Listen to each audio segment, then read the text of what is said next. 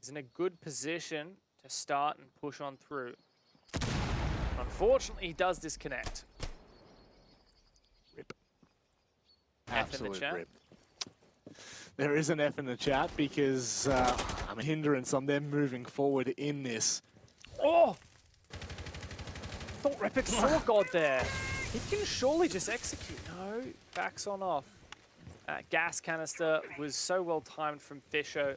Oda wants to make a breach on this wall, but he's worried about the vertical angle. Digital still below, and since Jigsaw DC'd, Bliss don't really feel comfortable going for this. Oh my god, Oda, what a play! He just walks through the Aruni gate, and that's Astro control now.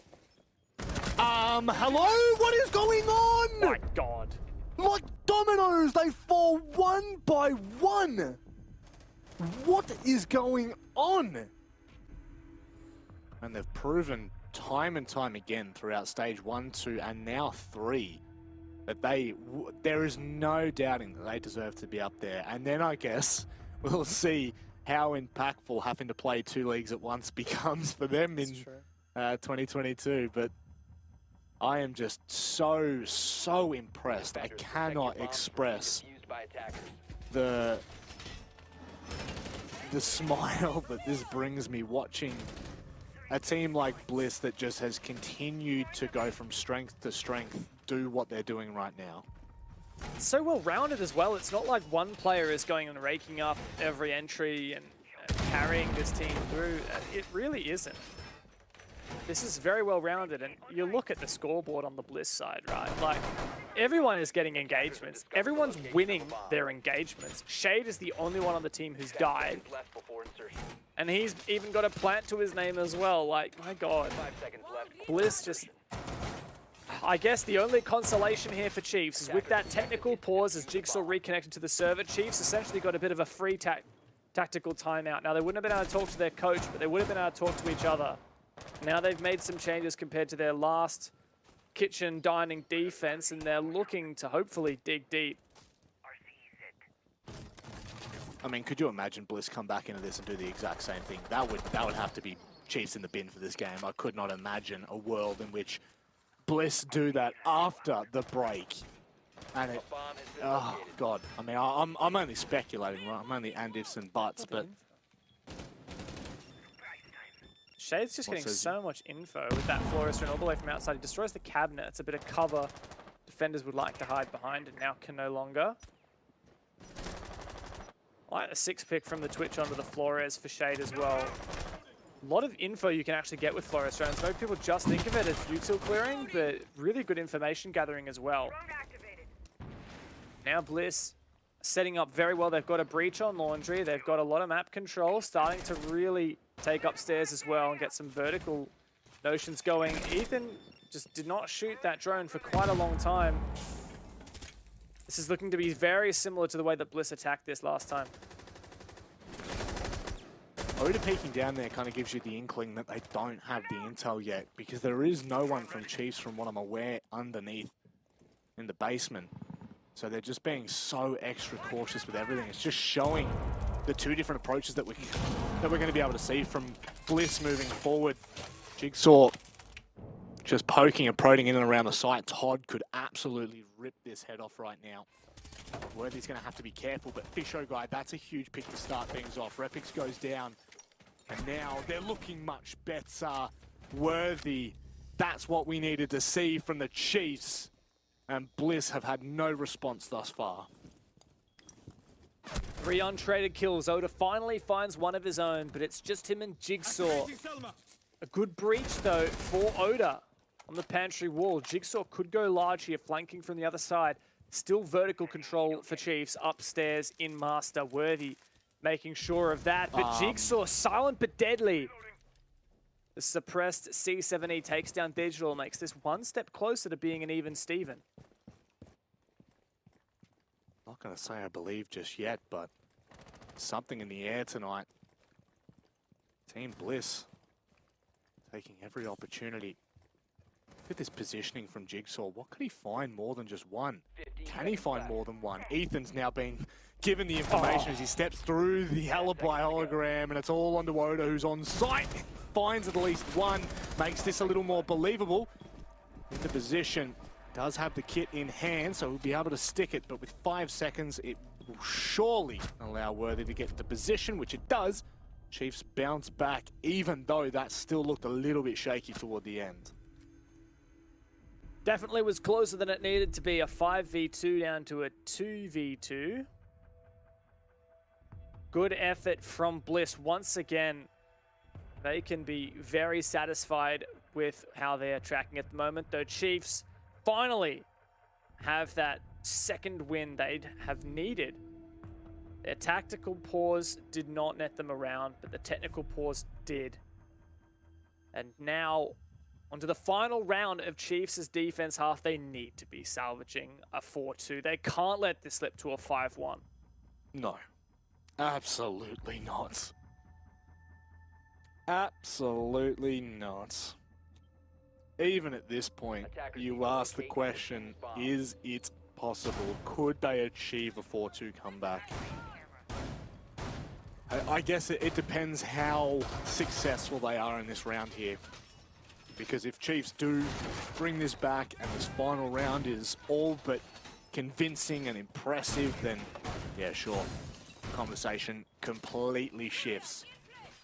But waiting to see what happens. Only they will be putting some attention into ensuring that Bliss are doing their due diligence on these roams. 10 seconds to go. And forcing bit by bit. 5 seconds to go. Look at our producer in chat. Yeah, I just was about to remark on that. Our producer has a fun fact saying it's 100% headshots in round 5. There you go. Thank you, Brendan. We love It's Brendan. the producer Xenox fun fact of the night. Even when Xenox isn't here. Not Xenox. Hey, mate, do you know how many fun facts I got on Saturday night working with him?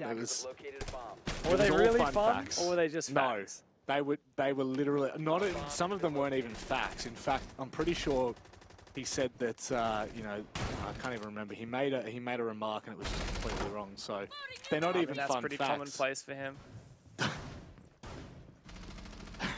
We love you, Xenox. Oh my God! Look at how low Worthy's been taken. Very, very low HP. Even the Twitch drone zap could finish him off there. Be extra cautious of that. Tracking info from Jigsaw. That's the Valk spotted of Digital. Do wonder why Jigsaw runs the suppressor. I mean, C7E doesn't have the hardest recoil, so perhaps he just wants to have the element of surprise there. Never know, it could cause some chaos. And in the midst of it, thrives. I would dare say he does thrive on chaos. Jeez, they got 1:30 to hold on to this. A lot of utility to still be used here. God, I feel like we just are not seeing Ace at all anymore. I'm so grateful I just heard Selma charges. That's it. I don't know. I guess depends on the map, depends on the site, depends on how it's being used. But here, certainly going to help open up these long lines of sight. Repix needs some support to clear out this catching utility, the Aruni gates and any potential ADSs before he can go forth and destroy that deployable shield. Oh, aggression from Digital. Shut down by Repix. Now, Bliss have the man advantage. Repix, oh my God, hit the floor. This is a really good position for Bliss to storm on through. Storm they may well just do. Jigsaw just over peaks in the slightest, and Ethan punishes Oda. Next up on the chopping block, Chef Ethan is going to town. I don't know what Shade just did then, what information or sound cue he just had, but 20 seconds left for the half here, and Chiefs need to stand up. But Bliss on the back foot. Chiefs hold on 15 seconds. Repix has to go big. Todd finds one. And Repix as well. Traded on back. It's all on Todd in the 1 versus 2. And Fisho Guy is there to greet him. The Chiefs, after 4 rounds against them, they get 2 back and end the half just behind. Fantastic half that was from Bliss. Hey, Dev. You're just trying to throw me on the bus because I'm eating my biscuit, aren't you? Protect your bombs from being defused You knew I was eating my biscuit. You just wanted me to talk so that I would talk with my mouth full of food. That's not very nice. Oh, we're gonna have fun. You know, it's the little things on broadcast. But no, Cranberry and pumpkin seed biscuits are the goat. There you go. You heard it here first, folks. it's literally like just breaking sticks next to a microphone. Like, I don't know what Tastes you good, thought mate. about. I mean, I actually haven't been outside today for exercise, so munching on those biscuits is the most exercise I've had all day. That's right. It just sounds stock standard for Guz. So 5 seconds before insertion. Guz is like, what's wrong with that? Attackers objective is to locate a Anyway, bomb and defuse it. Bliss have given a small opening to Chiefs, and I mean, it's kind of by their own hand, you know.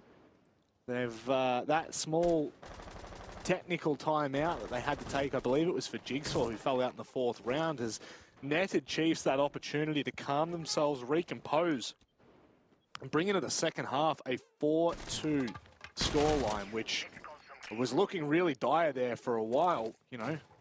By the 4th round, it was literally only 1 kill on the board. By the 5th round, sorry, going into the 5th round, it was 1 kill on the board for the Chiefs. And they have certainly turned things around. Does give us more hope for them here for this second half. Oh my God, Todd. Todd and God. Downstairs. God gets Todd. Goodbye, Todd. I don't know why. I got a good giggle out of that one. That was good. Shade. Deals with the veteran himself. God Legion might be next up on the chopping block. Jigsaw's just waiting for the information, the sound cue. But God Legion kind of feels like there's something not right about this situation. Falls back and opts to drone ahead. And in doing so, bada bim, bada boom. How's the information there? Good stuff there from God. A lot of players wouldn't check that corner. You saw the way he just flickered the wrist, made the drone look behind him. It would be detrimental had he not. Repix full flash, red stairs. I don't think anyone's cutting him off at the bottom of the stairs though, so he could escape. Been redroned now, and he's really put under the pump. Surely he doesn't get one here. Oh, Worthy, no, the timing, mate. You can't look away from the angle. You will be punished. And Chiefs start to fall apart. Digital just doesn't land the shot he needs to. Attackers recovered the bomb. Bliss have a strong opening on their defense, looking to lock in this round. 4v2 for them. Chiefs have to recuperate. Oh, it was looking so good. It's crumbled in their hands. Still got an opportunity. They are going to have to take it with both hands. Whether they do so or not, that's the big question. Digital pushing back down Classical. Got to be careful of that peek. Double-edged sword now. It's a peek from Repix. He could find both kills here. Tries to line them up. God Legion is given a small whim behind the smoke. But no more. Jigsaw puts a stop. And that is just, again, a response from Bliss that we had hoped for. For Chiefs to win this match in regulation, they would have to win every single round from here on out, marching to victory 5 in a row. Bliss have made this game their own. They look in their element. They are taking the fight to the Stage 2 champions. And looking for revenge, Bliss are so ready.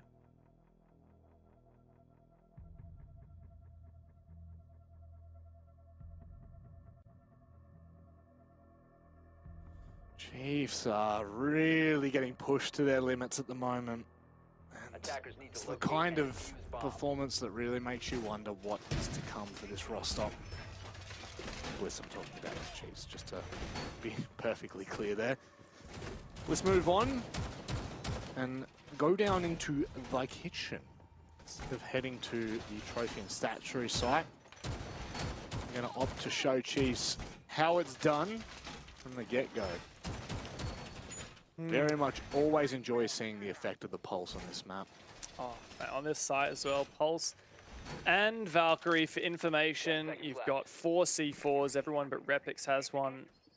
And often this bomb site comes down to the attackers try and take control of upstairs, master and stat, and you open up the floor, you expose these positions down on the bomb site. But problem is, right, with all that information gathering, plus those 4 C4s, Bliss just have so much to fight that vertical game. And with Ethan going onto the Finker instead of the Flores, it just means that Chiefs are relying entirely on digital for vertical play. I feel like a Flores or a Sledge would have helped out here, but I mean, it does depend. If they really need to focus their util on just hitting side or clearing out these hard off-site presences, then fair enough. But for now, it actually looks like Chiefs might have an idea here up the pantry stairs. A little more direct. Have to imagine that Todd's doing his due diligence, making sure that no one's in pantry itself. That kind of information certainly going to start to ring the alarm bells for Bliss. Setting up now. Ethan's got a very long line that he'd be able to look like straight onto the middle of sight, which can be utterly devastating if any of the defenders try to rotate, but they've still got a fair bit of that vertical presence. 2 players, in fact, as Todd sitting there with all of the information he could ever wish for.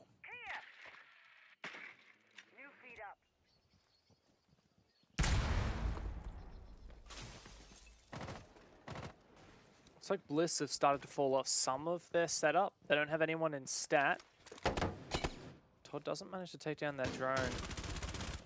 Suppressor on a Rooney. Repix is definitely going for headshots. I think that gun does about 17 damage once you put a suppressor on it, and even less at range, so you definitely want to be landing your headshots there. Todd's giving all kinds of information. Will we see a C4 kill? Reload! As the vertical play still hasn't really been enabled here by Chiefs. Todd, full knowledge of what's happening right now. That's a very ambitious C4 and one that's not going to be in the pocket for later on. And speaking of later on, Shade will have no impact in that matter. 2 C4s, Oda and Jigsaw still left to play here, but Chiefs are not really looking to take that vertical control at all. Oh, and here's the entry from Pantry, God Legion from China. This is so good. There's just no need for vertical game when you can push in from the lateral side. Now, Todd, his position exposed. Repix has got to come back to side, but Chiefs have got this in the bag. Digital puts it to bed. Chiefs, what an excellent round. By far the best we've seen from them this match. Guess that's the ability of just nullifying the use for that vertical play. If you can put the pressure on horizontally, laterally, becomes a little bit too much to handle. You lose too many players on site. Your anchors can't do enough. Chiefs would be very happy with the outcome there. And honestly, I just look back, considering the start that we had here, Chiefs are making this look a hell of a lot closer than what it was. And I'll say one thing, if Xenox was casting right now, he'd be losing his mind. Living library? What? Never seen that? What is this? I mean, I'm about to lose my mind, mate. Like, you know how I was hyping up Bliss, saying that Villa and Chalet weren't in their map pool, and already in the off-season, they've added those 2 maps while still retaining their existing map pool. Add to that, they're also learning off-meta sites. Like, that is some serious determination. I have the utmost respect for the amount of goddamn work this team puts in. Like, oh, it is not easy to come up with and practice a viable living library strat, and they've done so. I know Todd is often the mastermind behind this kind of thing, but I wonder whether having Spruce on as well has really helped out. No. Just, I mean, it's another person to help out come up with these ideas. When I was chatting to O the other day, he mentioned that he was coming off the back of a session that the team was doing with their sports psychologist. We talked about the effects of Michelle, sports psych for Chiefs, and Bliss are also bringing on board one as well. Like, this is just, they're taking their gameplay to the next level, and it's paying off. Oh, look, there's no doubt in my mind. You know, I take the nick out of Spruce just because it's fun. It's fun. It really is. I have the utmost respect for that gentleman. And I have absolutely no doubt that what he brings to this team can't really be quantified in any interview or conversation. I think that what Bliss are showing us in Stage 3 exceeds our expectations of what we even had in Stage 2. At the end of Stage 2, when they started really skyrocketing with their performances, this is just incredible. You know, it's a completely different ball game when they start playing the best teams in OCE on maps that they don't always play or don't play at all. So there is nothing but the full props that are deserved to this team and how much effort they are putting in, and it's showing in a server. But at the end of the day, you have to be able to close things out. And right now, Chiefs are certainly starting to bring somewhat of a comeback here. And you said they're going to have to take, what was it, back 5 rounds in a row? I still just don't. It doesn't for a second make me think that that's an issue for Chiefs. Hard to imagine it would happen, honestly. Like, yeah, maybe viable, but Fish gone down. That's a very early pick. Where was Shade? Was that wasn't from a vertical angle? Surely not. A huge pick nonetheless. That's your hard breach gone. Oh, it was through the open wall. That defuse is going to be very awkward to try and pick up. Chiefs have some really strong positions. That's a great pick from God Legion. Todd goes down. Potentially piano control could be followed up with it for Chiefs. The worst part here is that defuse was in such an awkward spot to pick up. Yeah. Repic's now taking an absolute belting. Oh, He's down. Oh, this is gorgeous from the Chiefs. They're showing exactly how you approach this side if you ever do need to try and take someone to living. And they're still just progressing with such haste. Look at this. God Legion's in. Ethan finds another, and that is it. My goodness, Chiefs. Look at that game on our hands, folks. we certainly do. What a round from God Legion. That was a 4K on the Yana. The team played around it so well. He found the opening, droned out by one of his teammates, I believe. The second pick where Digital opened up the software with the skeleton key as God Legion peaked. It just so good. And then God knows exactly when he needs to drive deep into that site and follow up for the kills. Excellent work from the Chiefs. Suddenly that scoreboard's not looking so crazy, Rob. Nope. Nope, it's nowhere near as grim as what it was, that's for sure. And it was more the context of what it was looking like. Honestly, this is the kind of team that when they start to get on that roll, when they start to get moving, they are incredibly dangerous. The traction that they can build, again, highlighting a player like God Legion. The ever so consistent God Legion. I cannot recall a bad game that this man has had. Like, not, you know, it's not on the back of one single player. But when you put the context in that there was 1 kill on 5 players in the first 4 rounds for Chiefs, and now you blink and God Legion's double digits, surpassing anyone on Team Bliss. Attacker's objective is to locate a I don't know, there's something about it, man. Very impressive, to say the least. He's a nutty player, really is. And surely this has turned around the Chiefs' mental. That's definitely the thing that I would be most concerned with, being down 3 flawless rounds in the first 4 rounds of the match. It's just, how do you bounce back from that? Chiefs, we know that they've worked a lot with Michelle. I mentioned it already. Their support staff who helps with the psychological aspect of things. But they look like they're just back in business as usual. Digital's down below for the vertical game. We've already had Flores clearing out some of these top main positions. Yeah. Digital could do some serious damage here as well, opening up the floor from underneath these defenders. And I mean, there's a serious chance here we end up in a position where Chiefs could well and truly fight for the triple points here. Chiefs were certainly putting the pressure on very early there. You know, Bliss were barely finishing up their setup before those Rotero drones were starting to deal with those deployable shields, and perfectly timed. You know, just bit by bit taking that classical hallway, sorry. Choke on my own words there, but Repix, the ever dangerous Repix. Position, oh, I love that. Worthy's going to back it up as well. That's ground control, that's massive. That's so well played from the Chiefs. Yeah, lovely use of that Rotero. Followed up by Worthy to take that map control. I don't know why Didge isn't actually using the skeleton key there to get a better angle. Great usage of the lifeline to clear out that shield now. Chiefs are hot and ready to take this. Opening up the floor now at Bar is Digital. Doing his best to try and put some extra pressure. Fisher guy as well. The more angles you open up, the harder it is to play in these power positions. The harder it's going to be for Bliss to stay alive.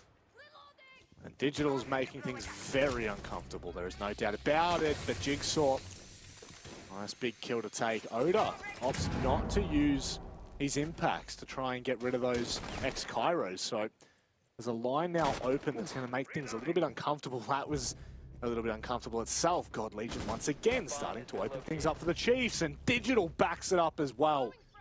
Bliss, only 3 players left. This is getting very... Oh, God. How big's that peak from Shade? Shut down now. 4v2 for the Chiefs. Jigsaw and Todd, the last left. Fisher guy sees the cross once again. That's a good save for! And Todd comes to life as well. It's all Jigsaw. 1v1 to Digital. He's got to clutch up right now, but Jigsaw, the young gunner, he wins it for Bliss. That's match points. God, he is sharp. He is so goddamn sharp. Just watch that replay again and again. That will live rent-free in my head for some time. Chiefs, 2 versus 4. Jigsaw picks up 3 of them. And 2 of them in a 1v2. Just so damn sharp. Straight from landing across into the site as he's rotating from Bar. God. Bliss. It's just insane, isn't it? What we're seeing from Bliss. 3 points are on the table now for Bliss. They may well break this curse after 3 stages, Dev. Yeah, if I'm to list off every single time these teams have played each other, right? We've got the grand final, which went 3-1 to Chiefs. We've got stage 2, which went 7-4 to Chiefs. And then back in stage 1, when Chiefs were under the Elevate banner, it was an overtime win for Chiefs. 8-6 on Oregon. Bliss have never beaten Chiefs in a series. The only map win they've ever had was in map 1 of the grand final of stage 2. That was on Cafe, a completely different set of home turf for Bliss. Now we're here on a map that we've seen Chiefs play many times before. They 7-1 the Knights just last playdate of OCN. Bliss have never played this map in an official, and this is what they're managing to pull off.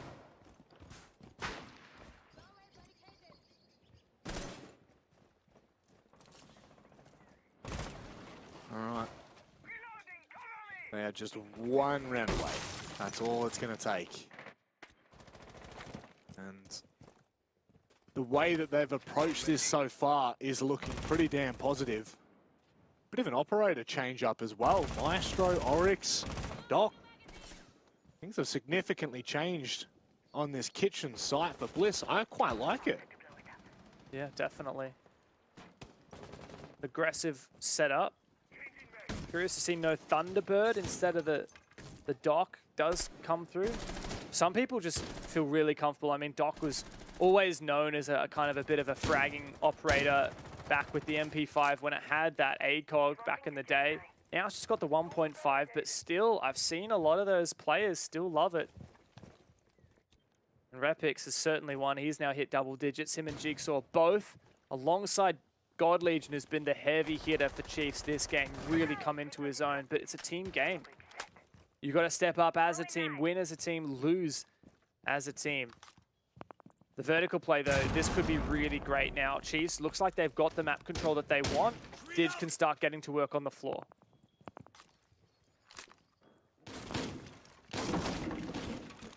Different approach from what we saw the last time.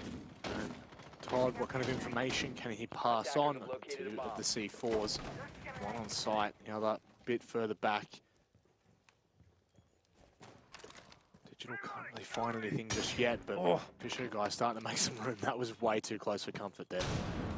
Still no C4's been able to enable for Bliss. Todd has his, but very difficult to get the info while deploying the C4. Shade's on for a flank, though. This could be huge. Does have the ability to jump up hatches elsewhere, but for now, he's on the red stairs. As Chiefs continue to get to work, God Legion could be the player to catch off Shade, who goes back down into the basement. But who knows which way this goes? There's still a lot of horizontal map control here for... Oh my god, this gunfight could be pivotal! Oda wins it. Ethan goes down and Chiefs, they get the refrag, but back once again. Seriously, you can't take your eyes off the screen right now, because if you do, you will miss a hell of a lot. Shade, he's been dropped. Pushed off by God Legion as well. Confirm the kill. 15 seconds left. It's got to be go time right now. Jigsaw still has somewhat of a crossfire. He's not going to be able to deny the plan. Oh! Yes, he can. Swings out of the... Oh, no! How does Fisho win that? Digital, he has to hold the vertical right now. Can he find the player? No! Repic sneaks by and sneaks the 3 points. Oh, what is that from Bliss? What a performance on Villa. Vengeance has arrived. A dish best served cold. Bliss up.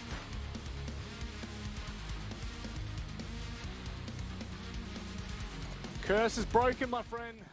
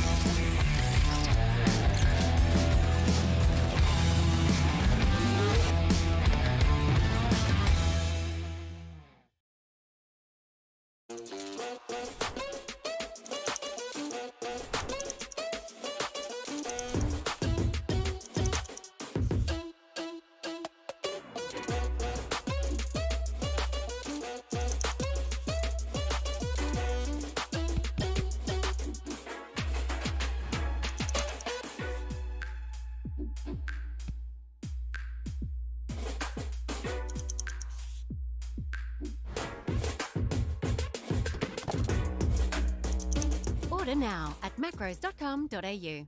Welcome to GTV ANZ, the gaming channel created by Ubisoft. Every Tuesday and Friday on YouTube, we'll be doing fast plays, game challenges, 1v1 face-offs, and so much more. You happy? When did we get a dog? It's a good question. I'm running out of time. I'm running out of feeling so. I'm running out of time.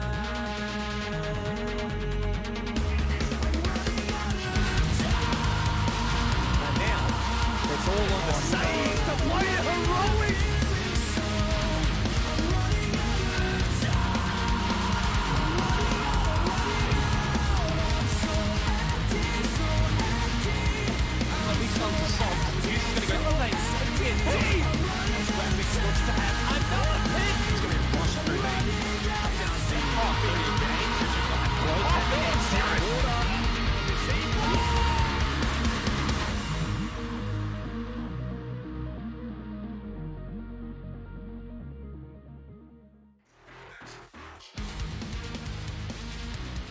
It is Championship Sunday here at the Oceanic Nationals presented by Samsung, and we have 3 of the very best teams to fight it out for that all-elusive Stage 3 championship. And I've got 2 gentlemen joining me on the desk, Vast and Dev. I've just got to ask you, where's B2? I don't know, man. Been looking. I've been saying, are you thinking what I'm thinking? And just no luck. So hopefully B2 will rock up by the time we get to the cast. I don't think you both came running down the stairs, that's for sure. But Vast, as we're looking back on yesterday, I mean, what a game that we had to close things out with Overt and Chiefs. That one was a bit of a, I don't know, that was kind of like a timeless game that I think we'll remember for quite some time. Yeah, 100%. I mean, you know, such a back and forth game. Yeah. As we said yesterday, we had no clue who was going to win that game. Could have literally gone either way. But look, today is going to be even better. A lot of storylines, and we got probably arguably through the best OCN teams battling each other. I think that that is not even a bold statement. I think that is just a correct statement. Let's have a look at what we've got in store for everyone at home today. It is Chiefs taking on Bliss, a rivalry that runs quite deep, Dev. That's it. And look, while we do pay respects to Overt and Rhythm for what they achieved, they're out now. Like you said, Bliss and Chiefs have really established this rivalry. Chiefs won stage 1 of the playoffs. Coming into stage 2, Bliss looked like the rising team. They went flawless up until they played the Chiefs in the BO1 for the regular round robin phase, and then still Bliss seeded into that grand final for stage 1. Chiefs went and beat them, coming back from a terrible first map. They went 3-0 over Bliss, and that has certainly put a bit of a chip on Bliss's shoulder. I know there's a bit of a running rivalry as well from Oda and Digital, so I'm really keen to see who takes that one. Yeah, I'm really keen to talk to Oda after this one and see them take on the Knights. But Vast, truly, as we are looking at the predictions, maybe this might give us a better overview as to what we could expect. But I want to get your thoughts on how things are going to pan out today, because you've still got Bliss beating the Chiefs, and that, I mean, that's a pretty big call in itself. Oh, to be honest, I'll be happy if I even remember who I predicted, to be honest. I've been in shambles. Yesterday I thought that I predicted Overt over the Chiefs. But yeah, I think that, I mean, it's a lot harder now, like, because just off watching Chiefs' performance yesterday, it kind of makes me question that maybe, you know, they can actually do the 3-peat. But I've gone for Bliss just because I think that, you know, they've put a lot of work in from stage 2 to stage 3, and they, you know, have been working on the right things leading up to this matchup. I think they'll be definitely a lot more prepared when it comes to, you know, the map pool and whatnot. And yeah, I've kind of gone for, like, you know, Knights kind of winning as well in the grand final. It's kind of interesting. I haven't gone for the one team to kind of run the whole thing. Yeah, I don't know. I just think that the competition's like really tight. If we see a Knights that are like taking it really seriously and you know, they're just on it, I just think that this is a good chance for them to win it. I can't believe that there's only one person predicting Knights and 3 people that predicted Overt. Dev, you're in that camp. What is going on there? I mean, you gotta go for the underdog stories sometimes. Also, me and Sky, we were tied at the bottom, so we knew that if we picked the same choices, then we would end up tied in last place, which is now guaranteed. So, you know, a bit of respect for my brother Sky on the social media. But yeah, I mean, Overt, just the storyline was too good to not entertain, at least for a moment. But yeah, I mean, they lost the Chiefs at the end of it, so their run's over. I definitely had part of me thinking that Knights would take this whole thing. Yeah. But yeah, it's also hard not to imagine Chiefs like beating Bliss and beating Knights, just because they have such a good track record against both of those teams. So look, I think if Bliss can win today, we'll get a really exciting new grand final with Chiefs not in it for the first time this year. All 3 of those teams have just such strong storylines, in particular Chiefs looking for the 3-peat, Bliss looking for their first ever win in the playoffs, because despite such good regular seasons, they got upset by Rufflecopter in stage 1, and they lost the grand final to Chiefs in stage 2, so they definitely have a chip on their shoulder. They certainly do, and you've prefaced them perfectly coming into what is our next segment, which of course is the head-to-head. Let's start talking about what this matchup looks like directly. Bliss and Chiefs. Vast, as we start to talk about Bliss a little bit more here, I mean, I don't think there's any doubting that from stage 2 onward, they have just looked like a different beast. They have continued to go from strength to strength. Yeah, definitely. I mean, they are the BO1 Kings, as we've labeled them, so today is a good test for them to really showcase what they've been working on. I mean, they've, you know, talked a lot of talk in regards of, you know, what they've been working on and whatnot. So today will be a good test to show, you know, how hard they've actually worked on it.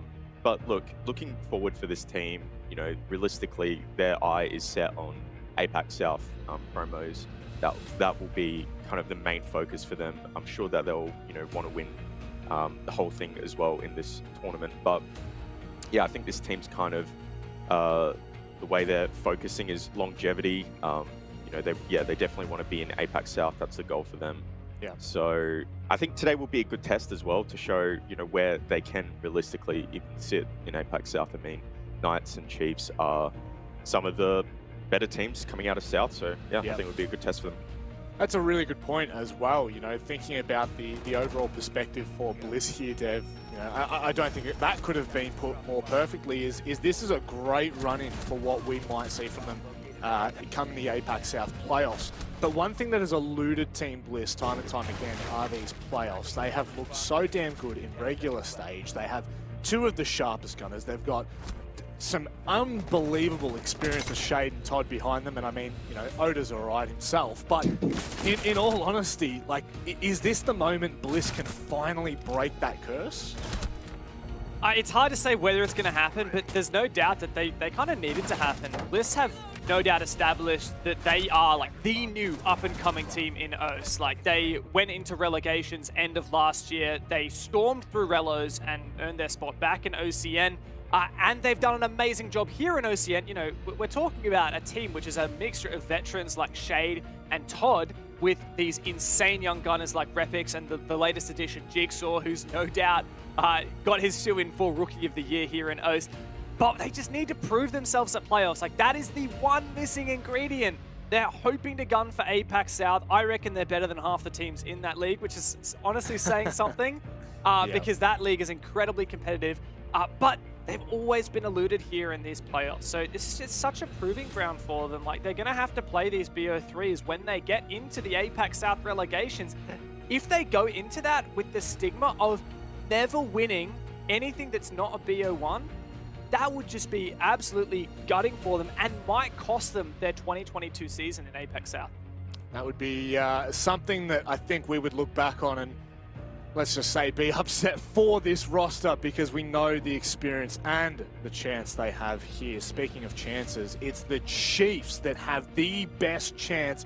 We could be seeing a three-peat, 3 championships in 1 year. This would well and truly establish the dynasty. Vast, we've talked about it multiple times with this roster, and I mean, back when you were on it, we talked about you a fair bit as well, but certainly coming into Stage 3, they are looking as good as they have in the past 2. Yeah, it seems like nothing's really changed for them. You know, Ethan, we've talked about him a lot, how he's just kind of slotted very easily into this team very comfortably. I think as well, talking about their going a bit deep into their performance yesterday, you know, obviously we saw here on Clubhouse, look, it was quite a close scoreline. It's not like overt kind of destroyed them, but I think really after that first map, you know, something sparked in them. They kind of turned on the jets and, you know, they just looked so dominant on coast. So I just think that looking at their performance, they've been kind of playing quite default. And I still think that can give them, you know, they still have a good chance to actually take the 3-peat. Do you think that default is going to get them past here, Dev? That's probably the big question, because we know what lies ahead for the Chiefs, and we know how important that it's going to be this week and the coming weeks that follow. But, like, is default going to be enough to get past a team like Bliss? Honestly, like, the thing that sets Chiefs apart isn't that they have like crazy strats or they have the best gunners, but they are just the best team all round. Like, in particular, something that really is highlighted by the team is their mental fortitude and their stamina, especially over long series. Like, we look at yesterday, they lost their best map, Clubhouse, to Overt. They come back straight away and 7-0 them on Coastline and push through map 3 as well. They did something very similar when they played against Bliss in the BO5 Grand Final of Stage 2. They lost the first map, got stomped. They come back and stomp Bliss on 3 games in a row.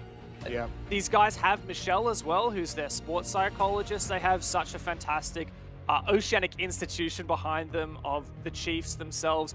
And I have absolutely no doubt that it is that like level of infrastructure, and I think honestly the team vibe, which is maybe something you could speak to, Vast, that I think really just sets this team apart from everyone else. Yeah, and actually kind of talking about that, I think that's a good point, is when I kind of reflect back at Stage 1, Stage 2 Gauntlet, we were in a pretty similar situation. There were a few situations where we kind of wanted to hide a few things and just play super default, which is no means throwing or, you know, not taking it seriously, but we just wanted to play defaults, you know, play as a team, keep, you know, focus on the, you know, the energy and the vibes. And that's kind of ultimately what got us through the Gauntlet run, was just having that stamina and keeping the energy high. I mean, you know, when we versed Bliss in Stage 2, we got destroyed on the first map, Cafe, but, you know, the next map, we just literally forgot about it, and I'm sure that's exactly what happened yesterday on Clubhouse. You know, losing Clubhouse, losing that, you know, that streak, that 10-0 streak, could be a bit tilting, but it just seemed like it didn't phase them at all. They reset and they moved on, and I think that is a really valuable, you know, skill to have in this tournament. Composure is a massive part of Rainbow Six, especially when it comes to these kind of moments. The gauntlet, the playoffs, this is when the most pressure is on, and Chiefs, they're no strangers to the pressure. Let's have a look at the vetoes, because this will determine much of our conversation from here on out. We go to Bank, Chalet, and we finish on Villa. I am so excited to see a Bank in here. Dev, give me your thoughts on this. So Bank is a very exciting map. This is something that, I mean, I play a bit of ranked with Oda from Bliss, and he has been hinting for a long time of whether or not they play Bank. Historically, Bliss has been a team that we criticize for their map pool. They never played Villa or Chalet in Stage 2. They picked Chalet now, and Villa is out of sight up. Bank, we've literally never seen from. So this is a really exciting map video, especially if you're a Bliss fan, because like this is just like, what? You know, this is so weird. This is so confusing.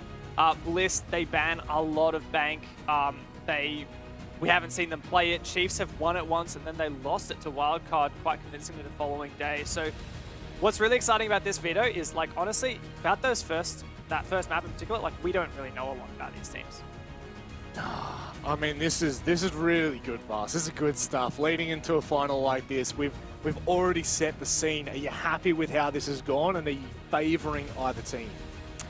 Yeah, well, when I look at yesterday's games, I think the map veto kind of painted a picture on who was going to come out, right? Like, I think we talked about how Overt kind of won the map veto and Rhythm lost it already. And, you know, they lost the game, and then Chiefs, I felt like the map veto was slightly leaning more towards them, having that, you know, club and coast behind them. With this map veto, I think Chalet is actually a really good map for Bliss. They've looked like they've been really good on it this season. We haven't really seen Chiefs play it that much. Yeah. Maybe even Addo, I'm not too sure about that. So I think it's quite even, because Villa, right, Chiefs didn't really look that dominant on Villa. Yep. Bliss have, you know, looked pretty good on Villa here. So maybe I might actually be leaning more towards Bliss in terms of the map veto. I think it maybe slightly favors them a bit more. All right, final prediction here from you, Dev. Before we get into it, we're almost ready, so just speed through it. I think that, like you said, Vast is a great map veto for Bliss, but it does come down to if Chiefs can win map 1, I think that gives them a really good shot. All right, you know what? Let's get this show on the road, and the narrative is to be told by none other than Xenox and Guz. You thinking what I'm thinking, B1?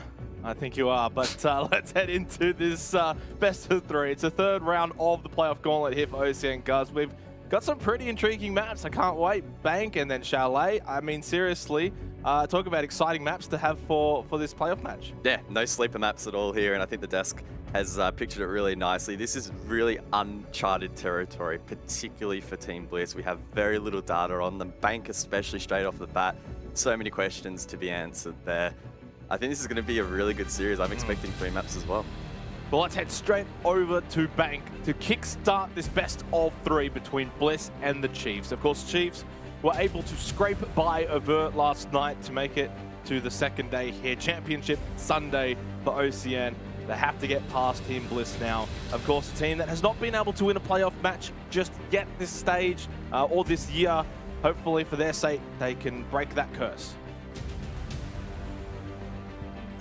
Now, not a lot of operator band data for us here in OCN due to the limited play time this map has received, but straight off the bat, we're going to see something different. Yana taken off by Team Bliss. That will limit some of the ability to map clear, but the Chiefs have been known to play Jackal in APAC South on this map, so they'll be able to counter it in that regard, and Habana will be the sole hard breacher taken down.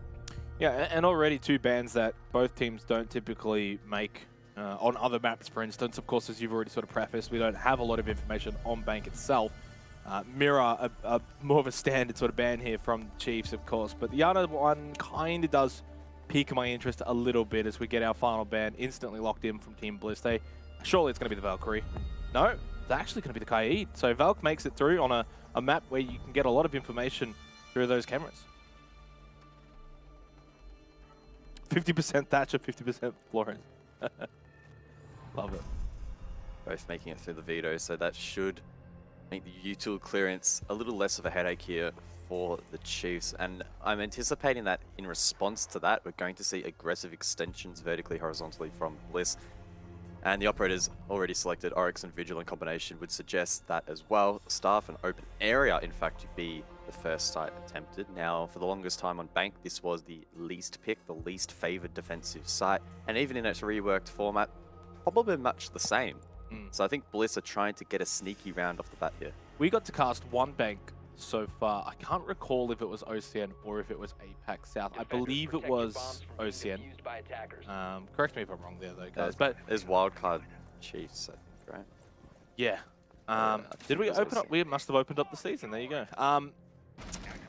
The one thing that was most notable for me was this staff area. It was extraordinarily open compared to a lot of the other sites on the map. And that's where it probably offered the most versatility, I guess, as well. For the quick reference here, the HB Omen community vote is favoring 56% to the Chiefs, 44% to Team Bliss. I think that's pretty good. I mean, you could probably make an argument for 56% to Bliss and 44% to Chiefs.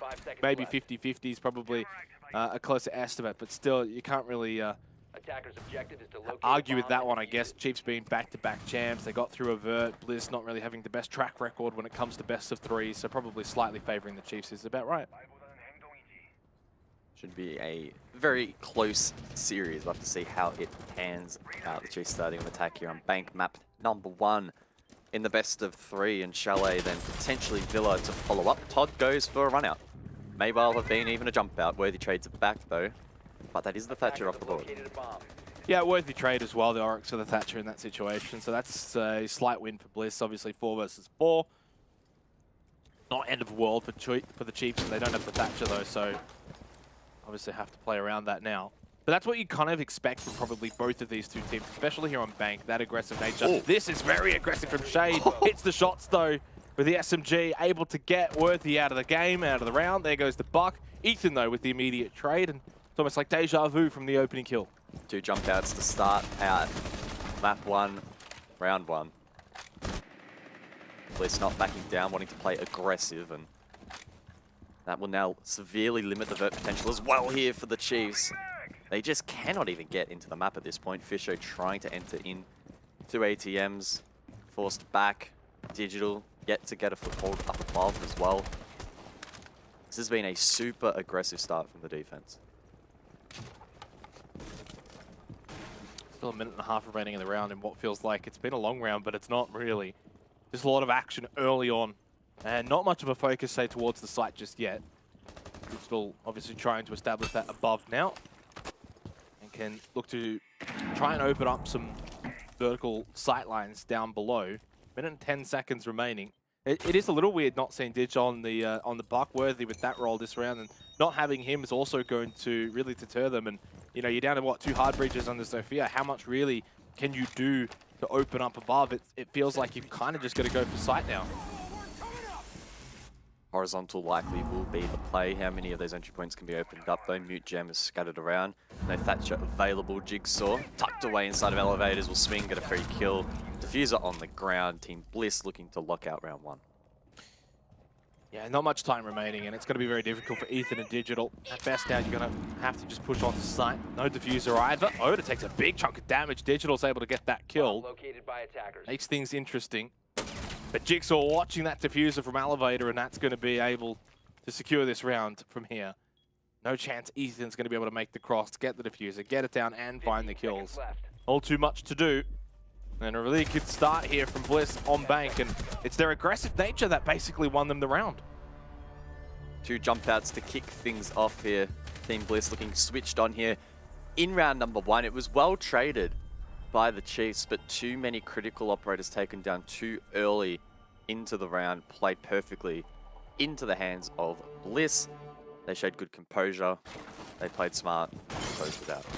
Defender is exposed. Well, that was the second run out. We didn't quite catch the first one, but Bomb located by attackers. probably gave us a good emulation of what it looked like. And Jigsaw from this elevator's position able to find 2 kills, 2 important kills. The first one with that diffuser and the second one basically to finish off the round. Good start for Bliss.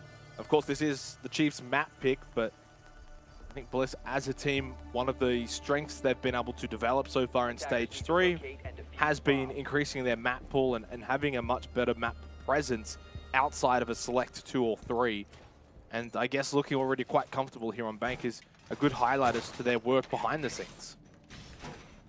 Yeah, that is really one of the big storylines heading in, not only just today in isolation, but the stage and maybe even the year as a whole has been Bliss and their map pool. They have struggled in the best of 3 playoff format throughout the year. They're yet to win a series, and one of the issues or one of the reasons as to why that is the case has been their map pool not quite being deep enough to win out the veto, win out the maps required. So far though today, and throughout the whole stage, they seem to be improving. They've experimented a little bit more with a couple of different maps. And Sorry, just quickly here, guys. Lovely storylining as always, but I do really want to touch on these operator picks here for Bliss. Locker CCTV, a site that when we've seen this map, still quite turtle heavy on site defensively, but it looks as if a bit of a roam game might be established.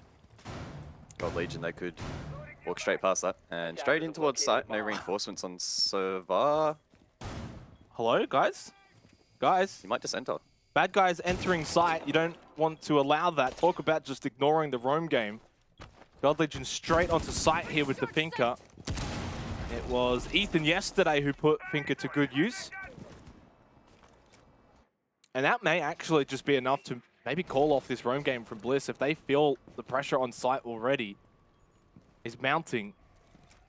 Do you really stay above for that much longer? It depends, I guess, on how much vertical control is really needed here for the Chiefs. I don't know how much really is going to be required, and whether they go and try and flush out players like Oda. Digital finds the kill onto Rare Picks, and that further weakens this site here for Team Bliss defensively. Chiefs have so much time to work with here. They can have multiple goes at trying to get this plant down. Fisho turns around and goes for the first attempt. Oda does get one back. Fisho go for the plant. He gets denied though by Shade. Ethan almost dies in the process as well. Another very early engagement between these two teams here on Bank. Worthy from Closet drops down, doesn't see the runaway, but now he'll find the feet. Unfortunately, doesn't land the shots. Todd gets the info. He's able to fire back onto Worthy. This round's going to Team Bliss. It's so back and forth in these rounds. Chiefs with good movement onto site early on. They find a kill, and then suddenly Bliss are able to just repetitively find these kills back with ease as well. And Ethan's so low on health. Still has a minute remaining if they want to take that so-called timeout, I guess, and use all of that clock. Chiefs probably getting a little bit too cheeky in this round. They thought they found a weakness, tried to exploit it, but Bliss are just too sharp. They punished a touch of complacency there from the Chiefs, and it's Jigsaw with the wall bang to finish things off. Oh, the ping. What a round from Bliss. They are looking pretty solid at the moment. Yeah, really good start from the first 2 rounds. And I think, again, highlighting it's the defenders here on Bank that are setting the tone. They're the ones that are setting the pace. You could kind of see Chiefs wanting to do that in that second round there on Lockers, but while they were able to just push in, get obviously a bit of site control, it's still not as easy as just being able to do that. Bliss able to sort of retake. Still, I think right now, signs from both teams aren't really all that bad. I don't think Chiefs are playing all that bad. They're still trying to do things. They're still trying to make things happen. Bliss just playing maybe that little bit better at the moment as we head over to Executive and CEO. Attackers need to locate and defuse as many bombs. Critical round here for the Chiefs to try and start bouncing back and prevent Bliss from taking 3 big objectives straight, keeping in mind that open area was attempted first. So I'd be willing to bet that Bliss have a 4 objective deep, I guess, pull for their defense there, and that could pose a couple of problems for the Chiefs. I'm excited to see how the attack actually approaches this objective. There's 2 main ways to go about it. Go through lobby, over towards west, make your way up banana, progress through front desk, etc. Or go for the more classic east square take, which has been popularized pre-rework. But we've seen both already in its reworked form. I would argue that West arguably requires a little bit more coordination, has a higher skill ceiling to it. But the Chiefs, no doubt, a roster that would be able to pull that off. Yeah, I think for Bliss here, it's critical that they've got info on both sides.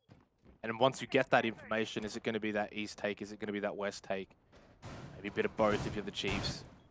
Being able to respond to that is super critical.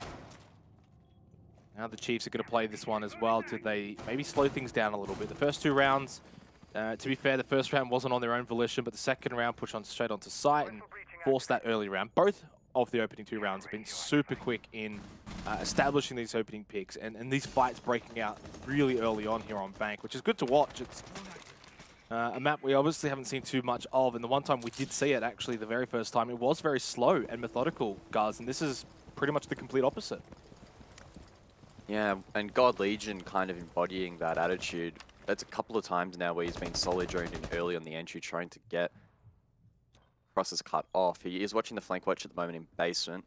Blue stairs covered, but I think that's really going to be too impactful at the moment. Jigsaw, maybe. He is in open area at the moment if he wants to go for a basement rotation. He will be cut off, but Chiefs, almost at the halfway point in the round. They need to start making moves.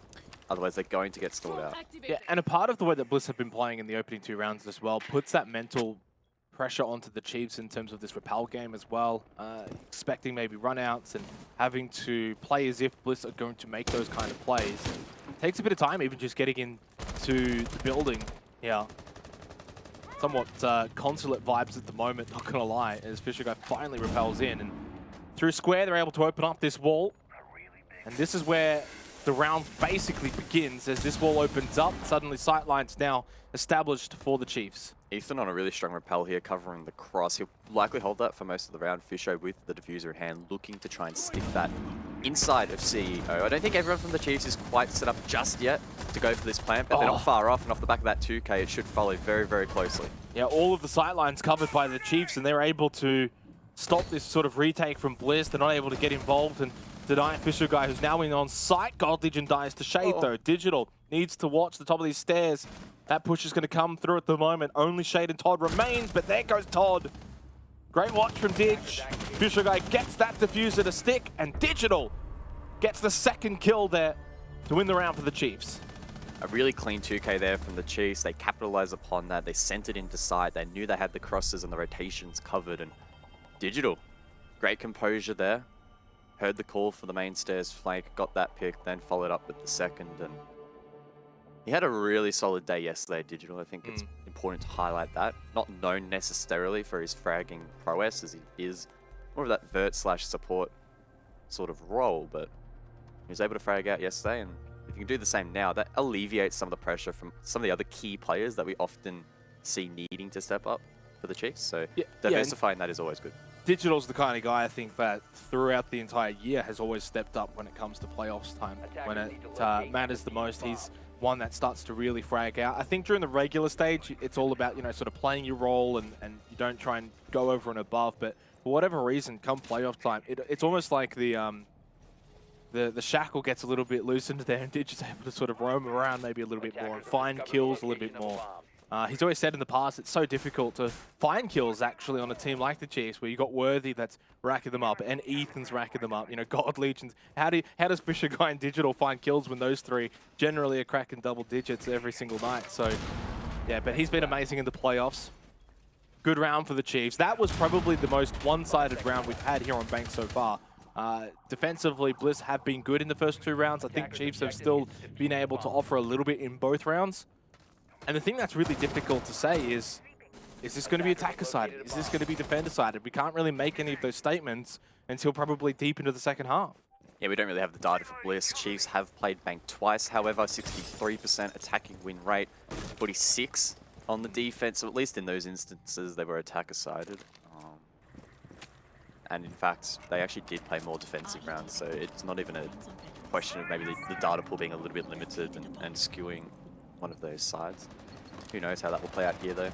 Bliss is a whole different beast and play the game quite a bit differently to some of the APAC South teams, for example, or even a lot of teams in OCN for that matter. where that data is derived from. Open area again here.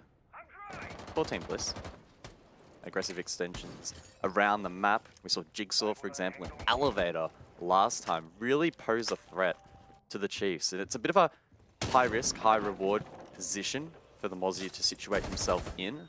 If Bliss don't play off this and Chiefs are able to get essentially a free kill, then it could turn the tide of this round, but it's going to be really interesting how they deal with it. Oh, Jigsaw again.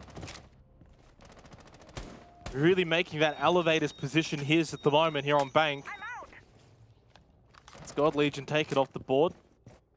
Minute and a half remaining, and again, Team Bliss able to waste so much time here of the Chiefs. Chiefs just now starting to try to open up these sight lines. Of course, it's difficult to sort of sit on site for open area staff, so then Worthy pushes around the site, opening up vertical sight lines as well. Just make it as uncomfortable for Bliss to be on that first floor, anywhere basically. Chiefs need to make sure that they have drones established for these flanks, so these players on the vert are safe. Gold Legion, as you can see, flicking said drones now and ensuring that these players don't get taken down, but Repix peaks main stairs, gets Digital on the platform. Fisho aren't able to hit that trade, and it's Jigsaw again inside of Elevator. The Chiefs are really struggling to deal with this. Yeah, and Fisho doesn't have any backup for help. The other two are just too far away to call over with only 45 seconds left. So they're going to have to basically just leave Jigsaw inside of Elevators and leave this two-man advantage. Fisho guy, though, just continues to fight until the end, and he wins that one against Jigsaw. Knew he was pinned down. 30 seconds left, though, and he did take a beating for it, very low on health. And the man with the diffuser now needs to make his way over towards the site. It means that Worthy and Ethan need to clear the way for him. Every entry point being monitored here. The Chiefs are going to struggle to get inside the objective, but they drop the hatch and Fisho gets a kill. There's not much time though. Nitrocell, it's a big one from Shade. It's so big, it gets the kill onto Worthy, but it does not deny this plant from going down. But the back, well, the shot in the back will do the job. 3K from Shade to close the round for Team Bliss, and they go to a 3-1 lead.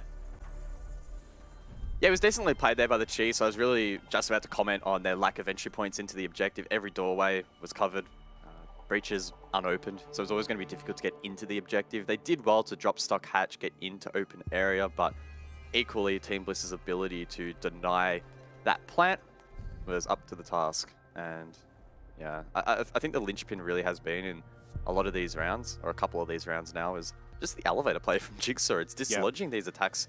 And it's such a confined space. If the Chiefs are able to dump utility, get nades in there, it's a kill every time. But they're trying to back themselves in to win gunfights. It's not quite working out. We know Jigsaw is one of, if not the sharpest player in the entire league. So backing yourself to win a 1 against him, sure, it's great as a confidence booster if you manage to pull it off. But statistically, as we have seen so far, it's very, very difficult to pull off. And the other part of it as well is their team lineup as well. In that situation, you've got him on the Mozzie and sets up those pests in a way that can make it very difficult to drone that area. Then you've also got the Valkyrie, right? So that's information that's being gathered.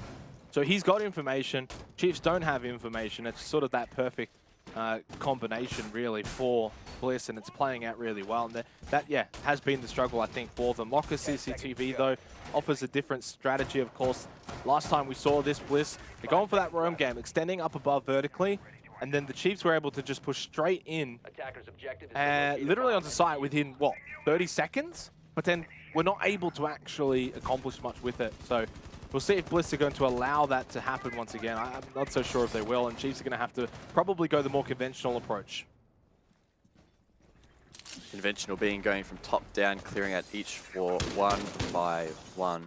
Easier said than done. Repix has peppered those mute gems around to slow down the drone capabilities of the Chiefs here as they try and locate where these players are and make sure that they cut them off. Valk cameras as well on the board that will need to be contested, one of those being pinged out over towards lobby. Digital tries to place a Selma on Kanto wall, open up that long angle to cut off Elevator. So the prep work here from the Chiefs quite strong, but again, they need to try and get bodies into the map itself, and Worthy will kick things off. Yeah, and this is where the Chiefs have also got to be careful but quick in their approach, and this top-down clear or ping over towards Elevators. Now Worthy should be able to swing, get this kill. There's that hatch that can be taken down. Oh my god, guys! But Jigsaw, once again, from this position, wins out against Worthy. And then Repix and Oda finding 2 kills elsewhere on the map. Repix is down, but I think the Chiefs are the ones who are out for the count. Jigsaw as well, about to swing and get another. He does. Wow. Fisho left in the 1 versus 3. It has completely fallen apart here for the Chiefs. Every single engagement not going their way. A couple of trades, but not enough. And now Fisho will need to produce something huge. 40 HP in the bank, 5.56.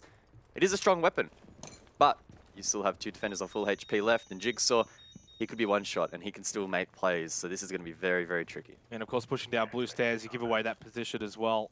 Bomb located by attackers. 2 smokes available to his use, but gas babe from Shade, they know he's down there. Goes back up to square, but what's the ultimate goal here for Fisho? He's been playing well this game, when maybe not everyone on the Chiefs has been. Still has a bit of time available though to go for something. It's not impossible, it's somewhat winnable. Jigsaw's low on health. If he can just swing, find a headshot pick onto Shade, for instance, like that, just like that. Suddenly now you're in sight, the other 2 are not. Well, Oda's over towards Vault, but you can create these 1v1s. Takes down the default. Do they have a Valkyrie camera? Bliss, to maybe watch this position, watch this rotation. He's pinged out, he's getting pinged. Fisho might be able to win this. Oh, Oda though, he takes the step forward. 4-1 on the Chiefs map pick here of Bank. It is all Team Bliss right now. They can do no wrong. I said it before, I'll say it again. Chiefs need to work out how are they going to deal with this elevator hole. They either, 1, need to start properly dumping utility, or at the very least trading out and actually doubling down and sending 2 at a time to clear out Jigsaw, or they just need to take the safe route and completely avoid it. We have seen it 3 rounds now in a row. Jigsaw has dismantled the attack, playing inside of that elevator, backing himself mechanically. He's just literally swinging wide and left clicking. Simple as that, and he's hitting his shots, he's looking sharp. The whole team, in fact, is looking really sharp here for Bliss. A couple of kills elsewhere, raining down in the kill feed as well, so it's not just him doing all the work, but that's just what we're seeing at the moment. Really strong positions being held by Bliss, and the Chiefs struggling to deal with that. Yeah, and a little switch up as well here for the Chiefs. Worthy getting that Ash commission. See what he can bring here for the final round of this opening half. Maybe just send him on a mission to go and hunt down Jigsaw. Worthy versus Jigsaw. Jeez, I'd pay to watch that 1v1 between these 2 MVPs, basically. An opportunity, though, for Bliss to establish a 5-1 half here on Bank. It would go a long way in securing this map, the map pick of the Chiefs. Of course, to play after this, we've got Chalet in this best of 3. That's the map pick of Bliss. I'll be feeling confident, I think, going on to that map as well. Yeah, Team Bliss with a 3-1 record over towards Chalet, map number 2 in this series. The things are looking very good. Rosie at the moment, but this is Bank on the defense. Who knows, maybe it could shape up to be a defensive match where you really just don't have that hindsight at the moment. So, that's true. Or the foresight, either or. I'll have to wait and see how it plays out. Gold Legion again being solo entered droned through basement. He's going to look to cut off these rotations and make sure that no one does anything too cheeky for Team Blizz. We saw a very similar attack pattern last time on this particular objective. So it seems like the routes here from the Chiefs pretty default. Yeah. They're going to try and back themselves in to do the same thing in this attacking round, but maybe just tidy it up a little bit more. I mean, last time it was pretty clean. They did actually, of course, win it out in the end, but they have struggled again with some of these particular strongholds, and if Bliss lean into that a little bit more heavily, then the Chiefs could find themselves unstuck. Well, basically, last time we had this site, they just opened up that square wall, got a couple of sight lines, found a few picks, and Bliss just weren't able to realistically respond from that point. Oh, here we go. Oh, Todd, though, down below. God Legion's watching, though, and waiting, although pushes back up blue stairs. Doesn't cross yet, though. I wonder if Bliss have vodded this. Do they know that there's flank watch? Todd is being very, very cautious, but I'm not sure he'll win this. Well, I think this is just a basic flank watch from God Legion, and it's going to work. The slow peak's not going to work out for Todd. Really good work from God Legion on that flank to deny it. And that can really open up the round here. he thinks getting the ping actually over towards lobby, and he might actually be able to find the second kill of the round. Shoots. The bars are hard to shoot through though. Digital found the pick onto Jigsaw. Big player to eliminate. And again for the Chiefs, just like that third round on CEO Executive, they're able to find these picks, open up the site. Shade though, well, he's going to continue to fight here for Team Bliss. He's now 8-3 for Shade. Fisher Guy though with a great little shot onto Rapix again. Re-establishes this two-man lead for the Chiefs. 30 seconds left, so there's not too much margin of error here for the Chiefs. They need to make sure they get this diffuser down, but Oda has been struck down. Shade as well. It's a good response from the Chiefs. A 4-2 Bliss with the lead.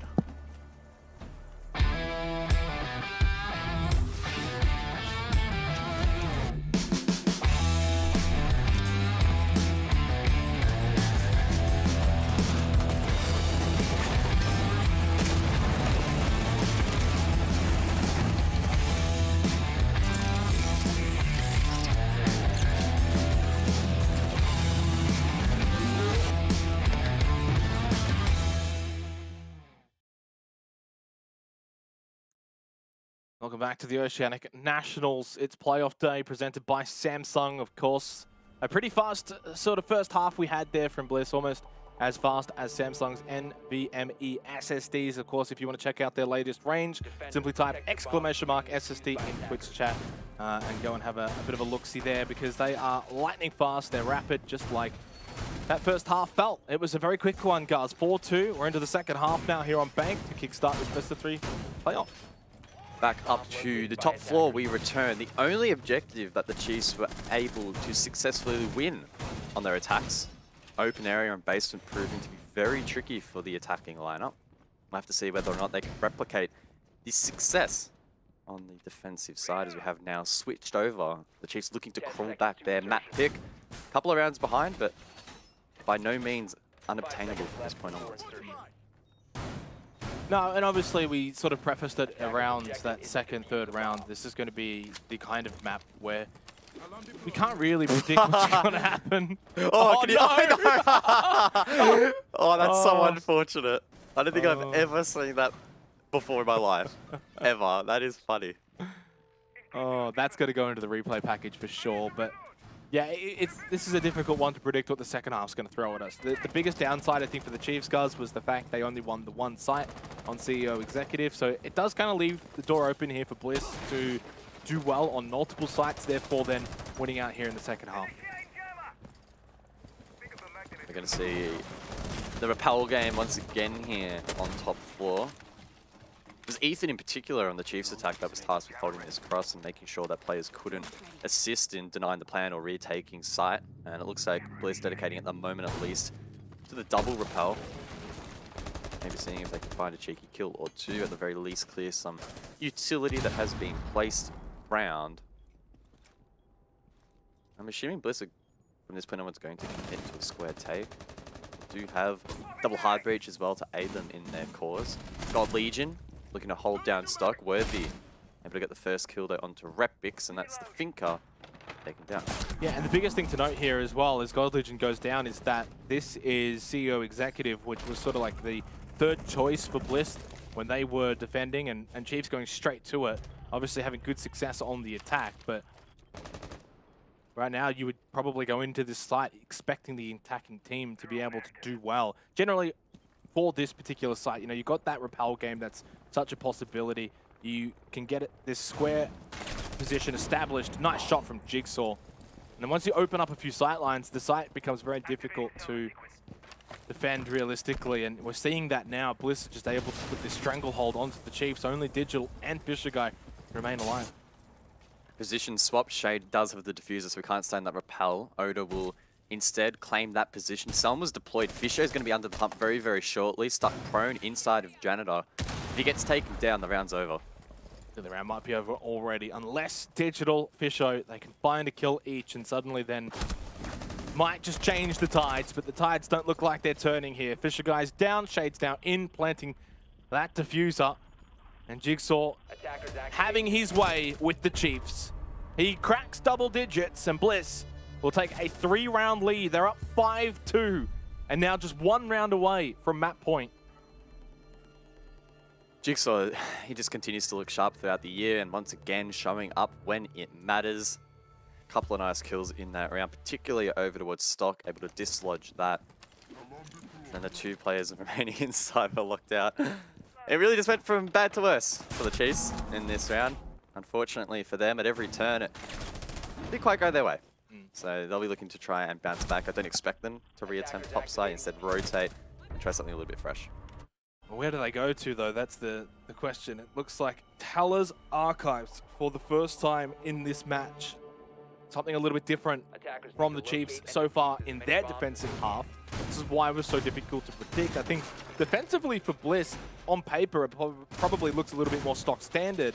That little sort of around the World Tour, open area, lockers, then CEO. And suddenly Chiefs have kind of flipped that script a little bit. CEO executive straight away. Then Taller's Archives, for instance, already playing a pretty different sort of defensive game to Bliss. Didn't work in the first round. We'll see how they go on this site.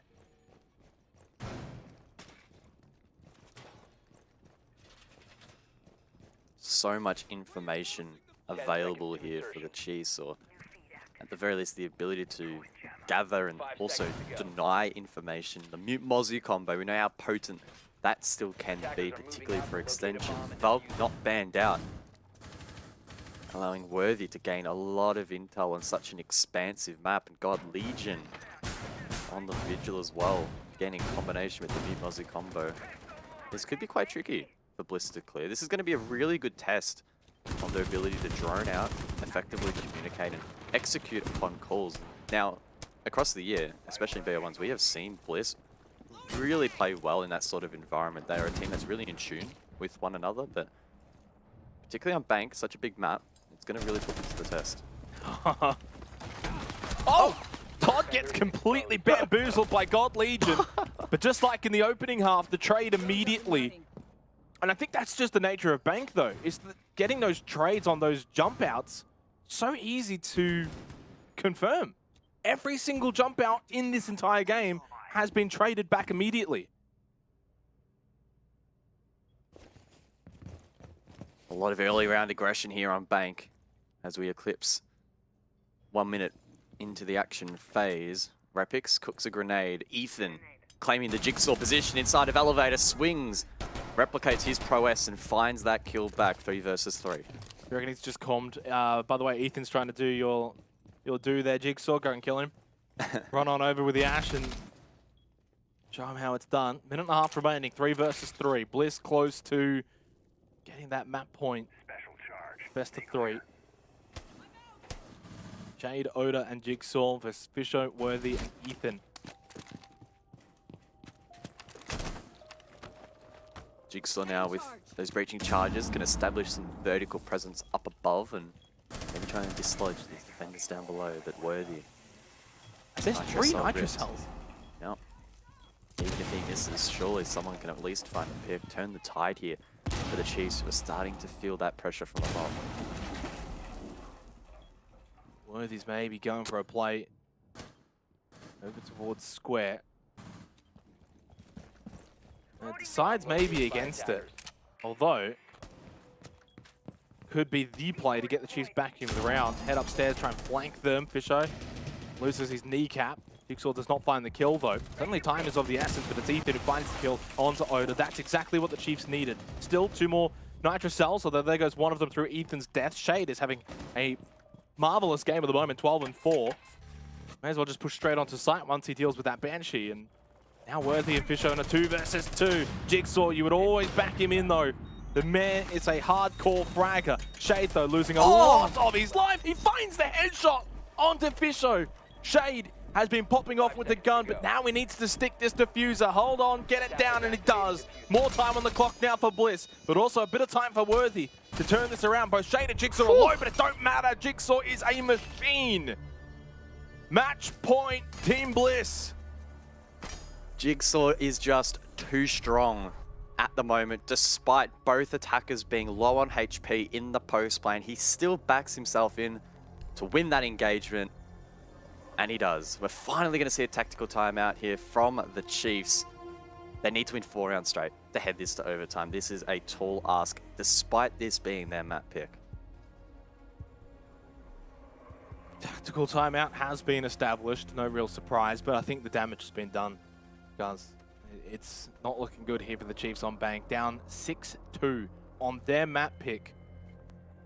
And Bliss have just been all over them. I don't think they'll be too concerned necessarily. But boy, kind of just like last night, they're going to have to dig themselves out of a hole. They're going to have to win 2 maps in a row. Not over yet, obviously, but boy, it's unlikely to see them coming all the way back here on bank to force an OT.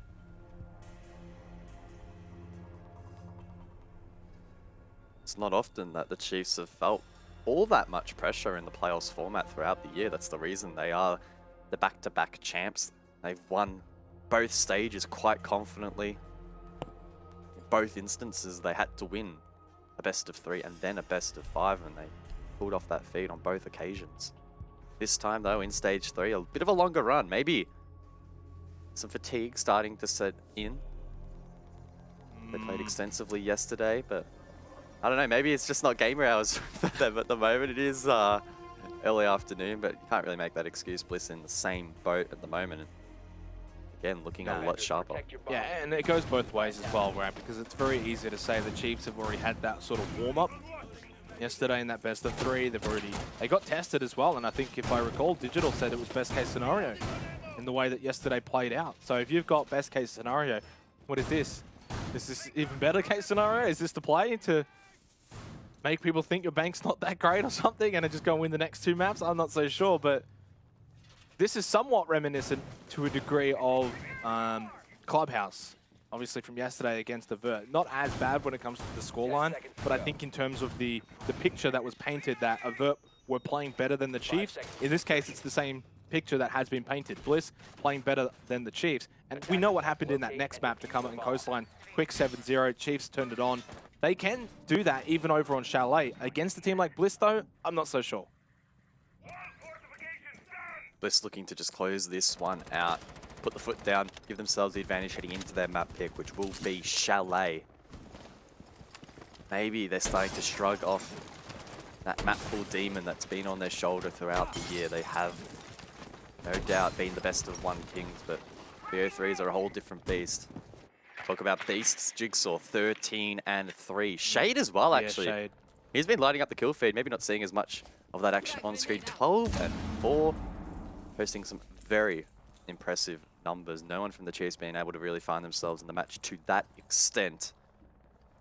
How many can Jigsaw find in this round? Now, again, it hasn't just been his effort, obviously been facilitated by information and great team play all around here from Bliss, but time and time again, we're just seeing him mechanically outplay his opponents and win ones that a lot of other players honestly would probably struggle in achieving consistently. Nice little angle created to have a look in towards top blue stairs. But with that deployable shield in place, I don't think Fisher Guy is going to be trying to swing from the top of blue. They're going to have to take out that shield, eventually push on down. Of course, this is Locker's CCTV.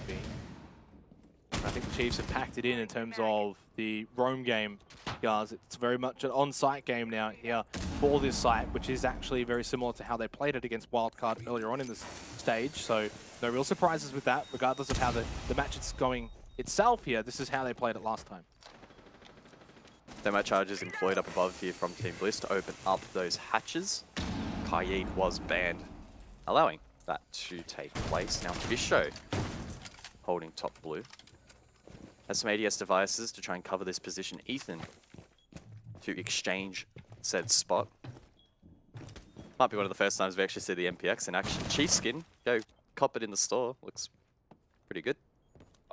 But Ethan will need to really get to work with said MPX. He gets aggressive, maybe, to find a kill. Doesn't elect to swing wide, instead takes a drone down.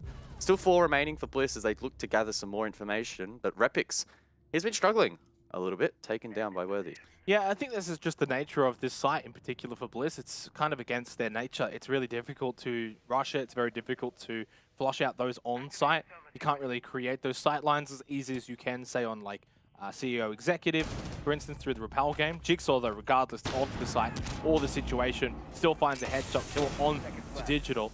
The Shigai now inside of Vault. That's actually diffuser down on Shade. And Shade himself taken down too. It's a pretty big one. He's been amazing so far. Much better round here from the Chiefs. Clinical on defense in their approach. Much, much better off the back of that tactical timeout. But you move away from this site now where you have an opportunity to turtle on site. Now you're going to go back upstairs and play into Bliss's game. And that maybe has been a bit of a common theme throughout this matchup. The Chiefs, whether it be on the attack or the defense, have only really shown prowess on one particular objective, and that's not going to serve you well, not on bank, not on any map. You need to be able to play out multiple objectives and show that diversity in your play styles. So, yes, a good round win for the Chiefs, but not going to get too excited that the comeback train has started just yet. Second floor is going to be a real test for this team. The Chiefs were dismantled last time. The Bliss had a super strong rappel game. Square control was pretty quick. And again, Bliss just looked super sharp. Jigsaw again, cleared stock, cleared the deep angle from that square position. From that, it's really difficult to come back once those crosses are held. So the Chiefs need to look to hold on to their life, value it a little bit more in this round, and not feed anyone from Bliss. And I know that's super basic analysis. Every site, every team has that goal. Don't give away free kills, but Don't die. particularly against Bliss, because they're just so mechanically sharp. You give them an inch, I'll take a mile. That's the mantra that they have played with throughout the year, and the Chiefs well and truly would be aware of that at this point. Yeah, but it's not like Bliss are just sort of playing brain dead where they run inside and just try and frag out. They're opening up so much. And I think this site in particular, CEO Executive, it kind of gives me consulate vibes still with those windows in the rappel game.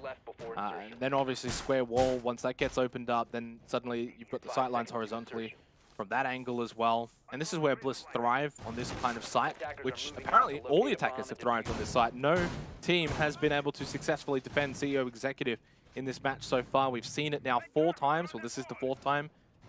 Can the Chiefs turn the tide in terms of that department? If they can, give themselves a lifeline moving forward. 6-4, not that hard to come back from, but it is still match point for Team Bliss. And this is, you would have to say, the site to close out this map on.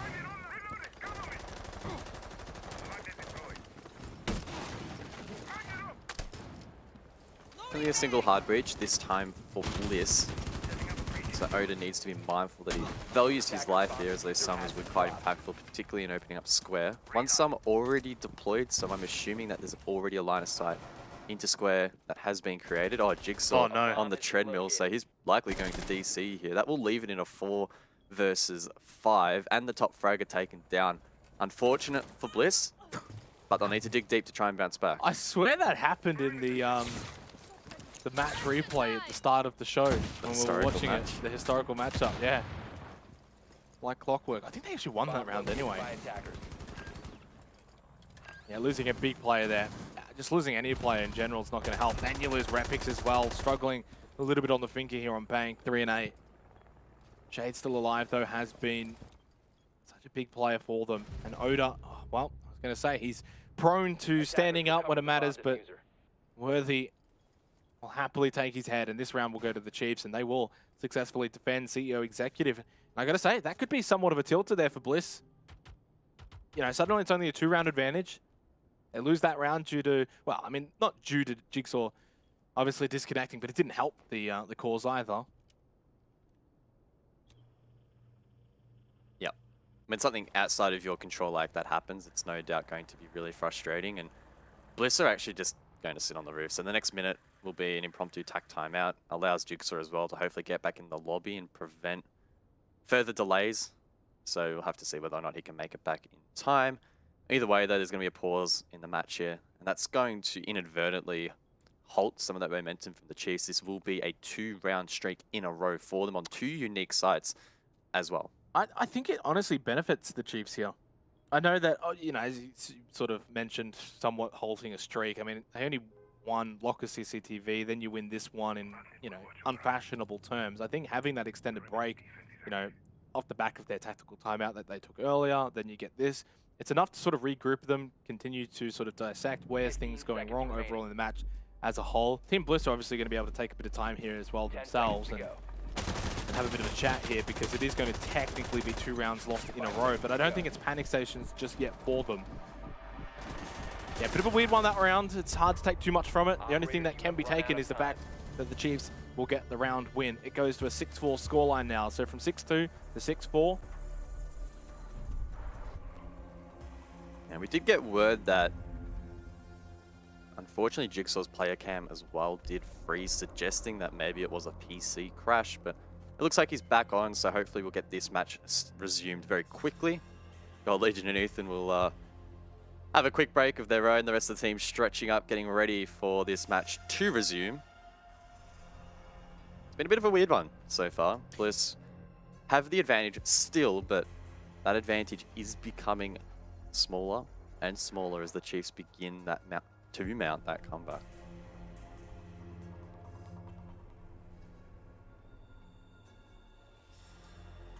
Yeah, and those are the little things as well. When you get these little breaks in the action, you can go to the toilet, you can grab a drink, you can stretch your legs a little bit, you can rethink, you can chat. There's so much that you can do. And I think when you're the team that's behind still, which is the Chiefs, of course, 2 rounds down, it's going to benefit them probably more so than Bliss.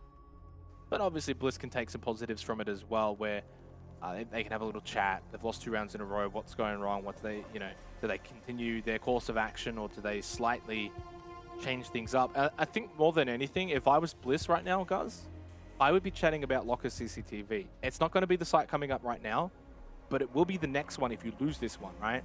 So I guess it's like that mantra. It's almost like tactical timeouts in a way. When do you focus on the site you know is going to show up in the 12th round, or do you focus on this one that's coming up now? But the problem is, I don't know which one's coming up right now. It's going to be either Talus Archive, or it's going to be Open Area Staff.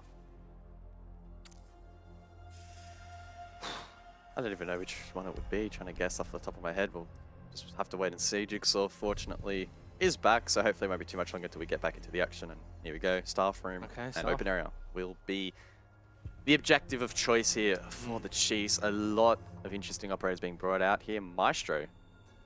Don't see a whole lot of Maestro in the current meta, but Digital's going to play on that information gatherer and see what he can achieve. Castle as well being brought out here may lean into some interesting extensions. Capcan as well, some traps being placed out to maybe catch Bliss off guard. And even on the side of the attack, right, we've seen the 6 pick from Shade onto IQ. I'm assuming that's in response to Bulk in particular. Try and find those cameras will inadvertently also help with maybe finding Capcan traps as well in a little bit more of a safer form, or at least being aware of generally where they are. So going to be some interesting counterplay this round. Yeah, and we have only seen, we actually haven't seen Open Area Staff at all here in the second half. So how Chiefs are going to defend it, how they're going to play it, how much of an extension are they going to look to make vertically, horizontally. It looks as if, I think Elevators is going to be, again, a big point of contention. But we don't see them, say, on like the Mozzie, for instance, and the way they're setting up defensively with these operators. How much, sorry, excuse me, jeez. How much they're going to really be able to play off of that Elevator's position, for example, remains to be seen. Bomb located by attackers. Interesting use of barbed wire, 4 available for the Chiefs. They dumped it on some of the hatch drops, so maybe anticipating that again here from Bliss, just like they did themselves when they were forced down the stock hatch on their attempt of this objective. The Chiefs, that is. Obviously not ideal, and they were shut down, so Bliss will be, of course, looking to take some more map control, establish some greater entry points into the objective. I think that's the buzzword heading into this round. How many entry points can they get in towards that objective, making it difficult for the Chiefs to hold on and prevent all of those said entries from being covered. Now, Repix has struggled on the entry. 3 and 8, and he loses yet another. Worthy with a sharp shot. Yeah, Worthy's just, by the way, quietly starting to find a bit of form here on Bank. Started a bit slow like many of the Chiefs did, but now cracks double digits and makes some big kills. Unfortunately for Repix, it's been opening death after opening death. It's not been great. 3 in a row now, in fact. 4 in the second half. 5 overall in this entire game. He's had almost half of the opening deaths in this entire match. Jigsaw gets blown to pieces by Ethan. From 6-2, guys. It looks like 6-5 will be on the horizon. The Chiefs trumping their own stats here on Bank, but Shade returns the favor. Ethan taken down. He'll be stuck on 7-7 for the remainder of this round. Good vertical established here from Bliss. Nice lines of sight, looking to dislodge that horizontal extension. But of course, the Chiefs, they can go back towards site. The defender as well posted in blue, likely about to be droned out as well. I think Bliss have a decent read as to where these defenders are positioned, but actually clearing them out is going to be much, much more difficult.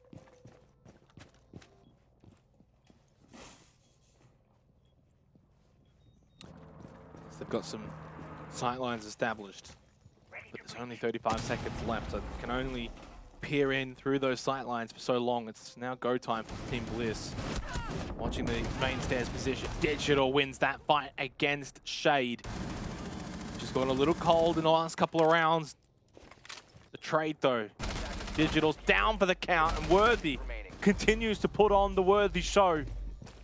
Late here on Bank, and it is going to be 6-5 from a 6-2 scoreline. 3 rounds in a row to the Chiefs.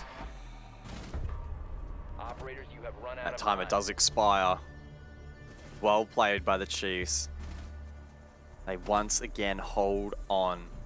And again, it's really off the back of some of these entry plays. Repix 3 times in a row now, taken down by Worthy on the entry. That's crazy. Super, super tilting for Repix. He needs to find his way back into this matchup, and now the tide is turned. It was really in the first sort of half of this matchup. How did the Chiefs shut down Jigsaw? Now that narrative has flipped a little bit, right? It's now how can Bliss shut down Worthy, who's been looking so, so dangerous. And we know when he is playing at his very best, he himself is one of the best in the league as well. Bliss need to just close this map out. Don't let it go to OT. Courtesy of Dev and his wonderful match tracker, we can see Worthy has killed Repix in the opening kill 3 times in a row now. In fact, 4 times in this second half, Worthy has killed Repix as the opening kill. Repix has not been able to get off a single adrenal surge. They've not really had the thinker at all. And it's been 5 versus 4 for most of the second half in favor of the Chiefs. That needs to change. Coming over to Locus and CCTV. It needs to, guys. That, right now, is proving to be the difference maker here in the second half. Chiefs looking to go for a much safer hold here. No extension like we have seen in touches across OCN and APAC South from multiple teams. Instead, they're going to play a bit more traditional. The Maestro for plant denial in combination with the smoke will make server default quite tricky. I anticipate a little bit of pressure to maybe be displayed here from the Chiefs inside of maybe server rack or Legion, for example, maybe main stairs, as the elevator long angle was reinforced as well, but it's not going to be a full-on roam here, and I'm really not convinced that Bliss's execute late round has been on point, but I think that's been skewed a little bit again by the fact that they're struggling on the entry. Yeah, and I think when we look at the way they were attacking at the start of the second half, they were a little bit more clinical in the early and mid portions of the game, so that the late game execute didn't even really need to be all that amazing. Here on Lockers and CCTV, again, you're probably going to expect that early and mid game to not really be that effective, simply because of the fact here, Repix with the adrenal surge pushing down main stairs, he's expecting Worthy probably at any moment. Where is he? Yeah, they're not going to be able to find much here, and that's credit to the Chiefs. They're not really playing into Bliss's game plan anymore. Chiefs are playing their own game, and it's suddenly starting to, you know, turn the tides in their favor. Bliss content that first floor indeed is quite clear. Open area control now has been completely forfeited. In fact, they didn't really forfeit it as they never had it in the first place. Bliss just finally staking their claim.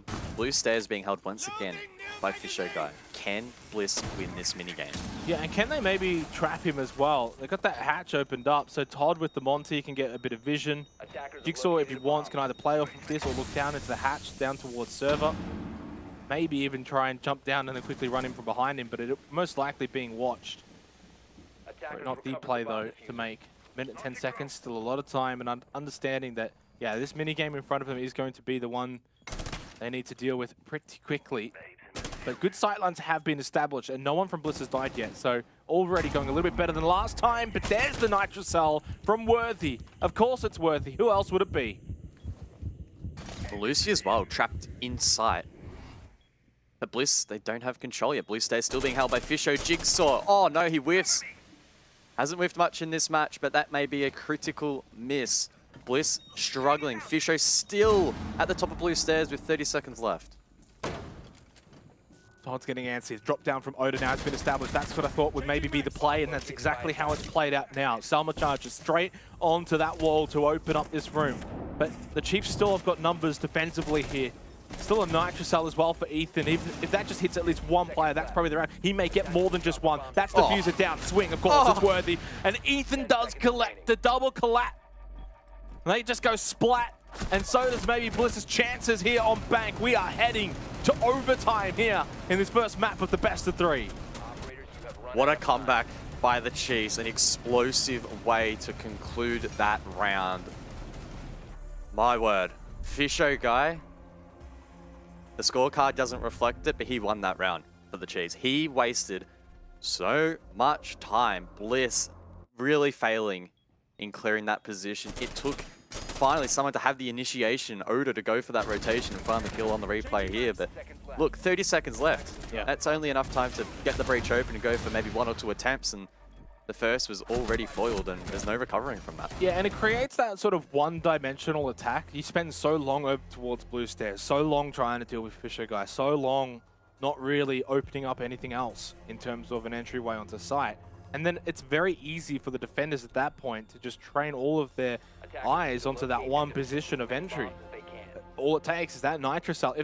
If a Nitrocell is getting 2 people, something's gone wrong for the attackers. They've done something wrong there. Because it should only really ever be getting 1. They're that close to each other. They're quite literally pushing through the doorway or the entryway at the same time.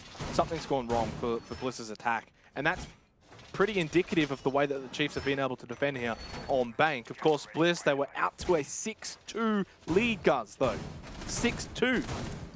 This is now into the territory of a throw. A choke. That's the kind of territory this game is suddenly turning into.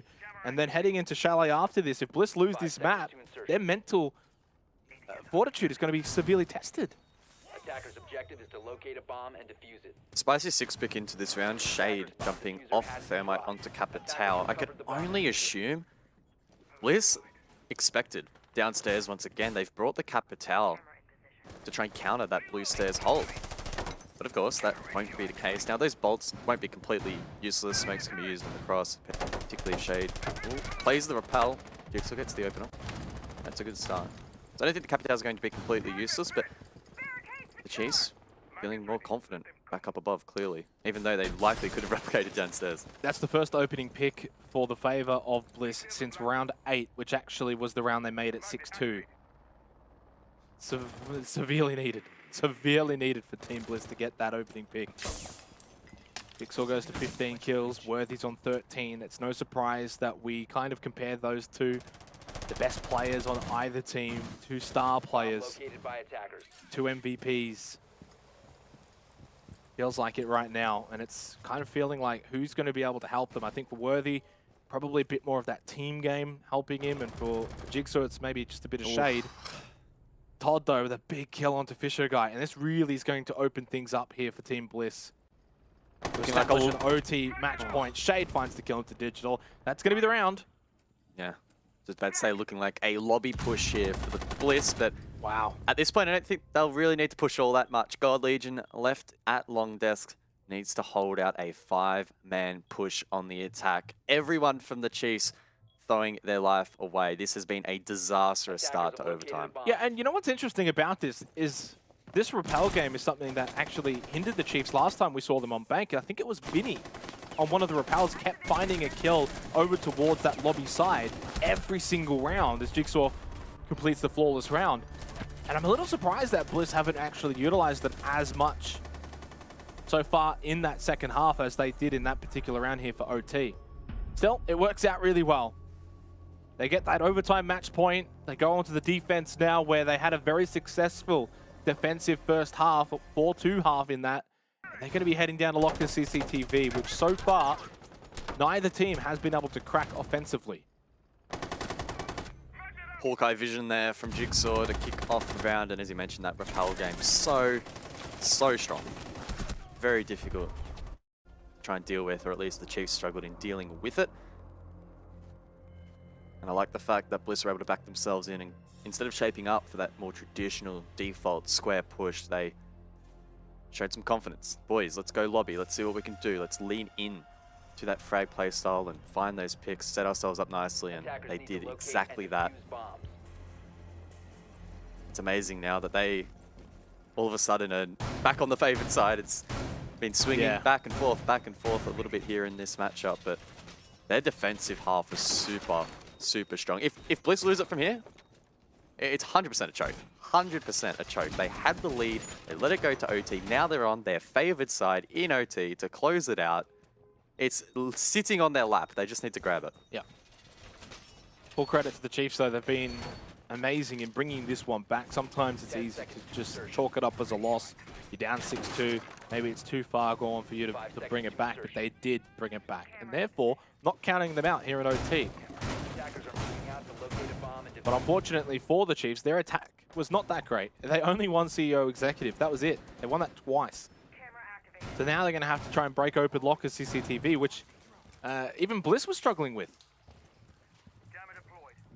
The Chiefs looking here to negate maybe some of the roam from particularly Jigsaw. Once again, straight through blue, server not reinforced by Bliss.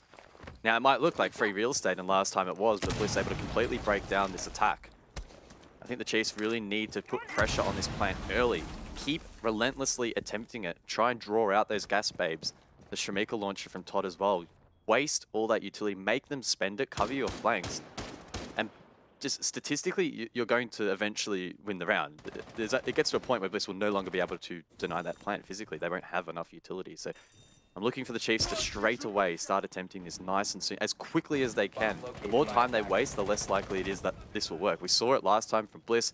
They sent it in way too late. There's no chance they're going to get that plant down. So time is of the essence here for Chiefs. Yeah, and the one thing that works out really well for the Chiefs' favor here is by being able to open up that server side, you're able to then also establish positions of entry elsewhere as well, whether that's through parking lot, whether that's from up above. And so that means it's not going to be as one-dimensional as we saw from Bliss's attack in that 12th round, where they all just tried to funnel on through. Did not work, obviously. I think Shade, you know, I would have actually liked to see someone with a Nitrocell in that position. Doesn't have it, of course, but he obviously does have the gas babes at least. Worthy finds the opening pick. That's onto Oda. It's the Worthy show that continues on here. Needs to continue on for a bit longer. So much utility to deny, but not forever, as you said. Yeah, well played by Worthy on his lonesome. Gets that kill. I think Digital's still inside of Garage holding the cross, so he's in a good position. Again, once all this utility is burnt, that's when the Chiefs will be looking to go. At the moment, still playing quite passive. They haven't even necessarily directly baited out a plant. I don't know. This is really close. Shadeslow has 2 gas babes, 50 seconds left, 3 flames for Todd. Make that 1 more. This is going to go right down to the wire. The Chiefs might still need to send it. Oh. They have been burning utility the entire round, but they still have some in the pocket. Yeah, they certainly do. 1 more gas babe available from Shade. And there's only 35 seconds remaining. So hesitant to push in, but now it's go time for the Chiefs. They throw out their utility. There's that final gas babe. Worthy got the kill on Jigsaw though. And now Fisher guy's able to find a position where he can start planting this diffuser. Rapix though, he's going big this round. Shade actually gets the kill with that gas onto Ethan. The plant goes down, but unfortunately the kills favoring Bliss. But Shade is down. Rapix is low, and so is Todd. God Legion, this is winnable with this diffuser planted. Has a good position inside a server, just needs to be mindful of the flank. Rapix low. Todd as well. He could definitely win this out, but the res will be stuck. They're both so low. 1 swing from God Legion can easily find the double kill. Goes for a different position, gets the kill onto Rapix. That's info, of course, onto God Legion's position for both Todd and Shade. Shade's going to counter defuse while Todd will be the bodyguard. The swing, he is successful! God Legion goes big!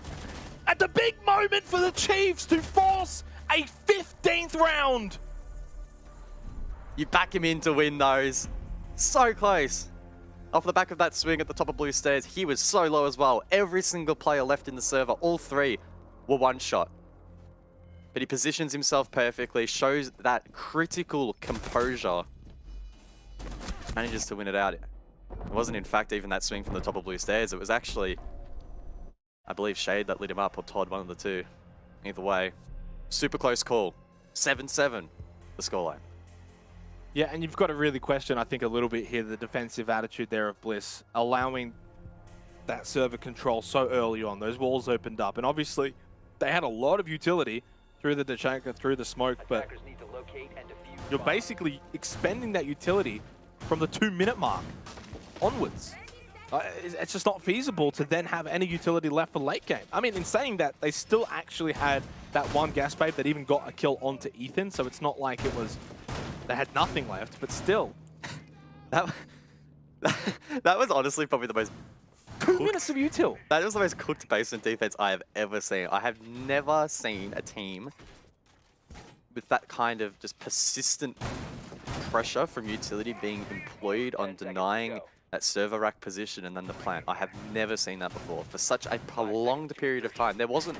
I was getting a little bit critical. I was like, why are Chiefs not, trying to bait out the utility? They didn't need to bait it out. It was just consistently coming through. It was almost like Bliss had an unlimited supply. Of course, they didn't. And in the end, the Chiefs found that small window of opportunity to finally get the plant down. But wow, that was really difficult to deal with. So really well played to get that across the line in the end. So Locker CCTV has been cracked by an attacking team. Can Bliss do the same though? And Chiefs already going to play this extraordinarily different. They're going to go back to that blue stairs hold, which was very successful from Fisher Guy last time.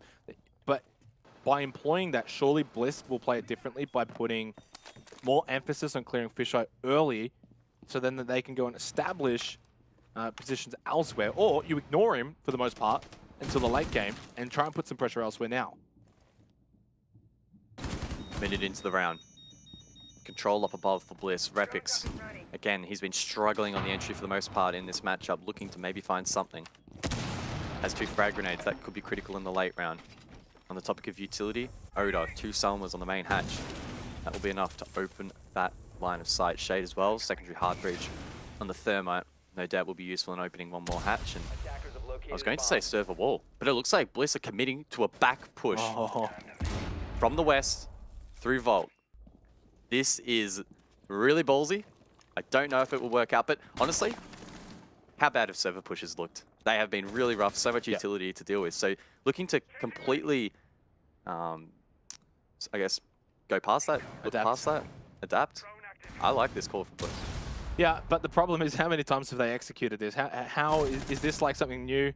No, Worthy onto Jigsaw is a statement that has been made in this match. It was the Jigsaw show to start with, but Worthy, he is the front man. He is the star man, and Chiefs are the star team. Todd's able to get a kill onto Ethan. Repix inside of Garage immediately takes a big chunk of damage. Digital sends him back the way he came from. What a monumental comeback from the Chiefs, and it will set the tone significantly for this entire series. Heading into Chalet after this, they have to just send it.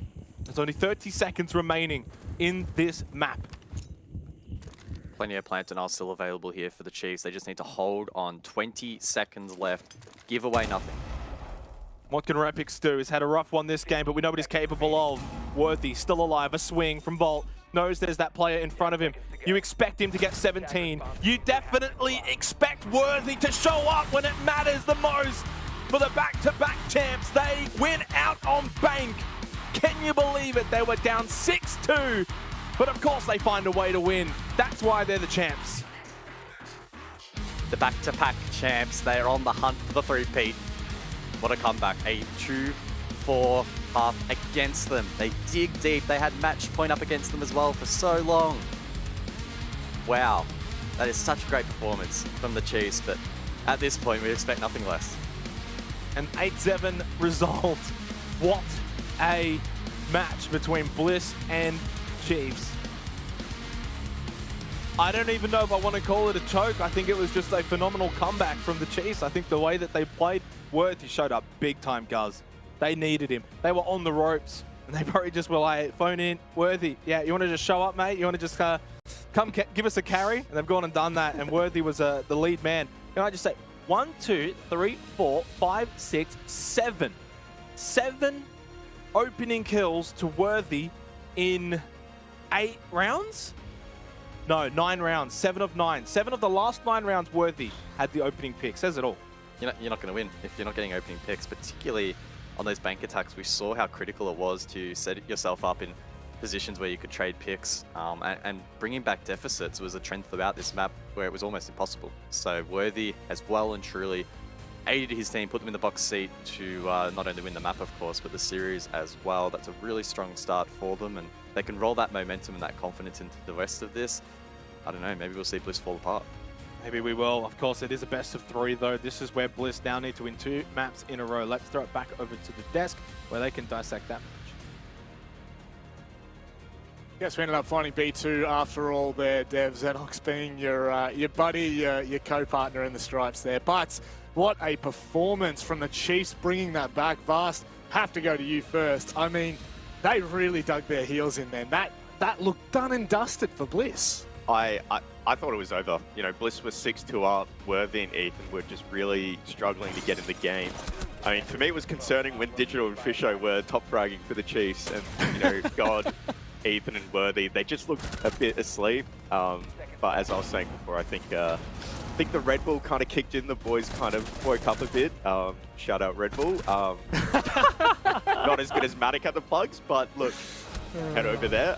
But seriously, when Worthy is like on it, the Chiefs just look completely different. And for me, when they were 6-2 down, I really was thinking like Worthy needs to get in this game for his team, and he really did. Like, this game was really aggressive. It was hard to really catch what was going on. I mean, both teams were just playing a super aggressive bank. It was just hard to catch where they were kind of going wrong and going right. Just seemed like you know, they were catching each other off guard. But man, this round 14, you know, I think that is a huge talking point. Maybe Dev could talk a bit about it.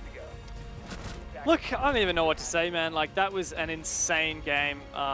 Yeah, that round 14 there, the crazy util burn for like 2 minutes and a 1v3 clutch from God Legion. Just, we really were treated here with this match. Like, obviously we don't get a lot of bank here in OCN, so that was a lot of fun. It was also amazing to see Bliss start so strong, get a 6-3 lead on Chiefs' map pick, a map that we have literally never seen Bliss play before, so they played out of their minds to push it like that. In particular, you know, Jigsaw, Shade, and Worthy all popping 15+ kills. Insane. Really just such a fantastic match.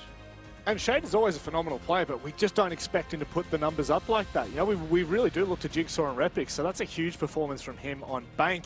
But surely, Dev, surely this sets us up for like just an unbelievable best of 3, an incredible storyline for these two teams again. Yeah, Dev, absolutely.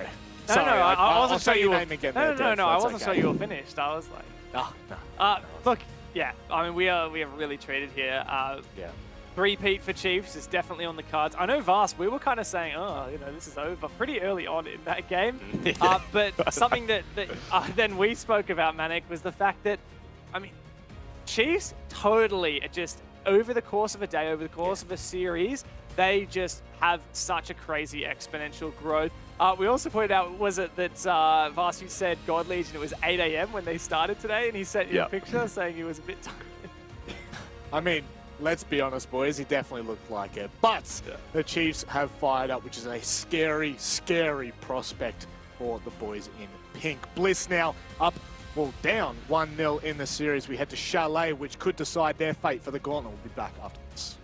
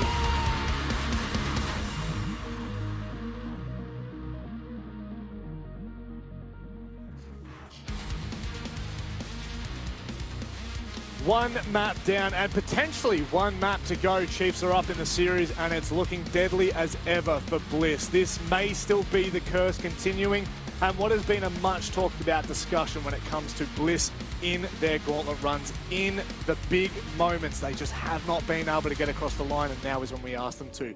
But now is when we ask you to get prepared for what is coming after this match. It's the Macros prep phase parkour. Yeah, I got it. Let's go. Oh, we all knew that that was coming, but we got there in the end. So after the semi-final, we will be going underway with the challenge. Vast has set 4 different parkour routes for the talent, and also our wonderful observer Mandy will be joining us to teach us all how it's done. But make sure you stick around to check out. And of course, if you do want to learn more about Macros, they are incredible at delivering those ready-made meals. So just make sure when you go across, and if you do decide to buy it, it's R6S30 for $30 off your first order. Also thought I was going to mess that one up, but we didn't, boys. You did it. But we can get underway now. Now we move away from that. That was probably one of my worst plugs. I will put my hand up and say that. But one of my better plugs will definitely be after this series, because we may well be there, Dev. We may well be done and dusted. Bliss could be in the bin. We go to Chalet. Like, that is dangerous. The last time that we saw Bliss win a BO3 or a BO5, anything that wasn't a BO1, was way back in relegations at the end of last year. Look, they just have not been on point when it comes to these playoffs. They tend to choke. Stage 1, after a great stage, lost to Roffle. Stage 2, lost to Chiefs in the grand final. And stage 3, like right here, 6-3 up. And yeah, I mean, Chiefs managed to come back and push us to map 2. Now it's Bliss's map pick though, Chalet, like you said. They have looked good on Chalet, but Chalet's also been a pretty strong map for Chiefs in the past. In fact, this is where Chiefs took down Bliss in the Stage 2 Grand Final and took that championship. Now, I've talked for a little bit too long here, Vas, so you've got a quick last thought before we get into this game. We're meant to give it to you first so you can talk. But give us your final thoughts as we head into Chalet. Final thoughts. Look, Chalet is slightly attacker-sided, not by, a big margin, but it slightly is. So I think it's important whoever starts on attack really, gets that advantage. But with that being said, I mean, Bliss was 6-2 up, so what do I know? And just lost the series, so what do I really know? But I think Chiefs, I don't know. I think they're starting to get the cogs turning, and I think they'll probably take this map. Yeah, that's a scary prospect. The second you see God Legion wake up a little bit more, it's on like Donkey Kong. The boys are waiting in the server, and so are the gentlemen up in my favorite comment, the Peanut Gallery. Enjoy Xenox and Gulls. Yeah, firstly, I just want to say congratulations, Rob, on that plug. Perfectly executed, as you usually do. You should have just backed yourself in. I will say, maybe it gives us a bit of a look way into how this series may end up going, Guz. If Manic can't choke that plug, maybe Bliss won't choke this series. That may be one of the best pieces of analysis you have offered in your year and a half of casting this video game, so very well done by you. And it wasn't the worst performance ever by Bliss on Bank, but it was no doubt disappointing. They'll be looking to bounce back on their map pick, Chalet. It's going to be chaos. They definitely need to bounce back here on Chalet, otherwise it's another playoff of disappointment for Team Bliss. It's must-win territory for the Chiefs. If they win this, they book themselves a spot in their 3rd grand final in a row. We head to Chalet for Team Bliss's map pick. The GLHFs reign in the chat, and I'm sure that kill feed's going to be raining down pretty quickly as well. Ban phase though, Thatcher, Flores, the 2 most prominent here on Chalet for Stage 3 of the Oceanic Nationals. Will we see the same here? Saw some pretty unexpected bans over on Bank, but I'm expecting something maybe a bit more traditional. No, Sophia taken down by the Chiefs. Cheeky target ban, I can only assume they're onto some of those fraggers from Bliss, but we did see said fraggers step up and diversify their pool. Jigsaw on the Ash, Repix on the Finker to limited effect as well. Second ban comes through, of course, Bliss in response, Lion off the board. Yeah, and not the conventional bans that we typically see there. Of course, courtesy of that Macros graphic, you could see that usually it's the Thatcher, usually it's the Flores here on Chalet, but understanding that this particular game between these two teams is going to be very hot-heavy in terms of roaming and attacking, general movement. Sophia, Lion, perfect bans really for this particular game. And then Wamai, that's the stand, that's the staple. that does get taken out. And then from here, you're probably expecting either the Valk or the Mirror. Chalet at the best of times is super frag heavy. This match is going to be amped up. Bank, we saw Thatcher Flores banned out. Not banned out, rather. Thatcher Flores available. Didn't actually get leaned into too much, but I expect here on Chalet, if teams really want to open up those attacks, bring at least one of those, and my god, you're going to be having an absolute field day.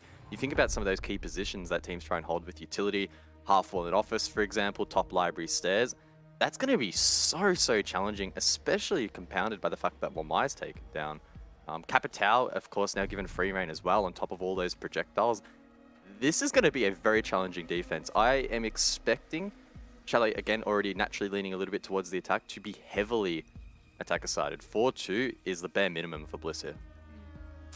And Bliss will be on the attack first. Chiefs will be defending first. It was not the best attacking half on Bank for the Chiefs in that opening half, but of course it ended up being also somewhat, not quite 50-50, but attackers actually did pretty well, all things considered. It was 6 of the 15 rounds attackers ended up winning there, so probably expecting even more, and that's not ideal. No, it's not the HBO Omen community vote I'm talking about, it's the fact that Jigsaw has left the game. That's now twice in this series alone. Hopefully you can find a way back in, Guz, but it's no coincidence that when Jigsaw disconnected last time, that Bliss ended up having a few bad rounds in a row. Yeah, unlike last time, this one in the prep phase though, so I would anticipate that the lobby will be remade as it isn't past that sort of critical point in the action phase, so... That's PTSD though for you. Yeah. Jigsaw, I mean, won't be happy that he's once again crashed or DC, whatever the case may be, but at least, thankfully, it wasn't at the point of no return, so not the worst outcome. And hopefully, it got recalled pretty quickly. That means that the attack didn't have a great opportunity to drain out sight, as everyone will need to pick the same ops, go back to the same objective. You don't necessarily need to set up the same, but we're expecting the Chiefs to do so anyway. But yeah, bit of an awkward start to this map, and only just raising the intensity a little bit.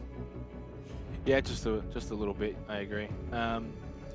It's a weird feeling coming into this Chalet, I'm not going to lie, because at 6-2, or at least I felt like coming into Chalet, Bliss would have been heavy favored. It's their map pick, and yeah, they lost last time these two teams played on it, but it was such a dominating performance, those first 8 rounds on Bank, and then it just flipped the script entirely.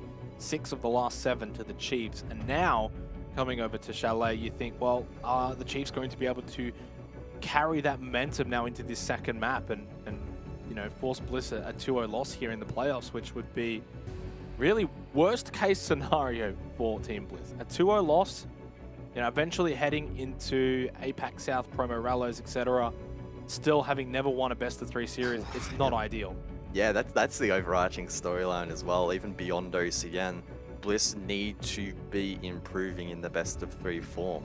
The APAC South Promo Relegations format is all best of 3s. Now, they have slightly better seeding, so they'll start in round 2. That's 1 less BO3 that they'll need to play in comparison to Ruffle, for example, who were seeded a little bit lower. But nonetheless, they'll need to still win a handful of best of 3s against really strong teams at a similar caliber to Chiefs. Arguably, maybe a little bit weaker at. Difficult to gauge comparing the 2 leagues, for example. But no doubt Bliss need to step up their game. If they lose 2-0, that is heartbreaking, and it's going to no doubt plant a seed of doubt in their mind for the APAC South promotions, which is going to be really difficult to overcome. Yeah, and in terms of this little break in the action before this first round plays out, I think it probably doesn't benefit either team either more than the other one. They're both sort of in that similar predicament where for the Chiefs, you know, obviously you want to carry that momentum into the second map. Maybe you can't quite do so now because you just have to walk around. But for Bliss, you know, they get a bit of an opportunity here to maybe run over things again, or to, you know, let what happened over on Bank soak in and understand what they need to do differently here on Chalet. The pressure very much on their backs now, knowing that they're now down that map, that if the Chiefs do win out here on Chalet, they're done. They're out. Playoffs is over again. And the sort of repercussions of that, what's going to happen? 3 stages in a row and 3 L's in a row would be disaster.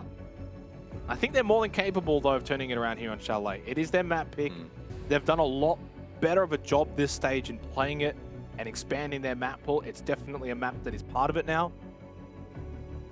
They're not going to come into this underhanded whatsoever. And it's about just now putting what happened on Bank out of your mind completely.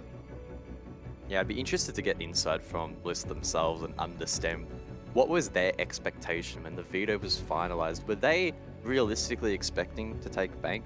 If not, then you just got to look past the fact that you had match point for so long and you ended up losing the map. Because ultimately, if you weren't necessarily expecting to win it anyway, and you have confidence to back yourself on Chalet and Villa and close it out on the third map, then it really doesn't matter in the grand scheme of things. It's easier right? said than done. Yeah, oh yeah, 100%. That was going to lead into our next point. 100% easier said than done. For Bliss to overcome that, they need to just completely forget that first map, which is going to be tricky, but I mean, look at it's Todd a skill and that's Oda. critical. They just like Todd looks like he's just staring into the abyss. You can't say that running through their heads right now, not one of them's thought, geez, how did we let that slip? Where did it go wrong? And those thoughts are normal, right? That should be normalized. It's a very normal thing, but it's something that you almost have to force yourself to move on from it. Once you get into game, you will actually be able to move on from it because you get so caught up in the game itself. Yeah, especially if Bliss get a good start here on Chalet, that's no doubt going to amp things up. And again, with the bans played out and the nature of Chalet being a little bit attacker-sided, they should be able to find some comfort in that, I would think.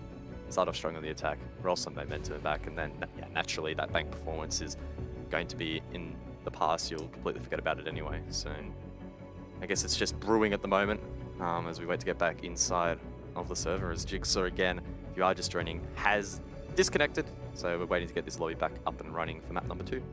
The other thing I want to sort of touch on as well, and it goes back to the Bank map, was opening picks. We already sort of touched on the Worthy show and how dominant he was in that second half and OT. But as a whole, Guz, of the 15 rounds played, only twice did someone get an opening pick and that team was then not able to win the round. Basically on Bank, if you got that opening pick, you won the round 95% of the time. And I think Chalet probably is the kind of map that can play out in a similar fashion where it's not that difficult to get the opening pick. It's not that difficult to snowball off that opening pick. And generally, when you're playing with teams of this caliber, the team that does get that opening pick is so talented enough that they're going to be able to capitalize on it more so than generally, you know, without sounding rude here, but if a lesser team, say, finds an opening pick through either sheer luck or whatever, generally that really good team on the other side can sort of overcome that 4v5 disadvantage anyway. Yeah, both teams tend to be quite strong in the late round. Now, Bliss did struggle a touch on Bank, but as you sort of mentioned, no doubt that was hampered by their inability to get the opening kill, and Worthy was so difficult to shut down. Digital as well, on screen now. He's been solidly performing over the last couple of days, and he seems to have a bit of an enigma around him, I guess, in playoffs. His form throughout the year, in fact, quite strong, stepping up when it really matters, and that's all you can ask for players. Sometimes we do see players actually degrade in performance throughout playoffs when it really does matter, when that pressure and the stakes are there. But Digital just seems like the most chill bloke ever. He's always got a smile on his face. Every time the player cam's on, he's cracking a joke. So the vibes of Chiefs, it's really good at the moment. Yeah, and if I remember back to the very start of this year, there might have been some question marks on Dig and his yeah, for sure, contributions to the team. And boys, there's definitely going to be no question marks going into next year. He has had a solid year of play. And as you said, when it comes to playoff time, he's able to take that next step. And there's honestly, I think, so many on the Chiefs roster that are able to do that. No more than, say, Worthy, for instance. And even someone like Fisher Guy.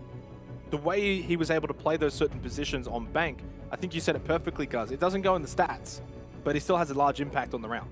Yeah, and that was a discussion point that was raised about maybe Stages 1 and 2 when Fisher statistically was really right down the bottom, especially in APAC South, for example. He was posting some poor quote-unquote numbers, but we have seen his impact felt outside of the scoreboard. I would say that, honestly, of all the players currently in OCE, he's one of the few players who, even when he doesn't post great statistics that we record, is still having monumental impact. And a lot of that also not even just positionally and wasting time and playing good utility, etc., but also his just ability to communicate. And I know he offers a lot to the team outside of just inside of officials, whether that be strats and dry runs and new ideas, etc. So it's important to, I guess, highlight just how important that can be. It's not just, you know, Worthy getting kills, for example, or God Legion clutching up. It really is a team effort for the Chiefs, and that's something they've been building upon for so long. The core four outside of Ethan have been together now for absolutely ages. Vast was with them for a long time as well. Of course, he's now washed and Ethan jumped in, but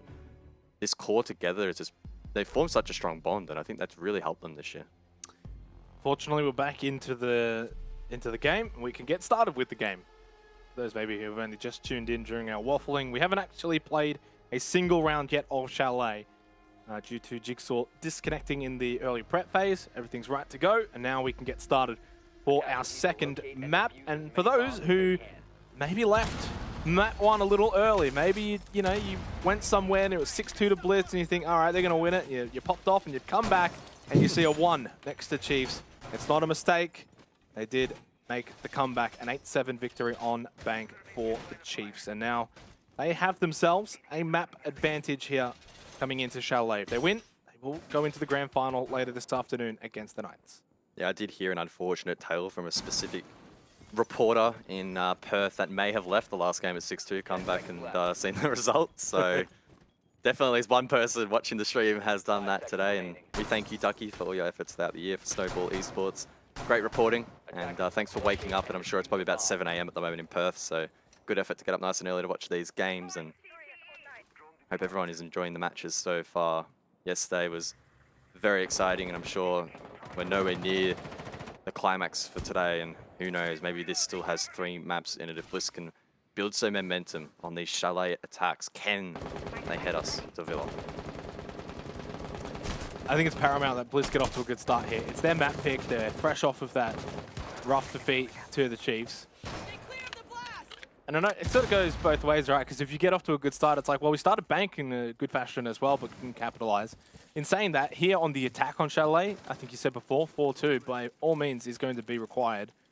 So you need to get off to that good start. And then you need to put what happened on Bank completely out of your mind and finish off your good work. And Fisher Guy over here in Solar, this is the kind of position, it's almost somewhat reminiscent of Blue Stairs over on Bank. He's able to survive that from the Capital.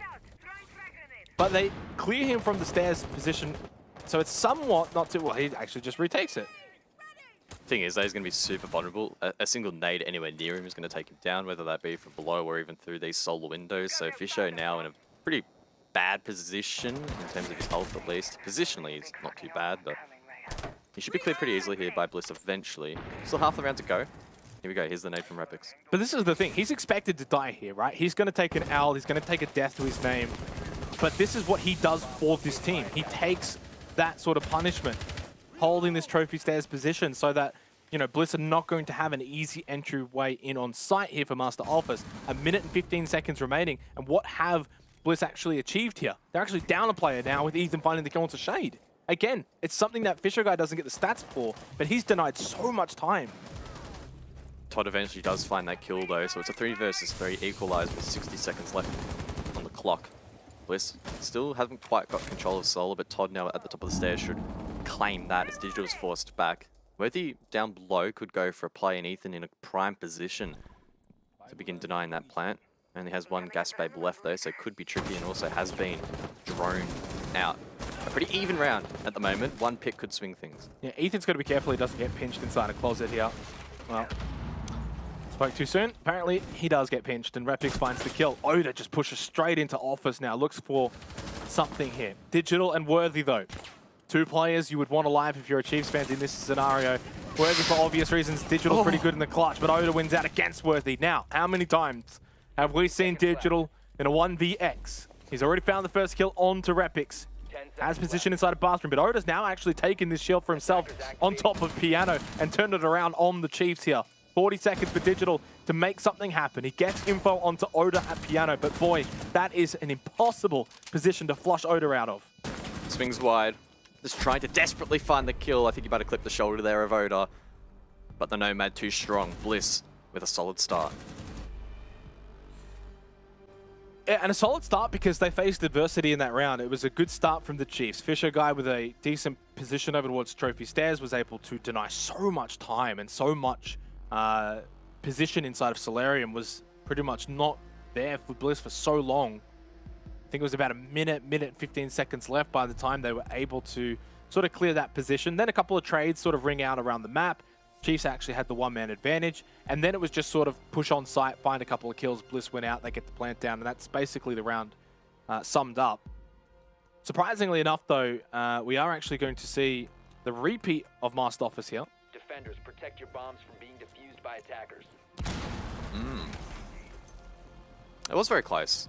There was a point in the round, it was 3 versus 3, and then actually Repix really stepped up and helped open up the round, and then Oda had that cross to prevent the retake, particularly from Worthy, so I think it could definitely swing back the other way here if Chiefs tidy things up. Fisho, if he manages to retain more HP, particularly over towards Solar, it's still going to be very, it's going to be more difficult, in fact, to clear him out.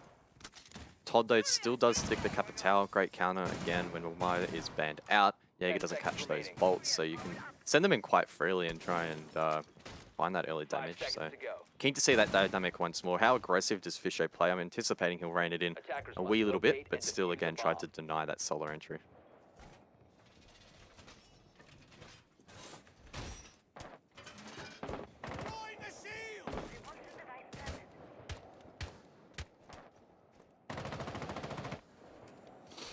So, good start for Bliss. They make it 2 rounds in a row. You would imagine if they're able to win out here again on Master Office, they probably push Chiefs off the site completely. Imagine a Bar Games would be next in line. Once again, deja vu, just like the opening round, it's going to be the Repel game versus Bisho on Trophy Stairs. Last time he had Worthy playing down below him. Bolts get flown out. Fisho takes a chunk of damage, but it's nowhere near as much as last time. This is much stronger for the Chiefs. Yeah, and hasn't really established all that much either. I mean, like last time, it was able to, as you said, do a lot more damage, pushed him out of position for a little bit, then he gets back into position. But he was so low, it wasn't going to really take much. Still a couple more bolts available here for Todd. Have another go at things. Fisher guy's actually slightly out of position now, giving up that Trophy Stairs position now deep inside his Solar. Worthy, though, dies to Oda. Good pick. Oh, Digital. Jigsaw's been playing this position for so long, applying pressure. Will eventually rotate off. Bliss still haven't cleared Fisho. I thought maybe they'd go for some third down from Trophy up above, or down below to up above. Maybe catch his feet, but that won't be the case. Oda maybe considers it, but he won't have any nades, so he'll need to get a clean shot. Instead, just going to push straight up the stairs as Shade does drop Gold Legion. That forces Fisho's hand. He wins that fight. I don't know how that was not a headshot, but either way, Fisho wins that engagement and maybe keeps the round alive. Oh, though, too many trades now in favor of Bliss. And I actually had a bit of a fun, well, not so much a fun fact, but just the fact in general that the last time I think we saw Bliss, or I think the last time we casted Bliss here on Chalet, Oda absolutely popped off and got MVP on the night. It's his kind of map. Did it on the Nomad as well, and he started really well until Fisher Guy just absolutely buried him there. Didn't matter in the end, though. Bliss do take the round, again through sheer firepower, and surely now Chiefs will give up on this, go to Bar Games. Yeah, not too sure how Fisho won that engagement, but I guess, as they say, the high ground is the place to be, and he made it work. It is. But yeah, the rest of the team did fall apart.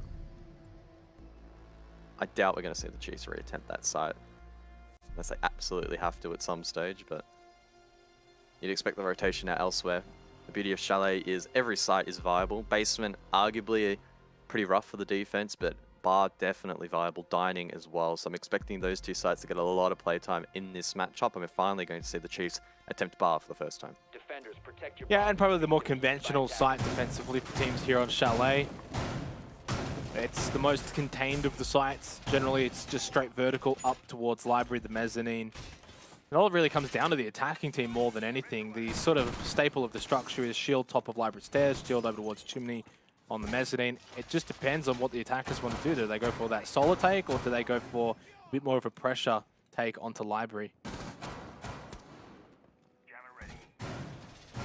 Again, keep in mind these extensions could prove to be quite tricky. Wamai is banned. Thatcher and Flores both available as well, but Bliss not leaning into that as of yet. And maybe that's What we probably should have expected really for Bliss. They're going to play very frag heavy, use frags as needed, and outside of that, guns up, find a flurry of kills.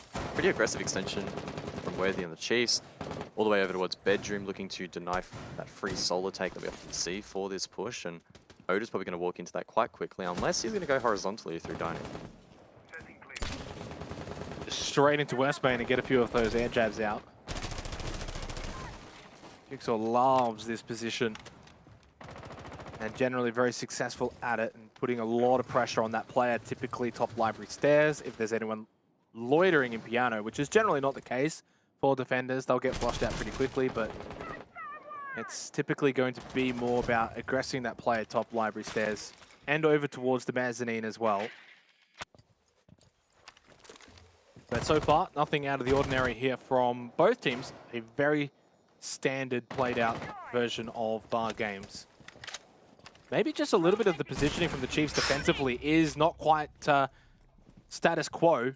Digital over in piano, able to surprise Jigsaw. I don't think you would have expecting him to play from that position. This is actually a little bit different here defensively from the Chiefs. Less on site and a little bit more of that extended roam towards that master office position, and piano works out really well. Now they can fall back.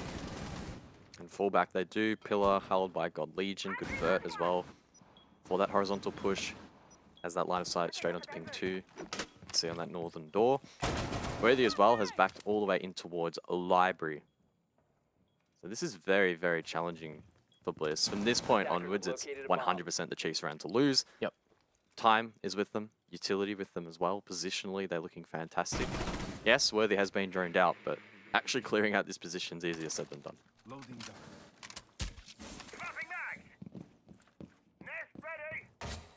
Losing the hard breach probably not going to be that impactful here on bar games. It's not really going to make too much of a difference. Having Oda still alive actually is somewhat important for the flank watch, but most of the Chiefs now on site. Definitely need to get an air jab over towards library stairs, but how about maybe just walk straight into bar? Don't flush out this player in backstore, but it's Fisher Guy who gets the kill onto Todd. Library stairs position still held by the Chiefs. It's an important position. The Chiefs are going to win this round here on bar games successfully. First go around, Oda just gets swarmed. Worthy, the final kill. The aggressive extension there from the Chiefs does pay off. They're playing well into the bans and preventing Bliss from mounting util clearance, particularly at the top of library stairs and pillar. Completely disrupted that attack pattern, and Bliss, try as they might, were basically never going to be able to bring that round back. Well played by the Chiefs, and probably reinforcing that point that we're very unlikely to see top floor attempted anytime soon. Well, you say that, but technically the way that kitchen dining plays out with that vertical hold above master office, it kind of plays out in a similar manner. Half expected maybe a third attempt of master office, but no, kitchen dining will be the play here for the Chiefs. Generally a site with quite mixed results.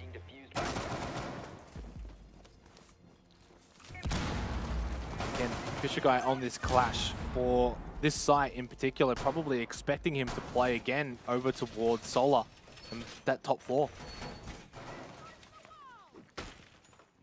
Yeah, can only assume that will be the case, but once again, Bliss bringing a perfect lineup to try and counter that. Nomad air jabs can disrupt. Capital bolts can flame him out as well. No doubt the nades from Repix as well could prove to be pretty useful. A lot of pressure going to be on Shade, I think, in this round. Needs to make sure that his hard breach is really clean.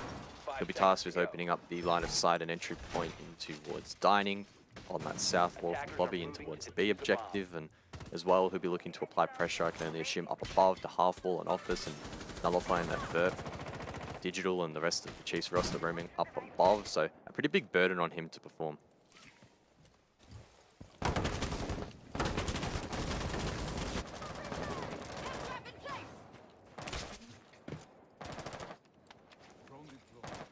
Well, so far, this is actually playing out exactly like Bank.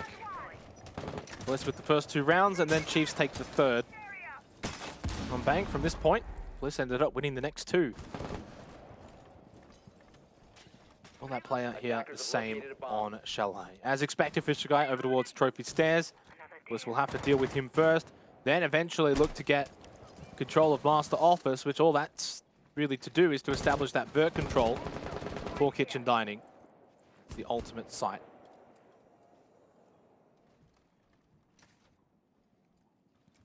A minute spent. No one from Bliss in the map yet. This extension from the clash is really proving to be difficult to contend with, and Ethan's ready and waiting for a player to maybe get an impatient swing inside. Grenade cooked from Repix. They need to clear the clash. Yeah, and they've already committed too much time as well to this now, so you may be thinking, can they sort of rotate off of this? Can they find another entryway, say through lobby, and go straight in towards dining? But there's only a minute and a half remaining. So much time has been committed to essentially dealing with this clash, and again, Fisher Guy has been sort of the standout here on Chalet so far. Jigsaw, though, with a much-needed opening kill for Team Bliss, especially onto a player like Worthy. Just opens the door here a little bit. Shade putting so much pressure here into this bedroom window, but takes a lot of damage back. Ethan looks to rotate out, manages to achieve that goal. The player on piano window fails to cut him off. Jigsaw, he could have got his second in the round, but he misses that opportunity, or may well be fed another, misses that one as well. Still 5 versus 4, 45 seconds left. Bliss looking to establish their presence up above. Ethan, though, he's still there. He poses a threat and takes down Repix, makes it 2, Ethan. 3 versus 3. Yeah, and there's not much time remaining left either. This is not Master Office, this is Kitchen Dining. And Bliss need to sort of play into that a little bit more now. They have to start pushing down Trophy Stairs. They probably have to just start going for sight. But they have not cleared Ethan inside our office at all.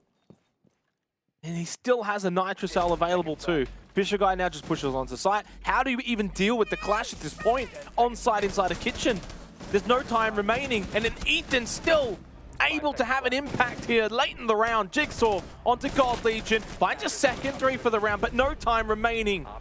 Defensively sound by the Chiefs. The clash, definitely again a point of contention against Team Bliss. Yeah, Fisher again, such a big impact. Doesn't get the numbers to reflect that, but did a great job in holding those stairs, and Ethan played into it perfectly. Team Bliss, they tried to cut him off. The double window didn't quite find its mark. Piano window as well didn't find the kill, and that allowed him to have free reign above, and he came up clutch late round, had the hatch control. Diffuser on the floor, no time left for Bliss to re-attempt or to find that kill. Again, outside of second floor, Chiefs are looking increasingly comfortable. Now they're going to re-attempt that said site. Let's see if they can continue to roll the momentum that they've now established, refine this defensive setup up above, and prevent Bliss from taking this round for a third time, or this site for a third time. Yeah, and this is must-win territory for Bliss. I know it's only 2-2.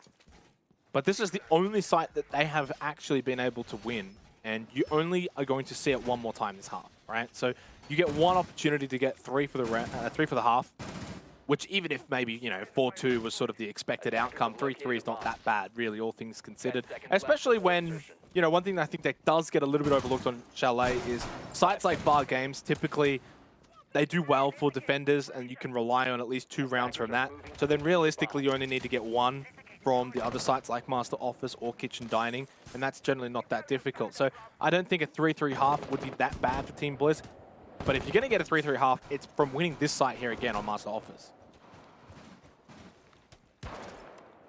Almost identical lineup again once again here for Bliss in response to that clash, and that has been the story of the early round.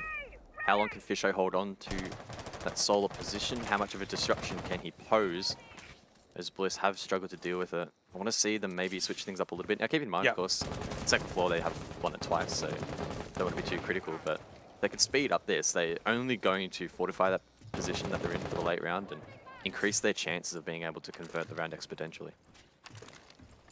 No, I do agree though. I think even if they've been successful twice here on Master Office, this part of the game, this mini game still needs to be sped up. Can I just comment on this?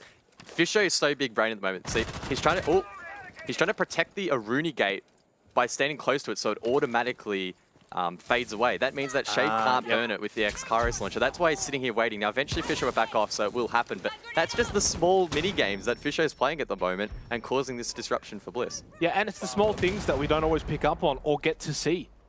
Fortunately, in that case, our wonderful observer Mandy's able to sort of spot that for us, and you picked up on it. And again, that doesn't go in the stat book. That's not something we get to see. There's only a minute and a half remaining, and once again, Bliss stuck on the rappel. Jigsaw, though, so close, and allows that cross into piano now for God Legion.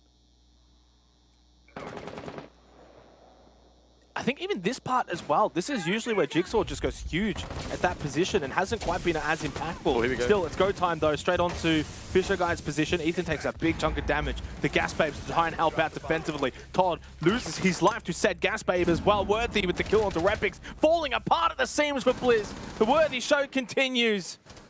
And they've got a 3-man advantage here in round 5.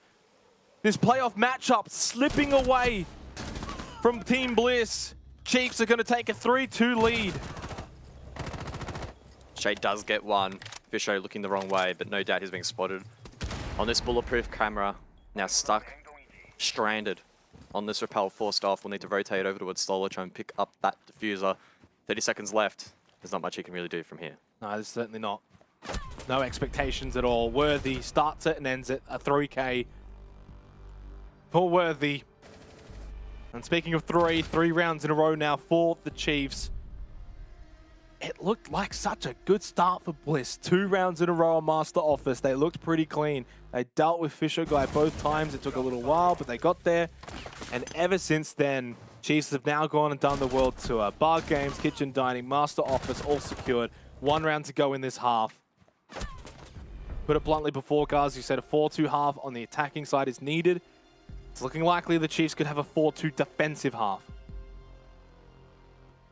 It was really well played by the Chiefs in that previous round. When push came to shove, Bliss knew that they had to pull the trigger and go for something, but Chiefs were ready, waiting. A perfect Gas Babe from Ethan to kick things off, and then Worthy down below as everyone tried to filter up through the stairs through that trophy vault. He was ready. That deep angle from Kitchen, just mowing them down one by one by one. They're so much better prepared on that occasion. They pushed back that aggression with Bliss. They are now with the lead, the momentum, everything going the way of the Chiefs at the moment. And I agree, a 4-2 defensive lead here for the Chiefs would be huge. Very tricky to see Bliss bring that deficit back.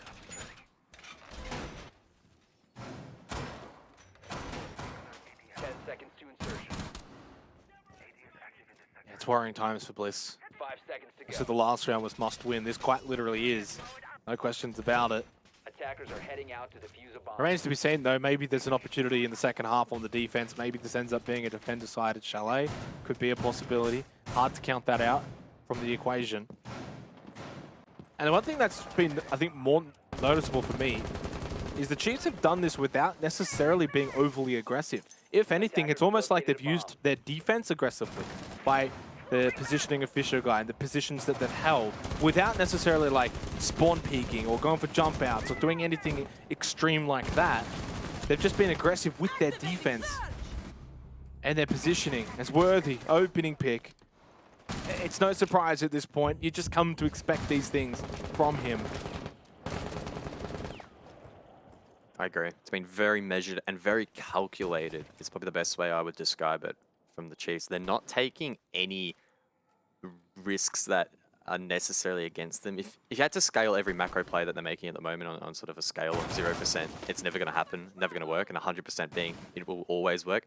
They're never really going for plays that are below that 50% threshold. They're often putting themselves in positions that they're more than likely going to win and then being able to back that up and execute it.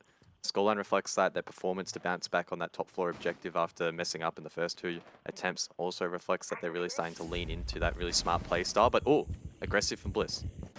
Yeah, this is where you got to switch it up a little bit. The conventional approach is not working. You got to just go and play into your play style. Be aggressive. Make plays that have that high risk, high reward. Todd's going to get in. He's going to get that plant down. And suddenly Bar Games has been breached. Oda with the kill onto Ethan. And all of a sudden, Bliss now actually with the advantage. God Legion still in library though.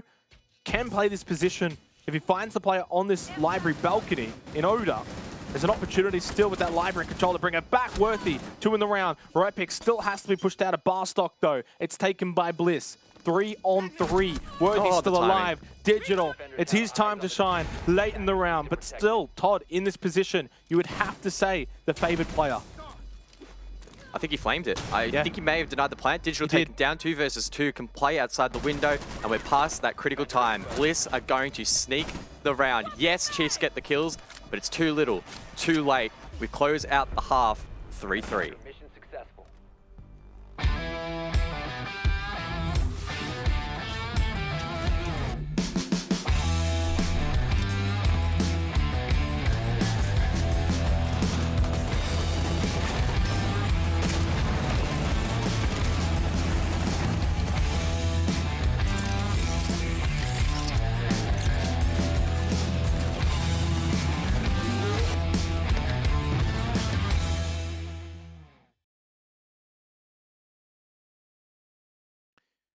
Welcome back from the break, ladies and gentlemen, for that little halftime break. Of course, here for the Oceanic Nationals.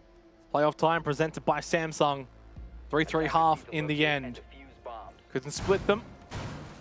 And a much-needed round has been captured for Team Bliss. It was looking a little hopeless at that stage of 3 rounds in a row to the Chiefs, but they do bite back with that attacking round win on Bar Games. Now, defensively, what have they got here on Chalet in the second half? Yeah, a little bit concerning that previous round. The Chiefs, I don't think anyone was playing inside of backstore, and if they were completely caught off guard. Bliss allowed to jump inside the game's double window, got the plant down, and very difficult to retake that site. Really well played by Todd as well with the asphyxiating bolt to win out the round. Capital being used quite effectively in that first half, in more ways than one. I think Bliss have honestly scathed the way a little bit here. 3-3 is not the worst position they could have found themselves in. I was anticipating a 4-2 lead for the Chiefs, which would have been near disastrous, if not disastrous, for Bliss. So they're still in with a fight here. They're in with a shot. This is Bliss's map pick. So we're expecting their defense to hold up. And the one thing as well for Team Bliss and their defense here on a map like Chalet is they're probably going to play into their aggressive nature. You can kind of see it with their lineup as well already. You know, the Mozzie, the Valk, they're going to be probably moving around in positions maybe to try and catch off the Chiefs here on the attack. Look to be aggressive, look to be in their face a little bit as well. God Legion, though, just straight in, by the way, and actually Repix and God Legion somehow have just sort of gone past each other. A little bit awkward. Repix will sneak away to backstore. Digital, front door, lit up. Couple of roamers down below here for Team Bliss. Looking to play aggressive, deny these entries. They didn't deny the entry, though, unfortunately, to one of those players. I think it was, again, God Legion a little bit earlier. Drones as well established to watch these roamers. So Bliss need to be very, very careful. They're walking a very, very fine tightrope at the moment. That's what they need to do, though. That's what you expect them to do as well. Usually, they're able to win out, but not this time. Jigsaw loses his life to Digital. There's that fine rope there. The Chiefs now take the advantage. Minute and a half remaining. Repix is able to get that kill at least onto Digital. Elsewhere, Todd got Fisher Guy. And how quickly things can change. Minute 20 now left on the board. 80 seconds to work with here. The Chiefs need to salvage a man disadvantage. Diffuser also has been dropped, so that will take time to recover. Team Bliss rotating back up above. Now Repix, the only roamer down below. Looking to find this swing of West Main. Doesn't win the fight. Worthy. 9 and 3 looking sharp. Yeah, Worthy takes a big chunk of damage, though, and there's only a minute left in the round. Bliss still with site control for Master Office. The Chiefs edging closer as well, but Worthy has to rotate all the way to pick up this diffuser. Attackers have recovered their diffuser. I'm out!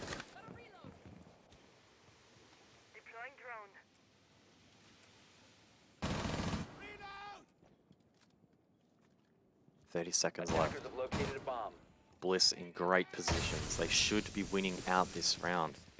The Chiefs with limited options. I don't even know if that breach is going to be vulnerable. Very, very 50-50. I don't think it will be. No hard breach left, so they'll be forced into Piano, Ethan, to lead the charge. Yeah, they've got good positions here at the moment. The Chiefs, but Shade and Bliss watching them. God Legion can't make an entry. 10 seconds remaining. Worthy can. Worthy's on low health, and he's got no time remaining either. Well played to Team Bliss defensively there. Bit of an odd kind of round. A lot of the play and action happening also around that mid-section of the game. And then late round, not much the Chiefs could really do. Yeah, really good there from Todd and Repix. Sure, Jigsaw didn't win his opening duel, but Repix committed himself to the roam, and he's been having a bit of a rough afternoon. His frag stats have not been amazing, 2 and 5 leading into that engagement, now 3-5. Was also probably a little bit unlucky not to win that one onto Worthy as well, but yeah, great salvage effort there from Bliss, and by taking down a couple of those key operators and withering down the time, the Chiefs were never realistically going to be able to bring that one back. And they also did something that the Chiefs weren't really able to do in the first 2 rounds. Defend Master Office. Chiefs obviously did get there on 3rd time the charm, but nevertheless now over to Bar Games.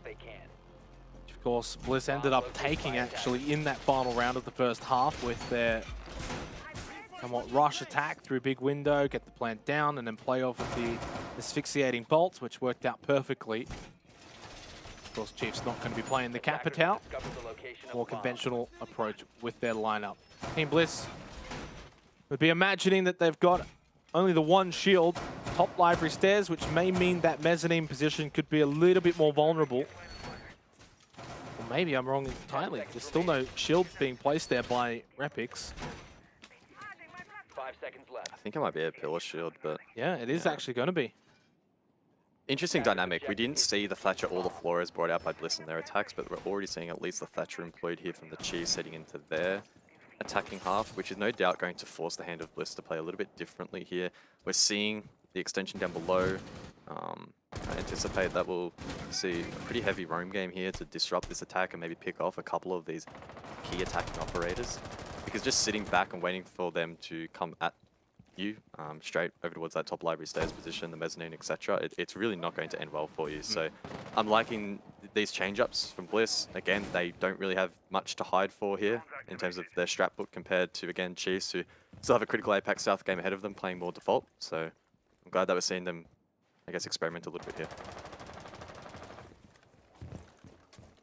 So a solid take push for the Chiefs. They push through bedroom into office, eventually looking to establish that library hallway control. They'll get a bit of presence over towards the mezzanine. This is where it's going to be very intriguing to watch the top library stairs and how that's going to play out. Without that deployable shield, usually it's one of the mini games that does get played out here on Bar Games. That entire mini game is just not even a factor at the moment. Minute 45 left. Bisho droning ahead, establishing information for the Chiefs to now play off of as they look to go for a pretty traditional take. So I'm keen to see if this will work out. Nades abundant. Thatcher EMP is available too. So I really don't think the Chiefs, with all their experience, will have any issues clearing this. It's just all about taking as much time as possible here for Team Bliss. Eventually they'll play late game through positions like bar stock, for example, and look to trade kills in their favor. Still library control. Shield over towards Chimney has not been cleared yet either. Ethan trying to flush out any players that are lingering around top of library stairs. Of course, no shield there. Yeah, reaching that 1 minute mark though, where by now you would be hoping to have established library control, or at least get close to doing so. Jigsaw still holding this position. Oh. Nice swing from Ethan though. Now they've got control of library. Now they can get to work trying to clear sight down below. Repix, they will re-roam over towards Dining. Might be able to find Gold Legion, even out the main count, but Gold Legion seemingly is aware, playing patiently. Worthy lit up elsewhere, but Oda to fall. 2 versus 5 as Shade and Todd need to hold on. Yeah, Chiefs are just getting all of the kills that they need to go their way. Only Todd remains. He can't remain for much longer. God Legion with the finishing blow. The Chiefs get their 4th round. Yeah, it wasn't the cleanest utility clearance there from the Chiefs. I believe that Mez pillar shield was still standing, but no one was really playing off that. A lot of the late round, they hinged on Jigsaw, maybe finding a pick or two, disrupting the flow of the attack there late, playing his life, playing to waste as much time as possible. But Ethan, just way too good, swings wide, finds that kill, looking really sharp. And from there, it really did fall apart. Bliss unable to crawl back that round, and Chiefs now have crawled back the disadvantage. 4-4 score.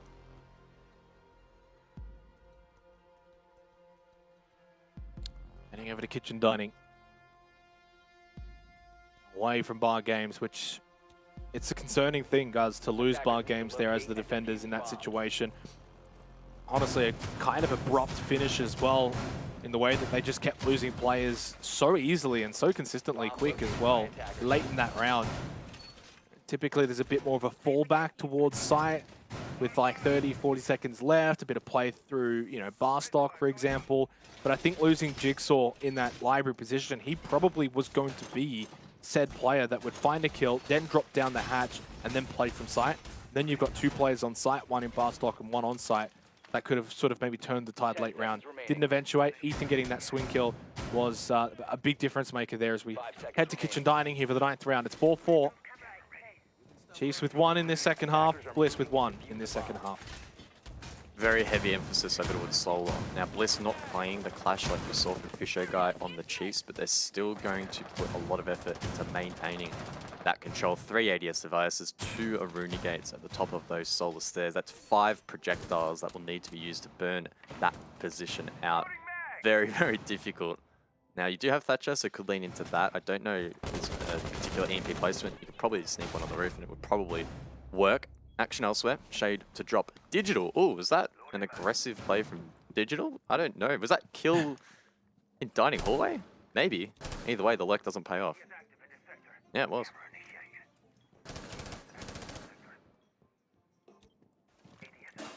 This is where Bliss need to capitalize, though.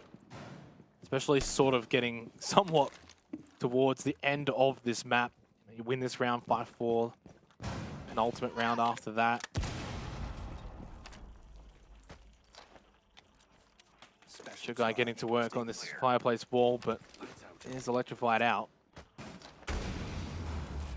EMP, though, will do the trick, and this wall is going to be opened up now. That is a long sight line that has been created for Worthy.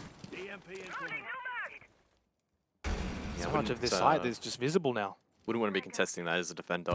Attackers naturally have higher magnifications on their scope, so it will no doubt be a difficult duel to win. That angle going all the way to Trophy Solar Stairs at the opposite side of the map, essentially, so pretty wild. God Legion, oh, that's a wild drone. Spots that player inside of Piano looking to get control above.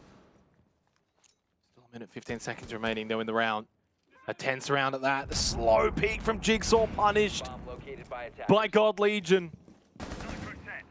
Jigsaw was amazing on Bank, but Chalet, he's been subdued.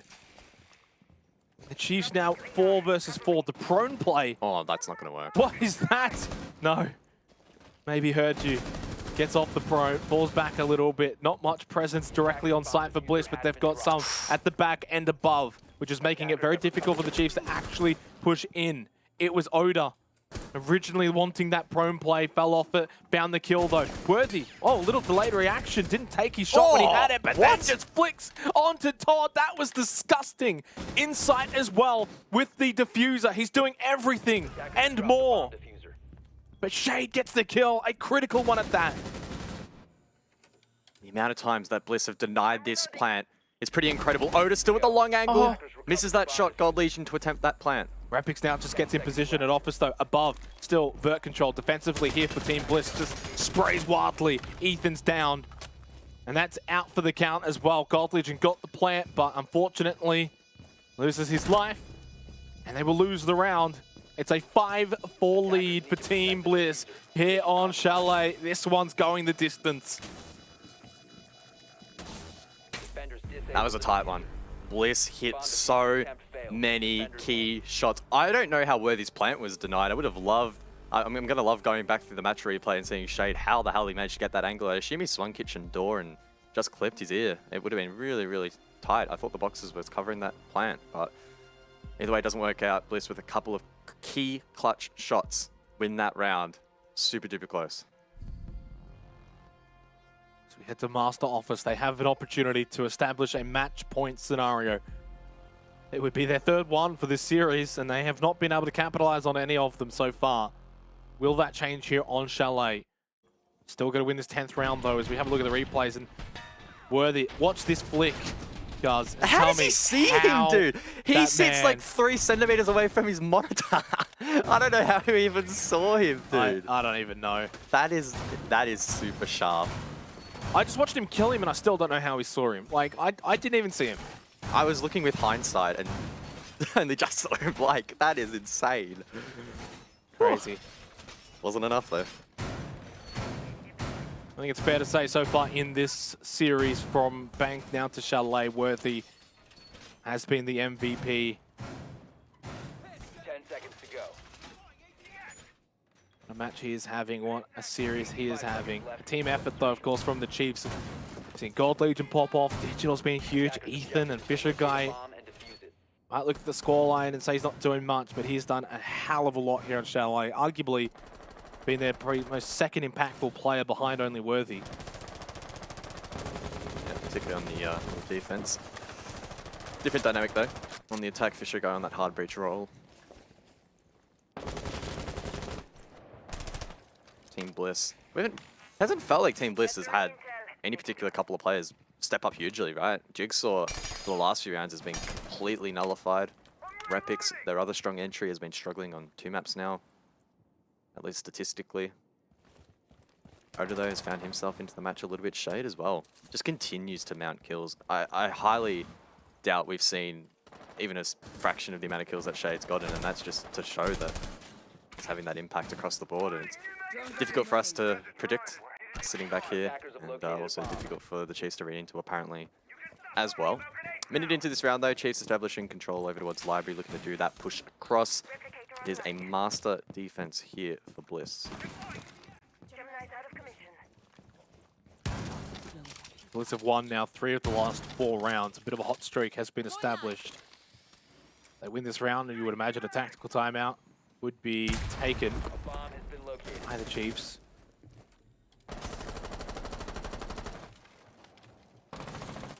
Not offering too much though aggressively here for the defense of Bliss. Pretty standard positions. Oda with that shield on Piano. Very difficult to flush that player out of that position. Jigsaw down below inside a kitchen. You've got Shade on site. An Office. Shade though. Now if he just runs out there and dies, suddenly Office is completely open. Needs to be careful. Minute left. Pressure mounting. Nade flies through. Shade. He does survive. Thought But only just. Thought maybe Digital was going to go for a throw as well. Well, Ethan does. 2 nades towards Shade, and that suddenly opens up Office. Ethan with that Gemini as well is going to get full vision. Worthy as well with the Roteros. Although Rapix just swings and catches Ethan. That's a big kill at a big moment. Ethan was just about to run into Office to establish a foothold, and Rapix with that angle means that Worthy, it's no longer a safe push-in. And there's only 23 seconds left. How will Bliss deny plant though? They don't have Cross and Piano. They're going to rely, I think, on C4 from Todd, but that's going to be tough. Fisher Guy, well, it looks like he's not going to get denied at all. Does eventually lose his life to Rapix. It's a 4v3 retake. Worthy, the Rotero drone. Mate, the plant has already gone down. Time to get off the drones and just start shooting people. That's what you're good at. Fortunately, those teammates in God Legion and Digital were able to do just that. They are slowly whittling down this defense of Team Bliss. Repix with the slow play. The swing, the shoulder peek from Digital. Catches out Repix's position. Worthy will do the rest off the call. It's 5-5 as we head into the 11th round. Really smart play there from the Chiefs. The shallow plant right on the border of the objective, working out perfectly. And then they quickly retreated. They set themselves up in those post-plant positions, no doubt pre-planned. And every single player with a down. Bliss unable to retake site. Once again, the scorelines will be drawn. Oh boy, this is nerve-wracking. It's so tense. For both teams as well. For Bliss, technically on the verge of elimination.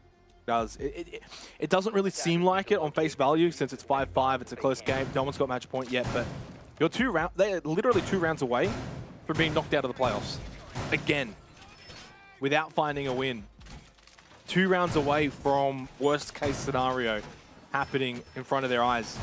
So it's a very stressful round now for Team Bliss. For the Chiefs, they don't have that much pressure on them, right? You've already got a map in the back pocket. You're playing pretty well.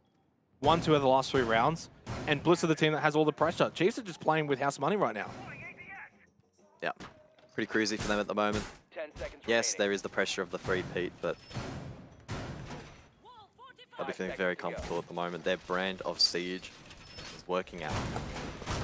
And they're really giving Bliss a run for their money on their map here.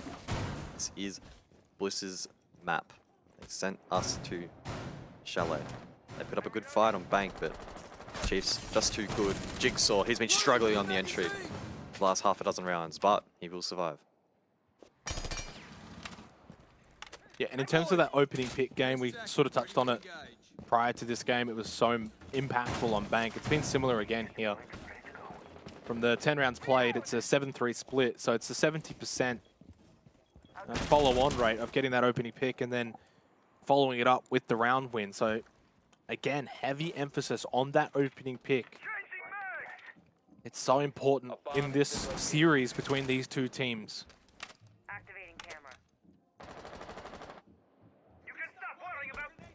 Library across once again here for the Chiefs as Team Bliss re-attempt. How can they try to deny it this time? We saw the breach get open pretty cleanly. Again, no wall denial from Bliss, so they can't delay the push from that point onwards. And a lot of this is going to hinge on that piano cross from being held. But again, last time, a deployable shield was taken down and Oda was forced back. That opened up the window of opportunity for the Chiefs to go for that shallow plant right on the border of the objective. I think Bliss is still once again going to be in a really challenging position to deny this plant. I don't know what they need to try and do to shake things up. Once piano is blown here by Worthy, honestly, I think the round's over. Shade's going to have to do something of a minor miracle holding this position at half wall. Once he's taken down, GR. Well, Guz did say once that shield at piano would be blown, it's round over. We'll see if that does eventuate. Shade needs to duck and weave his way from all of this utility being thrown into his direction. He went down relatively early last time. Oh, the conflict between Ethan and Shade. It's Ethan who lives to fight another day. So low on health, though. But Shade loses his life inside of office. Worthy, what's he doing here? Is he going for a flank in behind and try and catch the player in bathroom? Maybe. It's Oda trying to still hold that position. Ethan has been downed. Equalizes the main can a little bit, but should be recovered. He'll have more health. On that balcony. Still be one shot. 25 seconds left. I still think Chiefs, they're in a fantastic position to get the plant down, just like they did last time. Easier said than done, though. Only 20 seconds left. Now they're going to sort of rush that little bit here. Worthy, there is that flank that they are able to execute perfectly. It's Worthy! Again, as always, and forever will be. Plant down successfully as Jigsaw's the only one left. Match point looming here for Chiefs. Unless Jigsaw does something miraculous. But wouldn't it be fitting for Worthy to finish him off? Why not get the quad? He watches the angle. He knows he's going to be playing trophy stairs. He is the master, teaching the apprentice what it takes to win. Match point and series point for the Chiefs. Really well done by the Chiefs. They quite literally went Control-C, Control-V. They copied and pasted the exact same push. They just added a little bit of flair, Worthy, to round out the back and, you know, get a couple of kills. Either way, if Worthy pops off there or not, the round's already over. They've got the plant down. They go to the same post-plant positions. It's done. Once that piano cross is gone, they cannot deny this plant. Once Shade is killed, a really great kill from Ethan, mind you, it's over. The round is already done. It doesn't matter how much time Bliss need to hold on for, how many members they've got alive. They cannot physically get back into positions to retake the site. That was a complete oversight by Bliss. They're not bringing any wall denial to delay time there. They're not fortifying Shade's position well enough to hold half wall. They're not playing a C4 down below. So many macro plays there from the Bliss, just not up to scratch. Again, props to Worthy, fantastic 4K. Yep. But nonetheless, the round was already over. What is Bruce saying right now to these guys?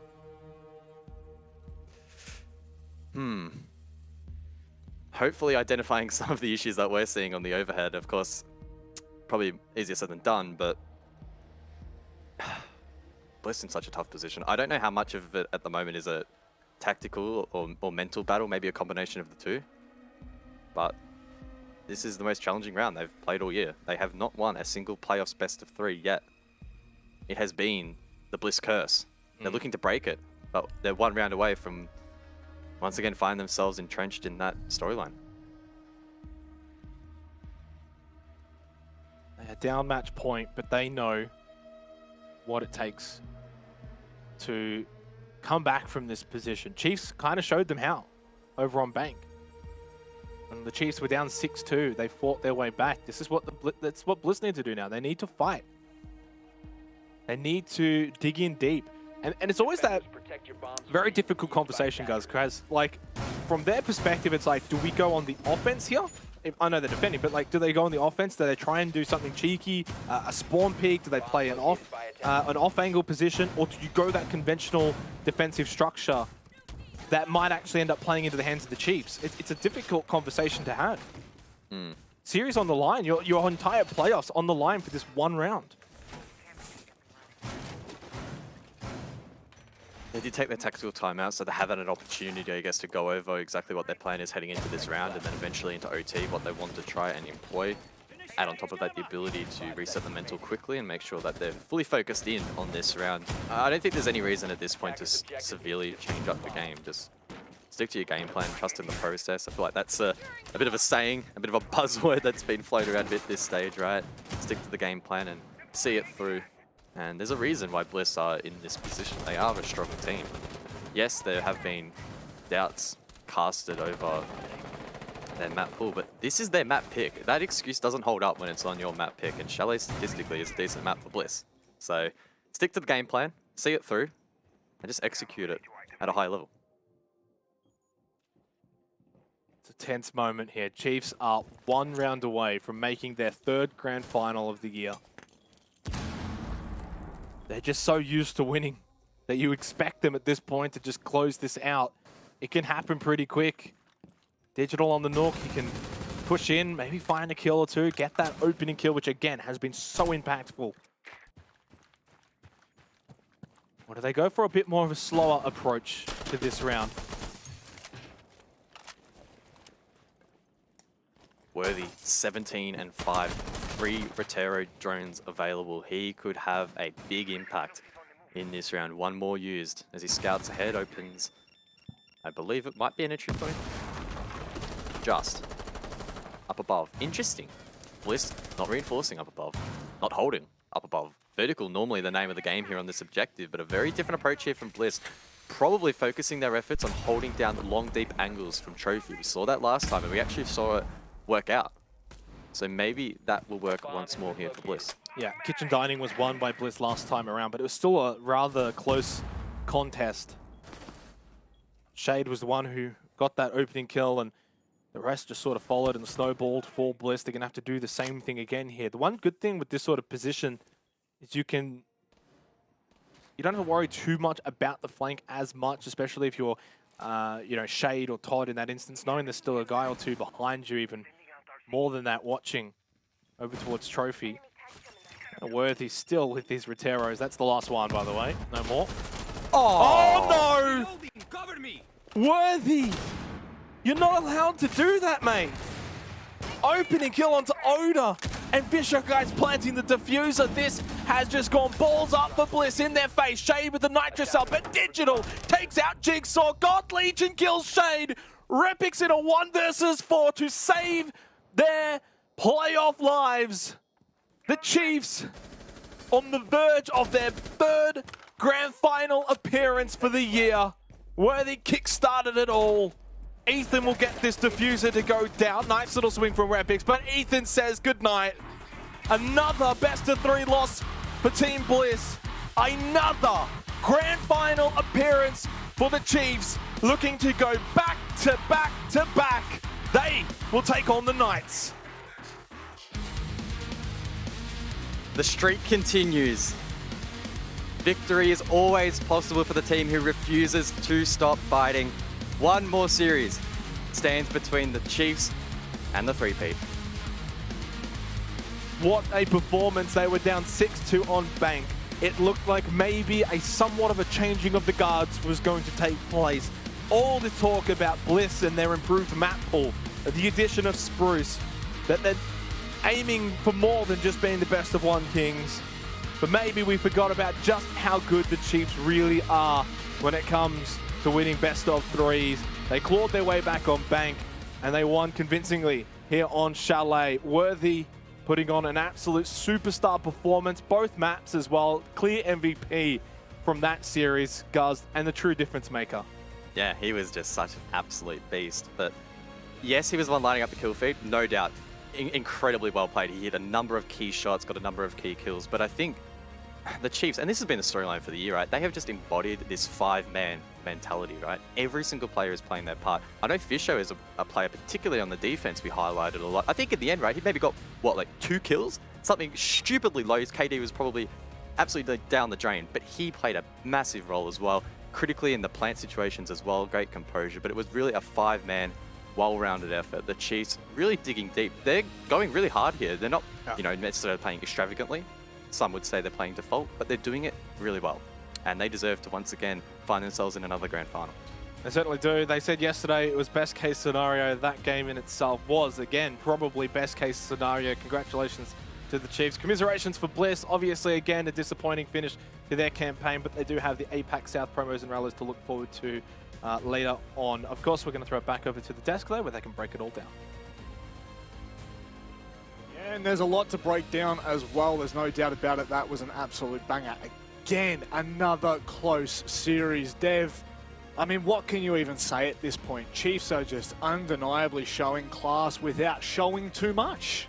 I think like we've been talking a lot about who is the best team in OS. The tides have shifted in the last year. Used to be Wildcard Knights, looked like they would be for a minute, but I think right now we kind of can't deny that Chiefs are looking like the best team in OS. They have now made it to 3 grand finals in a row, and hard to not to back them in against the Knights. Plus, they're looking to book themselves into Sweden this Thursday as well. Like, they are just on another level. Fast. I mean, is there really much more that needs to be said about the Chiefs? I know we've still got a whole nother pre-show to go about them, so maybe we can have a chat about Bliss and kind of, you know, touch on their stage as a whole, because that was still even, though. You know, Chiefs end up taking it in the 2. That was still a hard-fought game for Chiefs. Bliss were not holding up at all. Yeah, that was, you know, really back and forth game for both of the maps. For Bliss, it's really hard to pinpoint where they went wrong, because I actually felt like they fundamentally played quite well. So that kind of makes me think maybe it was just the real small things. It seemed like their plant denial today, they really struggled with denying the plant. It just seemed like Chiefs were able to get themselves in a really good position, and just kind of go for it with no real contest. And yeah, I just think if they were able to, you know, fix those kind of small things, you know, it could have gone a different way. But look, for Bliss, you know, we did kind of talk a lot about their storyline leading into this game. We said that they have been working on their map pool, and look, there has been signs that they've made improvements, but I just think that I don't know, it just didn't really seem like the things they were doing were to try to counter Chiefs. I felt like, especially on Chalet, they just gave Chiefs a lot of room and a lot of... When you give Chiefs a lot of room and, you know, 5v5s, you know, they're really going to be thorough with their executes. I just think that, you know, Bliss's specialty is putting the pressure on other teams, playing really aggressive, and I felt like they started to lose that a little bit. Dev, would you like to, you know, kind of put a ribbon on it for Bliss? Because I know that we've been talking about him a lot in the green room, so, you know, I'll let you have the floor here if you like. Look, I think that Bliss are no doubt the most improved team this year in OS. Like, they've just come out of really nowhere. They came out of relegations, and now they're consistently a top 3, top 2 kind of team in the region. But they have their sights set so much higher than that. They're going to be going into promo relegations for APAC South, knowing full well that they have not won a best of 3 or a BO5, anything outside of a BO1 since playing relegations at the end of last year. They are a BO1 team. Like, we kind of been starting to push that storyline, but it is undeniable right now. They are so good in BO1s, but playoffs, they have not been good enough. And so Oda and the boys, they really need to just keep pushing and looking to take that next step, because they know they are so close. I mean, you know, you want to talk about not being good enough. What's the anti not being good enough? Just being incredible, overall consistent, never letting up week in, week out. Vast, Worthy again going 18-5 over a 3.0 KD. Can you stop this guy? Is there any possible way to put the brakes on him? I don't think so. I don't know. There's just something about playoffs, and when Worthy just starts switching on, he just literally looks unstoppable. I mean, that kitchen flick, and then when he shot the C4, it was just insane. The man is extremely sharp right now, and he's just showing that. I feel like this stage, Worthy has been a little bit silent. He's picked up a few decent games here and there, but I feel like overall he hasn't been as dominant as we've seen him before. And during this gauntlet run, he's definitely proven that he's still got it and he can still really turn up for the Chiefs. I actually do have a Worthy stat for you. So that was just the map 2 stats, but over the course of the series, there have been 27 opening engagements, 27 rounds. Worthy has found 10 opening kills out of the total of 27. So he's got more than a third of the opening kills that any player on either team could be getting across these 2 maps. And he ended up with a +7 opening KD as he only died 3 times. Crazy. Like, Chiefs dominated the opening engagements largely thanks to Worthy. In fact, if you take off Worthy's opening kills, Chiefs has just about the same number of opening kills as Bliss does, plus Worthy's 10. It's just absolutely cool. It's just on another level where it seems... Yeah, go Vast, go very quickly. That's an interesting stat because it actually makes me think, like, this whole series definitely... The early game was a huge impact. Whoever got the early picks, they ran, for the most part, ran away with the round. Yeah. So I think that, Chiefs really winning their early game, and we saw how quick they are at gaining map control off of their pre-placed drones. They're just so quick. And I think that, this game definitely came down to who was able to capitalize that early game. Well, let's hear from the horse's mouth. It's Digital. Not calling you a horse, Digital, I promise you, or maybe I am. I don't know how I feel about you yet. We're on rocky terms at the moment, mate, but one thing that is for sure, you guys are undeniably the best in OS. We've still got one final match to determine that, but I mean, I know you're going to give me the nonsense, but how did it feel going into this one? It was another close game. I felt good. I just can't believe we're just cruising through this. Might go all the way, we'll see how we feel. I don't know. I thought Oda was meant to be here, but guess he's a no-show, so... Yeah, look, mate, I respect you for having to go back at Romantic after that. But, look, I wanted to talk a little bit about Bank. I'm sure it would have been, a bit of a surprise to, I guess, start off quite slow on Bank. And I'm kind of interested, we were theory crafting on the desk. You guys looked a little bit asleep, like literally, it's pretty early in gamer hours, or at least it was this morning when you started. What happened there? Did it take you just a little bit to warm up? Yeah, I think so. I think a lot of us were asleep. I know a couple of us were organising some passport stuff for the possible qualification for the major. So I don't want to blame it on that. A couple of us woke up, went to sleep late, and woke up a little bit later. I know Jake sent a selfie and chat of him in bed at 12 o'clock my time. So no, we were definitely asleep. And D, we just sort of ramped it up. Worthy went huge on D's on Bank and the whole series really. And Jake with that clutch as well was awesome. So just a little bit sleep, but we turned it on. So yeah, glad to see. Yeah, well, my question's nice and simple. I know that you're not going to want to reveal much, so I know you're going to, be roasting Oda a bit later on in chat, but, I mean, if you could give a message to, Bliss and all the teams you've been to so far, what would that message look like? Get your notebooks out, lads, I think is my only really message. Use it as an opportunity. If Oda decides to talk any smack to anyone, really, just reply to Oda with saying BO3, because they can't win BO3s. It's proven. So yeah, any sort of smack he talks, it's redundant because he just replied BO3 and he's silenced. Jeez, man, there's no love lost. I'll tell you that much. You're going in today, but he'll love look, it. We'll let you have the floor. We don't want to hear the common call that we always make about thanks fans, your dirty plugs that you do. I want to know what is coming up after this break. What are we expecting with Knights? Are you guys going all in here? there's no we're putting no pressure on us. I'll just say that there's no pressure for us to win this. So, and I mean that as in, yeah, I don't know, quite literally, we're just applying no pressure. We're not adding any importance to this game. It's just, you know, a couple of maps versus some good guys that we know. So yeah, that's all I'll say about the next BF5. Jeez, that's probably the most humble I've ever heard you, Digital. Thank you very much for coming on, and we wish you the best of luck for the best of 5. Cheers, guys.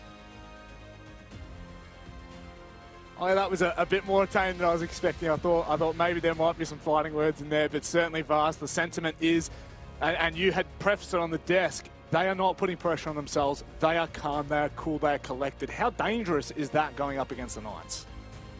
Kind of makes me think that the teams that they're versing are kind of maybe doing the opposite, and it's kind of showing in the gameplay. Maybe, you know, Bliss and Overt were putting, you know, this quote-unquote importance on the games, and maybe because Chiefs are not putting importance, it's just kind of reflecting in the way they're playing.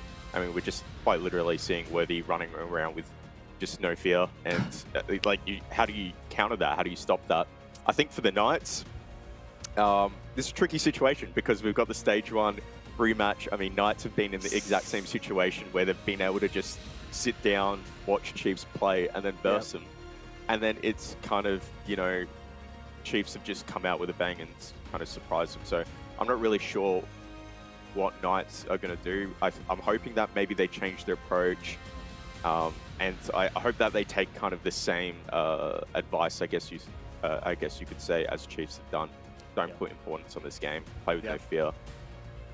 Oh, that's going to be spicy if we do see that. Let's have a look at the bracket here, Dev, and go back on what has been the first 3 opening matches. Chiefs have certainly left it till the 11th hour to win their matches, but regardless, they're walking through to this grand final. That's it. They're making the gauntlet run. It's what we love to see. It's what always gets us hyped here. And something else is that the curse of OCN and OCL is finally broken, of the team seeding second place, always winning the championship. It happened in OCN and OCL for stages 1 and 2. And Chiefs have now broken that. But I mean, it just had to be. They're marching their way toward that grand final. They've booked it in now. They're going to have a little bit of a break. And then they'll be able to chill out, they'll be able to recompose. Not that honestly they need to recompose, I think they were looking pretty chill anyway. And, you know, then I think Digital's probably most worried about coming up with some insults for you in the interview after this grand final, probably. I know, I'm a little bit worried about what's going to happen. I guess we're not going to be on the desk for that, so I'm kind of grateful that I don't have to see that ugly mug again. But look, I think either way, we're kind of setting the tone here, Vast, that this final game, this best of 5 coming up between Knights and OCE, this is the best that Australia has to offer.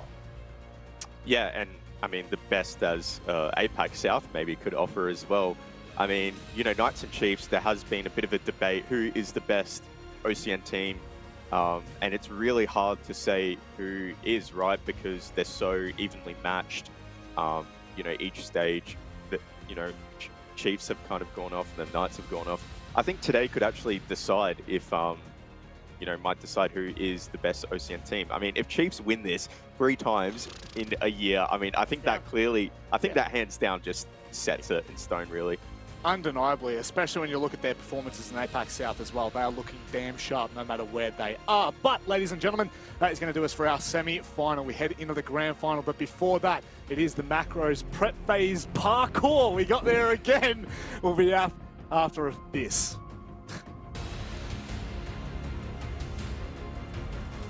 Located by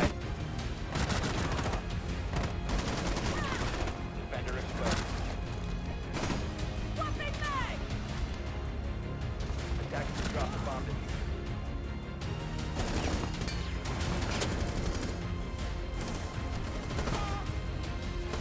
Seconds to go.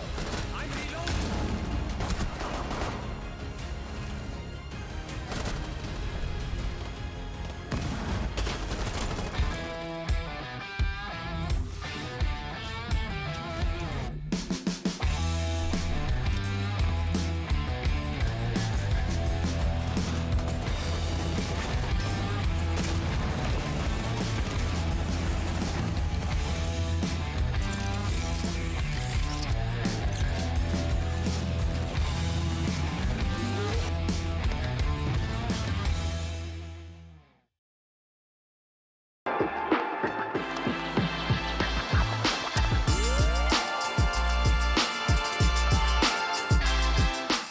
At Livin, we are breaking the stigma of mental health.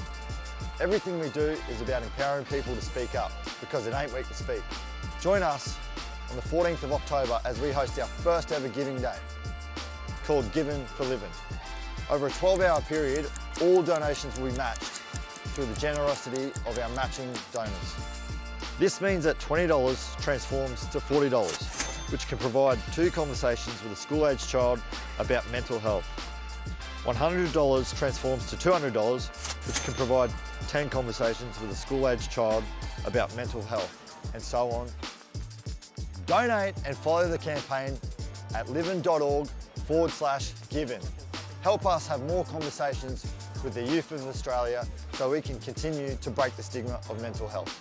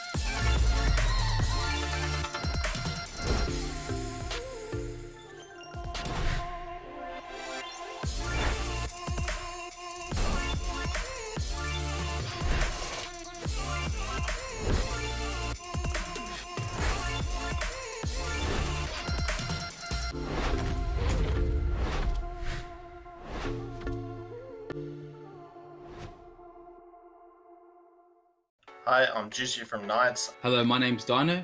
I'm a player from the Knights. Hi, I'm Jack Daddy from Order. I'm Spurker from Order, and today I'll be playing Quick as a Flashbang.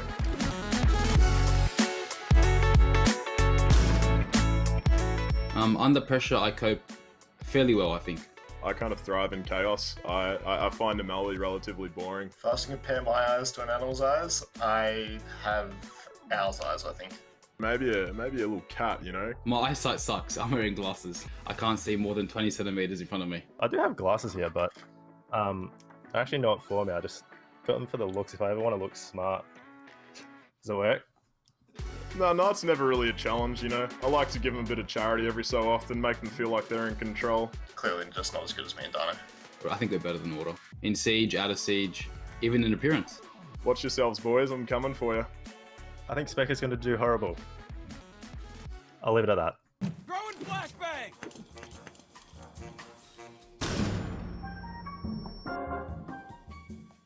What, is that it? The flashbang? Nothing yet. I just see completely white for me at the moment. At least it lights up my face. It's like getting flashed in game. You see the people's screens are just full white. I see something like a person, I think. Time's ticking. Oh my gosh. Oh, I see I think it's a logo sledge. It's starting to come into picture now. I see, it looks like a person, an outline of a person maybe. Looks like Finker, I see. I think I see Lion right there already. Yeah, Operator Lion.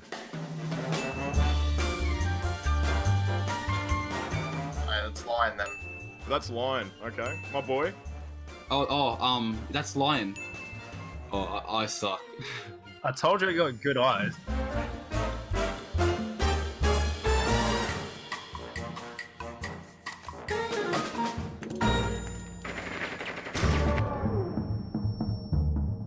I see completely white still. I'm just gonna start guessing stuff. Lion, Siege. I'm blind. Sledge. I mean, I'll wait for 30 seconds to pass. We'll see what happens. Something's starting to form, but I literally have no idea what. Is this a troll? What's happening? It's still white, 30 seconds in. What is this? It's actually really confusing. Is Chachenko, maybe? Kapkan? Is that a person? A drone? What is that? I can see a half circle, and it's a flashbang. Oh, flashbang. Oh, it's a flashbang itself. That's a flashbang. Alright, there we go. I've been flashed. No. 46 seconds again. Oh gosh.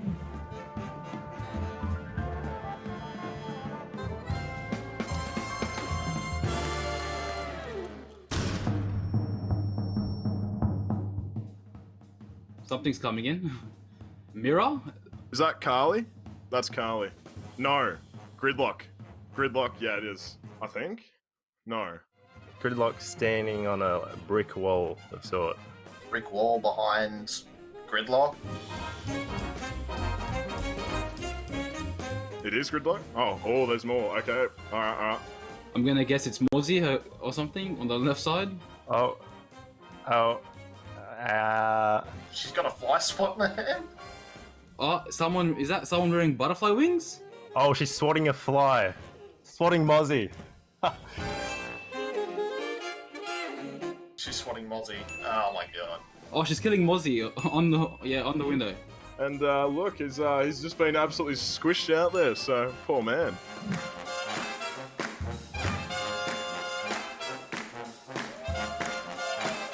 Oh, I actually got it. I actually said Mozzie early. What a horrendous joke. I love it. I felt I went pretty well in this game for most of them, except the last few. Obviously, I think my vision isn't apparently as good as I once thought it was. I think I went okay in that game. I think Dino might have struggled with the second one. I don't think I did too well, because especially the last one took me 50 seconds or something like that. Maybe I should have just bumped up the contrast on my monitor a little bit.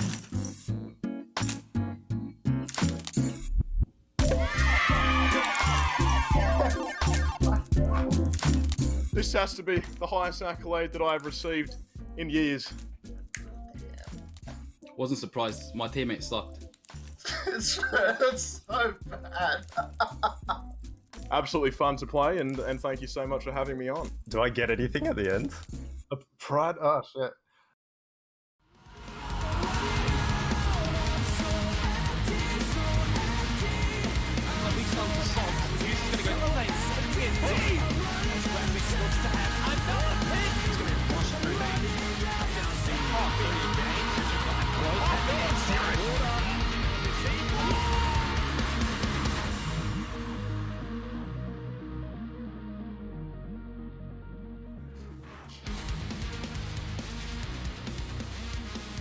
It's time for the Macros Prep Phase Parkour Droning Extravaganza. And we have one extra joining us on the desk. It's the wonderful Mandy. It's all the way over on the top right. Is it that way over there? There we go. Mandy, it's great to have you on. You've done an incredible job observing all stage long in APAC South and in OCN. Thank you. How have you felt like the finals have gone? It's been, I don't know, it's been pretty close. I feel like the players are really playing with my heart in the finals. Every time I spectate one person, all of a sudden Worthy comes in and kills them. Like, oh, watching another death cam. Oh my gosh. That's what it's been like, but it's been crazy. It's been great. Worthy is a little bit of a nutter. There's no doubt about it. He's been pretty incredible all stage long. But of course, gentlemen, I welcome you to what is sure to be, I don't know, spicy Vast? Is that probably the best way to put this?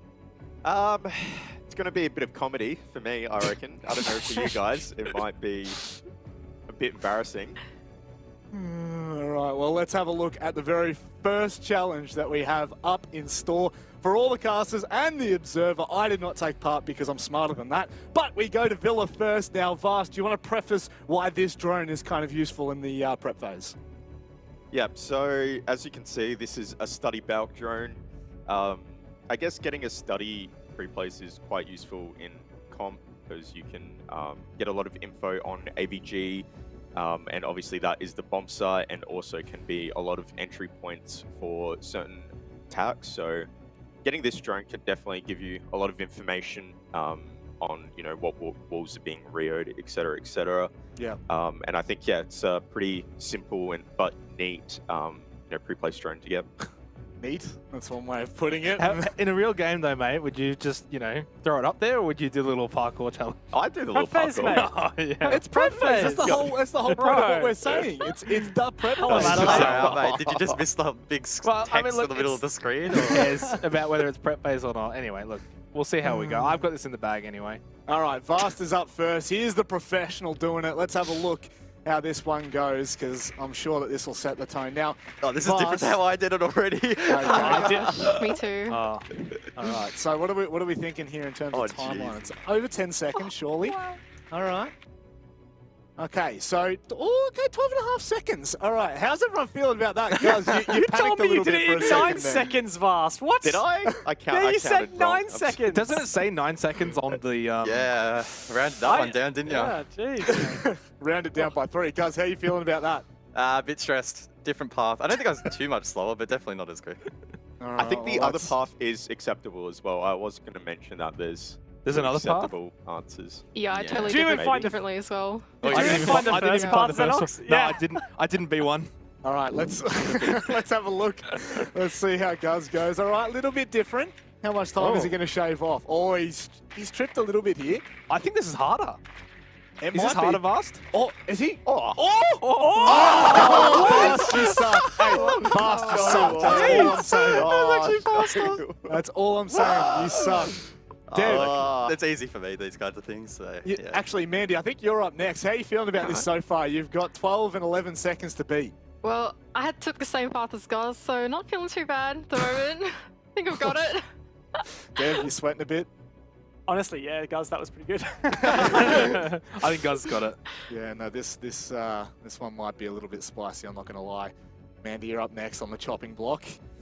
Let's wait and see how this one goes. I feel like if you're going the same way, it should be somewhat decent. Okay, on the handle, not bad. Good start. It's okay. It's actually looking a bit better than Guz's, honestly. You made it look so much easier. Oh, Nah, I want to recount. Recount. Side by side comparison. Wait, what was my time? 11.6. 11.4, I think. Yeah, 11.4. Damn. Yeah, easy. Smashed it. It's in the bag. Not It's even in close, the bag, is mate. it? Definitely looked a lot nicer than mine. I'm going to come last, aren't I? I reckon Typically- Xenox definitely went inside. Yeah, I was going to say. 100%. Probably. So this goes up top mains. Yeah, that makes about. Mate, you didn't say there's rules. There's no rules, mate. All right, Dev, let's see if you can shave off any time here. You went the same route as Vast, right? Yeah, well, I did Guz's one a couple times and I kept falling off. So I did it like 12 times and I just found this one instead, did this one. Oh, no. This is shocking, Dev. I'm really disappointed in you, honestly. Oh, you that's gave not- that's you not the cut right that position. so Jeez. early. He's not on the couch. I didn't know you had to be on the off it. couch. I thought you had to be on the All pop right, plant. disqualified. I'm not last. What do you mean? DQ. I was on the pop plant. The pop plant is harder anyway. I think I did it better there. Actually, went to school. Now, Yeah, can well, I the get time an would extra say second otherwise. shaved off? No, you get an extra second added on because you didn't even get on the damn couch. That's for I sure. don't even want to Well, watch to this. clarify, no. we didn't get the video of us, so I had to like try and Oh, guess really? where we were Really? based on the images. So that was the way I kind of figured it out. Here we go. Does he go up the stairs? Surely My I'll body's beat on Xenox. yes. What do I even do? I can't even Oh, no, remember. you did. Oh no. How long did this one take? Oh. Oh. Oh, no. It's going to be one of these again, isn't it? Nah. No. He's got to get at least 11 seconds here. Oh. Well, see, I bad. thought I had to like be in the right position. I didn't know you could just stop and look at the chimney from anywhere. Yeah. Sorry, mate. That's, That wasn't bad for you. I'll give you that It's one. all right. Yeah. I mean, That's pretty good. Xenox, you're definitely going for the undersell yourself and then overachieve method here, and I'm honestly quite scared of it. All right. Well, you know what? Let's I have a just look at came the last, so scoreboard. I don't know how I'm overachieving, mate. Yeah. Well, I didn't have very high expectations, mate. Ah, right, okay. So there we go. I think it's you're about a second off the closest person to you, Xenox. That's You're not gonna have bad. to- That's You're not gonna shave bad. that time off on the others. Considering when we started, doing this behind the scenes, my first thing was like, I can't do this. Can I skip the event? Eventually, I got it, as you can see. So yeah. You got to be smarter. You got to be like me. You got to understand that if you just say I actually can't do it, then you're gonna get a pass. So No, we'll have I a look actually at- couldn't do it. Suck. But let's have a look at the next one. This is what we classify as the medium vast. Again, Oh, this one was annoying. We've gone to coast. What are we looking at here? Yes, we are looking at a Aqua Balk free place. From there, you would probably move your drone into Aqua. It's not the most useful cam. It's just one that I have done before, so it just kind of was easy for me to remember. But it can be useful because, as I've said before, Coastline, you can get a lot of info around the map and spread your drones around. Well, I guess that's going to be okay, 9 seconds. Vast, tell me honestly. no way. Is it 9 seconds? You got to tell me honestly here, Vast. Was it 9 seconds? Okay, I can't confirm because I generally thought I counted it properly. So He's I like don't know. I don't know. 1, No, you rounded it down again. 2. I did try to throw 3. I did try to throw Dev off a bit with some of the timers because I didn't want him to like, you know, get it based off the time. Dev, weren't you late for APAC South because of this? Yeah, mate. I had to do all mine in the 5 minutes between my meeting and APAC South full time. So. Oh, did him. I think Zedong spent 90 minutes on this. I looked at his Steam profile the other day. It said 90 minutes recently played on Rainbow Six Siege. Pretty sure I spent 90 minutes on just the last challenge, so... Definitely did not take 90 minutes. Okay, this is definitely more than 9 seconds. I apologise. Well, you think? Oh my god, you're not even anywhere near it within 9. What is going 19, on I think here? he shaved 10 seconds off it. Surely there is absolutely no I reckon way. I'm going to beat you, Ross. If someone beats me, I don't know. 9 hey, seconds. The time should stop. The time should Oh, stop. yeah, I was yeah. on the bell. No, this is where the we're doing it at the door. We're doing it at the door. We got to remember. Well, that's that. the screenshot you sent, mate. Yep. All right. That's fine. It's your rules. This is your challenge. How are you losing? Oh, you wait. You guys wait. First 2 are easy. Yeah, maybe. Maybe we'll wait and see, I guess. I think, guys, you're up next. How are you feeling about that one after seeing the... did you take the same path? Yeah, basically at the same time, I think. Feeling okay. Thanks for diving into that one. Yeah, Really just appreciate that's you, about the depth Is that of the my only analysis. path? I just want to ask that. I swear it's the only one. That's let's the only have a one I know. Yeah. Yeah. See it goes. You can't go up the... I'm not even going to try to. I'm not even going to try and theory craft it. Well, already off to a better start because, you know, he didn't say it was 9 seconds. Wait, 9 That's fair seconds enough. and Yeah. done. Yeah. Yeah, a bit slow there. Okay. It's not bad, Guz. It's not bad. Oh, I definitely went over the edge a few times. Yeah. Try this one. Okay, so... What was Vast? 22? 22? Oh, I reckon a sec... Bit of a bit faster on the brakes there at the end, I reckon. As long as I'm under 25, I'm happy. 1/100th of a second, I reckon there, Guz. Now, Mandy, you're up next. I take it everyone's taking the same path here. Is that Pretty what's happened? much. Yeah. I tried really hard to do a path around where the office stubble is. I tried to like jump up on the knobs on the wall and it didn't work, so I took the same path in the end. Well, there's plenty of knobs on this screen right now, that's for sure. Let's have a look when we go into Speak for yourself, Mandy's mate. effort. I reckon this should be pretty damn quick. Oh, okay, a little bit different. Oh, this is different. Oh, is that quicker? Oh, that's the same. point. It's the same. Same as Okay. Guz at the moment. It feels quicker. I reckon 21.9. Bit quicker. Depends at the end.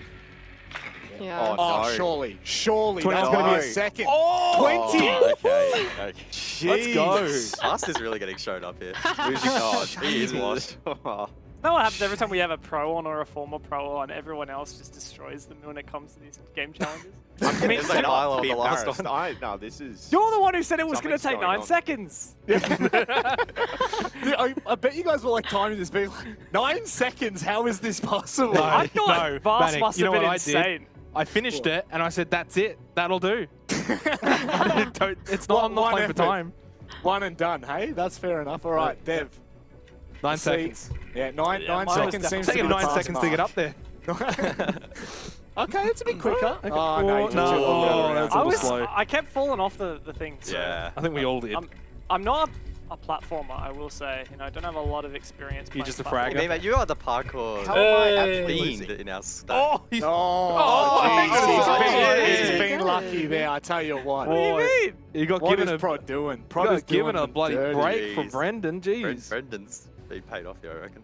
God, Vast has become the new Milo at this point All right. because Milo is absolutely Quickly shocking in though, that Rob, last I want your challenge. thoughts. Under 25 or over 25? Oh, this one's got to be a 30. This is going to be a 30 second, surely. There's no way. If Yeah, anyone 30. beats me on this one, I don't know.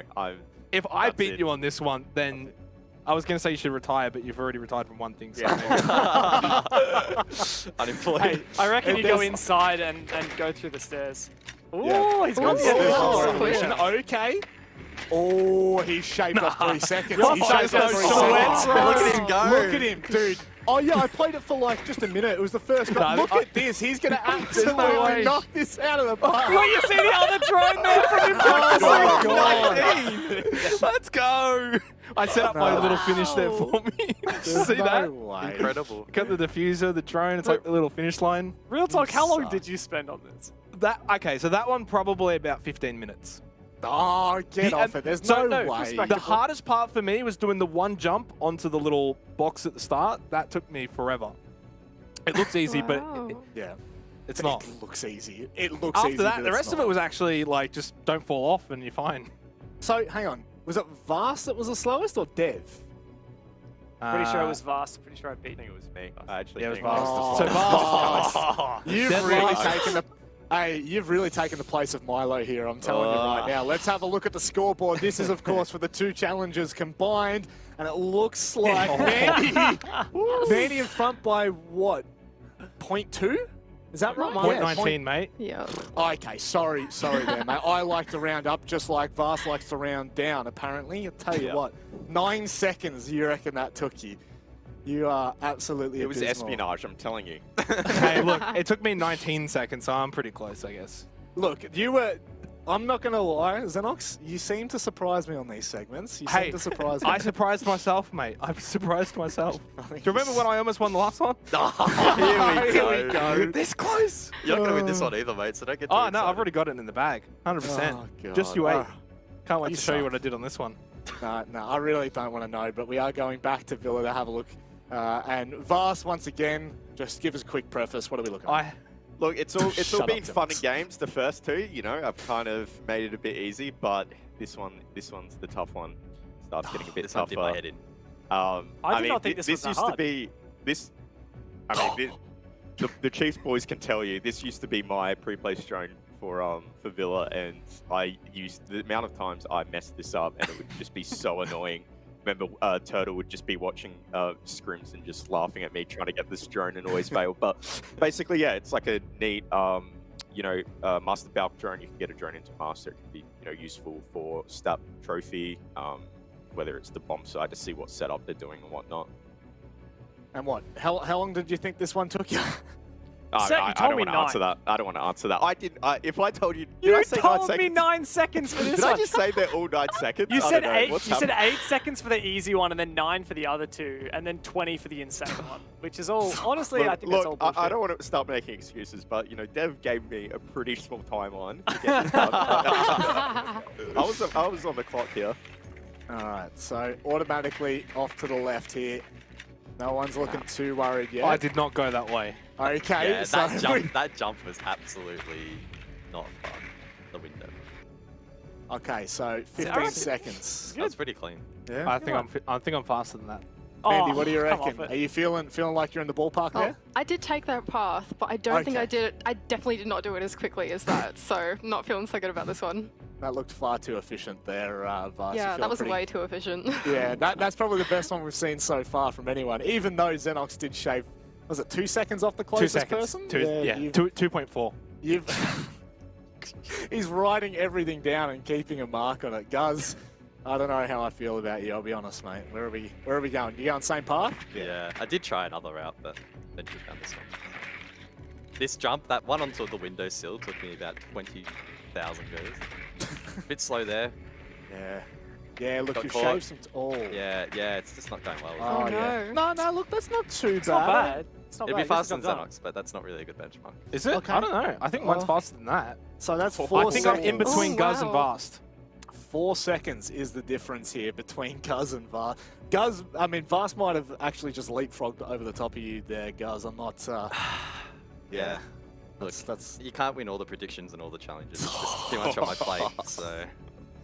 I think we call people like you sweaty little nerds, but that's all right. We'll let you have that one. Actually, no, I don't mean that, Cairo. You're too good at the game. Don't come after me after that last challenge, Mandy. Let's see how this one goes. You feeling confident after seeing Guz's? I think anyone would be. Not really, to be honest. Oh, I don't think no? I did any better than Guz. Oh no. All right, so is it just that tiny little ledge that you get up on top of? So obviously, I did not have to try this. I gotta say, You did good here. This is a good yeah, one. this is far good. better than Yes. Guz. Better than Guz. Far better than Guz. Yes. Yeah. Guz, I think that's you in the bin, mate. I Yeah, don't think you've got a definitely. chance. Yeah. And just a reminder, the last challenge that we have is the impossible challenge, and that won't count to any of the scores because apparently it is actually nigh impossible. I thought it was easy, to be honest. I thought that one was actually my fastest time. Oh god, I can already foresee what's happening here. Both you boys are too confident for that one. Dev, you said you took the same path, but you were trying another one? I think at first I just went straight forward, but yeah, I tried this one. Can I just ask, how do you even, like, what is this? How do you find that? I mean, I actually play the game Xenox, and it's a pretty common style of jump. Oh, no way. Ta-da! I thought this was the easiest one, honestly. These ends are terrible. What do you mean? Ubisoft employee has gone through these and purposely, I tell you what, this is not good enough, Dev. You are cheating here. I just sent all my clips to production. They did all the rest. How much you paying them? I swear I did not edit that clip. All right, let's have a look. Xenox. Can I just quickly say here, I had no idea about that part, so I've gone a completely different approach. Oh God. Is it faster? It's probably faster, yes. Ooh, that's a big call. I don't know if you're memeing or not though. I feel like he's definitely memeing. He's definitely tried it. I seem to recall you saying this one did not work. Okay, before this starts, I actually really did try for a while. Okay, never mind. He started it anyway. Look, I tried for a while. I couldn't figure it out, and so I just decided. You're still probably slower than me, mate. Almost. Almost. Why not? 3 seconds. See, I reckon it's more efficient to just walk up there. I reckon. DQ. Can we see the final scores? The final times? What's the penalty for That has picking to up be your drone? full DQ. Minute. That's got Get to outta be here. disqualified here. There's no way. The this worst man part walks is away with the Vast almost macros. beat me. Yeah, Vast. Was it 14, 13 seconds? No, now I don't remember. 14 or 15. But I was going to say, if Xenox found another part that's quicker, like, it literally spent us ages trying to find a pre-placed drone to get up on Master Balk, and if Xenox found one that's quicker... you would have changed the whole meta of your least favorite map. Well, there's the meta. You just wait until the prep phase is over and you eat a drone all the way across. Someone asked me how long I spent on the other one. That one I spent forever trying to figure. I had just no idea about the window thing, so obviously I was pretty screwed. Yeah, from the get-go. Let's have a From look the get-go. at the final scores here to see who got disqualified. Surely, Let's go! Get Xenox out of here. Hey, So- no, listen, Rob, I've actually won. I've discussed this with Brendan. It wasn't in the rules, okay? Just got the comps. Here's the but. Here's the but. I'm going to be gracious. I'm going to say I probably shouldn't have had my time counted. So I'm actually going to give it to the player who came in second, which in this case is B1. Are you thinking what I'm thinking, B2? I think I am B1. You're the winner.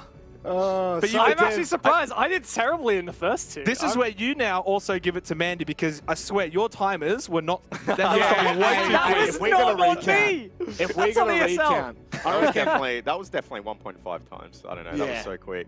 Yeah, I don't know. He sped that up. Mandy, Just I'm wait not till gonna you lie, see my cafe one, mate.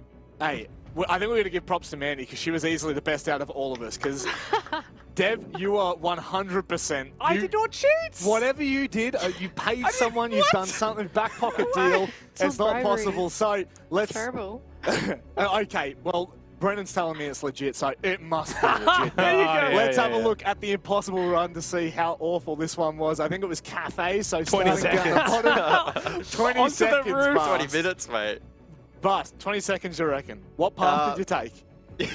Oh, look, I just went around, the map, just cruise control, really. But I kind of squeezed this one in because, to be honest, I just wanted to laugh. I, don't really care.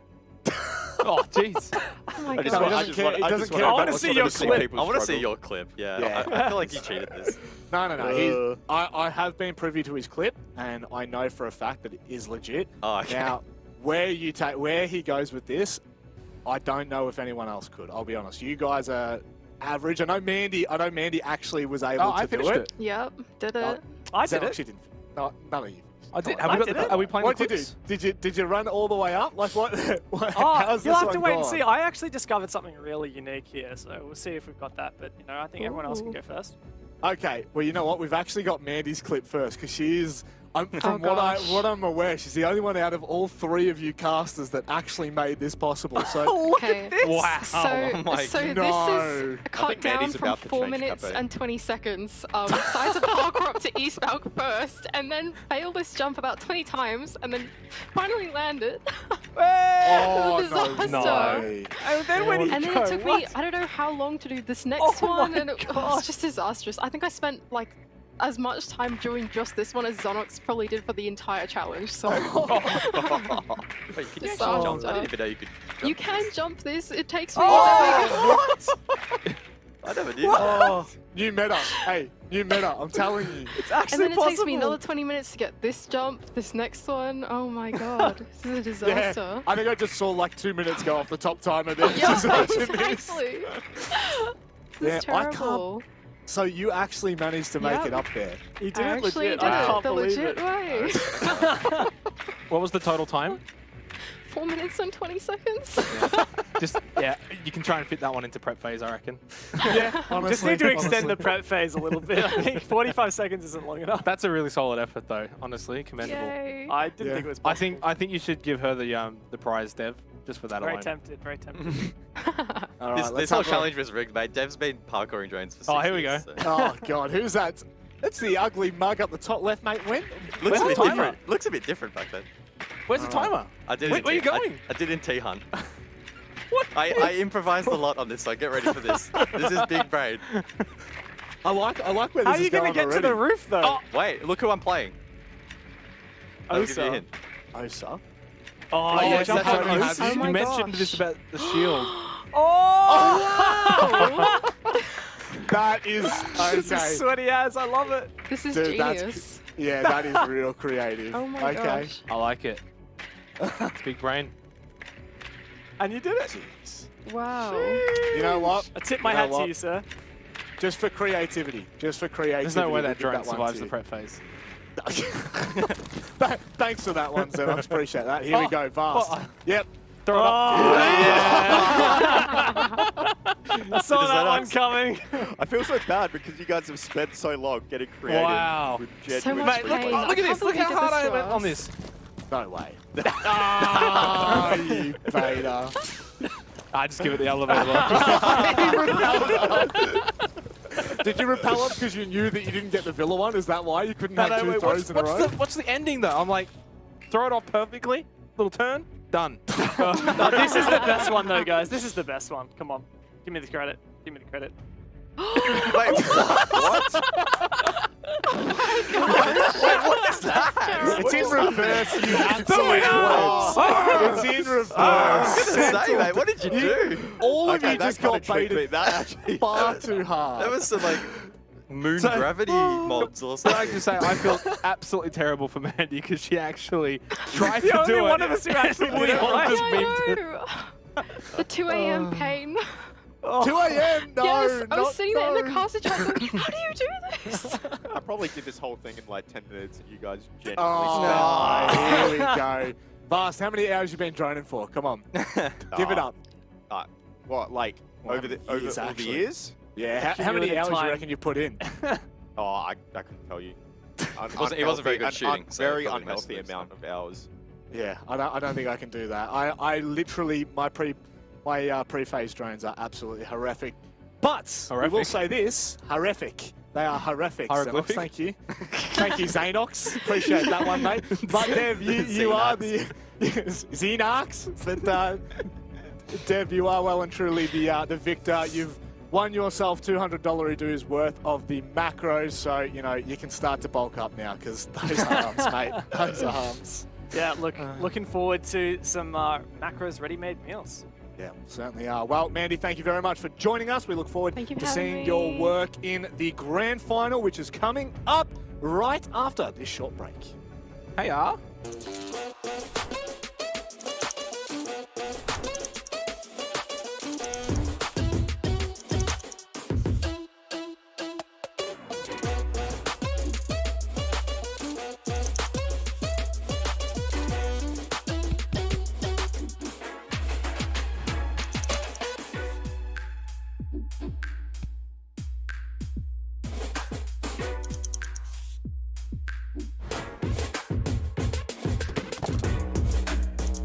Order now at macros.com.au.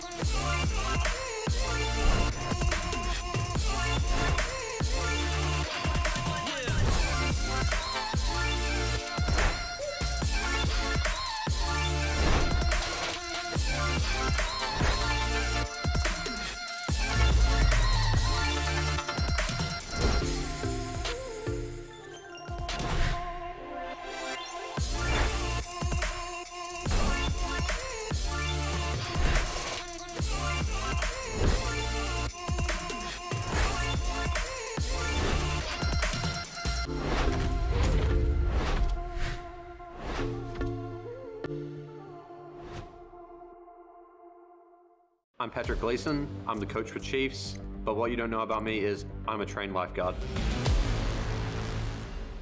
I always just used to love going to the beach, having a swim. I've always been, as my parents called me, a water baby. And me and a few mates, when I was about age 8 or 9, started the competitive lifesaving, go out on the beach and race against other lifeguards. And eventually just thought it'd be good to earn some money there while I'm in high school, and became a trained lifeguard who worked the beaches, and eventually transitioned into working the pools. Pools, it's a lot less freedom, a lot hotter, and a lot more people in a confined space, and a lot more to go wrong. I'm actually pretty lucky. Most of my rescues have been out of water, so I've actually had to save a person who had a spinal injury and a heart attack at the same time. Got out of the sauna, had a bit of a slip, fell over on the ground, hit the back of his neck. I was the only one on, had to deal with that. That was a bit fun, 5 o'clock in the morning. As a lifeguard, I see a lot of people do cannonballing. As a kid, I used to love that, but once I became a lifeguard, you know all the dangers and risks around it, something you don't want to deal with, so you try to stop it. But as a kid, very fun. The siege operator, which I think I'd have to save the most in the water, would probably be Clash. You know, that big hefty shield, probably not the best thing to be taking for a swim. As a lifeguard, I'm obligated to save everybody, but occasionally there's that annoying kid, and you just think about it just a little bit. My name is Mark Angelo. I'm a flex player and I play for Pittsburgh Knights. But what you don't know about me is I love to cook, but I suck at it. I learned cooking from my mom. My mom used to cook more dessert type of stuff, so pancakes, waffles, cakes, whatever. If I want to impress someone, I make sushi. It takes a long time to make it, with the sushi rice, the salmon or tuna. It shows that you're caring about the person. You just put love in the food. But if they don't like sushi, it's not gonna work out. My worst cooking disaster that I've ever had is I was trying to make Italian sausages, and I was keeping them warm for the family. I put a glass plate on the grill itself. I went to grab the plate to serve it to them, and it just popped everywhere and my hands were all full of blood. And my parents ended up getting fast food, but I got stitches. If I had to pick one siege operator to be a cook, it would be Maestro, because he's Italian and he would make the best Italian food. My best cooking tip is patience. When I'm trying to impress someone or go quick, I cut myself, literally, with a knife. So that's why slow down, take your time. And also don't put a glass plate on the stove.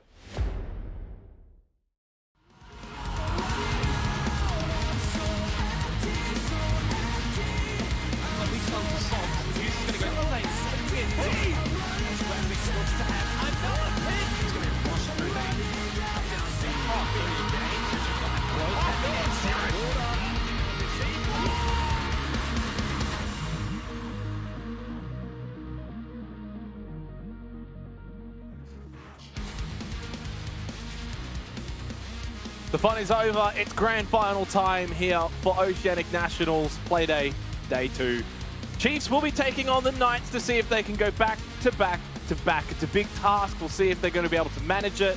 Guz, I think we've got really the grand final that we deserve, the way we kind of started the year and now to end the year. Yeah, well, it's playing out at least how I expected. Chiefs so far making the run through, no doubt. A couple of difficult games for them so far, but they have just been too damn good.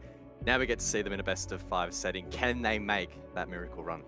Vast, you've been in this situation, of course, time and time again. Stage 1, Stage 2, grand final time. What's your thoughts now as an outsider? I can imagine Chiefs will probably be feeling really tired right now. I just recall every BO5 I've gone into, I've just been absolutely mentally drained. But I think that what kind of carries you through that is, you know, the team morale, and just doing the basics right. And I think that's what we've seen from Chiefs this entire gauntlet run, is how incredibly well they are at doing the basics right. Guys, it's been a long time since the Knights have been able to get a win over the Chiefs, whether that's a best of 1 or obviously a best of 3. We have to go all the way back to, I think it was Stage 1, where they won one map against the Chiefs. That was on Coastline. Is that something that's going to be in the back of their minds coming into this grand final? Maybe, but of course the Knights, they've been able to sit back ready and waiting. They finished first in Stage 3. They have the privilege of starting in the grand final, meaning they have watched the Chiefs play yesterday and earlier against Bliss this afternoon. So they should be pretty well prepared. They've had a decent amount of time to achieve such a feat. Of course, again, they have to balance that preparation with APAC South, but no doubt the Knights have been going harder here in Stage 3 of OCN, and I hope that their prep today reflects that. But obviously the Knights are a great team. We know they're a team that has done many good things in APAC South. OCN, they've left a few things to be desired, but for whatever reason, despite how good the Knights have been, you guys, your old team, the Chiefs, they've just always had their number. What's the reason for that? From our point of view, from the Chiefs' point of view, it's definitely just having a really good read on the Knights. We just know how they play, and we're really comfortable making the adjustments and the adaptations to kind of counter them. For the Knights, it's kind of hard to pinpoint. I feel like it may be like an LFO curse kind of situation for the Knights. Maybe it's like the Chiefs curse for the Knights. It just seems whatever reason the Knights come across the Chiefs, they don't really look themselves. They seem a lot more passive, and I think that will be a huge factor today, is whether they can, get past that kind of mental block with the Chiefs. A team that doesn't need really an introduction. Our back-to-back OCN champions, the team that has now won 2 best-of-3s in a row last night and, of course, earlier this afternoon. It's the Chiefs. And, Guz, do they go into this as favourites, considering the run that they've had so far? Or do we feel like maybe at some point they're going to run into a bit of a wall here, having played so much Siege within the 2 days? My personal bias will show when you ask that question, when you frame it to me. I still do back the Chiefs in. That was my stance at the start of the playoffs, and I'll stick by that. I don't think it's very clear cut, though. If I had to put a percentage to it, I'd say it's maybe 60-40 in favour of the Chiefs. They have the head-to-head record going for them. They've been playing really well throughout the playoffs, but I think as Vast sort of touched on a little bit yourself as well, this is where fatigue really starts to kick in.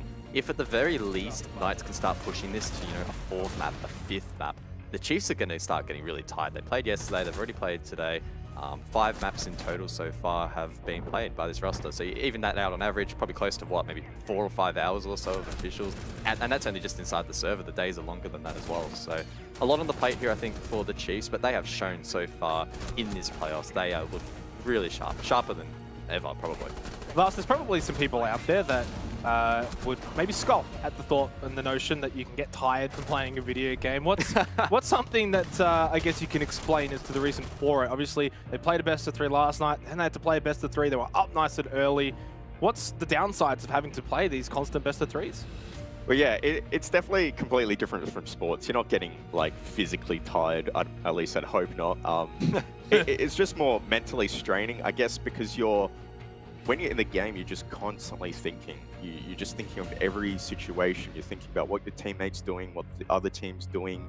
You don't really get much of a breather in the games.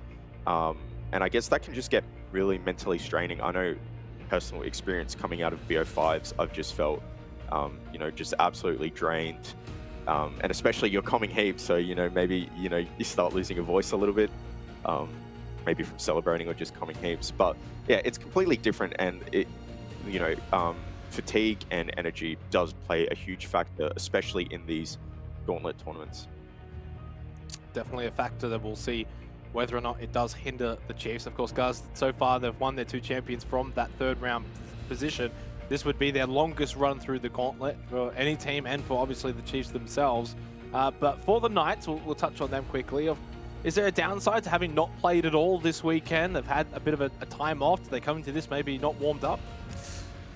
It's difficult to answer that question from an outsider's perspective. I think it would come down to how the Knights want to approach the map. We do have the historical data to suggest that maybe starting off in the 2nd match, as the Chiefs did in Stage 1 and 2, actually does pay dividends. You warm yourself up a little bit in the best-of-3, but you can still make it work. I think sitting in pole position, as the Knights do, it gives you that opportunity to sort of sit back, watch these VODs, get ready. If the Knights really wanted to, they probably could have committed to a warm-up scrim this morning as well, if they really wanted to warm themselves up in that department. So I don't think it's really a valid excuse. I don't know whether or not it really favors them or not. Just really it depends on what angle you want to approach it from. Both teams have a very strong map pool. As we head to the map vetoes, I'm sure it's going to be a difficult one to, guess where we're going to be heading. It looks as if Bank and Oregon are going to be our 2 picks. And then Clubhouse. Okay, this is... I'm a little bit confused right now. Yeah, I don't know. This graphics is odd. Yeah, it's BO5. Pick. Oh, yeah, okay.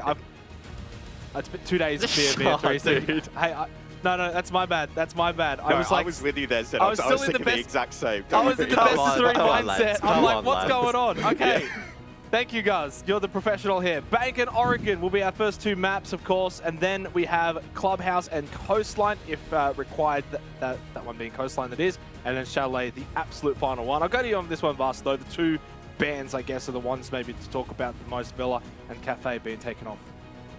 Yeah, I'm not really sure about Villa. I mean, the only angle I can really see for Chiefs is just simply they're just not feeling it. It seems like they've gone with Bank. You know, Knights have banned quite a lot of Bank and Clubhouse, and there was another 3rd map that they banned heaps in OCN. So I think it was kind of good to pick Bank straight away and not allow them to ban it. Guys, I'll get your thoughts, I guess, on the entire map veto process, but picks and bans, whatever you like. I think the first 2 maps in this series should be pretty quick. We don't have any data for the Knights on Bank, so it's very difficult to back them in there, and we do the Chiefs do a good job in dismantling Bliss, so lock the Chiefs in there. Oregon for the Knights, again, historically quite strong. The Chiefs, pretty limited data, so again, probably lock the Knights in there. Things start to get interesting, I think, though, for the last 3 maps. Clubhouse, the Chiefs, they lost their streak against Overt. Now, that was maybe just a blip on the radar, but no doubt raises a little bit of concerns there, and maybe Knights can exploit some of the weaknesses they would have identified in that VOD. Coastline as well was also played in that series, so if the Knights have done their homework, I think they've put themselves in a good position to prepare, particularly for the back end of this veto. If it ends up going down to Chalet, though, I think the Chiefs should have the edge. So for me, it can't go down to that final map if the Knights want to win it out. Vas, would you hold a similar sentiment there to Guz? Yeah, quite similar. I mean, the Knights, leading up to this weekend, they wouldn't really be able to study Chiefs that much. I mean, to be honest, they probably weren't even sure that they'd verse them. So really what this matchup's going to come down to is who's doing the basics better and who's adapting better. And I just think that, you know, have Knights, you know, we kind of talked about what their prep was maybe like this morning. I kind of hope it was a bit more internal and not really look too much at the Chiefs and try to break down how they're playing too much. Just kind of more focus internally, I think, should be the approach Knights take today. Just very quickly, I guess we'll get some final predictions here. Vast, I'll go to you first. What's your thoughts on the grand final as a whole? I do think Knights will win, probably 3-2, but with that being said, it's really hard to go against the Chiefs, right? Because Chiefs have not lost against Knights since signing with Chiefs, so I'm still sticking with my prediction, but I think it will be a really close game. Cuz? I almost want to flip that. I don't think the Knights have it in them on Chalet. So if it goes down, if it goes the distance, I do think that the Chiefs will win 3-2. Fatigue, though, that's the thing I think that might kick in. So I'm very wary when I say that. For me, probably Chiefs 3-2, but ideally for them 3-1. That 5th map, it could be a bit iffy. It's a very rare thing to win 3 championships in a row, but I think the Chiefs are capable. I'm going to go for the Chiefs 3-1. That's us done, though. Let's head into this grand final. Of course, the 2 best casters in the region to take it away. It's Manic and Dev. About that intro, of course, it's just the best passing off to the second best, that's for sure. But Dev, this is sure to be a roller coaster. This is sure to give us everything we could want for a grand final. Knights and Chiefs, 2 of the best teams that Australia has to offer, well, and New Zealand technically, and they're going head to head. This is what we want. That's it. This is the question we have been asking ourselves all year long. We're running it back. It's the Stage 1 OCN Grand Final rematch. Bank is the first map. Knights have never played it before, and Chiefs have already beat Bliss on it this morning. Who will take this OCN Grand Final? Let's get underway. I'm really quite tentative to, either skew either way. I'm obviously going to jump in the Chiefs camp just because of their proven history over this past year, not just against the Knights, but in OCN in general. Now, what you got to remember is Knights have come first in 2 separate stages in the regular season, this being their second. They failed to make it past the Chiefs in that first championship playoff. So this is sure to get underway with an absolute banger. But having a look at the bans, Thatcher and Habana, nothing really to write home about. No, but I mean, the Hibana ban is an interesting one. We were chatting off air about it recently. Just earlier today, I was chatting with Vas.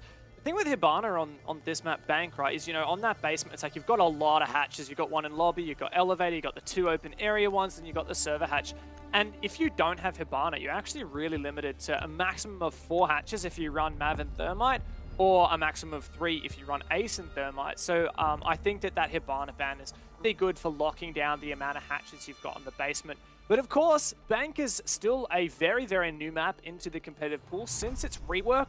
And in OCN, this is only the 3rd time we have seen it played, the second of which was earlier this morning. Now, if Knights are watching that, they should have a pretty good idea of how the Chiefs are going to play. And that's it. If I'm not mistaken, all 3 times that it's been played in OCN have been by the Chiefs, unless maybe it was one of their APAC South games. No, you're right. You're right, actually. There you go. So they also played it in APAC South too. So they're, I think, the only team, one of the only teams to have played it every time it's played. And you know what? Bliss put them through their paces in that first match. So there are clear weaknesses that can be exploited. I really do think Vast prefaced it so perfectly. Basics is what this is going to come down to. Both of these teams are coming into this relatively unknown in that respect as to how it's going to be approached. But one thing is for sure, got to hit your mark right off the bat. HP Omen community vote has the Chiefs at 71%. Wow. I mean, look, history suggests that that is the way it's going to go. It's a best of 5. Got to think about fatigue. Got to think about where these teams are at right now. I guess that's probably the kind of overall thought of the community. So I can't really knock it. Yeah, look, Chiefs have played 2 maps this morning already, or earlier this afternoon, and 3 maps yesterday against Overt, all of which were fairly trying. But I think that the pivotal thing is what Digital said is that, look, we're not going into this with high pressure. Like, we're just kind of chill. We're just going in, take it as it comes.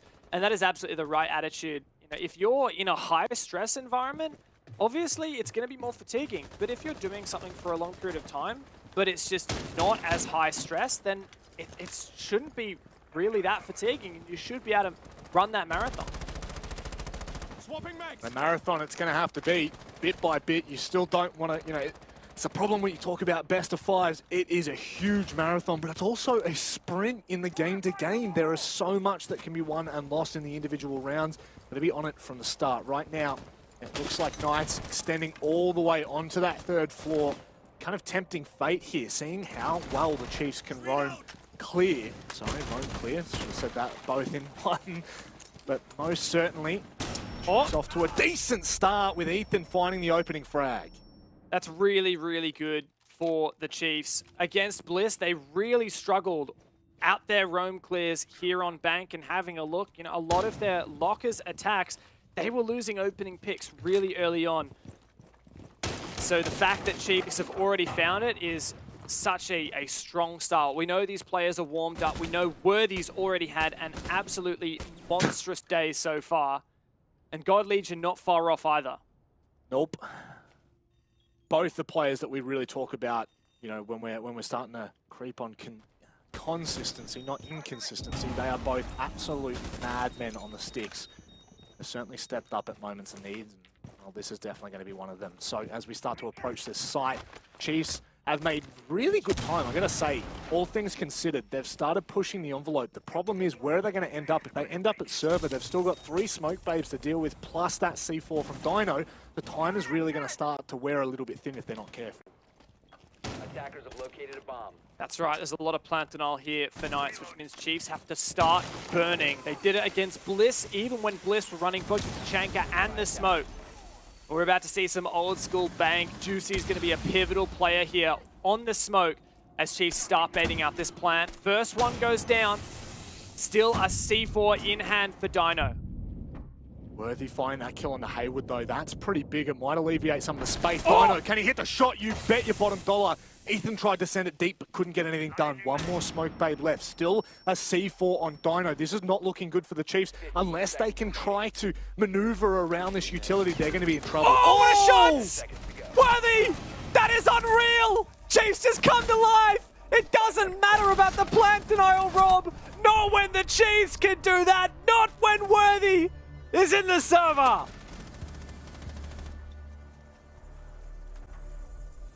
What a way to kickstart this. Chiefs backs up against the wall with 15 seconds left on the clock. Still a C4, still a smoke babe in hand for Knights. and they know that they've got to pull something out of the hat. They send it deep. They find the kills. That shot on that long line of the smoke, massive. Although the smoke babe still went off, it just alleviated so much of that long vertical line. Not even vertical, horizontal, I need to say.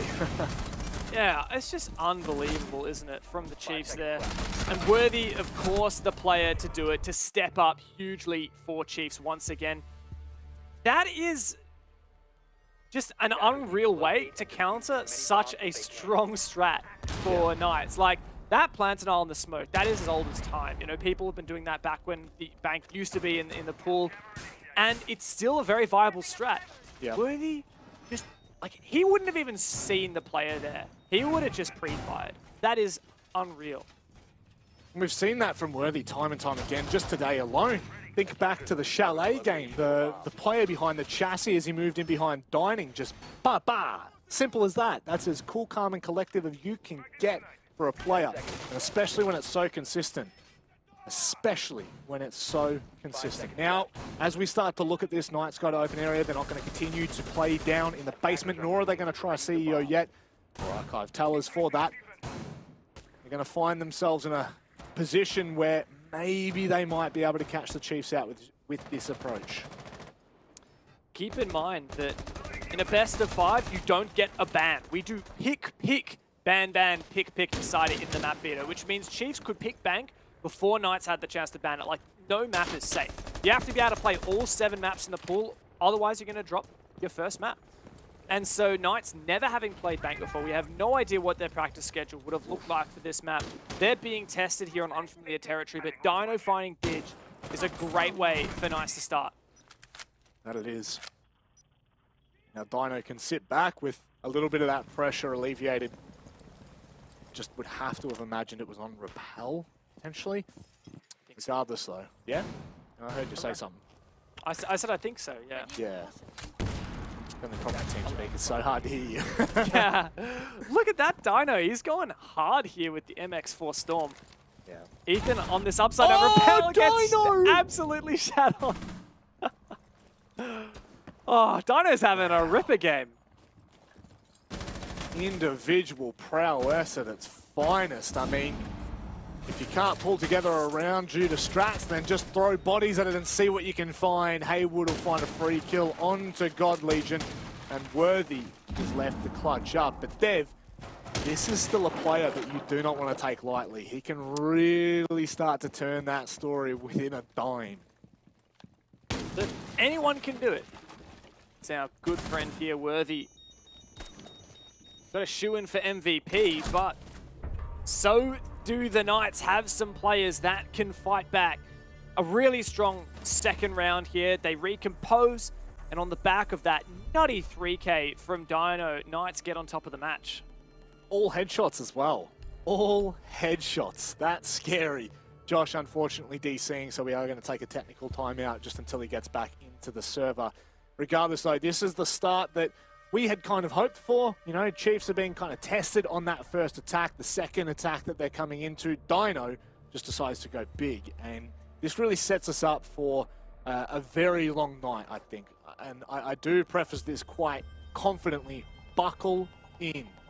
Viewers at home, clear the schedule, because this game will go back and forth. There is no doubt about it. For Knights to come out strong here on Bank would be a huge boon to them. It's not a map that they have played at all before. Now, they have led it through the veto a couple times and forced their opponent to ban it, but it's clearly not a map that they've been super interested in playing, and as a result, we just simply have no VODs. But something that Vast was saying on the desk was that, he was actually talking about Knights at the time, but there's something to be said for just focusing on your game. Not really stressing too much about what your opponent's going to do. Just look introspectively. Focus on yourselves. It's something that Chiefs is kind of known for. They're not a heavy counter-strat team. They're just a team that knows how to play their game and play it well. And that serves them so well. Certainly does. Honestly, I really do wonder how tired these boys are becoming, because 5 matches, 5 official matches, with, you know, regardless of what they're saying about, you know, how much pressure they've got on them or, you know, where they're kind of sitting as a team or anything like that, you still don't want to lose. You're going for the 3-peat. Chiefs have built a dynasty so far in OCN, and in 2021 in general, their APAC South performances have been just as good. The problem is, you're now running quite thin on the stamina, on that energy, and you are going to chip away at it because Knights are just going to harass and harass and harass. We know these players intimately. We've been watching them for years. You know, when we're looking at even just Sage within how far he's come within this year alone, man, that is terrifying just to think about one individual on their team. That's it. I mean, statistically, during the round robin, Sage has been the MVP.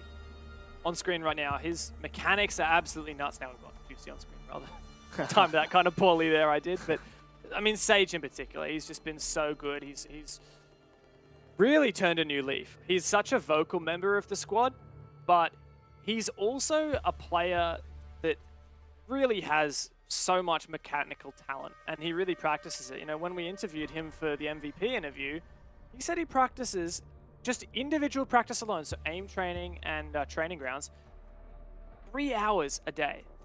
3 hours.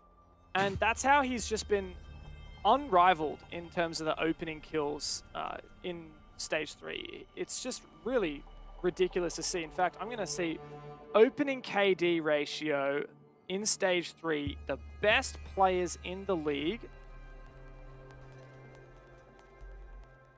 One sec.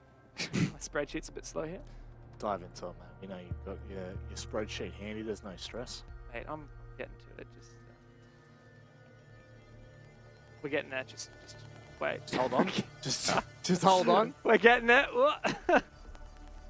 Set plus 17.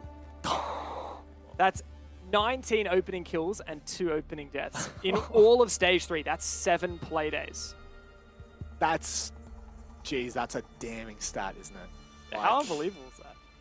And when you go back and you look at how close nearly every game was for Knights, you've got to remember there was only one game they won where it wasn't 7-5, and that was against Order 7-3. As we say, that Digital's chilling, the boys are laughing. What's Dig up to, mate? let's just preface the Stage 3 performance that we had from Knights. They finished top, and well and truly top. They didn't see one OT. They lost only one game, and it was against the team that they're versing right now, 7-1. But what you do need to take into account is the fact that Knights finished this stage with a +8 round differential, which is not massive at all for finishing first and only losing one game.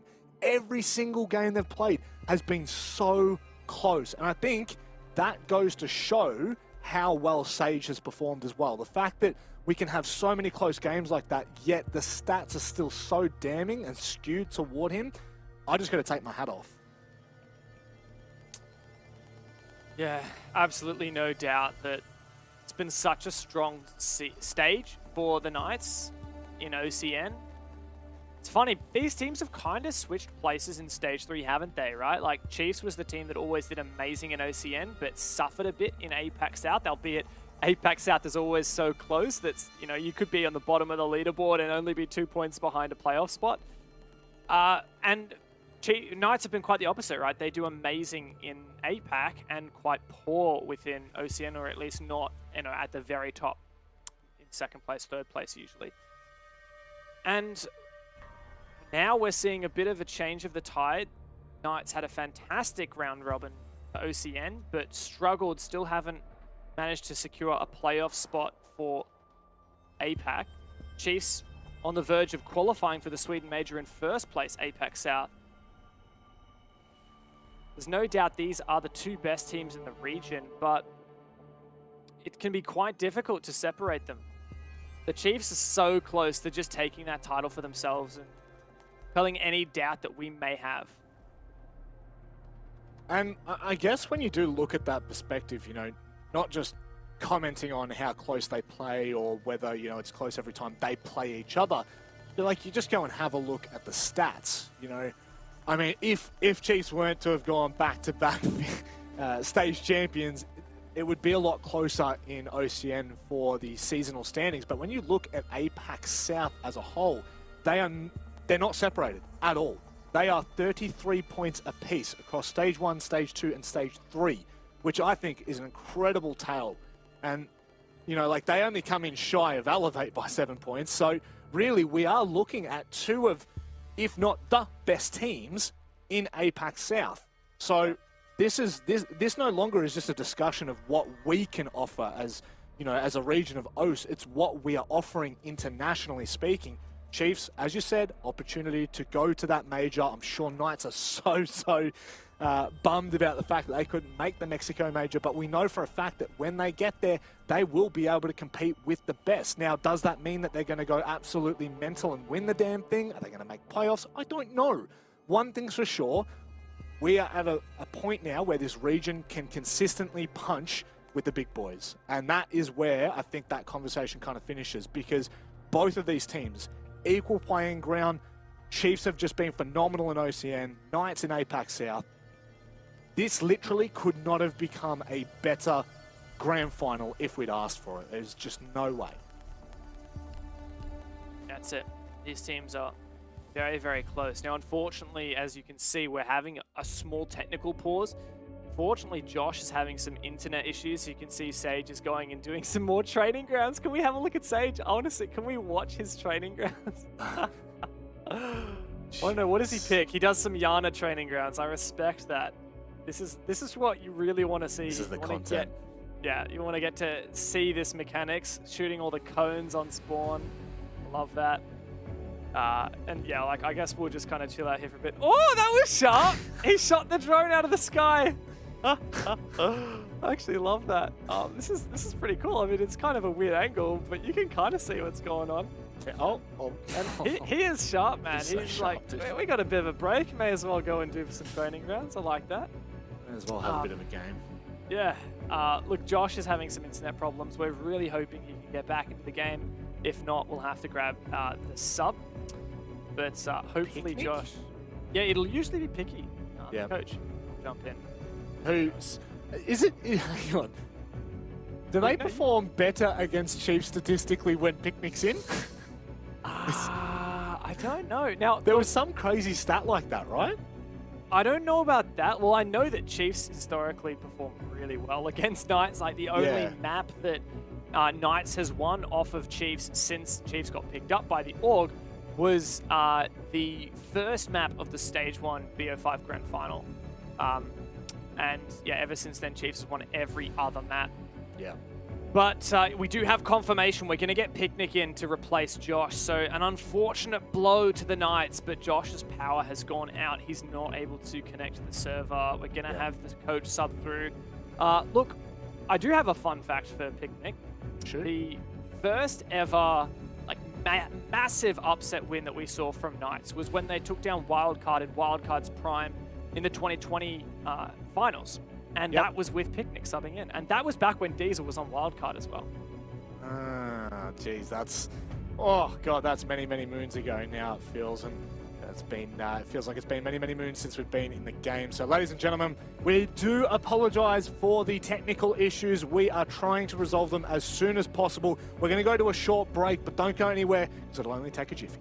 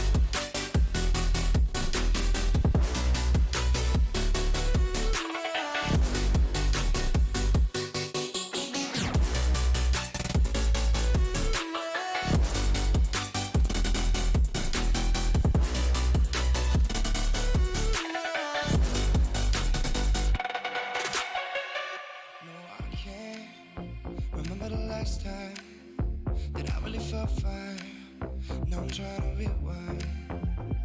Cause lately, I've been feeling kinda hazy.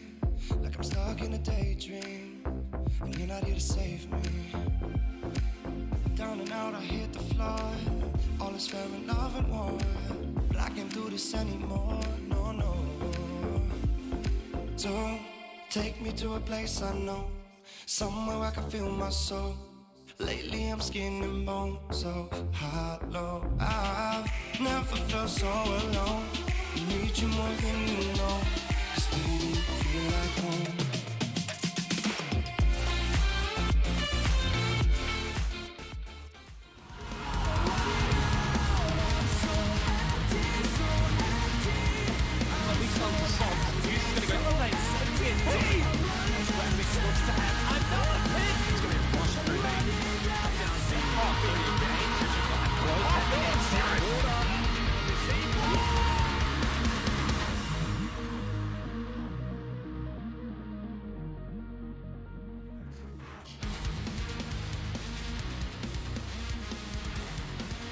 Welcome back. Appreciate your patience, but we are going to be getting underway in just a second.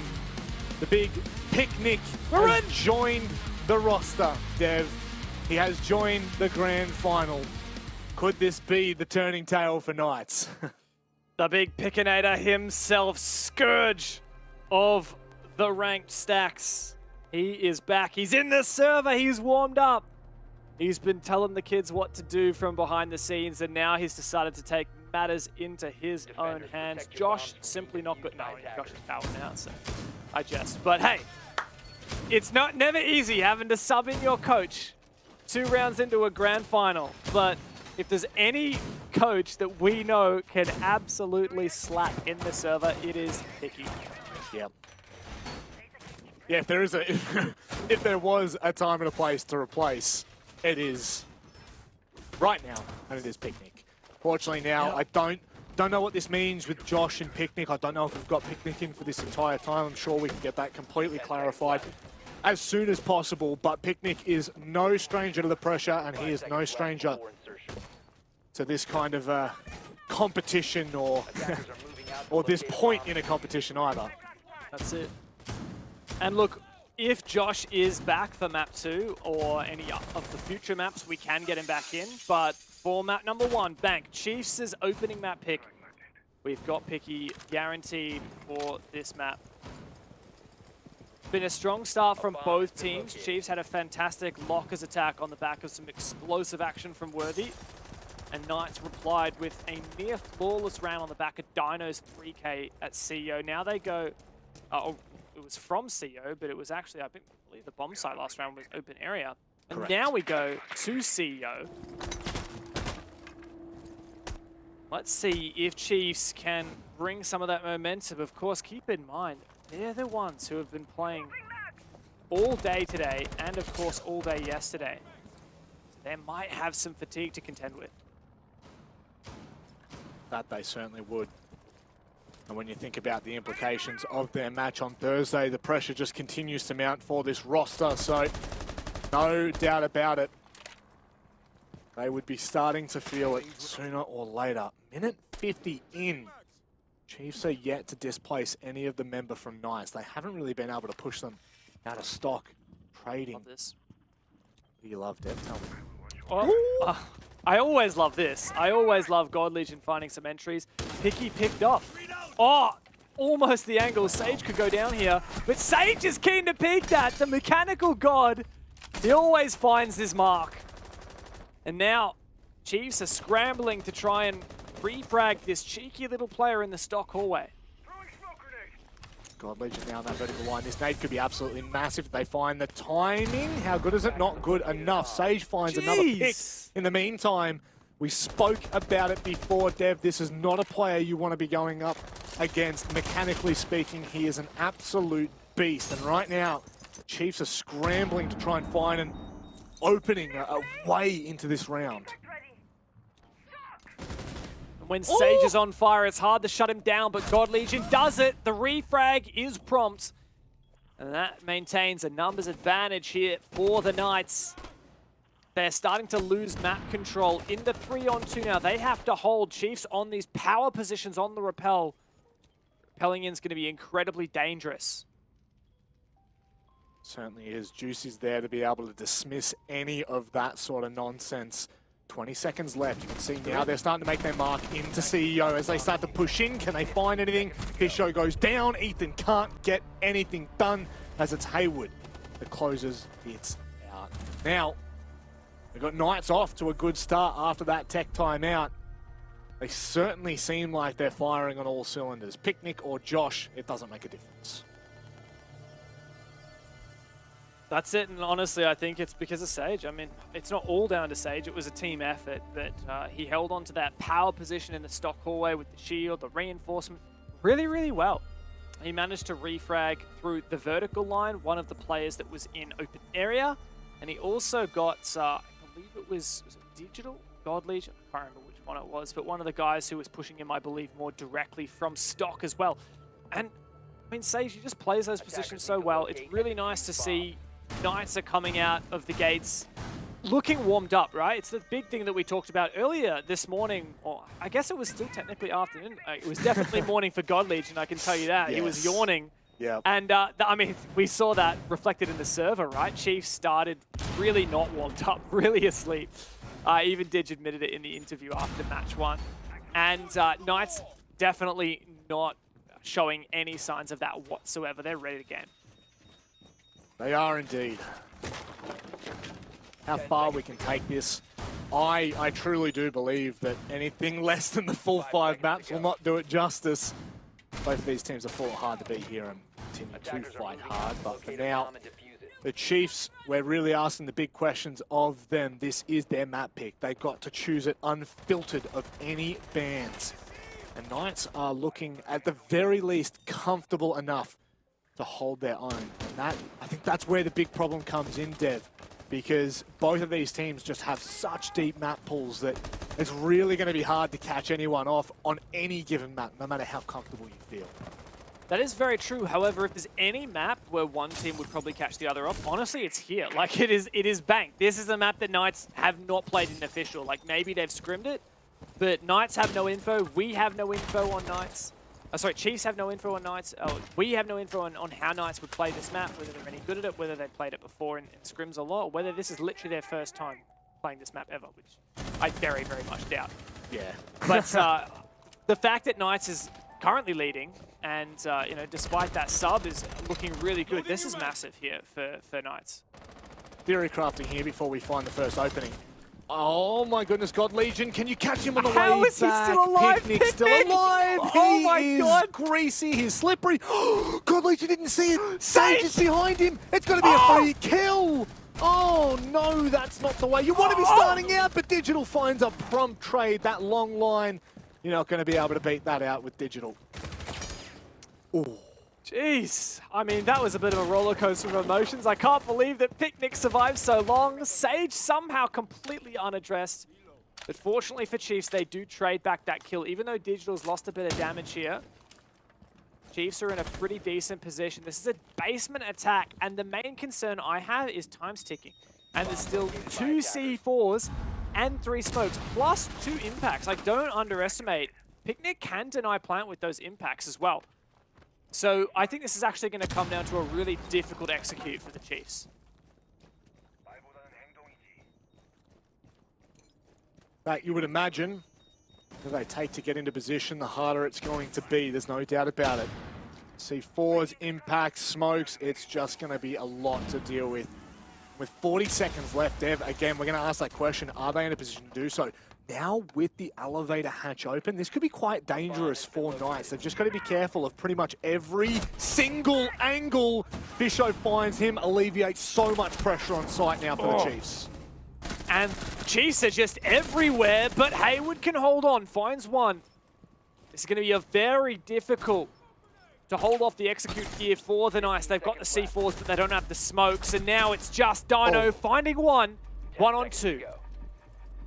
He's sharp as ever. Got to be careful watching the line here. Ethan's not going to let him cross. This is incredibly well played from the Chiefs. They alleviate so much pressure, and they capitalize on any inch. 2 apiece. Of course, Didge, as always, getting some more caffeine in the system, chugging a Red Bull. I'm going to tell you what, Red Bull sponsoring the Chiefs, they are getting their money's worth. I'll tell you that much.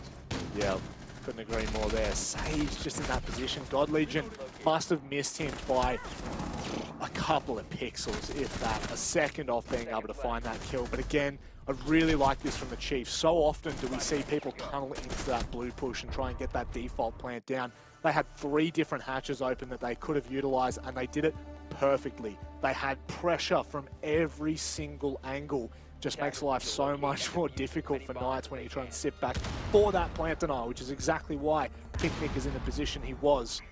Regardless, moving forward now, I do just want to quickly make the comment that I was trying to make before, Dev, which is we've never seen Knights play Bank. Yes, that is correct. However, Knights have always banned Bank. Coming into this game, they must have known there was a very, very good chance that they were going to have to play it. So I have no doubt whatsoever that regardless of whether we've seen them in an official capacity, they are so prepared for this. And I mean, I guess we'll wait and see toward the end of this game whether that comes to fruition or maybe whether Chiefs class is just going to potentially catch them out.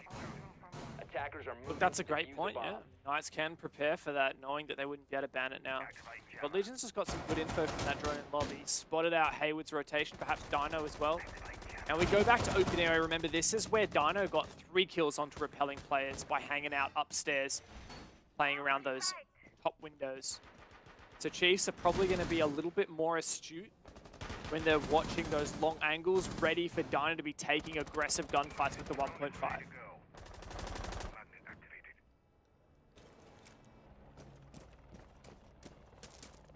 That's not being really allowed the room to get too comfortable outside of the site itself. Previous rounds, it was really Dino that kind of did all the work in that second round, and the breather was all theirs. But one thing that's scary for the Chiefs is, you know, that when they're ready to go, they are ready to go. It really does feel like they spend the better part of 2 minutes on Bank preparing those dominoes, and all it takes is that one little push, that one little mistake that allows them to kind of open things up, and they are off and running. So far, God Legion taking a little bit of control of lobby. There's a player in town he's got to be careful of, though. Hayward's also got to be careful. God Legion likely heard the MP5 rattle out just then. Like you said, Chiefs, very slow and steady here. Ethan's on this reverse repel, starting to put pressure now on Dino.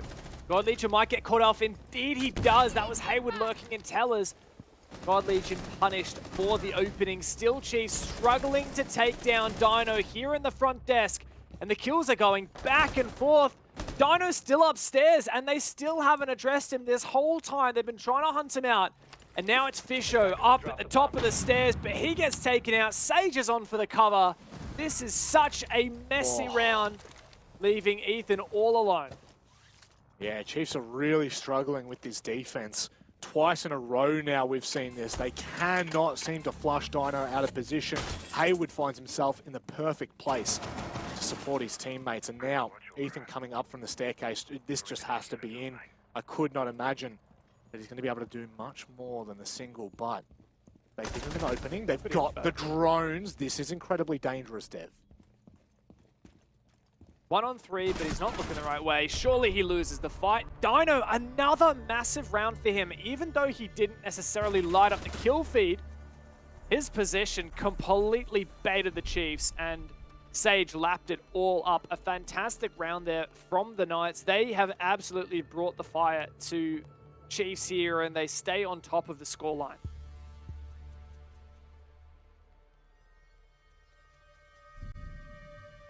That's what's important here on Bank. Cannot let Chiefs start to run away with this. That defense, though, seems to be incredibly hard for Chiefs to crack. Whatever it is that's going wrong, I don't have a brain to talk about this kind of stuff. Whatever it is that was going wrong in round 2 has then repeated in round 5. We now head into the final round of the half. Defenders, protect your Chiefs do not want to be going into their defense at a 4-2 deficit, regardless of how comfortable you are on your defense, regardless of how defender-sided this map is, which, to be honest, I don't think we have enough stats in OCN to really talk to, but... Look, what I can tell you is that Chiefs only won 2 attack rounds against Bliss out of 6.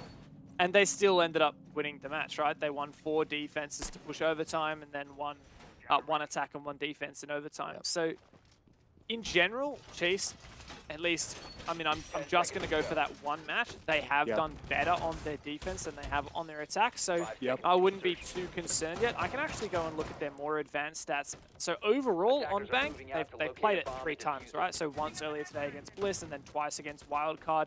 Their attack win percentage is actually 57%, whereas their defense win percentage is 50%. So funnily enough, they struggled against against Wildcard on defense, but perhaps I'm making a little bit of a stretch there, trying to extrapolate those stats. It was a little while ago. I guess at the end of the day, I'm just saying that I think Chiefs, if anything, like this is probably all right here for their attack. Like, get one more round and they're set. But it's defense where I expected to be a bit more favored. It was always hard with, you know, without the very firm stats and kind of backing with it, Dev, to make any kind of assumption. You know, we're talking about 2 different teams as well. 100%. There's like the case study is not massive for us to go off here, but we can say confidently that the Chiefs are able to do this. So this is not a stretch by any means. I mean, I guess if they go 3-3, it's beyond pass mark and probably in the realm of their map. But oh, look at this nade. That's going to be great. Gorgeous. Oh, God. God Legion. Yep. There it is. Oh, thank God. That's way too clean. And now Knights are down the man. With 2 minutes left, Chiefs seem to have a very good idea at what they're trying to do. Nice, just holding on here on CEO Exec. They've won it once before. Right on the back of that tech pause, in fact. They managed to win that despite losing the opening pick as well. He's going for a very repel-centric attack here, dismantling the Surya gates, the castle barricades. Worthy on for some vertical angles as well, but Picnic has the potential for a flank at any moment. And Stage still possesses that power position outside Stock Hallway. Again, you're seeing the dominoes start to line up here for the Chiefs. You can see how good their util usage has been on site. The B chassis, you cannot hide behind at the moment. Smoke's come in. Fisho now starting to make his move, and he'll find the first kill. Juicy can't stop it. And now they're trying to claw back here. Sage could be in a position. Juicy hits a shot coming out of the ADS. Fisho can't get out the window. And just like that, Dev, you blink, you miss it. It's a 2v2. Surely Juicy goes into lobby now and goes for the long angle. Sage, though, needs to land the shot. Worthy gets him. Juicy goes for the repel shot from lobby, but it's not going to work. 1v2, and I think Chiefs might have done it here. Juicy up from square. Could not imagine he's going to be able to find anything for free. He's not. Ethan shuts it down. Knights gave themselves a good look, but a 3-3 half is all they can get.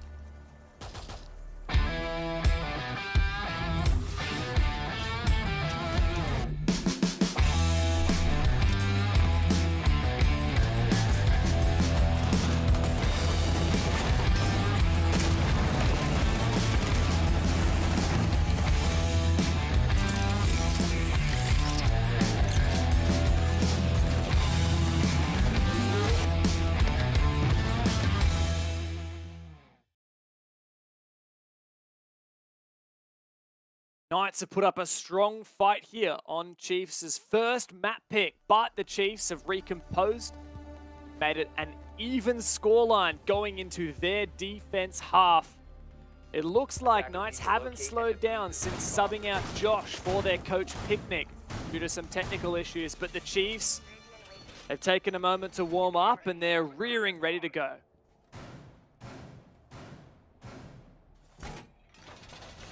Just to remind everyone, you know, Bank, then go to Oregon, go to Club, Coast, and finish on Chalet. We need it. Only 2 maps we're missing, Villa and Cafe. Yeah. Just the idea that Chalet is the potentially final map, the 5th map in the veto. 10 seconds left. Do you remember when Chiefs and Knights played The grand final for OCN Stage 1. Do you remember what map Chiefs won it on? I don't, Dev. Would you mind reminding me? It was Chalet. Now, when Chiefs beat Bliss in the Stage 2 OCN Grand Final, do you know what map that was on? Bank? It was on Chalet. If we go all the way to Chalet, Chiefs might make a three-peat of not only their stage championships, but doing it on the same map. Oh, I really hope we get there. Yeah. Again, I said it before and I'll say it again. 5 maps is the least I want here. I want the full shebang-a-lang. I want the experience of Chiefs versus Knights. Seen it time and time again. And now, with Chiefs on their map pick, that was vital that they won that last round. Yes, they were able to bring that scoreline back against Bliss, but Knights are a different beast. And now, as Knights have done a great job flushing these players out of the top floor, they will look to try and suffocate them toward the site. Red Prince on the main stairs as well tells Dino that someone was there not very long ago at all. Look at that refrag of the drone. Sage. Oh, that is such a massive pick. No doubt Fisher was going to try and play not for his life, but to just shoot drones and fall back so he could smoke up the site. That is such a huge blow to Chiefs Plantanar. They still have the Evil Eyes and 2 C4s, but that is a far cry from what they could have achieved with the smoke. Yeah, and now they're being forced back to site with 1:30 left. Time is plentiful for the Knights. 30 seconds is generally the kind of, at the very least, it's the mark to which we expect the smoke to be able to hold players back from. And now, without that, Knights just have to worry about, as you said, 1 Maestro, 2 C4s. And as they open up more hatches, it just kind of continues to put pressure on the Chiefs here. They will not be allowed to have that free kind of back and forth game, that mini game of plant denial. However, they are setting themselves up here. And this is a great angle from Digital and a great weapon to have at the TCSG. The slug shotgun with that 2x sight can potentially deny the plant, but only while the planter starts moving into position. If the planter is already sticking the plant, it won't be enough. But kills have gone out both ways. Actually, a contest from Juicy on the other side. He's landing shots. This is huge. I love that from Juicy. Big games require big players and big decisions. And that C4. Juicy has the C4's gone out. It's not going to be enough. God Legion and Digital, all that remain. I can't even get the words out in time. Digital 1v4 Knights with such a convincing start to their attacks. That was scary. That was absolutely beautiful. What an attack from the Knights. They will be absolutely chuffed with themselves. Managed to make that work. Even though they took out the smoke early, and yeah, that was a massive blow to Chiefs. Like, Chiefs had still a pretty decent setup. In particular, Digital playing that long line of sight, I really would have backed him to win that. Juicy has the guts to peek it, and then the game sense and accuracy to nail a flashbang to force Digital off the angle so he can try plant. And then he bases C4. Like, so much is going right now for Knights. Yeah. And it's going to force Chiefs to take a tactical pause.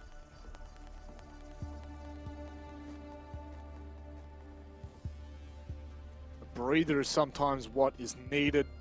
I don't want to make that comment again about what happens for tactical timeouts, but they generally tend to give everyone a bit of a breather, Dev. Kind of come out of this, slow that momentum, come back on the bandwagon, and off you go again. Does feel like the Knights are pretty calm on Bank, all things considered. And I mean, they'd be no strangers to Bank, but oh man, boys can't hold it in. It's a tactical. Honestly, I would love to take a tactical timeout right now if you could feel. I'll go pop to the Lewin back. It's a funny thing, but like, it makes sense. Like, it is tactical to just go and take the bio break that you need. You know, you don't necessarily need to get really nerdy and into it about, oh, this is the strat we need to be running, or this is what's going wrong. Sometimes it's just, yeah, look, we're a little on edge. We just need to go and chill for a second. Even I think the physical action of like standing up, stepping away from your desk for a minute, and going for like a quick pace around the room with a 60-second timeout. Honestly, I rate that. I think that's pretty significant. Sure, Pocket Psych might agree with you on that one, Dev. Yeah.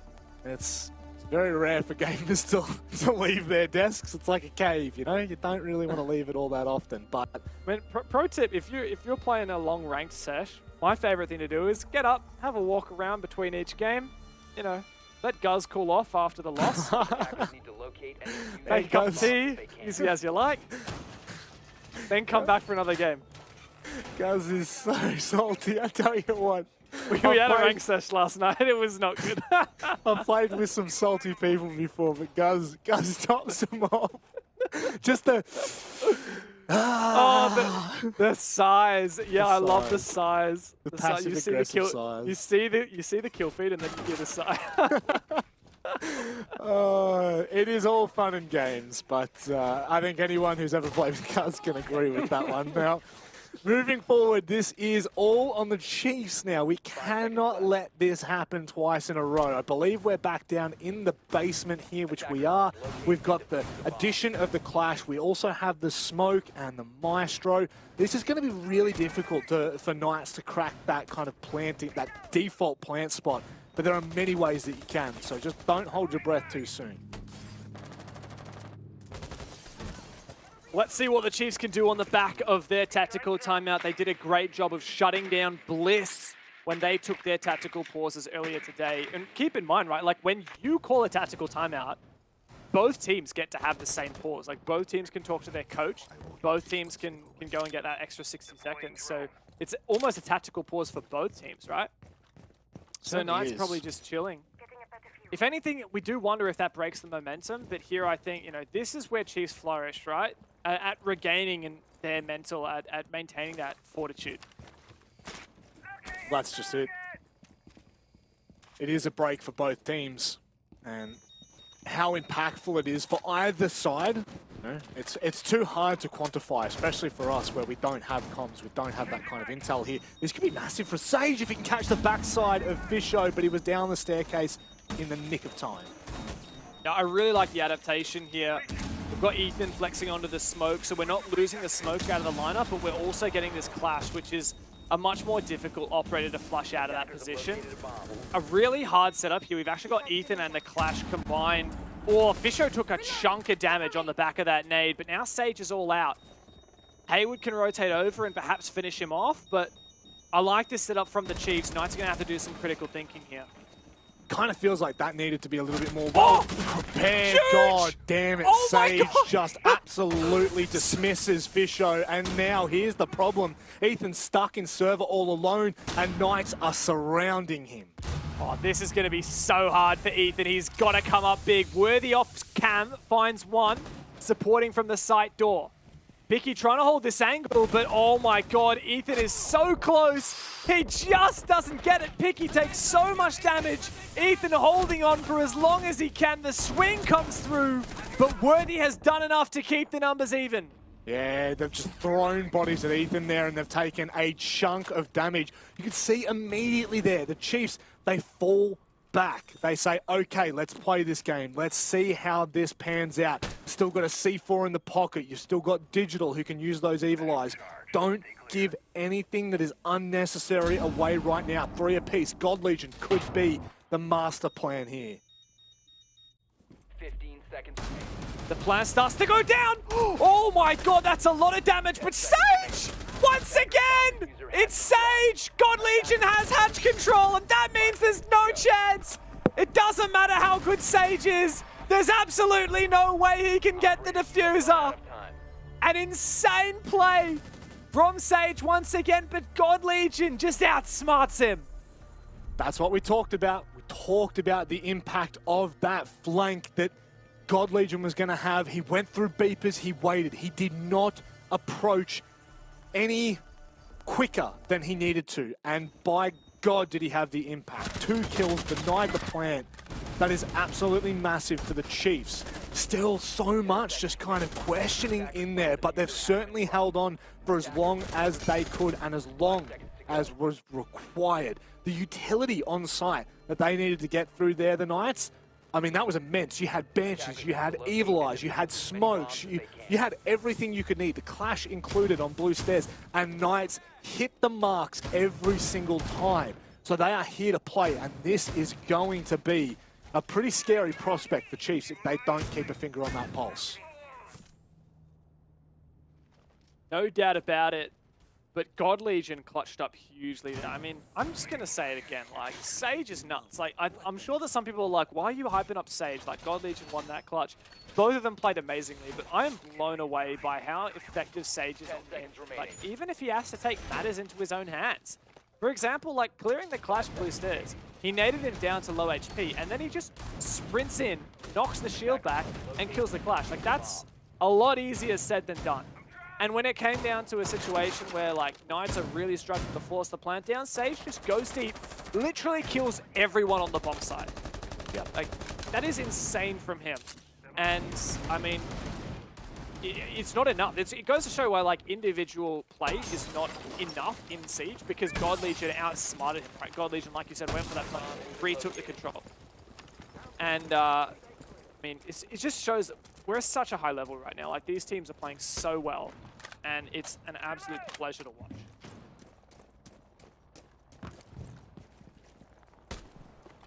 Approaching into this round 9, this is exactly what we expected. No team giving an inch. No team letting up for a second.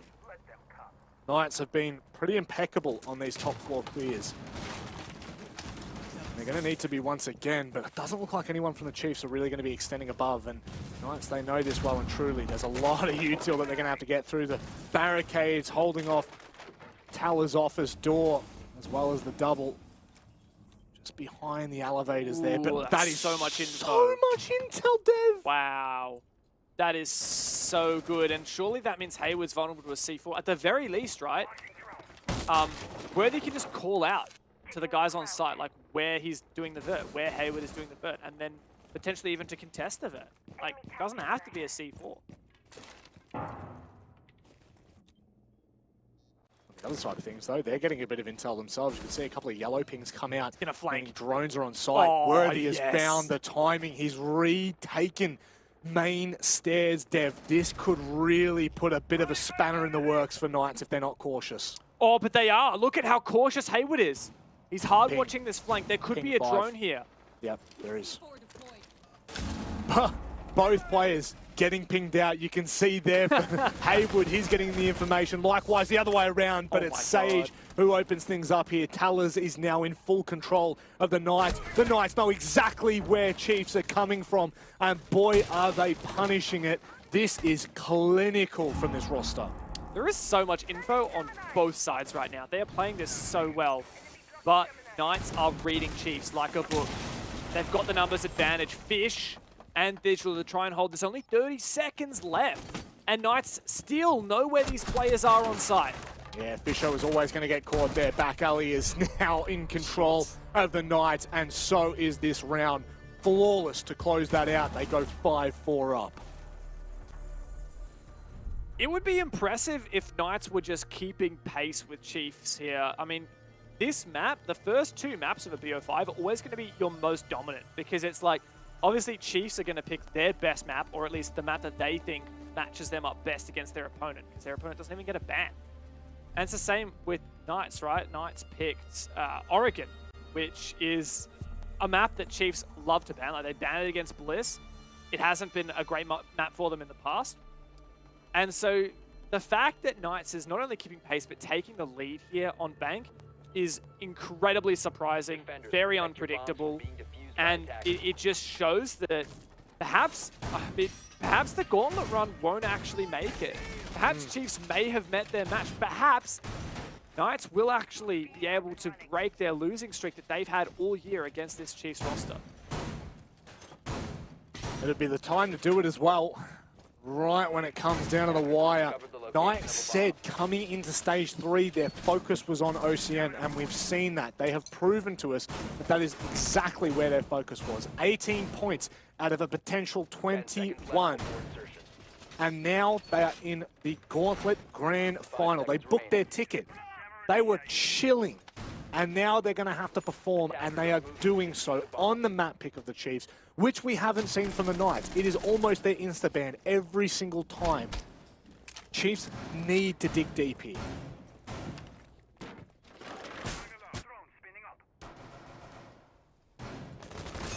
to add one extra thing to what I was saying before about how insane it is that Nice doing what they're playing with their coach. Like, what? I kind of forgot that they're playing with Picnic, right? And Josh is such a nuts player. He's sitting back at the moment.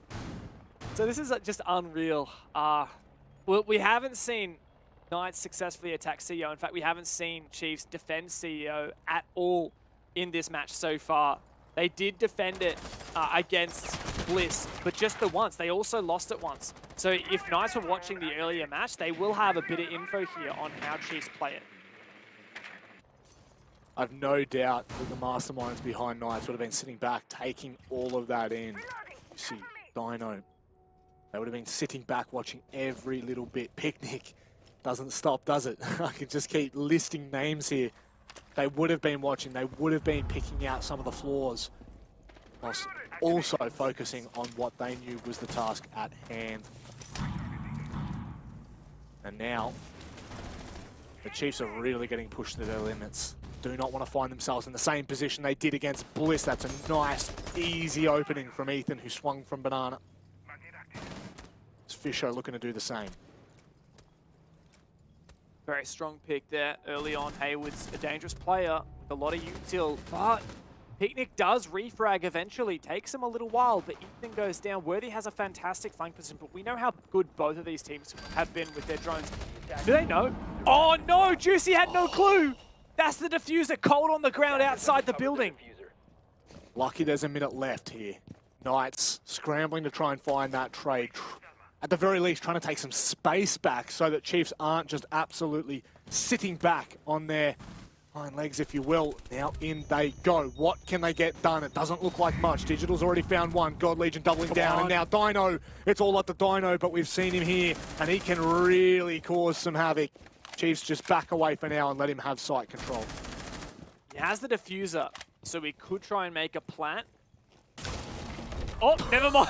That was a bloody pre-placed C4.5. No, just had the info. I mean, again, the info game this map's been insane. Like, we had both Echo and Valkyrie that round. Yeah. And Chiefs were definitely on top of the info game. They did the same hold, more or less, that they did against Bliss, and it worked really well here against Knights. The thing is as well, I mean, if you don't bring an IQ, how on earth are you going to find some of those black eyes from Valk? It's just like there are so many places. Bank is so open, and there are so many plants you can hide them in. There is no stopping where you can place them. So it's, I mean, it would be incredibly hard to try and pick them to pieces here. And Worthy is well and truly sticking the Valk. So, you know, this is I like to see God Legion on the Vigil as well. It can do some damage. Certainly can. While we have seen quite a few rounds, though, it's actually Knights finding the opening pick. In fact, in this half, it's been Knights finding 3 opening picks to just Chiefs' 1. That last round being the exception there. I'm loving the meta that we're seeing develop around Stock Hallway, where God Legion was reeling just there. It's where we saw Sage get a couple of kills. You put a shield in the hallway, you kind of reinforce some of the stock walls. You can really kind of hold any push from top square and from stock. I just love the extent of the setup we're seeing upstairs with pre-prepped windows to jump out as well for God Legion. We've got a lot of reinforcements, we've got castle barricades, just trying to cut off these long lines of sight and enable an aggressive setup at the same time.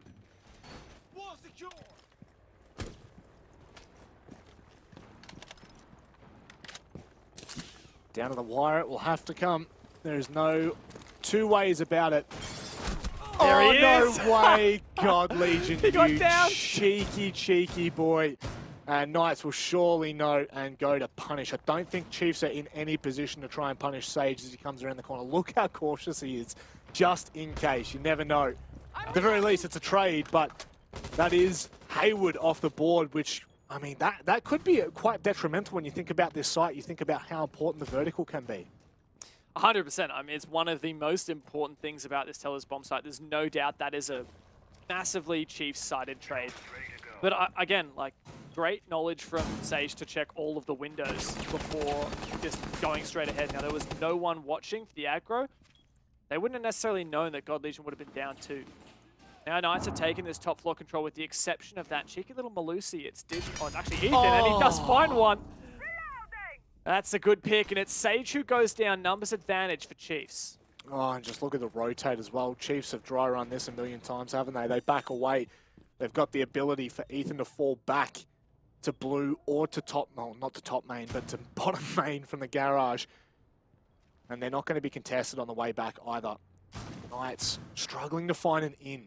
This is not an easy round to try and fight back from. Juicy needs to be cautious here. Ethan's still down in blue as Digital's holding onto square as well.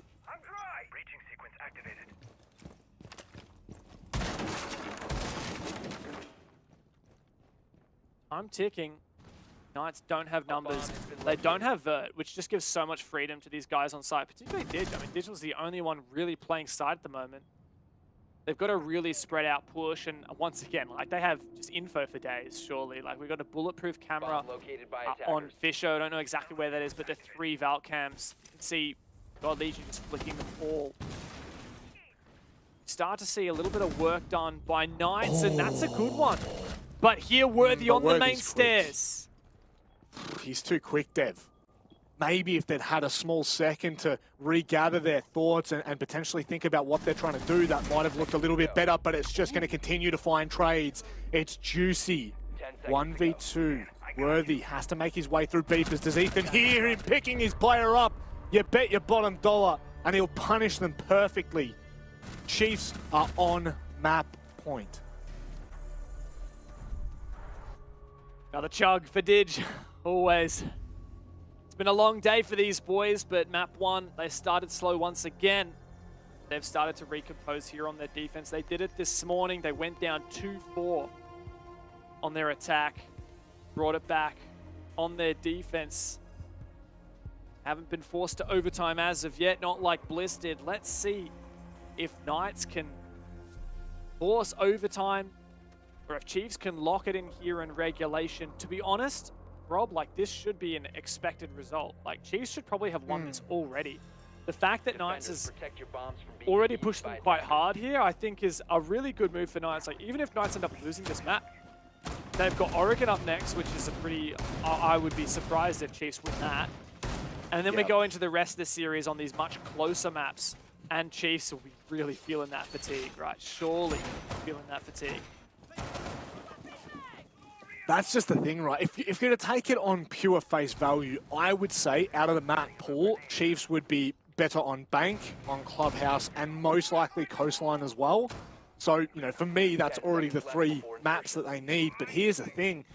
The Chiefs aren't just coming off of, you know, a pina colada. They haven't been sitting back in the sunshine relaxing. They've been grinding their way through the gauntlet to get here.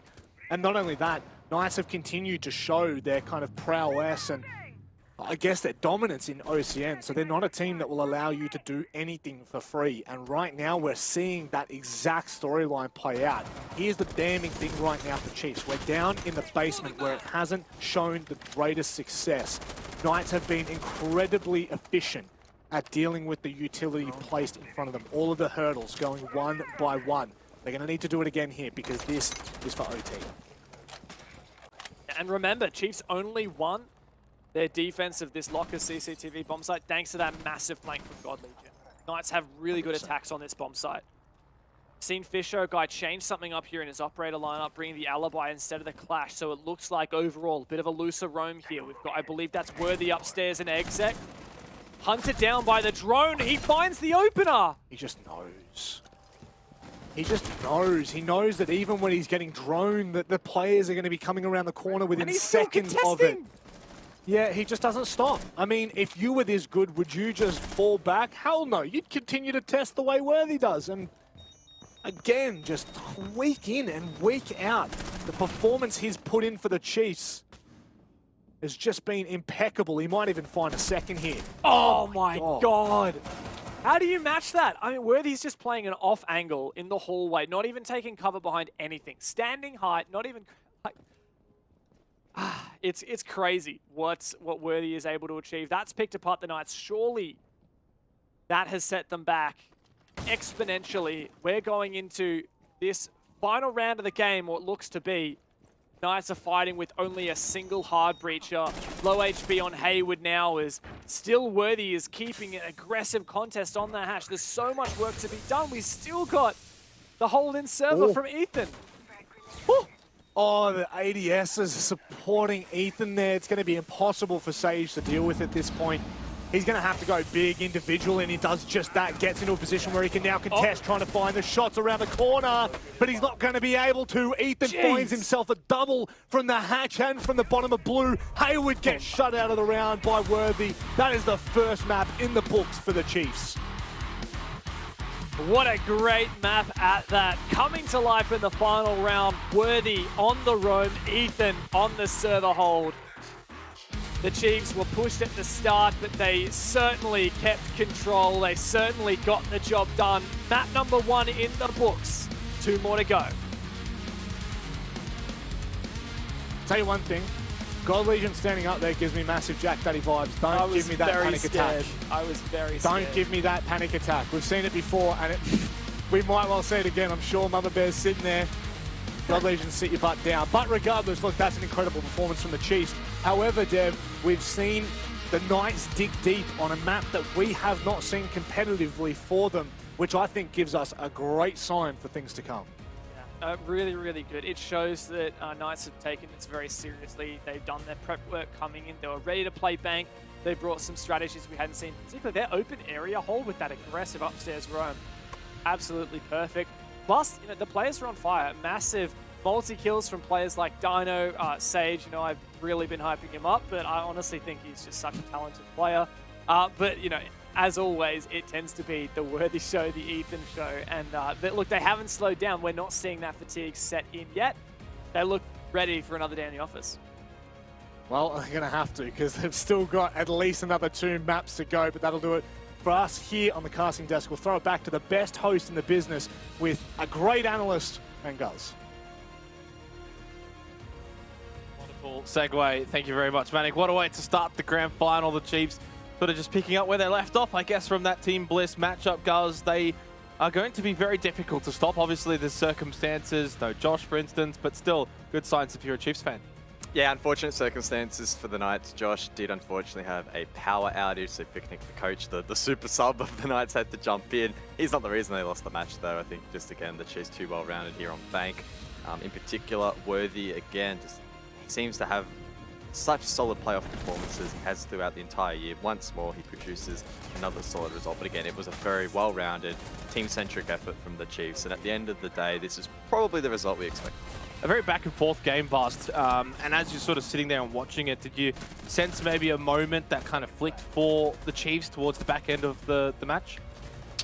Not really, just because it was quite back and forth. I guess, you know, later as the game progresses, it seems like the Chiefs get better and better. But Worthy, I think, is, yeah, a huge talking point. And I think moving forward for the Knights, I think the last round in particular, when they kind of try to roam clear him and they were just sending, you know, bodies one at a time, I think, you know, moving forward, they really need to play a bit tighter on their roam clears, especially with Worthy and Ethan. Try to get the traits at least as a minimum. Still a pretty decent effort, all things considered, by the Knights, guys. They pushed the Chiefs all the way on their map pick, on Bank, a map that obviously Knights haven't necessarily been that proficient at because they haven't really been playing it at all. And yet, even with, you know, no Josh, Picnic subbing in, they pushed them away to 7-5. Maddox said it's a good sign of things to come for the grand final. Would you agree with him? I think there's definitely positive signs, especially Sage. Like we were privy to his little, I wouldn't call it necessarily a warm-up, but staying warm routine during the rehost. Yeah, you could just see how sharp he was in the training grounds, and he was looking sharp inside of the server. He just needs the rest of the team to support him, and as Vast mentioned, just play a little bit tighter, particularly on the roam clear. If you start feeding, again, the likes of Worthy, particularly when you're going for roam clears, it's only going to make life more difficult. So hopefully for the Knights, Josh can jump back into the server, they can play like a bit more of a tight-knit unit, and yeah, those players like Sage, for example, can continue to step up. So of course, that was Bang 7-5, really good scoreline in the end for the Chiefs to get that win on their map pick. But looking ahead, Vast, now, Oregon's going to be on the horizon. That's the Knights' choice. That's the map we expect them to find that win. Yeah, Oregon typically not a strong map for Chiefs. They don't really play it often, but I mean, we have seen them pull it out in playoffs. Stage 1, Stage 2, they've won Oregon in playoffs, so they definitely can play it, and they definitely, you know, it's just a map that they particularly don't play during the regular season. For whatever reason that is, not really sure. But I think for the Knights, yeah, look, it was actually quite impressive, their bank performance, because not only, you know, Picnic subbing in, but it kind of shifted their roles, right? Dino picked up the Jackal, more of an entry kind of role. We probably would have seen him on Hard Bridge that game, but I was quite impressed with him, how he was able to, you know, quickly shuffle onto a different role despite, you know, the unfortunate situation that happened, and he still did good. So yeah, hopefully they can get Josh back in and be at full force. The last time that the Chiefs won on Oregon, it was actually the OCN playoffs grand final in Stage 2. So a little while between drinks for them. We'll see if they can make it 2 in a row, or if the Knights can fight back. We go to a short break. When we do come back, of course, Oregon will be on the other side.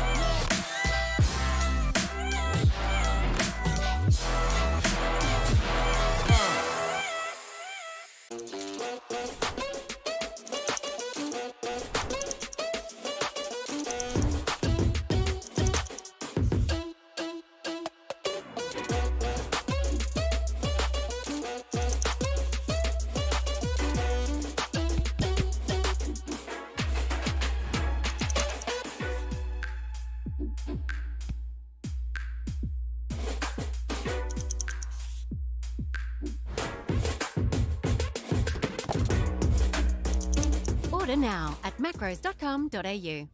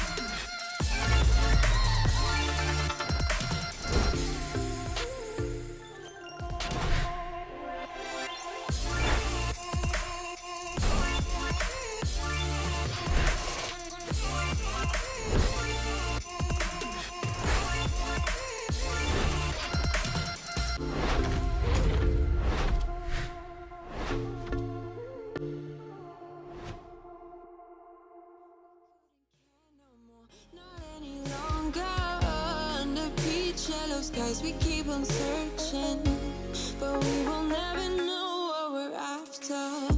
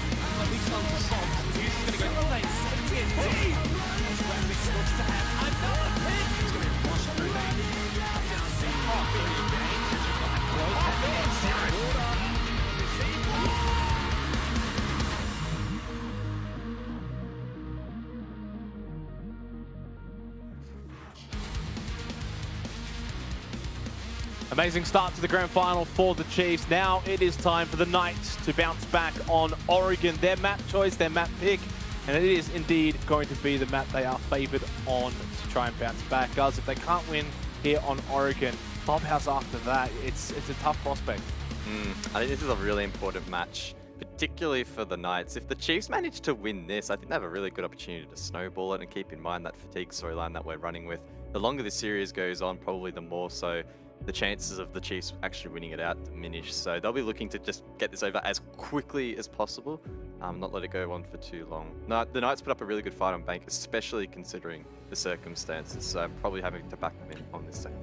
Bast, I'll go to you on this one for the Chiefs. It's their most banned map of the calendar year.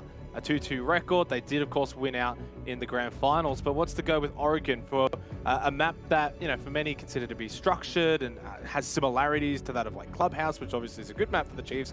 Why is it just a map that the Chiefs don't like to go to? Oh, this is tricky. How do I say this without revealing and getting angry messages? I think the idea. Our opinion about it, and people might disagree, but we just felt that it was a map where, like, even though it is actually structured, there's a lot of YouTube mini games and stuff like that. We just felt like it's a map that we could lose really easy to like teams not as good as us. That might kind of sound bad, but that's just how we felt. Whether that's, you know, that holds any truth to it, it was just more of a feeling thing for us.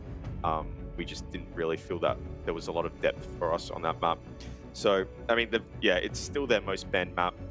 They lost to it against Overt this stage. I mean, you know, you could argue that they would, I don't know, they just didn't want to win that day. But despite that, they still lost quite comfortably from Overt. And Knights have won it twice this stage. They haven't lost it. So, for me, this should be the map that Knights win. They did lose it in APAC South to IG, but yeah, in terms of OCN, it's been a pretty good map. Yeah. Very quickly, thoughts, predictions, Vast, for this one in particular?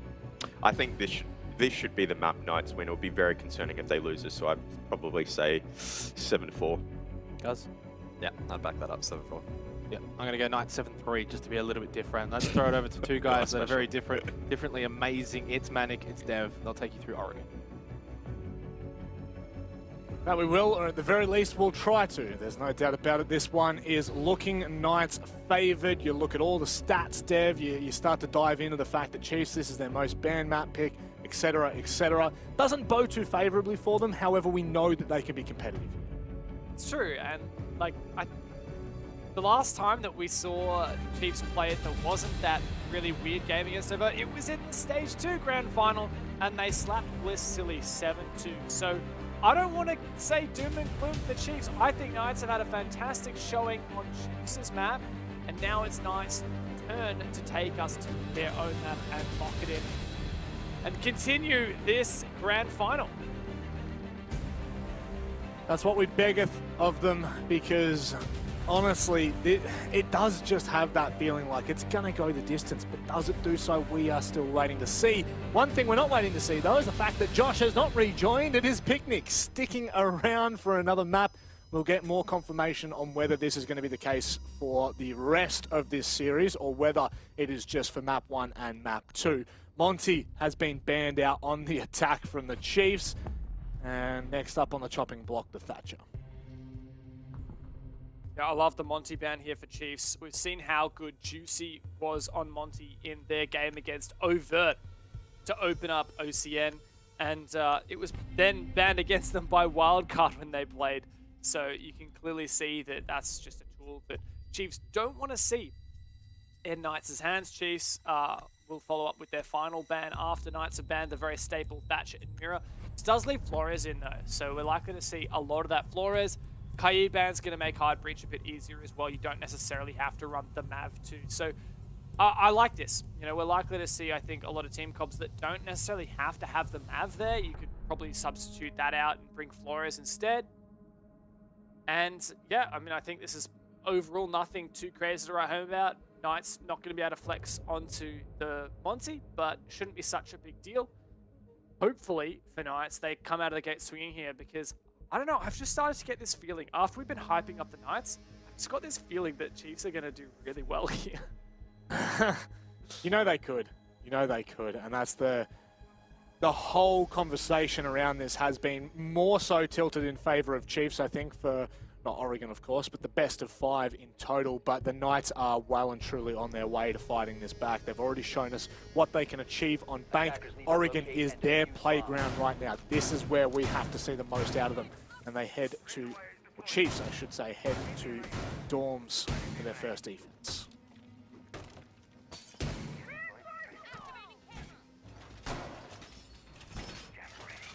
I like to going dorms first. We see the community vote. This, I believe, is just the community vote that we already had. I don't know whether it's still live, but continue participating in this live during the match, like try and sway the prediction. I don't know whether that's a... Oh my god. But yeah, still a very significant Chiefs favor, which you know, is a bit surprising. I think that there's just a lot of Chiefs hype in general, you know. And yeah, it is actually done. So this poll was done 2 hours ago, and we're just showing it at the start of each map. So still a lot of Chiefs favor here. I don't know. Are you feeling Chiefs for this map in particular? Yeah. Not this map. Not this map. I think that it's still close. I think there'll still be an opportunity. God Legion, don't you dare be doing this. We've seen this multiple times before. My goodness, Picnic. He tags up, but I mean, that's kind of just an eye for an eye there. No harm, no foul, more like it. There's no real damage being done, but Worthy could do some serious work. On the roam. Oh, spotted. As he tries to cross, he does get away. But Knights are hunting downstairs. It's not very often you see the defensive side actually like show face over towards Showers, which is essentially all Worthy's doing, shooting drones and falling back, not really trying to take any heavy gunfights, regardless of what we've seen with him getting absolutely lit up. You know that he'll go for a couple of pot shots. If he hits something, bang, we're on. Now, Sage has taken dining control. A minute all off the board. They're starting to get their work cut out for them. Ethan moves away just at the right time and re-aggresses to the hatch to ensure no one can push into the kitchen. And that will save a little bit of pressure down for Fisho Guy, who swings onto Sage. In fact, this is what we expected from the Chiefs, just showing a little bit more aggression here. Definitely a good way to start this map. Knights looking a little bit lost. They try and shape up on this Dorms attack. That was almost a double kill for Digital. My God. Chiefs are really coming out of the gates strong here, swinging every chance they get. 4 drones live, only 2 can be moved. Haywood and Dino both with 1 up, but they can now start to unfold. Fisho Guy still stuck in security. Or not stuck, it's more they're stuck in there with him. Ethan finds a kill. My goodness, it's now starting to fall apart. Juicy, fortunately enough, stays alive. Can he revive? It looks like God Legion's trying to find him. That he does. Chiefs start off with round 1, and it looks convincing. But it does. I don't know. It's a bit scary for Knights. They definitely pushed really hard here on Bank, but I will say Chiefs haven't had to play a lot of Oregon recently. No. I'm sure they've been practicing it in the background. Yeah, they banned it against Bliss, but I think that particularly makes sense against Bliss, a really good map for them. Yep. But I don't know, like, I can see a world here where Chiefs does win this map. And if that happens, like, surely this is a 3-0. Clubhouse is next up. And even though we saw Chiefs drop Clubhouse for the first time since getting picked up by the Chiefs yesterday against Overt, like Digital said in the interview, you know, that doesn't mean anything. We used to be 10-0, now we're 10-1. No big deal. Attackers need to locate and I don't know. defuse the bomb. I don't want to call it, obviously. I'm not calling it. But I'm just saying, I've just got this really almost irrational feeling that's started to creep in me. As soon as we had that pre-show, I was like, maybe I'm not giving Chiefs enough credit on Oregon. Look, it could well be the case. It's the same story for Bank with Knights. You know, we know that they were going to be playing this coming into it because it's their most banned and least played, etc., etc. So maybe it's the same here. But let's take a quick second to talk about, once again, our wonderful charity sponsors over at Livin. They've been incredible coming on board, again, spreading that incredible message of it ain't weak to speak. It's always a great message. You know, get out there, talk. Don't be afraid to ask people how they're doing. Now, if you do want to, of course, support this incredible organisation in spreading their message further, you can type in !LIVIN into Twitch chat, and it'll take you to the prompts. You'll find their merch store. Incredible merch, guys. Please, I do beggeth you, try some out. If you do want a code, let's just try OCN 15. It might give you 15% off. There's not like a might kind of situation like that. That will happen. You know, No. It maybe. Just try it. Just try it. You don't know. See what happens. You know, give it a crack. Worthy's about to give a crack here at this aggression in small tower, and he's got God Legion supporting him. This is so aggressive. Like, you would like never contest this aggressively, but I mean, Chiefs, they're feeling like they're hitting their shots. I actually respect it. Yep. Also, as well, this is not your map pick. This is not a map that you play all the time. So why not get aggressive? Why not get up in the face of Knights? Don't play default. Don't play passive. Force them out into the open. And that's what we needed to see from Knights, punishing something like that. But Fisho Guy's so quick to respond. I can't even finish the sentence. This is what we want to see from the Chiefs. It's not their map pick. They have to hit hard. They do, and these loose roamers, such a hindrance now for the Knights. Sage is looking for this player that's been roaming. It's Worthy now in meeting. And Chiefs still struggling to take him down. Dino going down means they can't open this meeting hatch. So Worthy just has so much more mobility now. And Knights are looking a bit desperate. Picky's going to try and take the fight, pushing in from kitchen hallway. He has a great position, but he might be about the timing here. Worthy can take him down. We expected nothing less, and now he slinks back onto the bomb site. Knights left with just about nothing. 2 minutes down, 3 players. Well, it's only 1 man down. Chiefs are looking so good. Oh, Knights, though, they will not give you a second's rest. Digital trying to be a little bit cheeky up on that top floor. We saw earlier in the prep phase, Chiefs were putting a lot of heavy attention upstairs on the second floor as well. It seems like they stuck it. Unfortunately, Digital does not find exactly what he's looking for. Only 2 drones left, 1 that can be moved for Knights. You've got to keep this in mind, because this right now, with 35 seconds left, they could be going into this blind. Worthy's ready and waiting, as is Ethan here in blue. The drop's got to happen from Knights at some point. Ethan goes for the swing, doesn't quite manage the timing. Worthy shut down. Great drop from Juicy.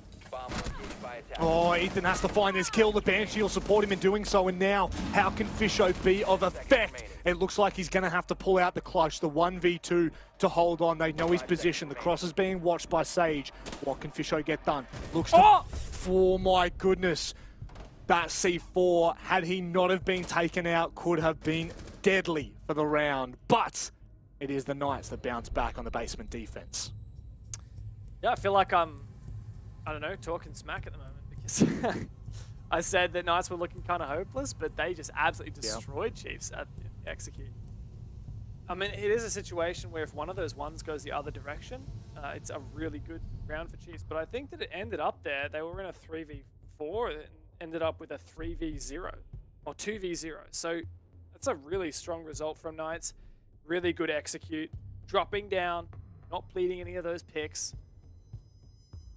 We expect them, though, to do that and a lot better here on their map pick. So I don't want to, I guess, get too hyped. They really should be doing that. Yeah. You know, the thing is as well, it's a good call. You've got to put your hand up and say it was a good call from Knights. Instead of spreading out, instead of isolating one-on-ones, they went together, they found themselves pillar control, E control, blue control, and then continued to go on from there. Even though Ethan stood tall in elbow, the trade was just so damn quick. That's kind of what you want from your team that's favored in this map. You do want them doing those things clinically week in and week out. Game in and game out, depending on who they're playing. They should be able to replicate that kind of a result. And now they move down to a meeting defense here from the Chiefs. Not interested in going back to basement. Obviously, Dorms is locked. So they're not really trying to play any games here. Or maybe they are trying to play all the games. They want all the smoke. Smoke and mirrors. See Knights starting strong by taking down this downstairs control.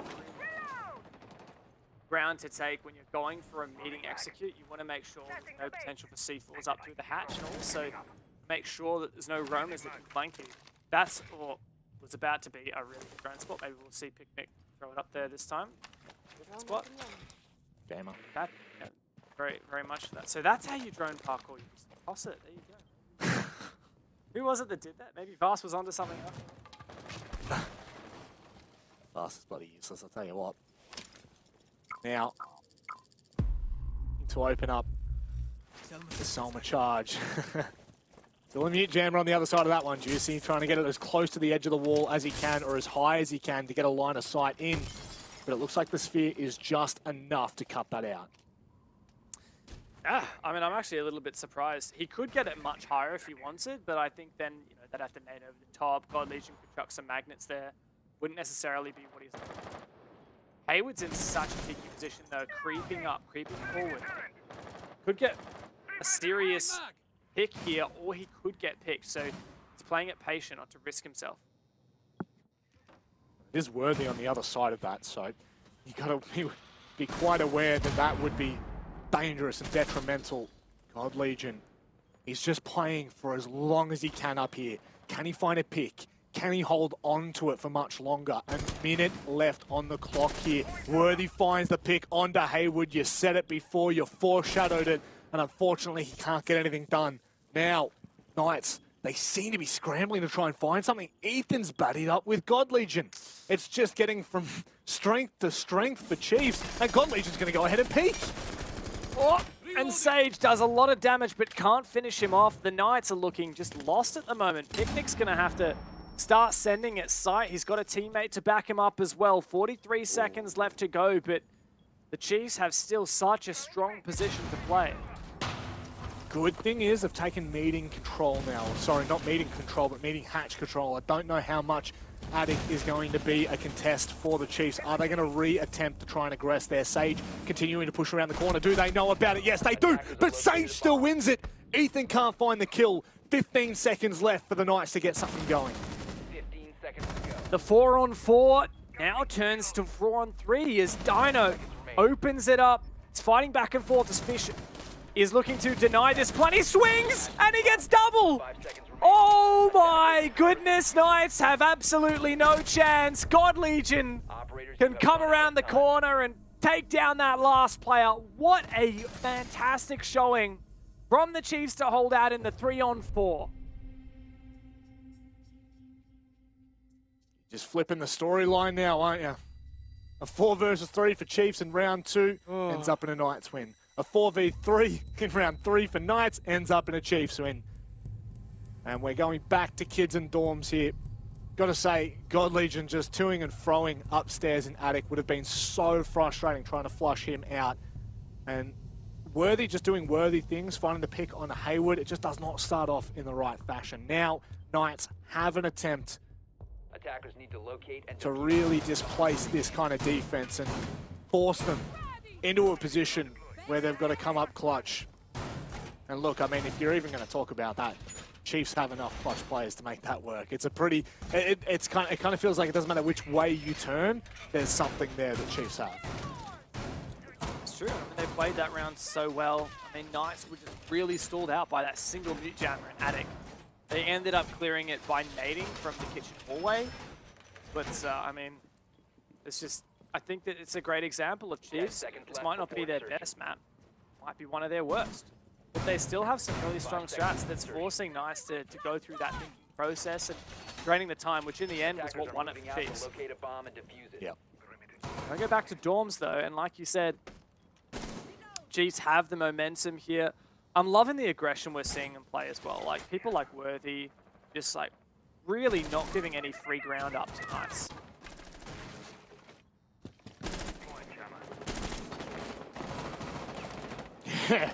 Yeah, you know that could come off, don't you? You know that they could really do some damage. God damn it, Worthy. He's just a menace, and Sage has now caught him off, and that'll be the first opening pick. Sage gets away with all but his HP intact. And that's a very, very big pick to start with, because Worthy now not on the sticks, and it also gives Knights the freedom to move further to dining. I think really good play there from Sage and from the Knights, meeting aggression with aggression, but Digital jumps out and he does find one. Surely the swing to trade, and the trade back again. Oh what is going on? 3-on-2 for the Knights.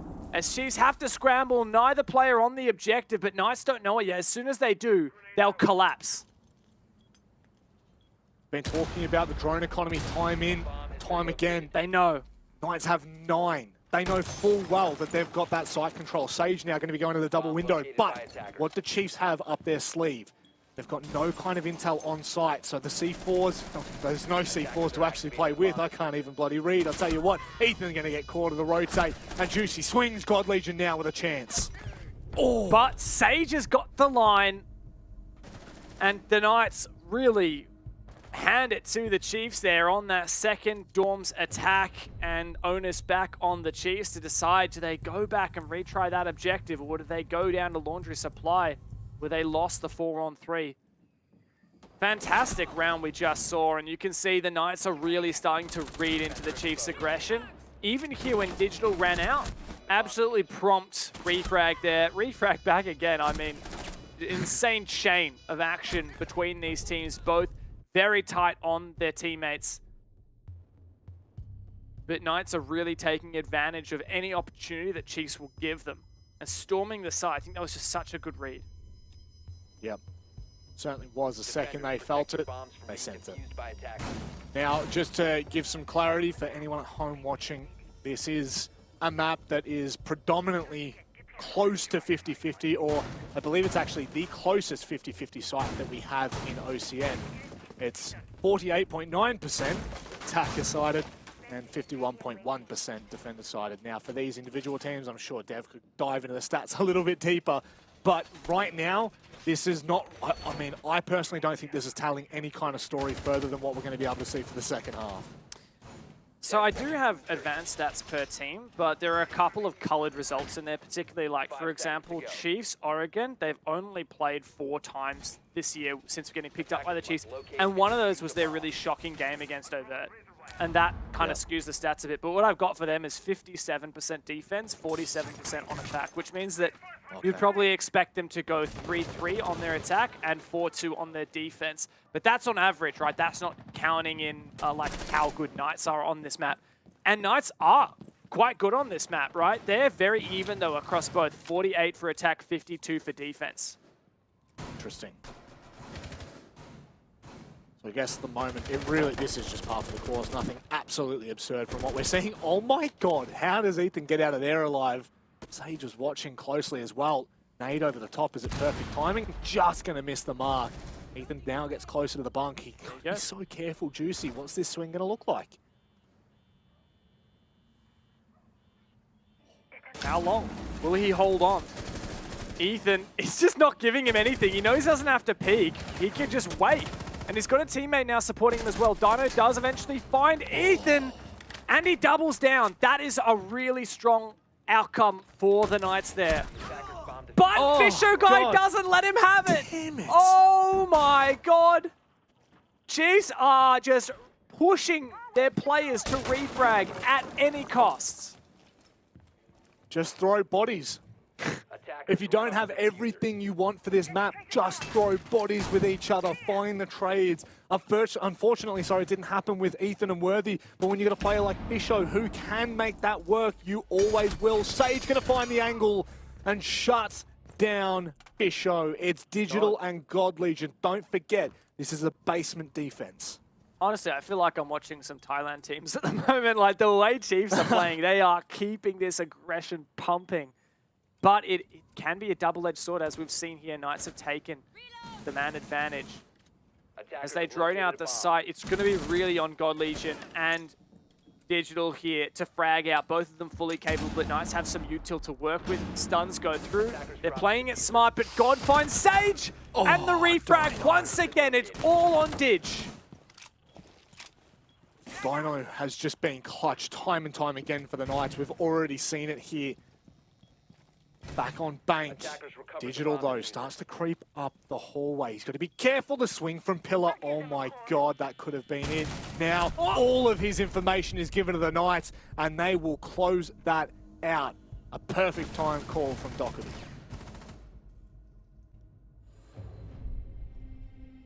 And the Knights get one more round here, taking the advantage here over Chiefs.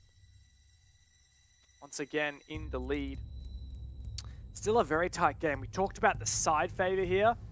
I feel like what you see is what you get on the scoreboard. Like, you know, on some maps you might see a 4-2 and be like, oh, it's not a big deal. But I think here on Oregon, it's so balanced that what you see on the scoreboard is a really strong indication of who's winning. I know that sounds a little bit, I don't know, self-evident, but I think it's a, you know, a fair point to make. And so the momentum of this game has just been back and forth. Knight's the first now to find 2 rounds in a row on the map.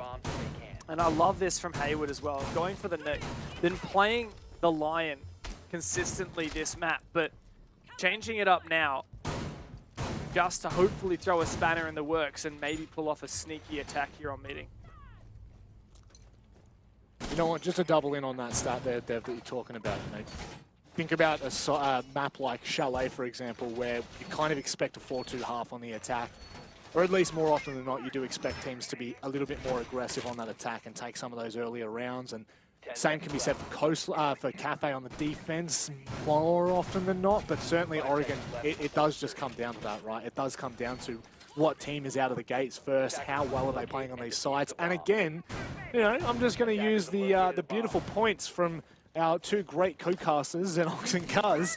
The Dorm's defense does become absolutely critical, but here it seems like Chiefs are struggling with their basement defenses. Yeah, I mean, I feel like on this map right now, like, you can't soul it down to Dorms because it's actually like every bomb site's super impactful. And like you said, Laundry Supply is actually 0 out of 2 for Chiefs. They've lost both times. In fact, Meeting at the moment is the only bomb site where they're at 100% win rate, but that's about to be tested now to see if they can repeat. As Knights are shaping up for this attack, going from Big Tower. Now, the big thing here that stalled out Knights on the last attack was that singular mute jammer. And previously, you know, they didn't have the Maverick. Now that they do, that mute hammer is a piece of piss. Like, it's going to be so easy to clear that off. They're not going to have to worry at all. They can get an easy breacher on the wall, maybe even a kill along with it, thanks to this lovely angle that Sage is holding. Absolutely love this. The small beam, the pillar that runs across. This is unbelievable. I don't think God can get out of there alive. He has to stick in and hope for the long haul that he can make this work. Absolutely well played from Sage, but it doesn't look like they're going to be able to find that kill just yet. So he lives to tell another tale. Surely God can't find anything here. At the moment, he's just playing to get as many kills as he can before he dies. Waste as much time as possible. Oh, and there you go. Does see for just a moment. He can also see Sage's feet. This is such a difficult angle to contest where God is playing right now. It is so hard for Knights to try and clear this. Now, there's a lot of nades for Knights to use, but hard to thread the needle. Let's see if he can get it. Doesn't matter. Sage has got the angle. Really well played from Sage to hold onto that line. Look at this from Picnic. Is he going to be able to find a freebie? Is that Fisho guy? No, what is the timing on that? Fisho guy backs into the angle and Picnic looks away for half a second. That's all it takes. And now, I mean, look, Knights are in a pretty great position, Dev. They're starting to get everything they need for this attack. But Fisho guy's on the site, and Fisho guy can hold. The nades come through uncooked. Fish drops, and Picnic shuts him down. Knights have the man advantage, and they're looking to take this half 4-2. 30 seconds left, and the Chiefs have to hold on. The execute is imminent. Worthy is in attic as well, and he's going to find the opening pick. Ethan can continue to contest from split, but it's Worthy again who's shutting this down.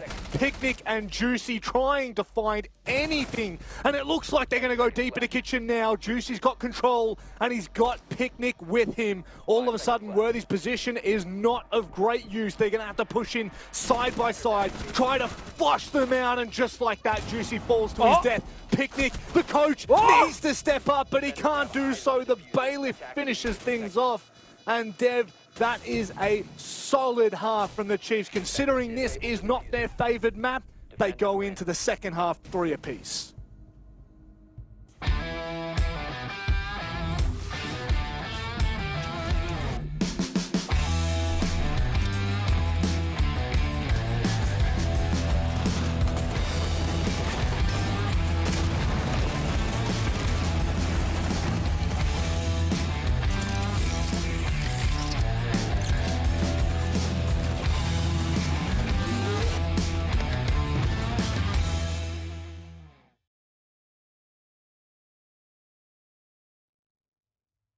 Good start here for the Chiefs on the Knights' own map pick as they have evened up the first half, 3 rounds apiece. A strong defense meeting par for the course, despite us saying that this was going to be a Knights favored map. I think Guz said he reckons it was going to be a 7-3 for Knights here. If that's going to happen, they must have an unbelievable defense. Well, that's just it. Regardless, the entire desk were all in the boat of Knights. And so were we. Coming into this map, so were we. Now it is up to Chiefs' attack. What can they achieve? How far can they push this? Can they really put the pressure on Knights? Can they show us, undoubtedly, that they are the best in Australia? Because this is where we really start to tie that off with a ribbon. You know, this is where that comment just becomes undoubtedly. There's no question. You cannot ever put yourself in a position where Chiefs have won 2 best-of-5s against Knights and they've been on par with them in APAC South. This could be it. This is their defining moment as a roster and in the region.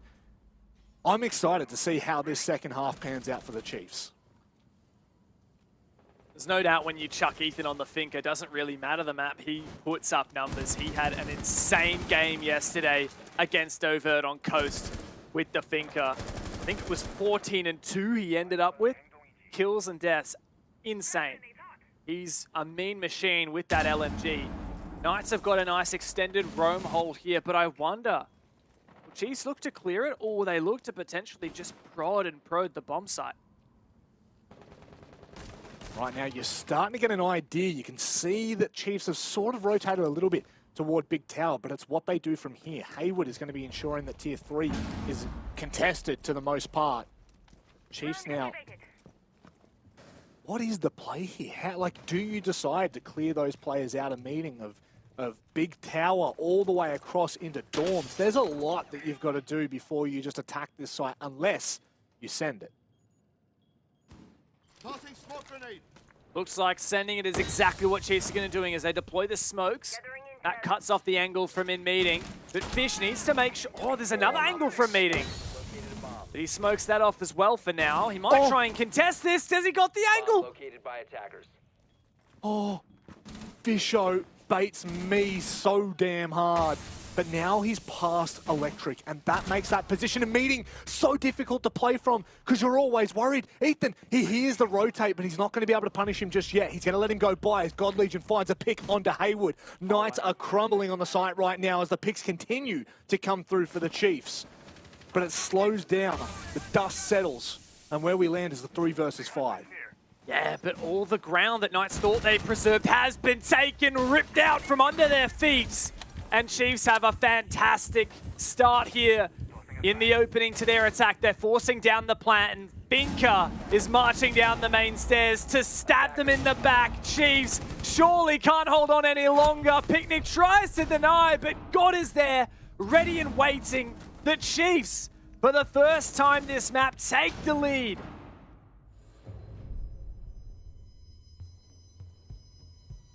Chiefs have elevated to a new plane. Done. Chiefs are now showing us what they can achieve when their backs are up against the wall, right? They've got APAC South this week. They've got to play for a spot for the Sweden Major. They've also got OCN Gauntlet Grand Finals. They're playing 2 of the best teams that we have to offer, Bliss and Knights. Bliss, we thought that they were going to be a good shoo-in. We thought that after everything we'd seen, they were going to be able to fight tooth and nail for that game. Chiefs still showed their persistence. Now we're on Knights' favoured map here. Remembering this is Chiefs' most banned map, and they are keeping toe-to-toe with them. Not saying stop the count at all, but this is getting very close. This is really the most convincing performances that we have seen from the Chiefs to date. It looks like Vast heading into retirement, joining us on the desk, and Ethan joining this squad. Certainly enabled the next evolution in this roster. And that is really what it feels like. It feels like across the year, the Chiefs has been leveling up. Stage 1 was their first ever championship. They had never won the Six Masters, the Oceanic Nationals, the Pro Leagues of the past. They had never won any of those, even at just an Oceanic level. And then they leveled up, they won their first Oceanic Championship, the OCN Stage 1. They managed back-to-back in Stage 2. And now in Stage 3, not only are they looking for the three-peat, but they're so close to qualifying for their first major as well. There is no doubt that this team is transforming into the next form. They are flying high. There is really just the easiest way, the most simple way I can discuss this right now. And Knights, they're finding themselves in a position where if they don't start to find these rounds, if they don't start to put the pressure on Chiefs, they will continue to run away with it. And just a very quick note, here's a stark contrast to the way that Chiefs were playing on their defense. You saw how aggressive they were playing towards showers and dining, consistently shooting drones and backing away. Whereas Chiefs have been allowed to take that portion of the map here and really crunch in toward Knights. They'll find the opening pick as well. Things are looking a little bit dire, but it's not anywhere by any means. Wait, sorry. Yet. Where did that... Wait, can we have a look, Mandy? Was that... How did that nade get him? What? That is actually cooked. Did that nade just land in the roof so close that it killed Haywood in the next room? If so, that's unbelievable. I don't even know. I do not even know where that's come from. I would imagine potentially... I mean, I don't even want to say. I think it's come from dining, like from kitchen door, but it won't make a difference because they found Picnic as well. Haywood's down for the count. God. So is Sage. Oh my goodness. Juicy and Dino is all that remain here. They can do some serious damage, but when you are up against all that util, and all of that stark power, you are going to crumble. It's all on Dino, mate. Let's see what you got. 1v4, and he can't even find one. The Chiefs are running away with this match and this series. Oh my god, the finger buff makes that look so sus. The recoil control is unbelievable. Ah, the Chiefs are literally 2 rounds from being 2-0 up in a BO5. That is almost unheard of. Yeah. And, you know, I'll go back to my further point that I made when we were back on Bank, the fact that Knights looked pretty, you know, at the very least, they were competing very, very closely with Chiefs on Bank, which we didn't expect them to, right? Wasn't their map pick. That's not something that they've played in the past. I would argue it's the exact same thing here for the Chiefs. They know that they have to really dig deep for their map pool toward the end of this year. They've got so much coming up for them that they need to ensure that they can really play every single map. And right now, I mean, you'd have to say Oregon is a staple in OCN. So they know that eventually, at some point, they're going to play. So they're going to be comfortable. But I really do think that this is just a roster where they are kind of hitting their strides. And, I mean, I don't know how much to take out of Digital's interviews. I love him, but I don't know how much to read into him. But he thinks that they're the most comfortable that they've been. Yeah, something to it. Definitely, I think, helps the Chiefs relieve pressure, knowing that they're not putting any stakes on this game, which is funny to say because it's a grand final in the OCN. And, I mean, there's a heck of a big prize pool for this tournament, $100,000 over the course of the year. But there's something to be said that even in a high-pressure scenario, even in a high-stakes scenario, like, tell yourself that there's no stakes. Because I think it makes you play with a different level of focus, right? You're no longer focusing or stressed. You're just in that optimal performance space that you're always aiming to be in. And that's exactly what Chiefs have been managing to achieve, finding that space. And that's where they live. Yeah. Enjoying themselves too. I think that's a huge takeaway. Once you get to a point where you know you can be competitive week in, week out, being comfortable is the next evolution. And that is exactly what we're seeing right now. God Legion is going to find, I think, maybe, yep, 100%. Not even a question of doubt. My goodness, Juicy gets caught. And, oh, that's a clean shot from Haywood, though. Yeah, now God knows that there's a player in Showers Hallway. And try and cut him off for now. Chiefs are just figuring out their new plan. Ooh, there's a player in Kitchen as well. And indeed, Picnic does find God. So retaking all control downstairs now for the Knights with a numbers advantage too. This is a strong position for them. I won't count Chiefs out just yet, especially if Hayward can leak a pick here. Chiefs will definitely be on. Hayward, are you going to do it? Are you going to send it out? Fisho is well and truly in covered, so that fight would not be favourable in any way, shape or form. They're currently up the player, the man advantage. There should be no reason whatsoever that you want to give this up. Hayward, he will... Don't know if he is in that corner, but there you go. He's been spotted, and now the alarm bells start to ring. What do Chiefs do? Do they force the issue, or do they move away? Looks like they're trying to hunt him, but I don't think this is necessarily the right play. Chiefs must really want the numbers advantage here to try and hunt Hayward, because, I mean, just look at this angle that Hayward's holding. How are you going to win that? That's such a favoured engagement to him. They're so close. You don't want to jump in that window. They're going to contest from the door, but they're putting pressure on site. And if they can mount that pressure, then Hayward's really going to feel like he has to move. And they know that he's back there. They know they've got to con it off. They've already got dining and showers control. Now they're going to start to make their move. Worthy goes up to the second floor. Bisho, move across to the double window. Another excellent nade, but unfortunately Worthy goes down for the Chiefs. It's a 2v2 with Hayward completely offside here. This is doable. The Dino has a fantastic angle, doesn't land the shots. He does! Ethan, shut out of this world. It's just Fish now in the 1-on-2. Hayward's so far off, but he's got the C4 primed and ready. And Knights are still in this game. There was a ping there right at the very end, so intel on site was plentiful. Unfortunately, the Banshee can just cause so much havoc. It can be very difficult to try and maneuver around that. And that can come down to, in those final couple of seconds, that Valk can that sits on site, right? It's the one that you sit around the anchors just in case. You never know what's going to happen. But I mean, how good were Chiefs being able to fight back from that? But Knights' persistence, they don't let up. Dino, once again, a pivotal part, plays a pivotal role in that round in bringing that back. We head down to the basement now. We see how Knights approach this. Do they extend above again? Because they did not find the success they were after. It's true, but that was largely due to just some really clever play from Fisher Guy around those smokes that they deployed. Now he's not running the Jackal this time, but he still has smokes on Therm. I don't know if Knights are just hoping that the bulletproof cam from Hayward is going to be like the main method of coming against that. Where do you end up putting the bulletproof? Boiler, I'm guessing? You have eyes on it? Find that bulletproof? He's already put it down. Put it down a little while ago. I think it was in Boiler. Surely that's good. Maybe look around 180. There you go. There you go. Oh, there it is. Yeah, on the single Facing Rio. rear. Yeah, next to pillar. That's a good one.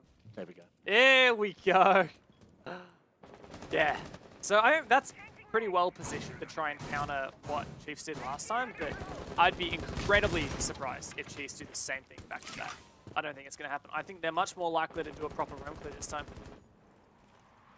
Well, also Knights aren't extending above either. I think they've got one player toward the back of rear, so it kind of, you know, it is that factor of, sure, Knights are making sure that they've crossed their T's, but certainly so, Chiefs are not going to be looking to approach that in that same manner, even though they could. They well and truly could still go back to that. But look at this, God Legion already taking freezer control. This is unbelievable. That's so much intel that they've been able to gain. They know where the Banshee is as well. This nade could be absolutely massive, but it's an ADS, and I get baited so damn hard. Just good util placement from Hayward, good setup from Knights. Make sure that that's not a free kill, that power position. Now Chiefs will just get to work doing what you would call default. They're just going to take control of the whole map, which looks like they've done now. They're going to get to work. They're going to open up all of the hatches. Let's see on Worthy to do that. Kayid's banned, so it's pretty easy for Hibana to get the job done there. You can actually kind of see why Chiefs banned the Kayid. Like, they're not running a Maverick. And while we did see that from Knights, like, it just changes what Chiefs can kind of achieve in the operator lineup. They can bring the Thinker, they can bring the Thermite in particular as well. I know that Fisher Guy loves his Thermite. Also means he gets smokes as well, which is a killer Mav. And look, we're at the point now where it's like, okay, Chiefs, are you going to go for a blue push? It looks like with players forming up, that's what it's going for. So got to get to work and start burning out these magnets, these ADSs. I mean, if Picnic wants to swing here, he's going to have to swing unprotected. No shield in front of him to do so. Digital's going to be hard watching the line as well. So how long are they going to hold on for here, Knights? They've still got the ability to fall back, but they won't be able to reinforce Elbow. They've got no reinforcements left there. So if they do kind of flush back, unless Juice is locked in there by himself, they're not going to have that ability.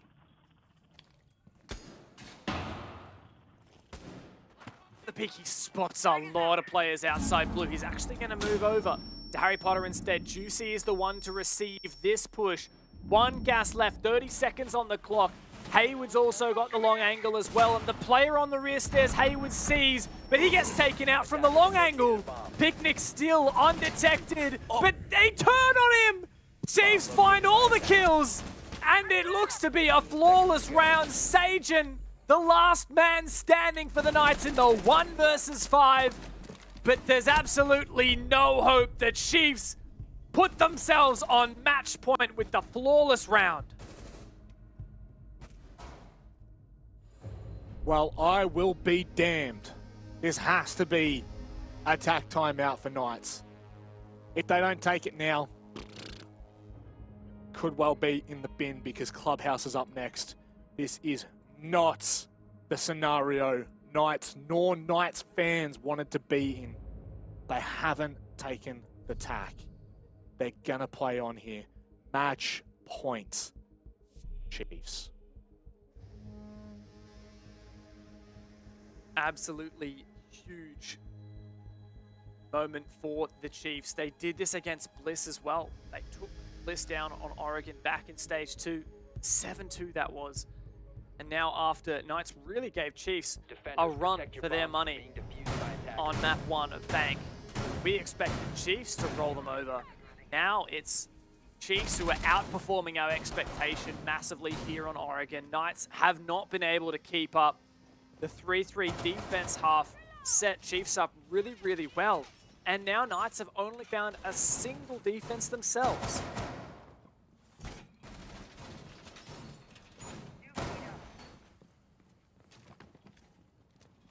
This is definitely not the position we wanted to find ourselves in. 10 seconds to go. The Knights, that is. Obviously, Chiefs fans, 5 seconds. all the players would be absolutely loving every second of this. Attackers must locate. That's not to say the bomb. that Knights can't bring this back, because they well and truly can. Haywood now with a bit of information outside. I believe that was onto the yellow bus, so that's going to be one of those points where he could potentially go for a cheeky run out. Haywood going to be right in the face of Ethan here. Ethan's going to be so careful. The C4 is going to be unbelievable. Can he get away in time? It won't make a difference. Did he shoot that? No way. No, that's not possible. It didn't blow. He must have shot it. There is got no off. way. He got off and shot the C4. No way. That's insane. Oh, I mean, I feel like there's just a level of momentum when Chiefs are on a roll, when they're really feeling it. It's not like they're really playing the game. It's almost like they enter that kind of, what do people call it? The that like super focus. What's the term? Yeah, kind I know of thing, what you're talking Raven, about. Flow state. Yeah, it's like they're in their flow state. They're not even kind of actively thinking. Yeah. They're just doing it. And I mean, everything from mechanics to, I mean, just decision making, it's perfect.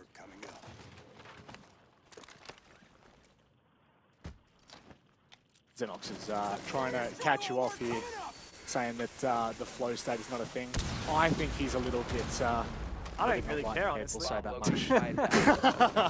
And I don't think Knights do either this round. They've already found the pick on the God Legion. They're in pretty good position. Oh, but Dino continues to peek. Ethan finds another one, but the trade is all but too fast. Haywood does not let up for a second. Minute 20 left on the clock here. The Chiefs in a decent position. Not great, but they're still there.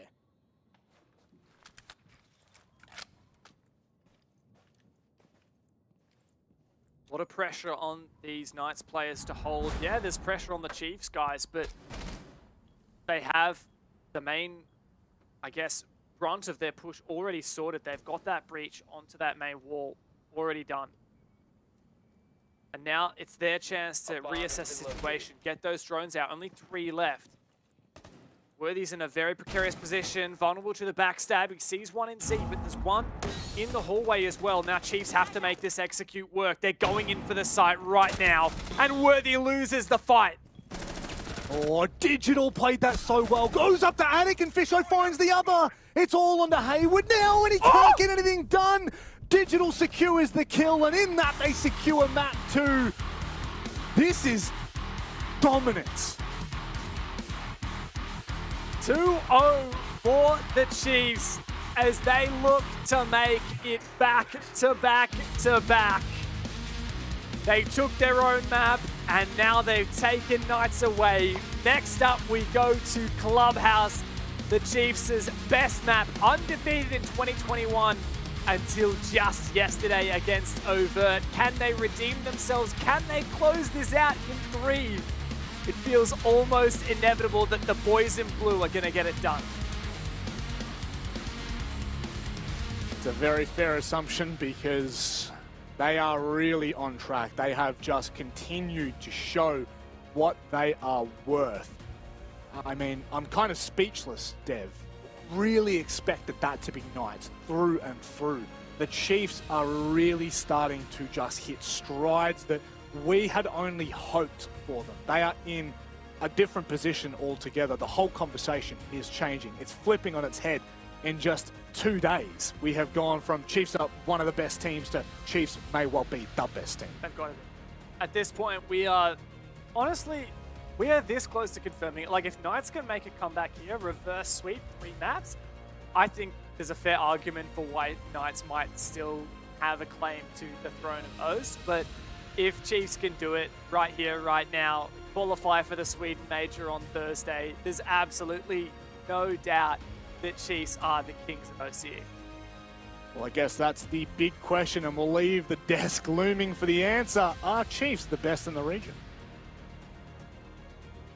Well, I can give you my answer, Rob, but it's probably not that valid. I'll say that the Chiefs definitely are the best team in the region. They're looking like it right now. Quick 2-0, only need one more map. Vast, your old teammates are on the verge of history. What's it like just sitting on and watching them do it? Oh, yeah, I don't know. It's just ridiculous seeing them do it again. Like, I came into this tournament just thinking they couldn't do it again. I just thought the odds were just 2 against them. I mean, having to play 3 games instead of 2, you know, I just knew that that would have just been a lot harder for them to do that. And I don't know, they just seem like they're not stopping. Yeah, again, just really doing the basics well. Well, Voss didn't have much faith, apparently, Guz, but I know you definitely did, but maybe not in this fashion on, say, Oregon. You probably thought an Oregon win for Knights and then the rest would be Chiefs, but what a performance. Yeah, Voss and I were correct on the scoreline, 7-4, just not the way of the Chiefs. Again, I did back them in to win the entire thing, but the fashion in which they have done this here on Oregon, the Knights have buried their heads in the sand. I think it's pretty fair to say at this point the series is basically over. From here, it's just a formality to get it done. The Chiefs, their trade ability on the defense, so aggressive. Their ability to just close out this match in such a strong form on those attacks, which those executes were seriously like, phew. I wish I could swear on this broadcast because I would love to say they were amazing with a couple of expletives in there. Just so on point. And I think the boys put it really well on the cast. They're sort of in this flow state. They're not even consciously probably thinking too much about many of their actions at the moment.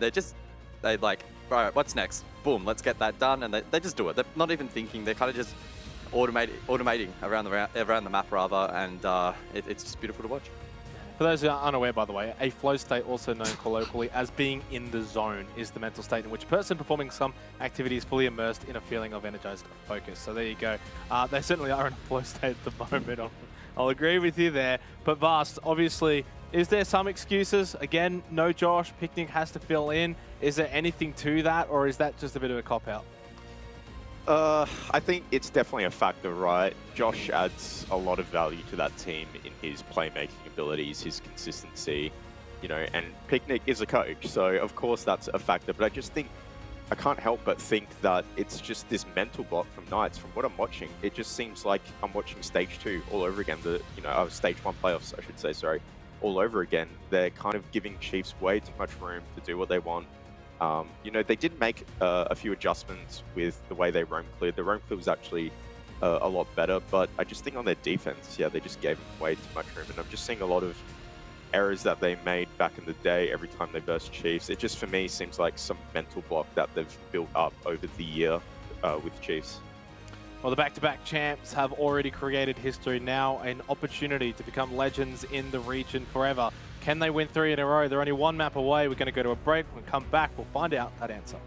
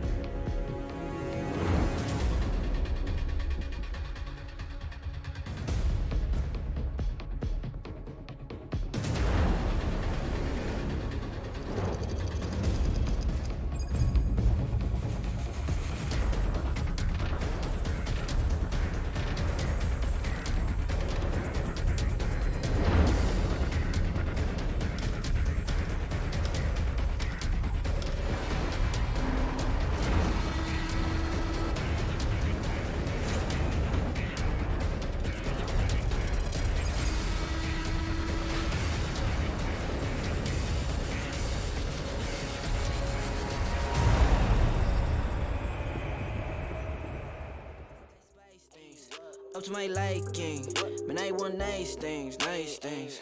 That's not an AK, it's a Uzi. I pull up and shoot it to movie.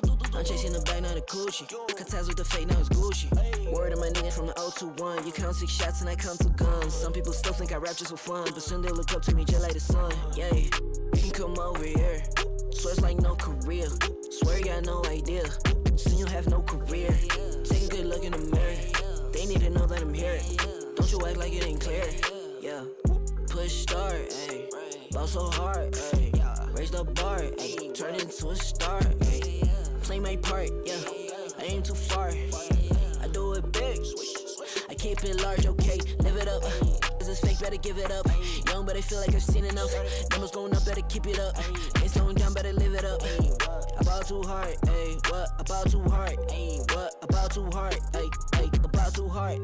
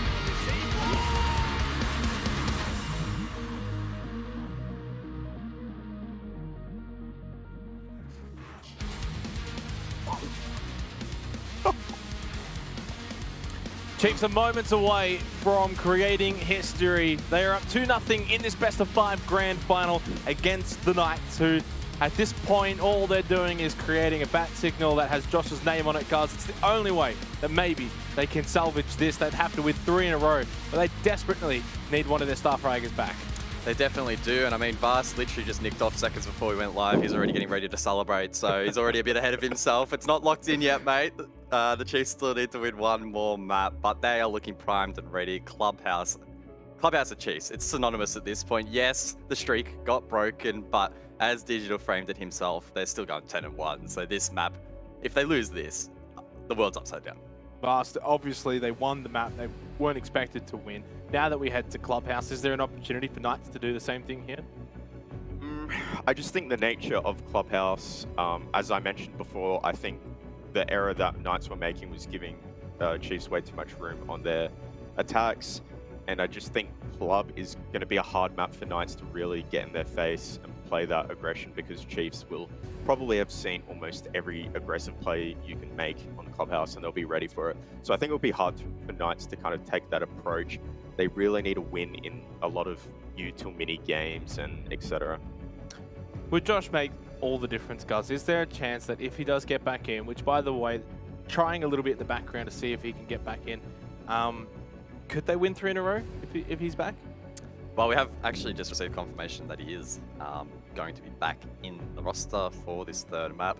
To answer your question, do I think Josh is going to be the key to unlock the door that leads to 3 map wins in a row? Not necessarily. I still think that, yes, they'll likely play better than they did in the first 2 maps, but to win 3 straight against any team under any circumstance is going to be really, really challenging. If it wasn't Clubhouse up next, then I'd be like, hey, you know, maybe there's a real chance. But the fact that Club's up next, it's just such a tall order for them to come up against the Chiefs. It's possible. And again, that fatigue might start setting in for the Chiefs on the back end, map 4-5, but this is going to be a big hurdle. In theory, Vast, though, if Knights do sort of steal this map away, the map of the Chiefs, which, you know, it's not like they're infallible on it. We saw Avert, obviously, and what they were capable of. Then you got Coastline, which is Knights' pick, and then Chalet. It's not exactly the hardest road forward, as long as they keep it 1 map at a time. Still Clubhouse. Suddenly things do open up. It really depends their mental right now. If they're just able to have a full reset with Josh and just forget about it and not really expect much from themselves, maybe there's that, you know, world where they can do it. I just think that's a huge factor, is where is their mental at right now? Where is their energy right now? I mean, Chiefs are they've been playing for a while, so Knights should be full of energy really, but yeah. Obviously, there's the sort of boon of getting him back, though, guys, right? That can sort of maybe reinvigorate this lineup. Picnic did as best as he could, but Josh is one of the irreplaceable players in the region. By getting him back, surely it sparks some hope. Yeah, the Knights are a very tight-knit unit. They've been together now for really a long amount of time. In fact, they're probably one of the few teams in OCE that haven't had a roster change in upwards of, at this point, right, 18 months, even more maybe. So maybe he can invigorate the roster. As I say that, Hayward with a big yawn, so I don't know, he's up and about. Again, do I think it's going to be enough for Clubhouse? My heart wants it to happen. It would be a fantastic comeback storyline, or the beginnings of a comeback, but realistically, and we have to be realistic when we look at the numbers, we look at the head-to-head, the Chiefs, it's well and truly theirs to lose from this point onwards. The 3-peat is half a step away. I wouldn't even say it's a lunge away, it's half a step away. They just need to take that half a step and reach for the trophy. When the boys logged on this morning, it was nice, bright and early, and slowly but slowly the sun starts to set and the Chiefs are still playing. It has to become a factor at some point, Vast. You've been in this position before, going into a 3rd or a 4th map in the grand final, having already played the morning. What would be sort of the mindset right now for these guys? What I could imagine is it'd be pretty similar to the past, just not really, it sounds bad, but not really caring, as Digital has spoken about it in his interviews with the whole importance to games, but I can imagine they're just honestly having a bit of fun with it at the same time, you know, just trying to play proper Siege. I mean, we saw Digital just have a giant Red Bull case on the ground and it kind of looked like he smashed half of it, so to be honest, they're probably just smashing Red Bulls all day and just gaming. Yeah, nice plug, and also you're not exactly wrong either. I wish I had some with me. It's been a bit of a long day, but we could be nearing the end of it. Just quickly, final predictions for this match on Clubhouse, Guz. It depends on the mental for the Knights. It's either OT for me or Chiefs are just going to absolutely run home. I'm going to lean with the Chiefs because I predicted them 7-1. They get it done. Fast? Oh, I kind of think it will go back and forth at the start, and then there'll just be a switch, and the Chiefs will just take it. Probably 7-4, 7-3. Well, at this point, you kind of have to back in the Chiefs. One map away from back to back to back. We'll see whether or not they're going to be able to achieve that, and the two best casters in the world, the whole wide world, to bring you this game, to do it its justice that it's deserving of. It is, of course, I forgot their names, actually. What is it? Monday and Marta? Something like that. It's high, Marta, I think. No, it's Dev Marta high, but you nearly got there. It was close fast. But anyway, I let's changed get my on the way Twitter here, handle. Dev. Stop bullying me. This is workplace harassment is what this is. And it is Monday, but unfortunately on a Sunday, that is for damn sure. We are now getting underway with this third and potential final match here, Dev. I don't know whether we're going to be able to see Knights bring this back. They were umming and ahhing on the desk, as Xenox does best, but really Clubhouse just seems untouchable. It's going to be hard for Knights to give Chiefs their second loss on Dubhouse all year long, but Knights are back at full strength. Josh is back in the server, and if anyone can put a stop to Chiefs making the 3-peat, it's got to be the Knights.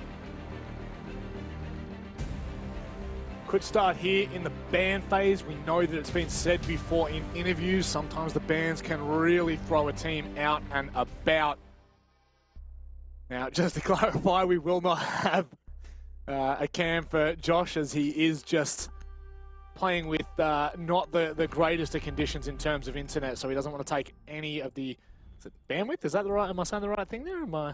Don't want to take any bandwidth away. Yeah, I'm not an internet person. Yeah, that's the one. The terabits. You know what? Something I can talk about is operator bans. That's something I know pretty well. And the Hibana ban means that impact tricking is back in the game. The Thatcher ban means that Maverick tricking is very much in the game and necessary. So likely to see a lot of Maverick ace play, maybe some Thermite, depends on what guys are feeling. Getting rid of the Kaid, though, does mean that you don't actually have to play the Mav necessarily, because you don't have to worry about those hatches being electrified. I think that might enable like a Thermite Ace combo instead of bringing the Maverick. So I quite like that. Valk is the last ban, which we saw Worthy absolutely popping heads with in that previous matchup. I'm sure Knights were playing it at some point, Dev, your match tracker. I'm very quickly going to go back and actually use your match tracker. There you go. So Knights don't really bring the Valk? No, they were. I'm just getting baited here. I'm absolutely shocked. Where are you I'm playing the Valk. Hey? They like playing the back, but here, I've got a stat for you.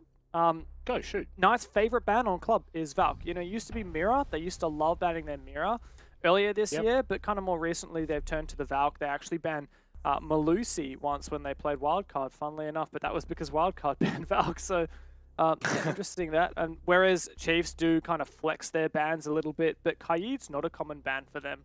So I do wonder what the play is there, whether there's a specific reason they're not interested in having the Kaid in play. But at the end of it, it does mean that Mirror has slipped through, which is not something that often happens in a Knights game, but Chiefs are fairly familiar. Like, most of the time, their Clubhouse games have Mirror on board, and while she's a very influential operator, it's mostly for bomb sites like this one right here, this gym and bedroom one. You've got that really powerful Mirror window that a lot of teams... Okay, this is not the one I was referring to, but this works. So cash Mirror window, I like that. If there's no mute jammer, though, it should be easily dispatched with an ace. The other really good Mirror window is the next one that Juicy will put down in washrooms or a bathroom, which can really help even once you lose the breach. So overall, nice extended hold for Knights. I'm curious to see what Chiefs do about that Mirror. They don't have the buck, so maybe they won't actually go below. They often play a buck on this map. But we'll see, you know, a lot of options for them. Nature of Clubhouse is... I guess, you know, it's been in the pool for a long time. That does mean it's kind of been played to death. Okay, we're not doing the Washington Mirror after all that. We're doing the Logi Mirror.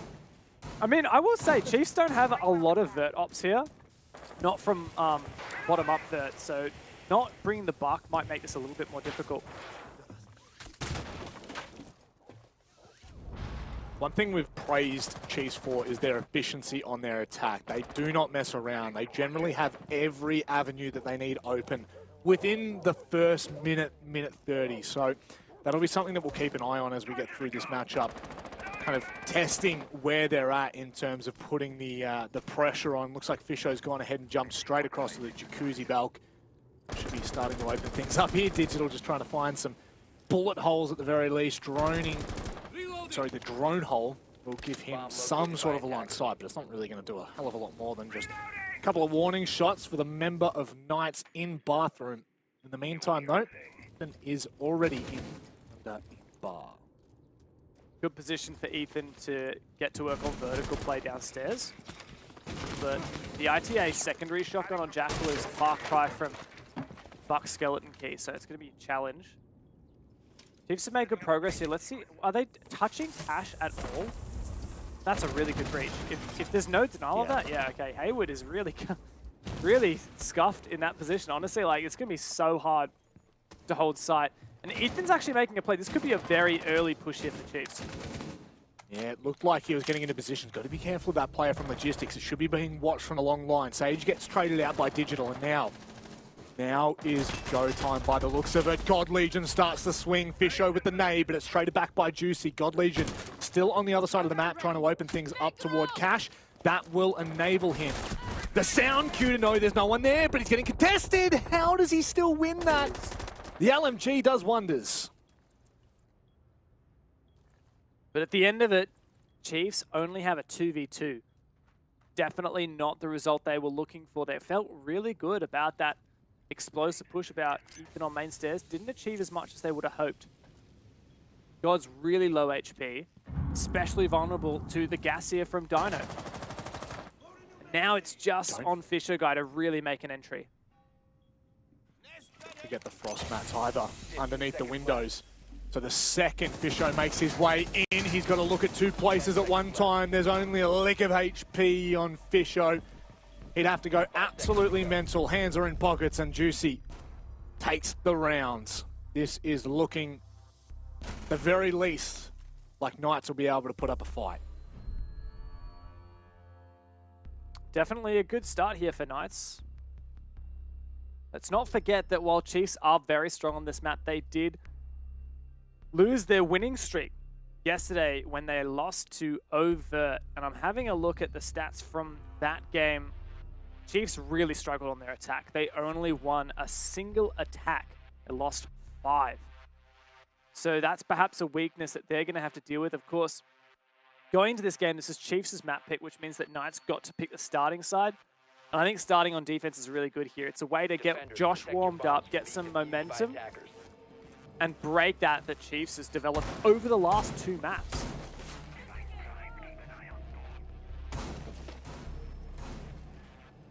Basement defense should be interesting. Sage on the cap can as well. Kind of hoping that maybe Chiefs don't do the full due diligence. And at the very least, we've seen it pay dividends in the past before.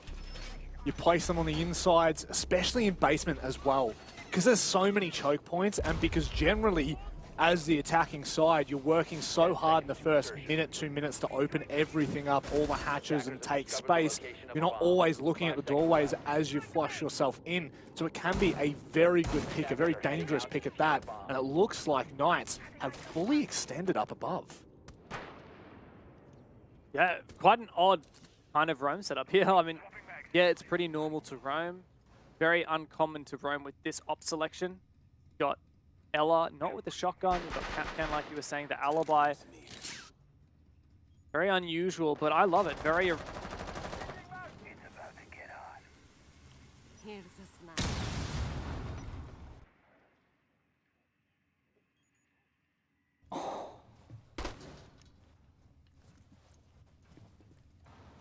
Hey Dev, guess what?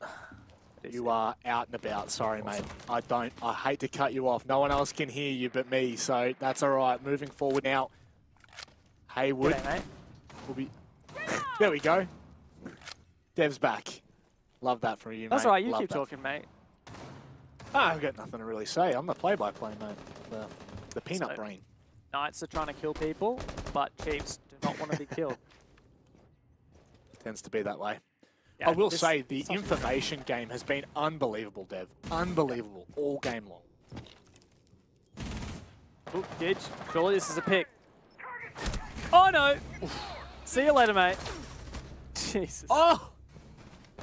Oh, God. Hang on a second. Hang on a second. The Knights are not done yet. They are not giving up easily. And I tell you what, this has the makings of an incredible comeback. If Knights can get the ball rolling here and the players can start hitting shots the way they are, there's a small moment of belief.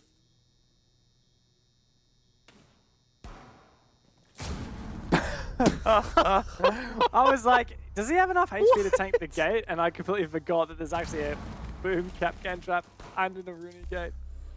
My God, that is such a painful like setup to attack for Knights. You've got LR, Capcan, and Aruni. Traps galore. You got mirror windows. You got alibi prismas to worry about. Oh, it's just very unusual, but I love it.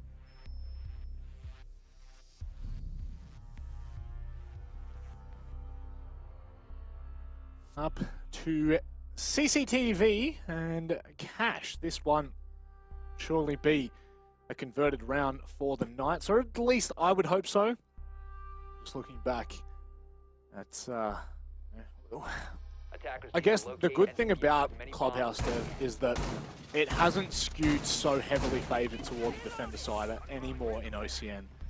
I feel like back in the day, you know, you used to really expect 4-2 halves because, well, the meta was a completely different beast altogether.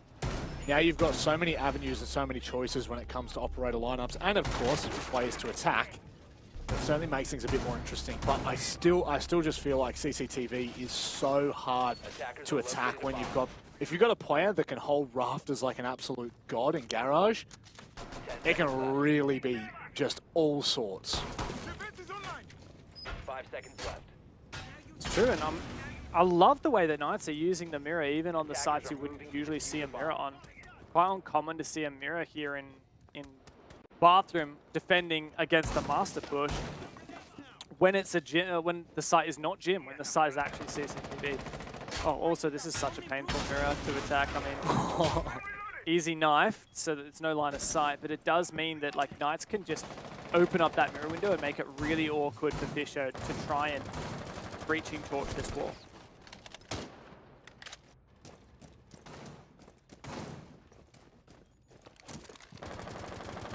Taking their time in doing so as well.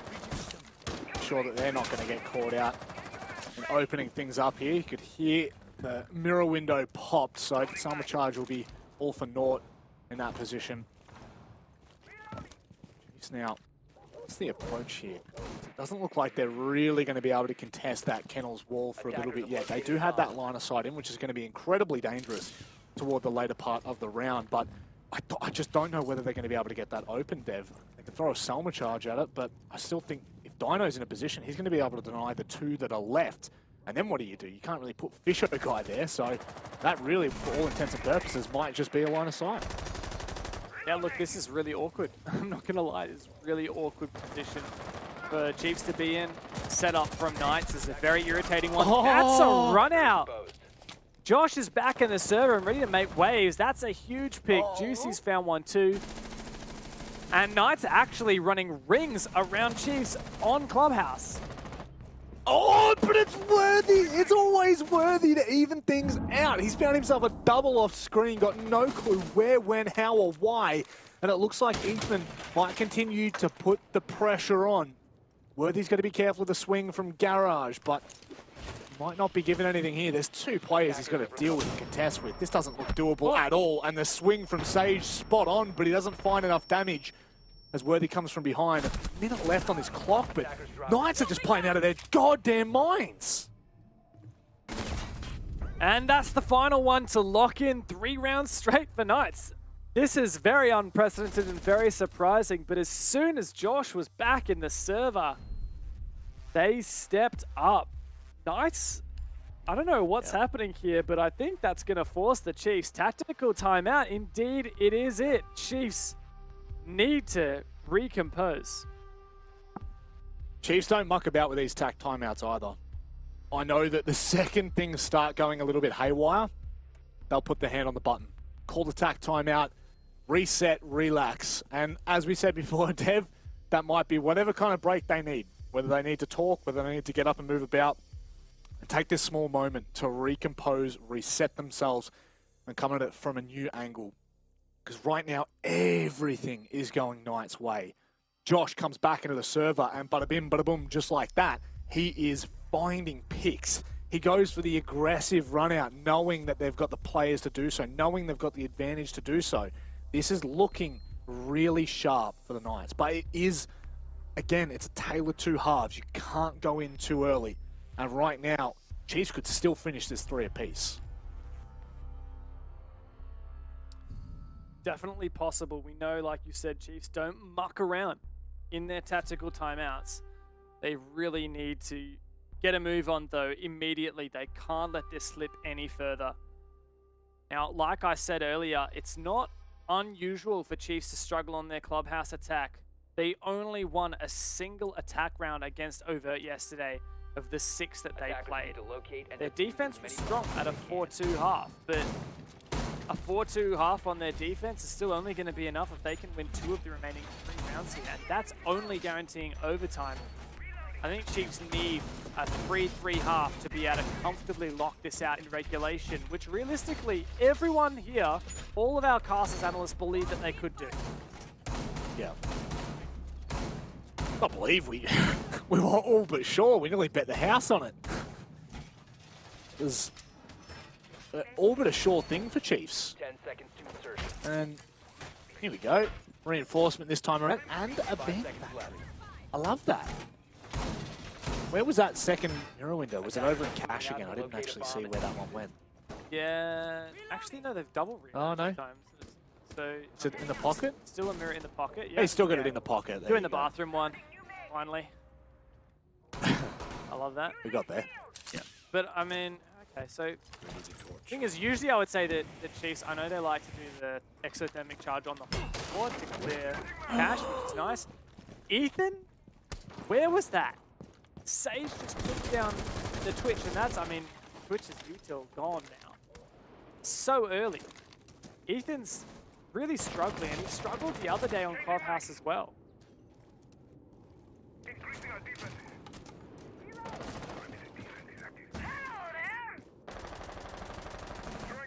Sorry, I just had to sneeze. I was wondering what was going on. Yeah, sorry. Sometimes I It's like alright. to take a breather. Sometimes we like to leave a little bit of dead air, but that was a bit too long. Don't mute yourself on TeamSpeak. Only mute your VMix. I want to hear you sing. I want to enjoy that. Oh, God. That's Jesus Christ. That's the weirdest thing I've ever heard. And this is the weirdest thing I've ever seen. Chiefs, on their most confident map of all, are getting taken to town by the Knights. What is going on? I don't know. This is really messed up right now. Chiefs look absolutely lost. Knights are doing away with them. Chiefs looking to finally take some cash control, but God just can't land the shots. It is a bloody mess. Knights have just made 4 convincing rounds in a row. Oh, goodness me. You can see why they were waiting for Josh to get back into the server. Regardless of how good Picnic is or what he brings to the team in that aspect, you want your full roster every minute that you are playing a game like this. The question then becomes, is it too little too late? Have Knights left this a little too late to make this comeback? Because remembering, even if they're able to continue this unbelievable form, we then head to Coast and Chalet. Chiefs have beaten every team to win the playoffs on Chalet, both stages. Crazy. That's a crazy stat, but it's true. And now is when Chiefs need to dig deep. This is not what we wanted to see from them. We wanted to see this be either a stomp or incredibly competitive. And right now, Knights are just on another level. That's it. Like, honestly, I'm really surprised to see Knights doing so well here. Look, they have played Clubhouse before. It was in OCN Stage 2. Guz has reinforced that it was a 3-3 at the half, and then Knights took a 2-round lead before Chiefs came back and won in overtime. So Chiefs have the head-to-head on this specific map, which is also the same, I can say, for the other 2 maps left in the veto. Like, if Knights win this, we go to Coastline, which is where Chiefs beat Knights in the regular season for Stage 3 just a couple weeks back. Then we go to Chalet, which is obviously where Chiefs beat Knights in the Stage 1 playoffs, like we said, in that grand final. So Chiefs have, like, statistically, they're head-to-head on every single map here, like, every step of the way. But we've been talking about fatigue, and look, I'm going to be frank right now, I'm feeling fatigued. Like, this has been a long day, and we weren't even casting during the first game. Chiefs were playing both the first game and the 2 maps we've already had in this grand final so far. Like, we usually say they like to warm up, but at what point do they really start feeling it? Oh no. Oh no, Dino. Dino, don't do it. He wins to him. this. He knows for a fact he's going to win this 100%. There's no doubt in my mind. It's just about when and where, but it's worthy on the other side. Of course it's worthy on the other side, and Sage has decided that they need a handicap for this round. They're sick of it being so easy. After all that, mate, getting Josh back into the server just to shoot him in the back of the head. Sure about that one, mate. Look, this loose roam strat, I really like it, but a couple of fights don't go your way, and it's just not going to work out. God Legion, it's just a turret, a repelling turret. It's just juicy now in the 1v5, and it looks like this might be exactly what Chiefs needed. This is definitely one of the stranger rounds from Knights that we've seen. And I mean, a fair bit of luck would need to go his way to even find 1 pick, let alone multiple, and that's what he's going to need right now. He's got 5 players coming up against him. He's got drones left, right, and center following him around every step he makes. It brings him 1 step closer to death. And Chiefs, that's the round we wanted to see from them at the start, and it comes 5 rounds in. This could be the turning point. Knights have to be careful. 2 rounds of attack here is honestly not terrible for Chiefs. If they could just get 2 attacks, that's kind of par for the course and better than they managed against Overt yesterday. So Chiefs, they can certainly redeem themselves for this half. If they can lock in this next round, they'll be in a great position to still win this, at least in overtime. But Knights have been pushing hard. Letting that round slip as a flawless, though, that is the confidence booster that Chiefs needed.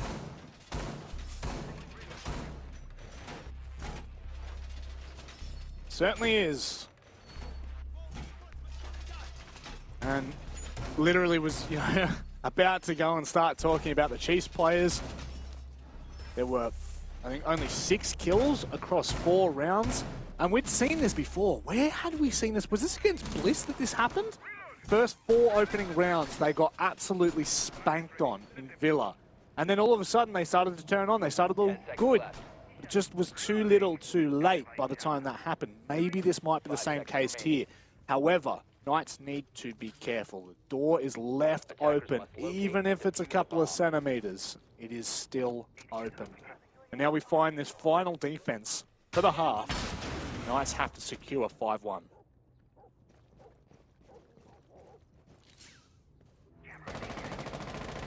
They can certainly do it as we go to Cash CC.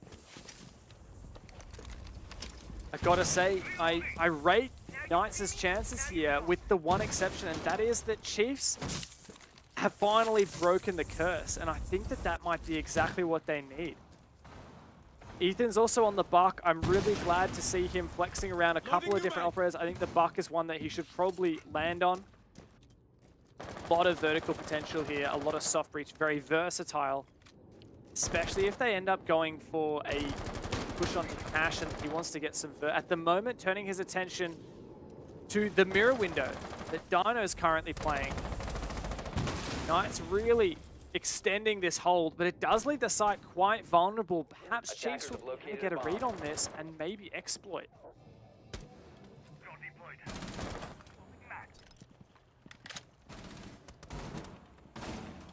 Digital still worried about the edge of garage here. Oh, timing just not the peak, not then, not there, Ethan now. going hand in hand with Digital. Sage is going to be so careful. They've just spotted him backing away, and he is, I mean, if he sticks around, I don't think this is going to be a pretty tale for him. Half HP, but he's still alive.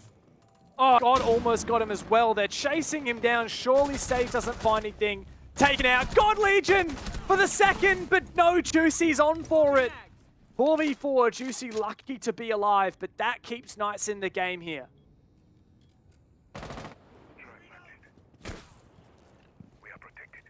Can't believe that. God Legion, all but one bullet in it for Juicy to stay alive. Could be the turning of the round here. If Juicy can fall back and stay alive, he's got the C4 to help deny. Alongside Josh, they now make their approach. Haywood, how good is his hold in here? They're going to burn the util as quick as they possibly can. When is that grenade coming in? It won't make a difference because it's Fisho guy who's hitting sharp shots left, right, and center. 30 seconds left, Dev. They've just taken garage control. Time is of the essence here for Chiefs. They have the advantage, they have the control, but they don't have the time, and Ethan's gone down. 20 seconds left on the clock. This is so winnable. 2 C4s for Knights. Chiefs have to let loose here. They've got the cross watch. If Fisho could potentially go a little bit deeper here, he might be able to. That's one C4 gone. There's only one left, and it's on Josh. 8 seconds left. Does Fisho go deep? Worthy finds a kill. Can Digital hold? C4 goes, but it's safe for Fisho. Josh now trying to swing. Only seconds left, and he'll be able to pull it out. Nice. They go 5-1 up in the first half.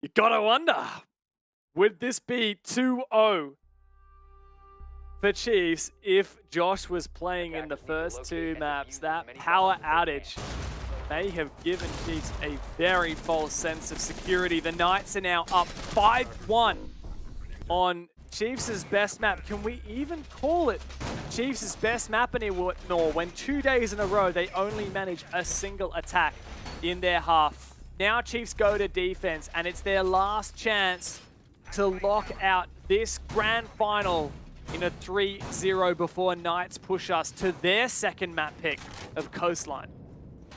If this is done, it has to be an OT. There's no way Chiefs go 6 rounds straight. It's just not possible. Not against the Knights. That doesn't happen here. That doesn't happen today. Knights are willing to put this fight up, and just that first half, the perseverance to continue to put the pressure on Chiefs, unrelenting. That right there is the indication for me we're safe and sound here. We'll wait and see how far Chiefs can push this. That's on them. How deep can they go here? Because right now, Knights are firing on all cylinders, and this punish, I mean, it could be swift and it could be deadly. Knights looking like the well-oiled machine. They've regained their confidence. Ready to go. UC just tossing up exactly how he wants to go about this Mav trick, but it should be pretty well done here. Don't think he missed anything, and indeed, that's a nice, easy one for Juicy. Actually going for a tiny little line of sight on the left as well. I really like that, denying any aggressive positions on the wall. And Knights are in a strong position already. 5-on-5, but these roamers down below, it's Worthy. Doesn't manage to take down Haywood's drone. That does give Knights so much more info here on Garage. You know what, I'm actually a big fan of that foothold that they've just made as well, because when it comes down to the end of the round, they will be able to play for the post-plant clutch. Look at this. Haywood, he's going to find the head here. Surely he's going to be able to hit the shot. The nades are coming over the top. How does Digital find a kill there? How does Digital find a kill? And he's still alive. This is hugely concerning, but that should be it. He's in the pocket there. But 1 kill and time wasted. That's going to hurt. But Worthy's on for a flank. As Knights recompose, they're ready for any aggression from the Chiefs, but not ready for the tight angle. Worthy now feeling the pressure, traded back once again. 3-on-3, these teams are as tight as you can get.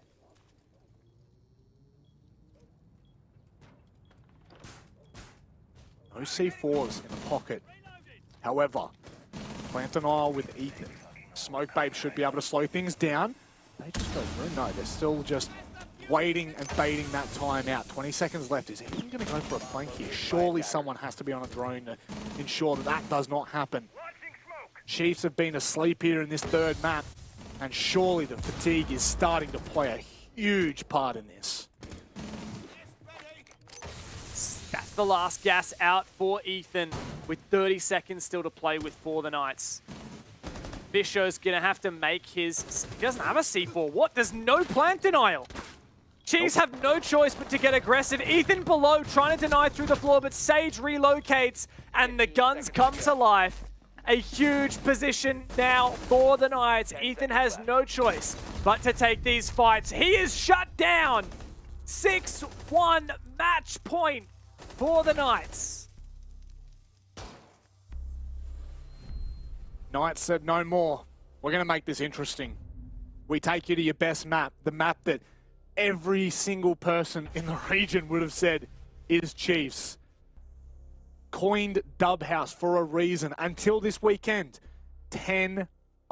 They had not lost a single game since the Chiefs have picked them up back in, April? And now, Knights are making them look like a... I'm going to say it. Making them look like a rank stack. Goodness me. Night and day, the performance from map 2 to map 3 here for the Chiefs. The Knights are going to find their opening. I mean, I have to wonder at this point, like, is Chiefs really feeling the fatigue? Like, is that what this is? 100%. It's surely got to be. I can't think of any other reason why Chiefs are struggling so much. Like, yeah, firstly, Knights are playing really well right now, but this isn't unusual for Knights. Like, this is kind of where Knights are usually at, and Chiefs are used to beating Knights even when Knights are playing this good. So I feel like the thing that's changed here is that Chiefs are not on their game right now.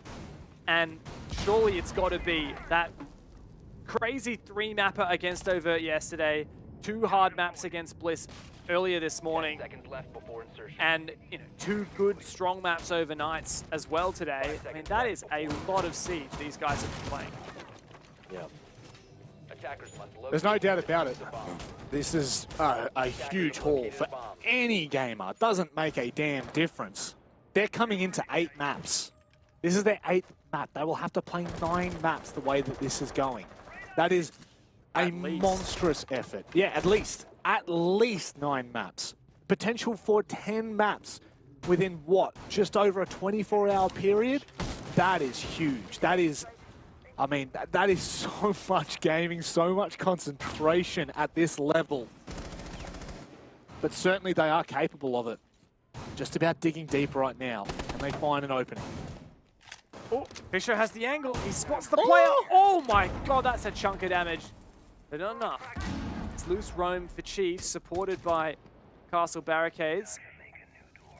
I don't know, loose roam, I don't know, semi-loose. It's pretty hard roam, to be honest. They're really fortifying these positions.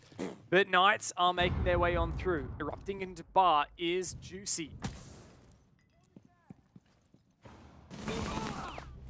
Oh, no way! What? How does Fisho win that from the hatch? Now they know again that Fisho's still up there. He hasn't had time to rotate down. Still two other members up there with the Chiefs. This is really dangerous right now.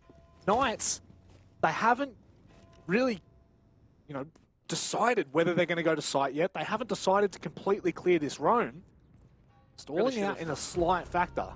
They really should have made that call a lot longer ago. It looks like Knights are actually going deep on site. That's a player in Mem, I believe, right now. They're just going all the way through Moto. And now it's on Josh to hold the flank. He gets God Legion. Church control is in the hands of the Knights, but 3-on-3 is not impossible for the retake. It's not, but certainly when Sage finds a kill in the back for Ethan, it's got to be. He goes down. Dino's low. Dino is out. Oh. It's got to be Juicy. The Don, can he come up clutch for Knights when it matters? He's still got time. 20 seconds left and he finds himself in the corner. He backs himself in. We are not done yet, not by any stretch of the imagination.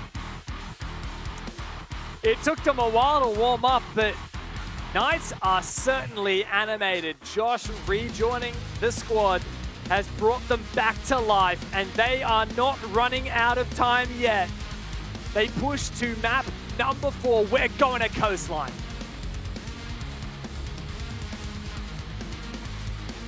Well, you let a team like Knights come back into a game like this and you will regret it.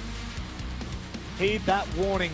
And again, we now, like, the conversation for Chiefs really does turn into digging deep, into finding whatever is left in that tank, Dev, because we just prefaced it then, 9 maps is the absolute minimum that they are going to play just over a 24-hour period to secure this win. This is a huge amount of siege and a massive ask from this roster to continue to find this. This is absolutely a marathon, not a sprint. And even though we saw Chiefs come out in front for the first 2 laps, they've still got to do one more, and Knights are catching up. This is scary. Like, this is actually on. And it's hard to say because despite everything we're saying, like, any day of the week, I would back Chiefs in for Coastline and for Chalet head-to-head statistically. This is Chiefs maps, but so was Clubhouse, and they just got 7-1. Just got absolutely spanked. And now, maybe it is the story that is turning on its head. Maybe the Chiefs have left Knights an opportunity back into this game. We're going to go to the desk, and we will see you on Coastline. Well, clearly I've completely fallen asleep and I'm dreaming right now. I cannot believe what I've just watched. 7-1 from the Knights on Clubhouse last. I kind of posed one of the questions to you, which was if you know, Chiefs can do it on Oregon like that to the Knights. Can Knights do that here on Clubhouse? Well, they've gone and done it, and they've done it even better. Yeah, I think I said at the start of Clubhouse that I just didn't think Club was a good map for Knights to get in Chiefs' face, but we saw Knights on defense. They just played extremely aggressive round after round, really getting in Chiefs' face, not giving them map control without a fight. I think this is what they needed to do from the beginning, but it's, I think, really important and good that they've realized that now, and they're starting to do that. Guys, it's pretty clear. Picnic was the problem. This is just such a weird map, dude. And we talked about the flow state over in Oregon. The Chiefs were playing into that and just, you know, doing their thing like robots, basically. And it was almost the exact opposite here. The Knights, with the addition of Juicy back into the roster, they felt revitalized. They were revitalized. They lifted their intensity to another level that we're yet to see in this series. And the Chiefs, whether it be, I don't know, the map at the moment not playing out great for them, or the fatigue that's setting in, a combination of both perhaps, they could not rise to that same intensity fast as you mentioned. The Knights on their defense, dude, holy smokes, they were just absolutely everywhere around the map. So many trade fests going down, and just in a lot of the pivotal rounds and clutch moments, the Knights were just in better positions. They played out those rounds a lot better on a macro and even micro level as well. So yeah, eggs on our face. I thought it was going to be, what, 7-3 or whatever in favor of the Chiefs. Obviously, I was completely wrong. Who knows? I think Dev as well raised a really interesting point. Imagine Josh was here for the first 2 maps. Would this series be even closer? Yeah, I mean, 11-5, +1 entry, 100% cost, and 2 multi-kills. It's a pretty decent stat line for Josh in his return for this particular map. Advanced, I think that's a good point, especially probably more so Bank than anything. And what was a game that was already quite close, quite back and forth. If you add in Josh to that lineup, do they maybe steal Bank? And then suddenly this is an entirely different storyline altogether. But still, 2 more maps need to be won for the Knights, right? We've got Coastline coming up. Technically their map pick, but as we know, it's not a bad map for the Chiefs either.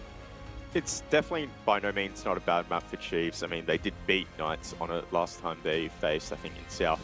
And I just think, though, looking at this map, it's Knights' pick. Knights are really feeling the energy right now. You know, the levels are high, the, you know, spirits high. Chiefs, we talk about them kind of being in this flow state. I think Coast is a map that you really need to be switched on and engaged in. It's, you know, can be a fast-paced map. And I think that might favor Knights a lot more, to be honest.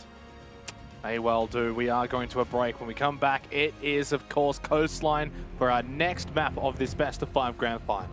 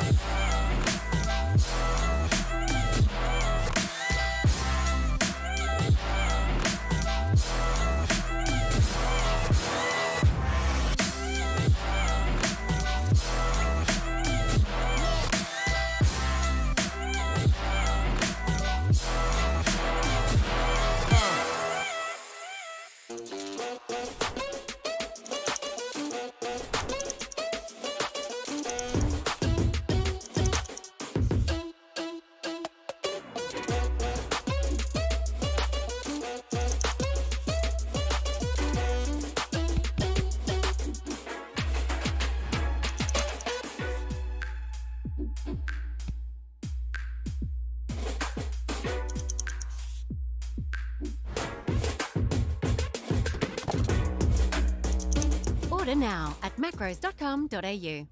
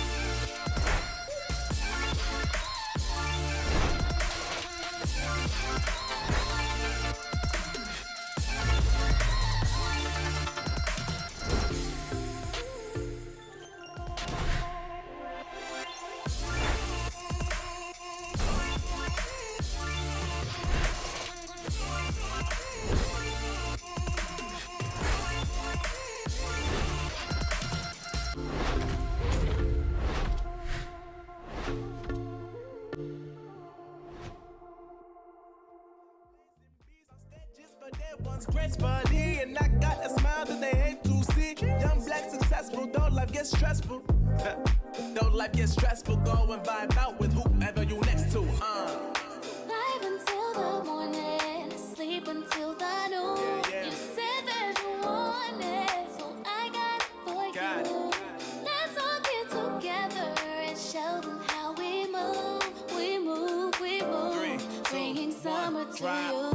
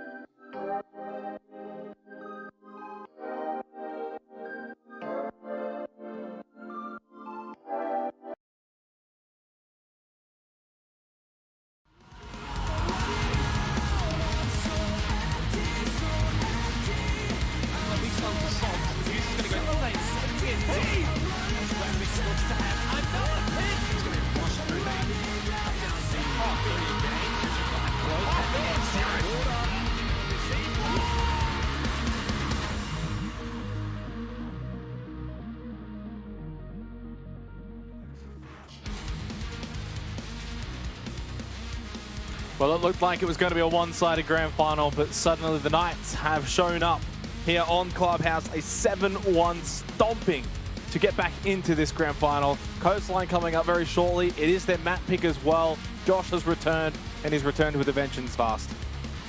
Yeah, I mean, what a performance from the Knights. Just the way this is turning around, it's just insane, this this BO5. It truly is. I mean, all my predictions have just gone out the window. I thought Knights were going to win this series, and then Chiefs go 2-0 up, and then I'm like, oh, Chiefs has got this, and then all of a sudden, boom, Josh is in the lobby, and he's just winning gunfights. Certainly, even as a team effort, basically everyone on the Knights playing pretty well in that Clubhouse game. But Guz, can they replicate that here on Coastline? Very good question. The thing for me, the takeaway from the Clubhouse matchup is the Knights raised the intensity level. No doubt Josh jumping into the server has reinvigorated the roster, and they have just taken a massive leap forward in that intensity part of the game plan. Clubhouse traditionally is way more passive than Coastline. Coastline naturally is already way more aggressive and way more active and fast as well off screen, saying that you just literally have to be switched on at every single moment of every single round. And if that fatigue is starting to set in for the Chiefs, actually that is going to become physically and mentally really, really tough. So I think 2-1 in the series, that's what we expected at the moment, but it's the circumstances kind of surrounding it at the moment that's really confusing. We all would have predicted to be in this situation where Chiefs would have won Clubhouse, Knights would have won Oregon, but Varsity hasn't played out that way. So does that kind of change maybe our thoughts and expectations coming into the final two maps, or at least for Coastline here? Do you sort of continue to back in the Knights as you did prior to the start of the grand final?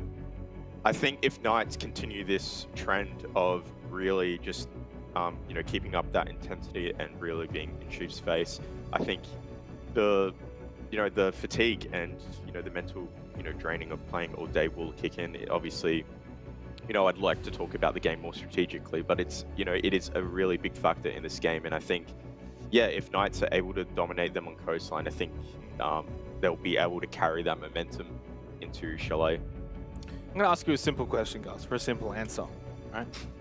If the Knights win coastline, do they win the whole thing? There is this secret magical force around Chalet for whatever reason, where the Chiefs continue to close out playoffs, but maybe there's recency bias starting to set in, but I don't know. Do we start flipping over towards the Knights side? I don't know, man. This region is just absolutely baked, so I can't give you a simple answer to that question. My answer is I don't know. I really have no idea. I'm sorry, but I've just read that. I've already turned off the Discord because Manic's really making life difficult over here. I'm not looking. I almost lost it before. Look, obviously just a little delayed at the moment, but everything's fine. It's okay. Josh hasn't gone anywhere. It gives us more time to sort of dissect how this grand final has played out thus far. Obviously, the recency bias has been a factor, though.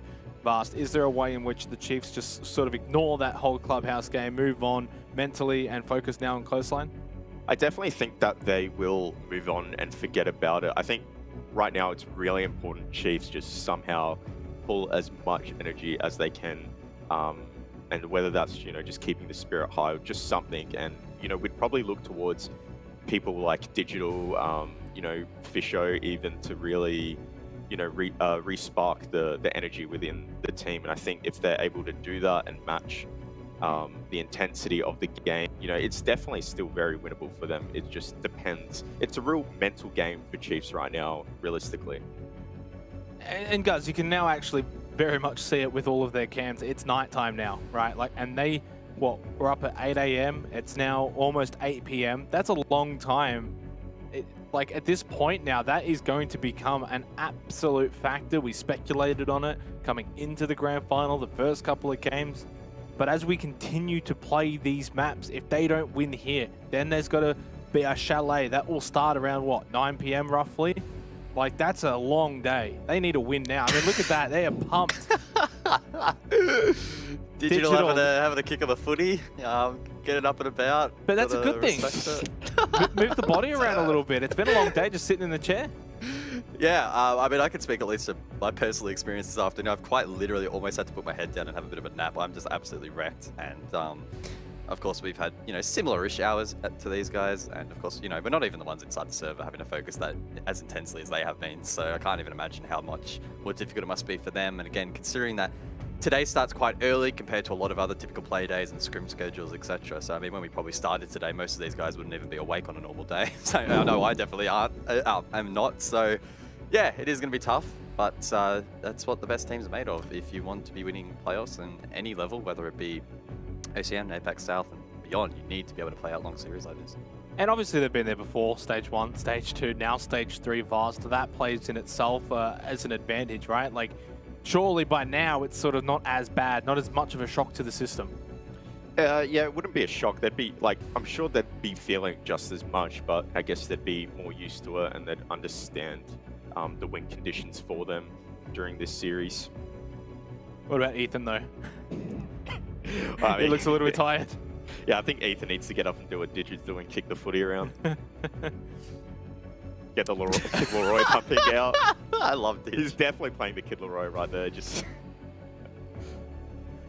But in a way, though, as funny as it is, guys, it's really what you need to do if you are the Chiefs in this situation. For the Knights, obviously, they had a different path being directly into the final. He's going to show us something, isn't he?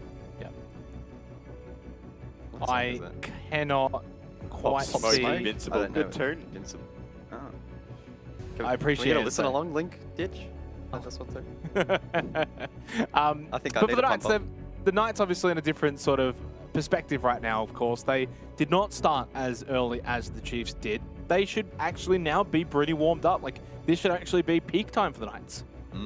Which is very concerning. If you had to like graph out the current like form of both of these teams. The Knights, they start off so slow, no doubt hampered by Josh having a power outage, and they kind of plateaued. Didn't really raise up all that much. The first two maps are fairly one-sided. Then they've just absolutely spiked through the roof. And the Chiefs are going on this slow decline. So they need to dig deep, find something to attach onto, and bounce back here. And that's what we've been talking about for the last little bit, and I'm sure they're very conscious of that. You can see Digital, he's quite literally making a very conscious effort to try and revitalize himself with some energy. I don't know whether or not maybe the lack of sleep is really starting to kick in, he's got a bit crazy, or whether that's just Digital being Digital, probably a bit of both. But yeah, you got to do something to get yourself back up after what was a pretty devastating loss on club. Bringing it back to a little bit more of the strategic depth here, Vast, going into Coastline, is there anything that Chiefs maybe need to do to change things up based off Clubhouse, or do you just go with the standard, Coastline approach? I think they don't really have to change too much, because I think their coast is actually really good. I mean, we've seen how, I think in the Overt game showed, it kind of highlighted how good their coast is. It's really explosive. They're not afraid to drone sight, look for gaps, and just make plays. So I don't think fundamentally or strategically they need to change much going to this game. As we've all mentioned, it's just really a mental game right now for them. All right, we've got our final prediction time ready to go. Guz, you're first. We're going to 5 Knights. Bust. Yeah, I agree. We're going to 5. I think we're going to go to 5 as well. I'm going to say Knights. Do it a bloody flip-flop. I can't believe it. I think we're going to go the distance. Apologies for the delay. Dev decided to just step out for a little bit, but he's back now alongside Manic Monday. Thanks, Dev. Good on you, Dev. I had to grab some Guz repellent. Your Skelly, what? I had to grab the Guz repellent. I don't even know what to say, but jeez.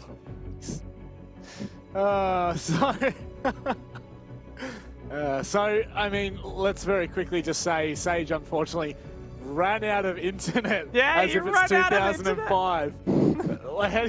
How do you run out of internet? Out of mobile data? It's like I had to top. You literally had to top it up. What is that, mate? Yeah. Imagine if we ran out of internet casting. I think everyone would be much happier at home, Dev. I think that's the way it works. But we are going to a 4th match.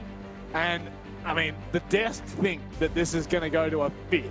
But I don't think it's going to stop here. Coastline is where the Knights may lose their, would you call it comeback?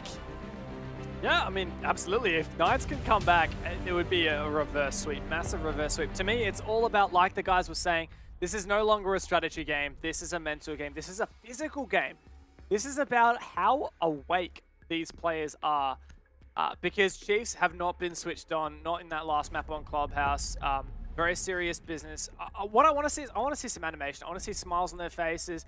You see, is he still... Is he got some chewing gum or something? I can't tell if he's like talking, singing, or just chewing. But I mean, I'm all for all of them. I think he just needs to have a bit of fun. The whole Chiefs roster needs to get animated.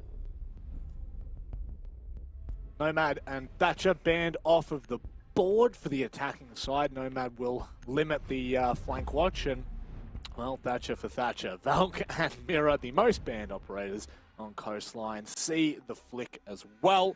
Knights starting out on the attack, which, Dev, how do we feel? Like, I know that we say that it's probably a little bit more to the attacking side. What do you think? Look, let me grab the stats. So in OCN, we have, okay, we actually haven't had enough Clubhouse to really make a good stat out of it, but I mean, it's 39% defense, so that's very strong. 61% attacker favor, so that'd be like a 4-2 half. That's only of 2 maps though, which, you know, bit of an asterisk there. I still reckon Coastline very attacker-sided. Depends what bans are in though. I think with Valk and Mirror shut down, definitely that they're really strong defense operators to ban out. That said, I know that the Thatcher is also really strong here. The Nomad, I feel like overall this is still attacker-favored. Probably 4-2 split would be expected for even teams. Though we could definitely see a 5-1. Knights did it on club. That was when they were defending. Now they're attacking, so they get that momentum once again, starting on the favored side. I definitely think Chiefs just looking for 2 rounds here. Just 2? Fair enough. see whether they can get more. I would love to see Chiefs just go aggressive on this defense. I would love to see them all up in the grill of Knights, because again, this is quote-unquote a Knights pick, I guess, at the once you get out of the ban phase, it's just really about, not the ban phase in terms of the operator ban phase, but of course when we're talking about the map veto, it literally just becomes order, right? It just becomes, okay, we went Clubhouse first. That's what I'm talking about. That's exactly what I'm talking about. That's what we want to see. Ethan, off the chopping block straight away, slices and dices Juicy, and Sage responds so quickly. Oh, we're going to have a bloody game on our hands. I'm telling you right now, I can feel it in my bones. Hayward's keen for one. The proxy goes off. Oh, nails the shot. And it's just back and forth, Rob. 2 players left for the Knights. This is what I'm talking about. This is exactly what I wanted. I just want to see a fun matchup where it's consistently balls to the wall, not slowing down, consistently keeping the pressure up. And boy, oh boy, have we been delivered that in the first round. I think that was done within a minute. I don't even think we made it past the 2-minute mark. I'll be completely honest with you, Dev. Regardless, though, explosive start from Chiefs, nice response from Knights, but it is the janitorial duty for the boys in blue. It's a 42-second round. I think the fastest we've had for quite some time here in OCN. A great start, and you said it, mate. You said the Chiefs need to come out of the gates and just go hard. Just go peak everything. Just play it. Just play Coastline. Most classic Coastline. And they did it, and that is fantastic. They've already won one of the 2 rounds that they need here to meet par for the course on their coast defense, but they could certainly go a lot further than that. Definitely going to have to dig deep, though. There's no doubt about it. And look, they said to us, and by they I mean Digital spoke on behalf of the team, and said that they were really coming into this game feeling comfortable. We've already prefaced that on the desk and in the casting little area that we have here. I don't even know if you call it a casting area, whatever it is. But they were saying how they just feel comfortable right now. They don't feel a lot of pressure. And honestly, I do firmly, wholeheartedly believe in that, Dev. If that's how you feel, if you are not putting pressure on yourself for this game, have fun with it. You know, do things that you wouldn't necessarily do, because it will 100% catch teams out time in and time again. I'm so curious to see whether they're going to keep this pace up, but certainly Knights are going to have to be careful for these spawn peaks, because they will come aplenty.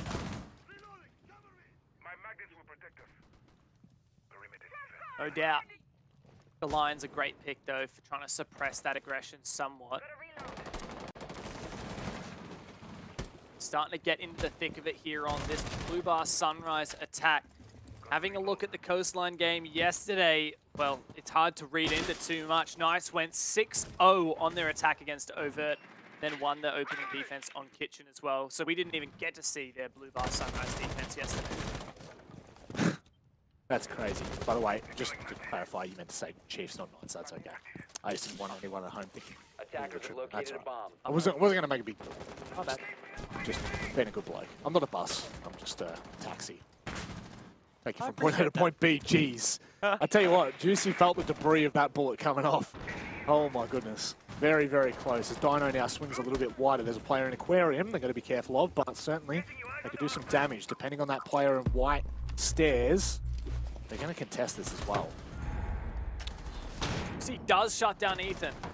Good opening pick. Yalabai off the board. Very dangerous player. Found the opening last time. Digital, though, coming back up the stairs, and God Legion does find Hayward. Eventual belated trade there for that opening engagement. Still, a lot of this top 4 control has started to be chipped away from the Knights. Still, Chiefs uncontained and roaming loosely. A lot of map control in their side. That is as well the soft breacher down, and it doesn't look like they've got any breaching charges either, so getting that vertical line is going to be a little bit more difficult and probably near impossible, and we know how important being able to anchor on some of these sites can be. They can no longer put pressure in blue or in Sunrise. They would have to pretty much... Oh, the timing from God Legion there, my goodness. Just swings wide, but Dino doesn't find the kill just yet. And now Knights look to put a bit more pressure on this side. Oh my goodness, Fisho. The plant's actually going down. Juicy manages to get a nade kill while planting. Chiefs are absolutely lost right now. No plant denial in sight, and now it looks like Chiefs may be at the end of their rope here. Juicy just around the corner, and he spots out Didge. Didge's got to make this shot count, but Juicy just plays the smart game, backs on off. Sage as well in a very safe position. This is nigh impossible for Digital and Worthy to retake. 13 seconds before they've got to be on the kit and just counting by the pixel. Juicy will find the kill on the Worthy. Digital, he might be able to long arm this, but the player from backside should be able to shut that down. And I mean, look, do what you can, but that looked real clean from Knights on that attack. I will just say as well, Fisho guy was on the smoke and he did have the opportunity to deny, but the double aid from the window just absolutely caught him off guard. Great start there for the Knights. They've managed to fight back. They suppressed that aggression, found the opening pick of their own. Juicy also. Really good to see him making waves in the server, shutting down the opening kill, also finding that nade kill as he was planting. Really good stuff from him. We're just having a small technical pause while we work through some issues. And we're back in. Yep. No mucking about here. Just going to make sure that all the players are happy. Of course, there is a bit on the line here. Not only are you playing for the cash prize, but you're also playing for that pride. You're playing for the Stage 3 champion. And, I mean, look, Knights yet to secure that. They're yet to secure a National League championship, whereas Chiefs are looking to go three-peat. They're looking to go flawless this year. Honestly, I feel like the stakes have actually raised since this match started. Like, for Chiefs particularly, yes, there was the stakes of, oh, they want to go three-peat, they're talking big, they want to be classified the best in O's, all that jazz. But I think the stakes now is that they don't want to get reverse swept. Like, that would be so embarrassing. Yeah. Imagine that. Like, Digital was telling us, like, he likes to hold it over Oda. Anytime Oda wants to talk a bit of smack, just say BO3. Anytime Digital talks a bit of smack, just say reverse sweep. Or just say 2-0 up. Just say 2-0 up or something like that. Like, they've got to dodge that, That'd be pretty embarrassing. I certainly would not want to have that labeled to my name. And look, we know Digital, he does like to talk a bit of trouble. Oh my God, Fisho guy with the SMG-11 all the way out to the pool. Hayward's very lucky to be alive in that instance, but they can't convert the kill. They can just, again, ring those alarm bells and ensure, Knights, are you paying attention at the start of every round? Because there is an ability for you to drop a player before you even know what's going on. Reattempting the Bars defense here. Chiefs are going to need to tidy things up significantly. Oh, I love this. Dev, you go for it. Let's see them. The Gon 6s are primed and ready, and through they go. Dino into the meat grinder, but he lands the shot. A double C4. Juicy's forcing the plant down, but he might not be able to, as his teammates are dropping like flies. Sage trying to come through, and it's all on him now. A great attempt from the Knights, but it comes down to the big man himself to try and clutch. 3 hours of aim training a day might not make this work, but that's a nade! Oh no. What a fantastic play. Now makes it a 1 versus 2. God and Digital, he sees them both. He knows where they are, and he has to land these shots. But the crossfire is too much, and the Chiefs hold firm. A great attempt at a rush, but it's just not enough. Chiefs played that so well. They still had the default cam up at the bottom of blue so they could see all of that. The second Sage put 1 foot in the corridor, both swing. Can't fight 2 players at once. Well, I mean, Sage probably could, let's be honest. He'd find a way. And look, I'll be completely candid here. I have no issue with that for Knights, because if Fisho doesn't find a double kill with the C4, they've swarmed site and Fisho died instantly. So, like, without Fisho's double kills with the C4, I think that round's completely different. And, it now ensures that Chiefs are going to be so careful. But I am getting what I asked for. We can agree on that, Dev. This is the game that I wanted to see here on Coastline, was just no holds barred, just go for it. Whatever you can think of, do it. The only concern I have for Knights is the fact that I don't think that on an attacker-favored map you should be taking those risks. Like, that was a good calculated rush, honestly. Like, that was a cool rush. Credit to them. I think it was also well calculated, but it's still a high-risk, high-reward play. And if you could just play, like, low-risk, high-reward, which is, I think, what Coastline Attack generally is, so why not just, like, play lower risk? And, yeah, it might not look as flashy. I just feel like slow and steady is better here.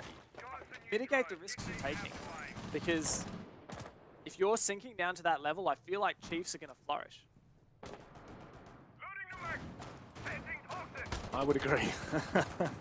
As much as I do want the chaotic game, I think it's more so I want the chaotic game from the Chiefs. Maybe not so much the Knights right now, but still, like going to make it entertainment value. We all do, right? But it just sure. like if I was in the Knights camp right now, I'd be saying, look, I don't think this is the most stable way to win this game. It's exactly what Chiefs want. Yep. Play in the Chiefs' hand, and they will well and truly show you what they're made of. Juicy, maybe you could contact Xenox, and he'll show you how to throw a drone. Straight into the wall and straight back down again. Oh, Sage, my God. I don't know whether Fisho had hit that or whether Sage had pre-fired it, but either way, very lucky to be alive there. Backs away now. Chiefs got to be careful not to overextend on some of these attempts.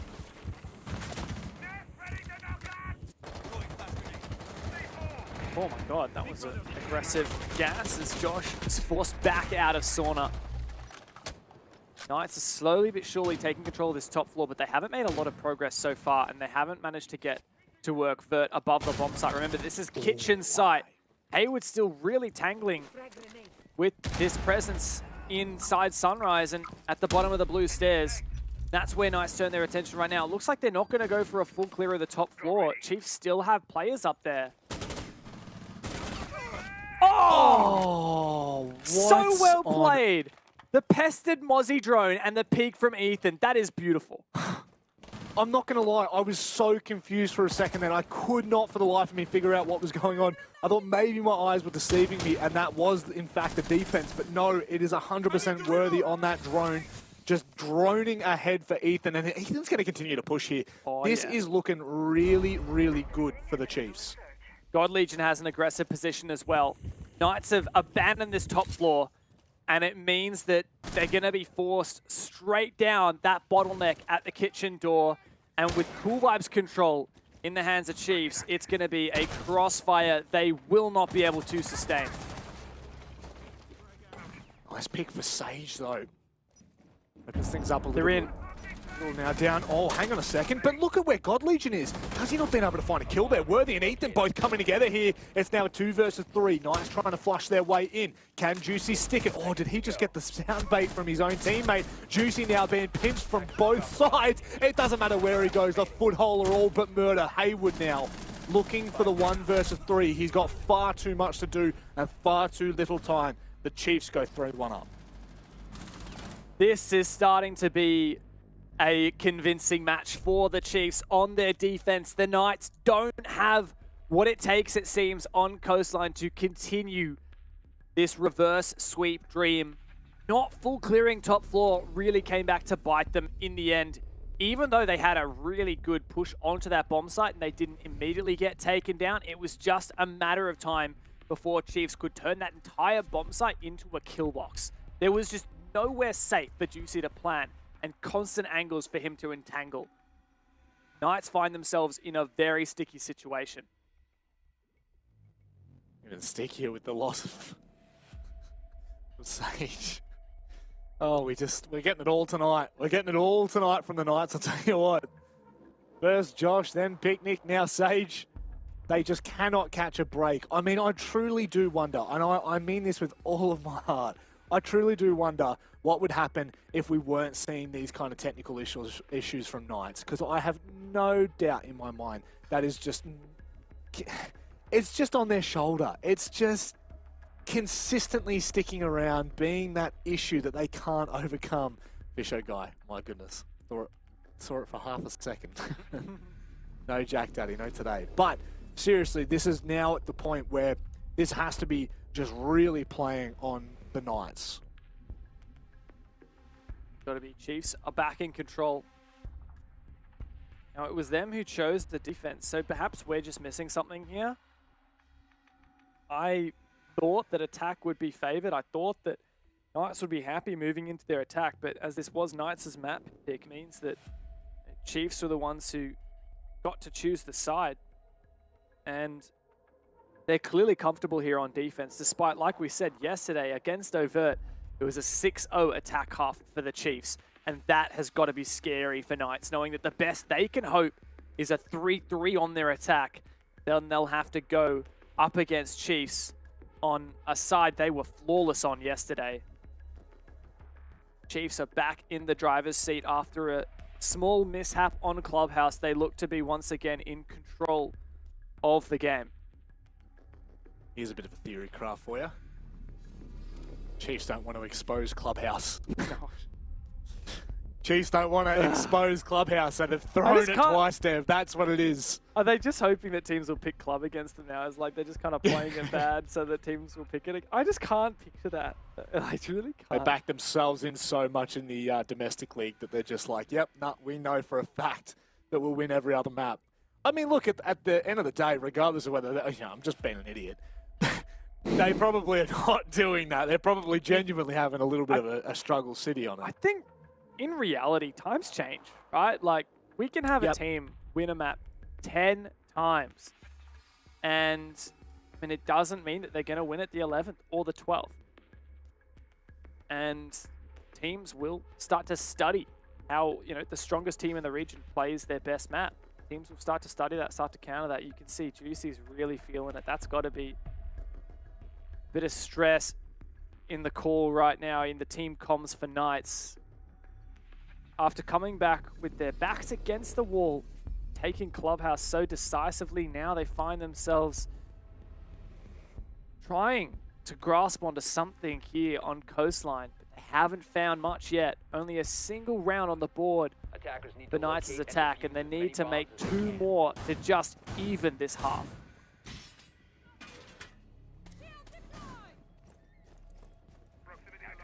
Attackers have located a bomb. So how far can Chiefs take this?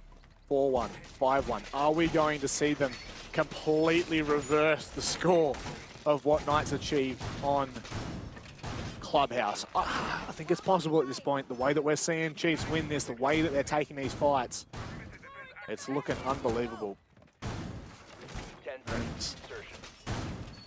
It is all going to come down to how Knights rebound. Like, it just feels like a never-ending saga for them. And, I mean, they're not having their lucky strike.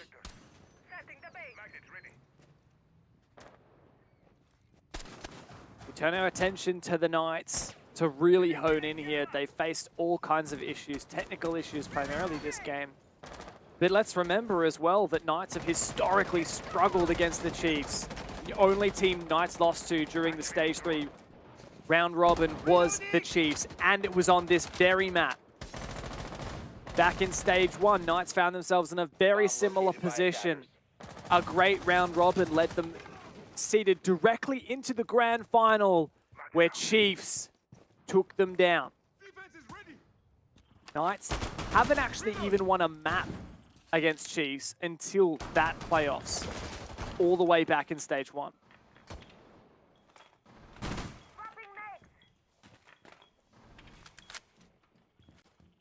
Oh, minute down, and Knights haven't been able to find the in just yet. Ethan could be in a pivotal position here, sits behind the chassis just for a bit of cover from the window as he now legs it out of Hookah, not interested to stick around. Sage. No one, is there anyone behind Pirate? There is, right? Oh no, there is. Apologies. Oh, how's the dodge there from Fish? Digital's actually so close to being able to make a peek here on the Sunrise single window. Now he's taken down Josh. That means it's free, and he could actually peek this guy on the double window. Or on the Hookah window. Digital has so much free real estate right now. But they do just dodge it for now. And Chiefs! What is that? They just come to life. But Knights fight back with everything they've got. Sage is on the site with the diffuser. I'm still trying to claw at what I'm looking at. I don't know how this has all happened. Haywood now looking to play for the long line. Digital's got to be careful coming up cool vibes, but this should be pretty much done and dusted. You have to imagine. God Legion hits the shot. Sage is on no HP whatsoever. 5 to try and find both. The Chiefs are running away with this map and in it, the series.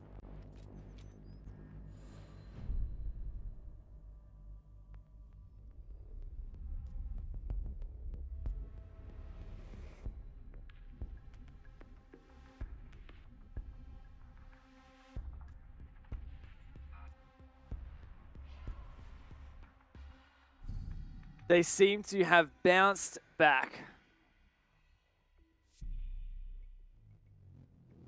I think you might be having more technical issues than Yeah, Sage what is, Dev. the? What is this, mate?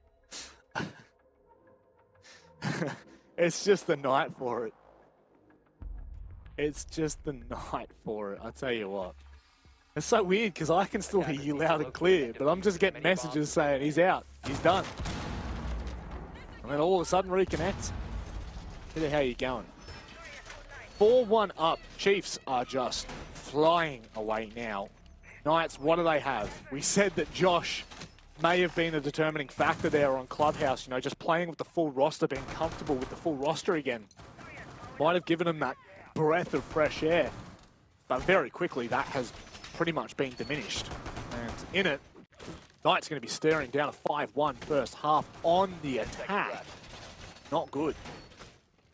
5 seconds left before insertion.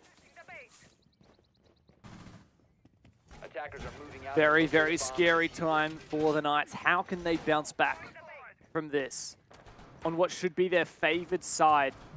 They are struggling. Oh! What is that? No. Surely that was a down and then a finish off. There's no way he just spawn peeked with the pistol. All I heard was one bullet.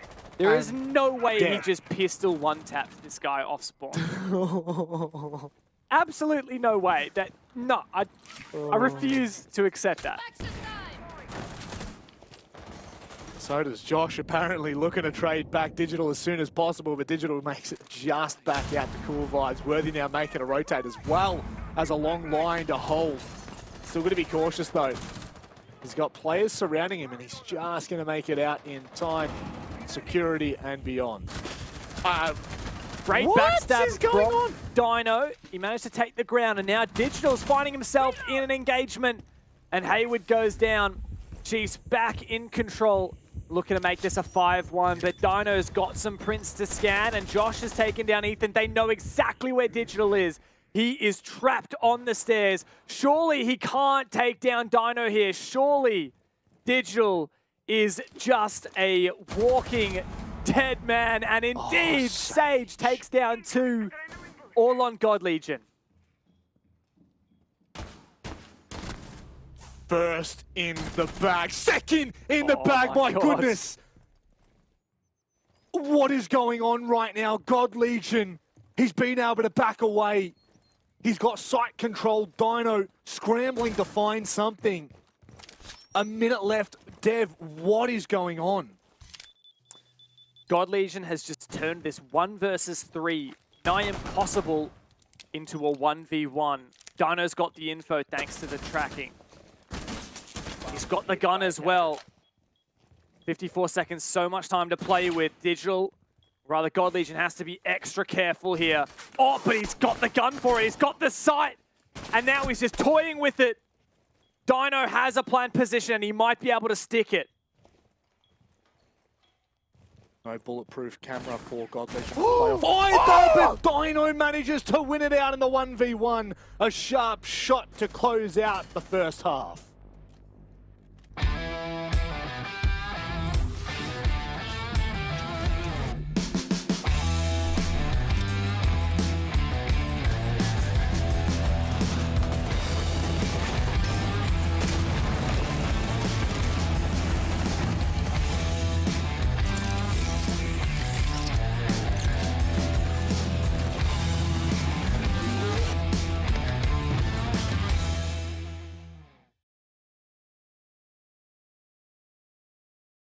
A sigh of relief for the Knights.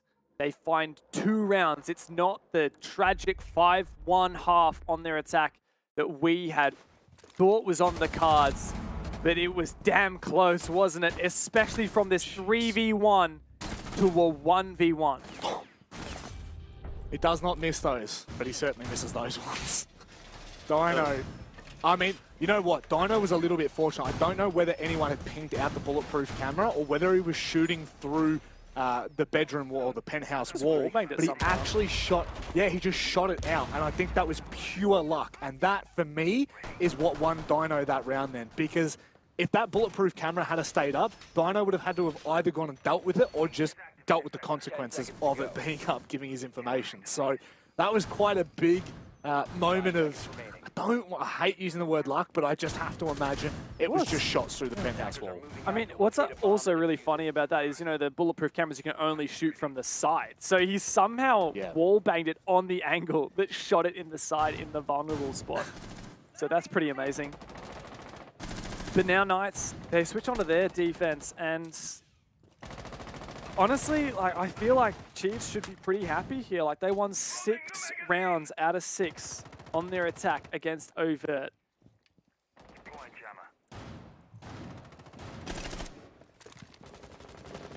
Dino just drone spotting and backing away. Take as many as you can. Staying quite aggressive as well in serves, which is not concerning by any means, but for the members, the Chiefs, it may well just be hello for this peak.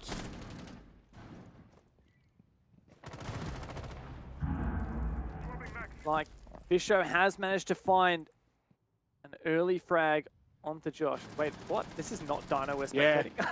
No, oh my I just God, tripped out that for a threw second. me. Yeah. What? I was like, Kayid so is outside? What? Yeah, that really got me quite bad. I was like trying to figure out how Dino was throwing a nade just before. Okay, so we're not. Ignore the bit at the bottom, please. Ignore the bit at the bottom. Yep. Oh, wallbang from Ethan. And he shuts Dino down. But, Hayward does manage to find one back. An aggressive angle. But it's just trades back and forth at this point. Chiefs find themselves in a 4-on-2. Not gonna lie, this is a play-by-play's nightmare.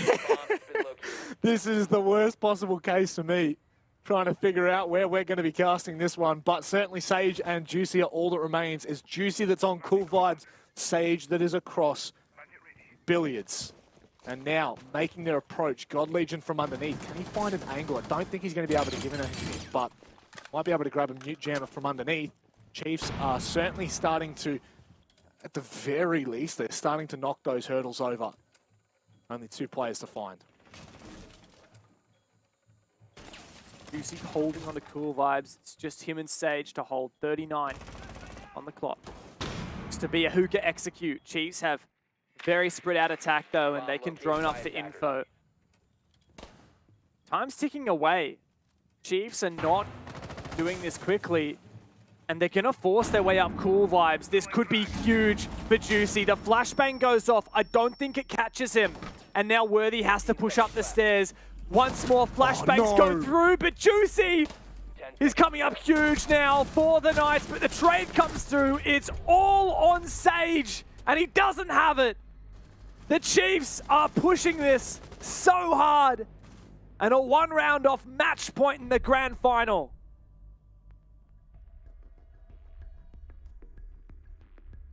Match point, series point, 3-peat point. No matter which way you put it, only 1 round stands between Chiefs and that point. This is looking really clean on Coastline. Knights, can they step up? I just don't know with the way that Chiefs are running away with this right now. I can't see an in. I can't see a way in which this entire tale turns. But it is possible, and we hold on to hope.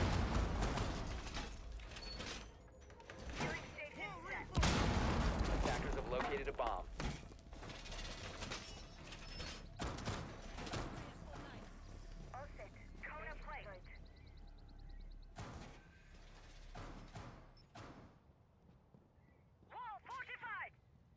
Oh. Talk, Rob. I mean, Very frequently, I'm losing you, Dev. yeah, I mean, I think that I'd DC'd before I'd said that, so... Yeah, Okay. I just stopped. I'm, yeah. Great. Yeah. I was just talking to myself then. Yeah, same, man. Same. Feels like it sometimes. Yeah. To a brick wall. To a brick wall. Attacker's objective is to defuse a bomb. Look, at least we're not casting with down arms. It could always could be be worse. worse. Couldn't it, Dev? Exactly. Could always be worse.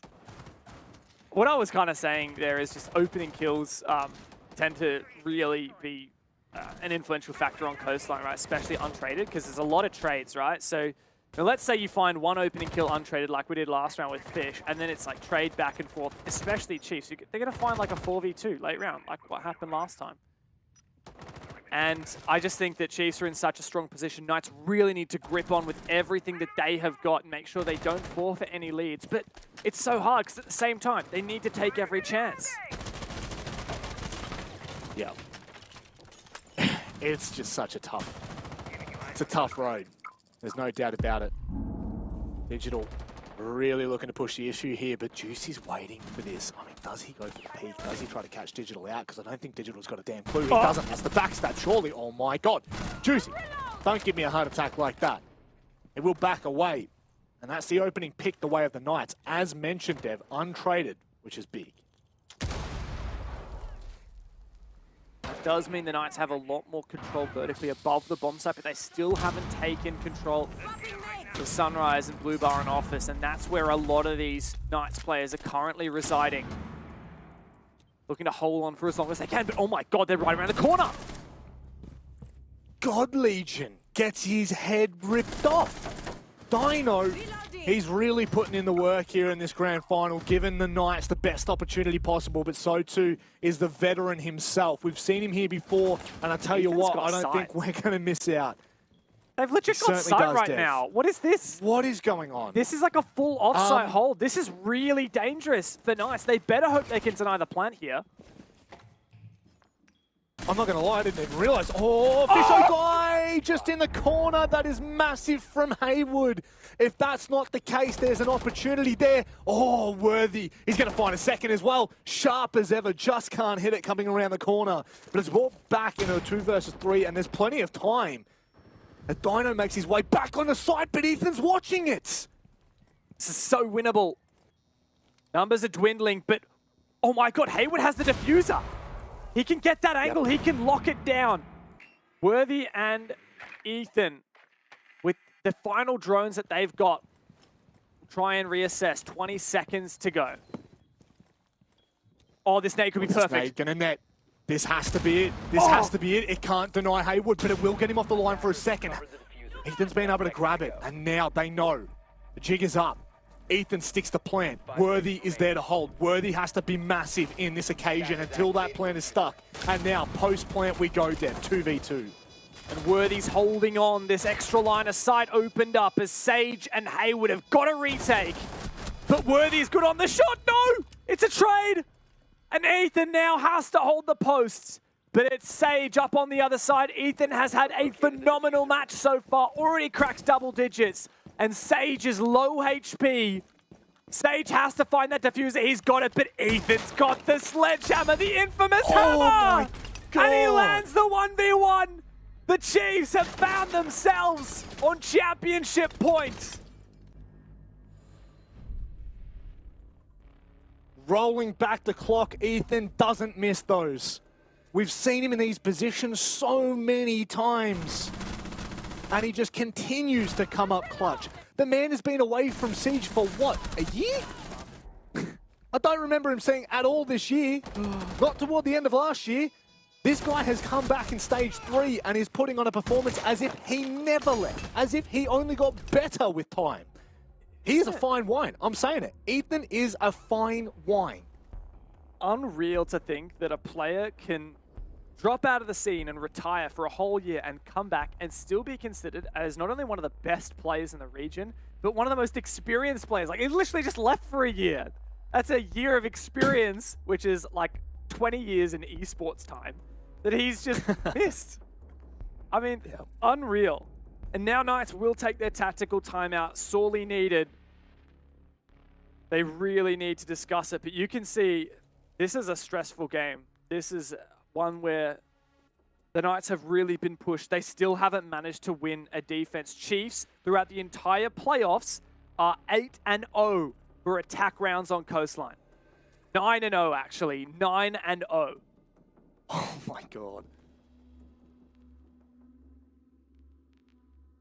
Oh, if Clubhouse was coined Dubhouse, what are we now coining the attack for Coastline for them?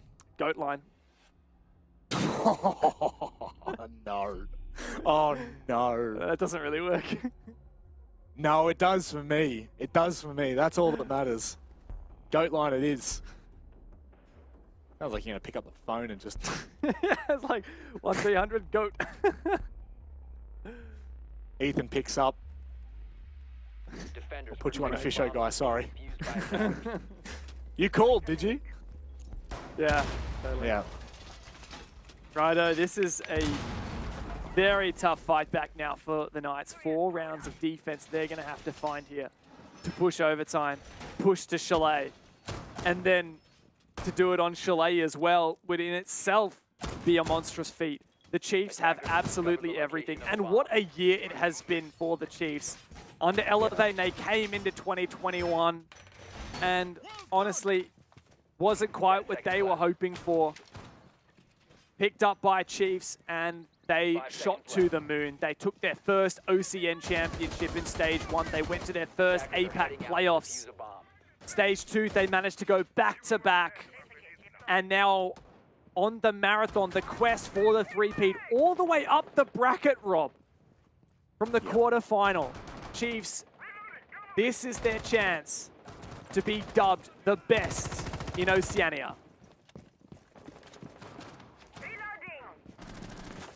It's all in their hands too. There's no doubt about it. 4 rounds to secure it. To secure something that has been built over years of hard work from this Chiefs roster. Once Oddity, then Elevate, now Chiefs.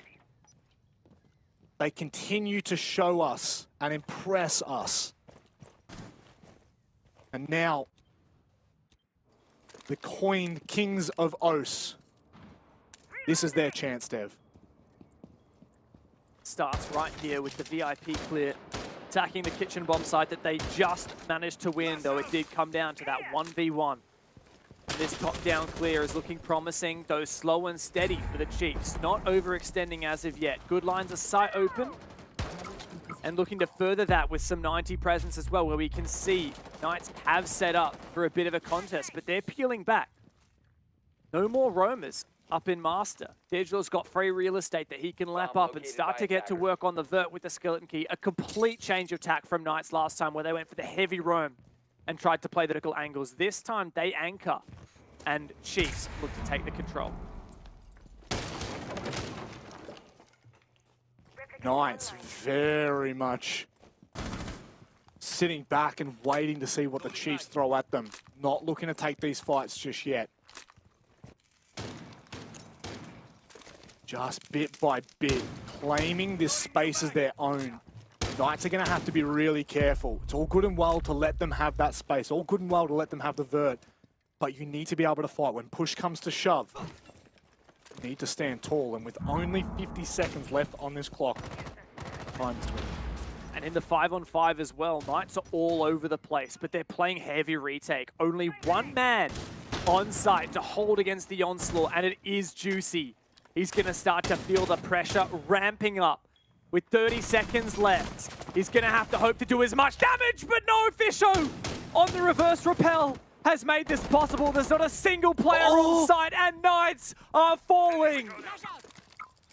Crumbling to pieces. This is the chance the Chiefs have been looking for. Coastline is looking like it might be their chance. Sage, though, is fighting back. Fisho trying to find a place to plant, somewhere safe to call home. It's God Legion to find Sage. He's going to look to stick it. There's a player in security. They've got to be so careful. It's Dino left in a 1 versus 4. He is surely about to meet his maker, and that is it.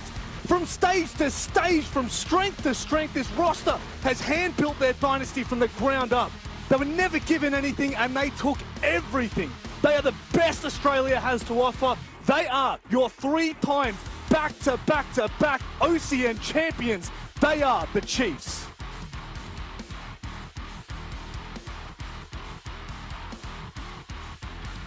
No doubt a title they deserve. The Kings of OCE have arisen and they raise the shield high. The Chiefs, a decisive 3-1 series victory over the Knights. They ran the gauntlet. They took down the upcoming Overt.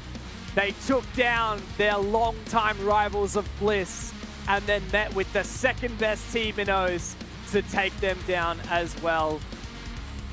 It has been an insane year for the Chiefs, and it looks like this roster change has only unlocked the next evolution in this team, the best that we have to offer here in Oceania.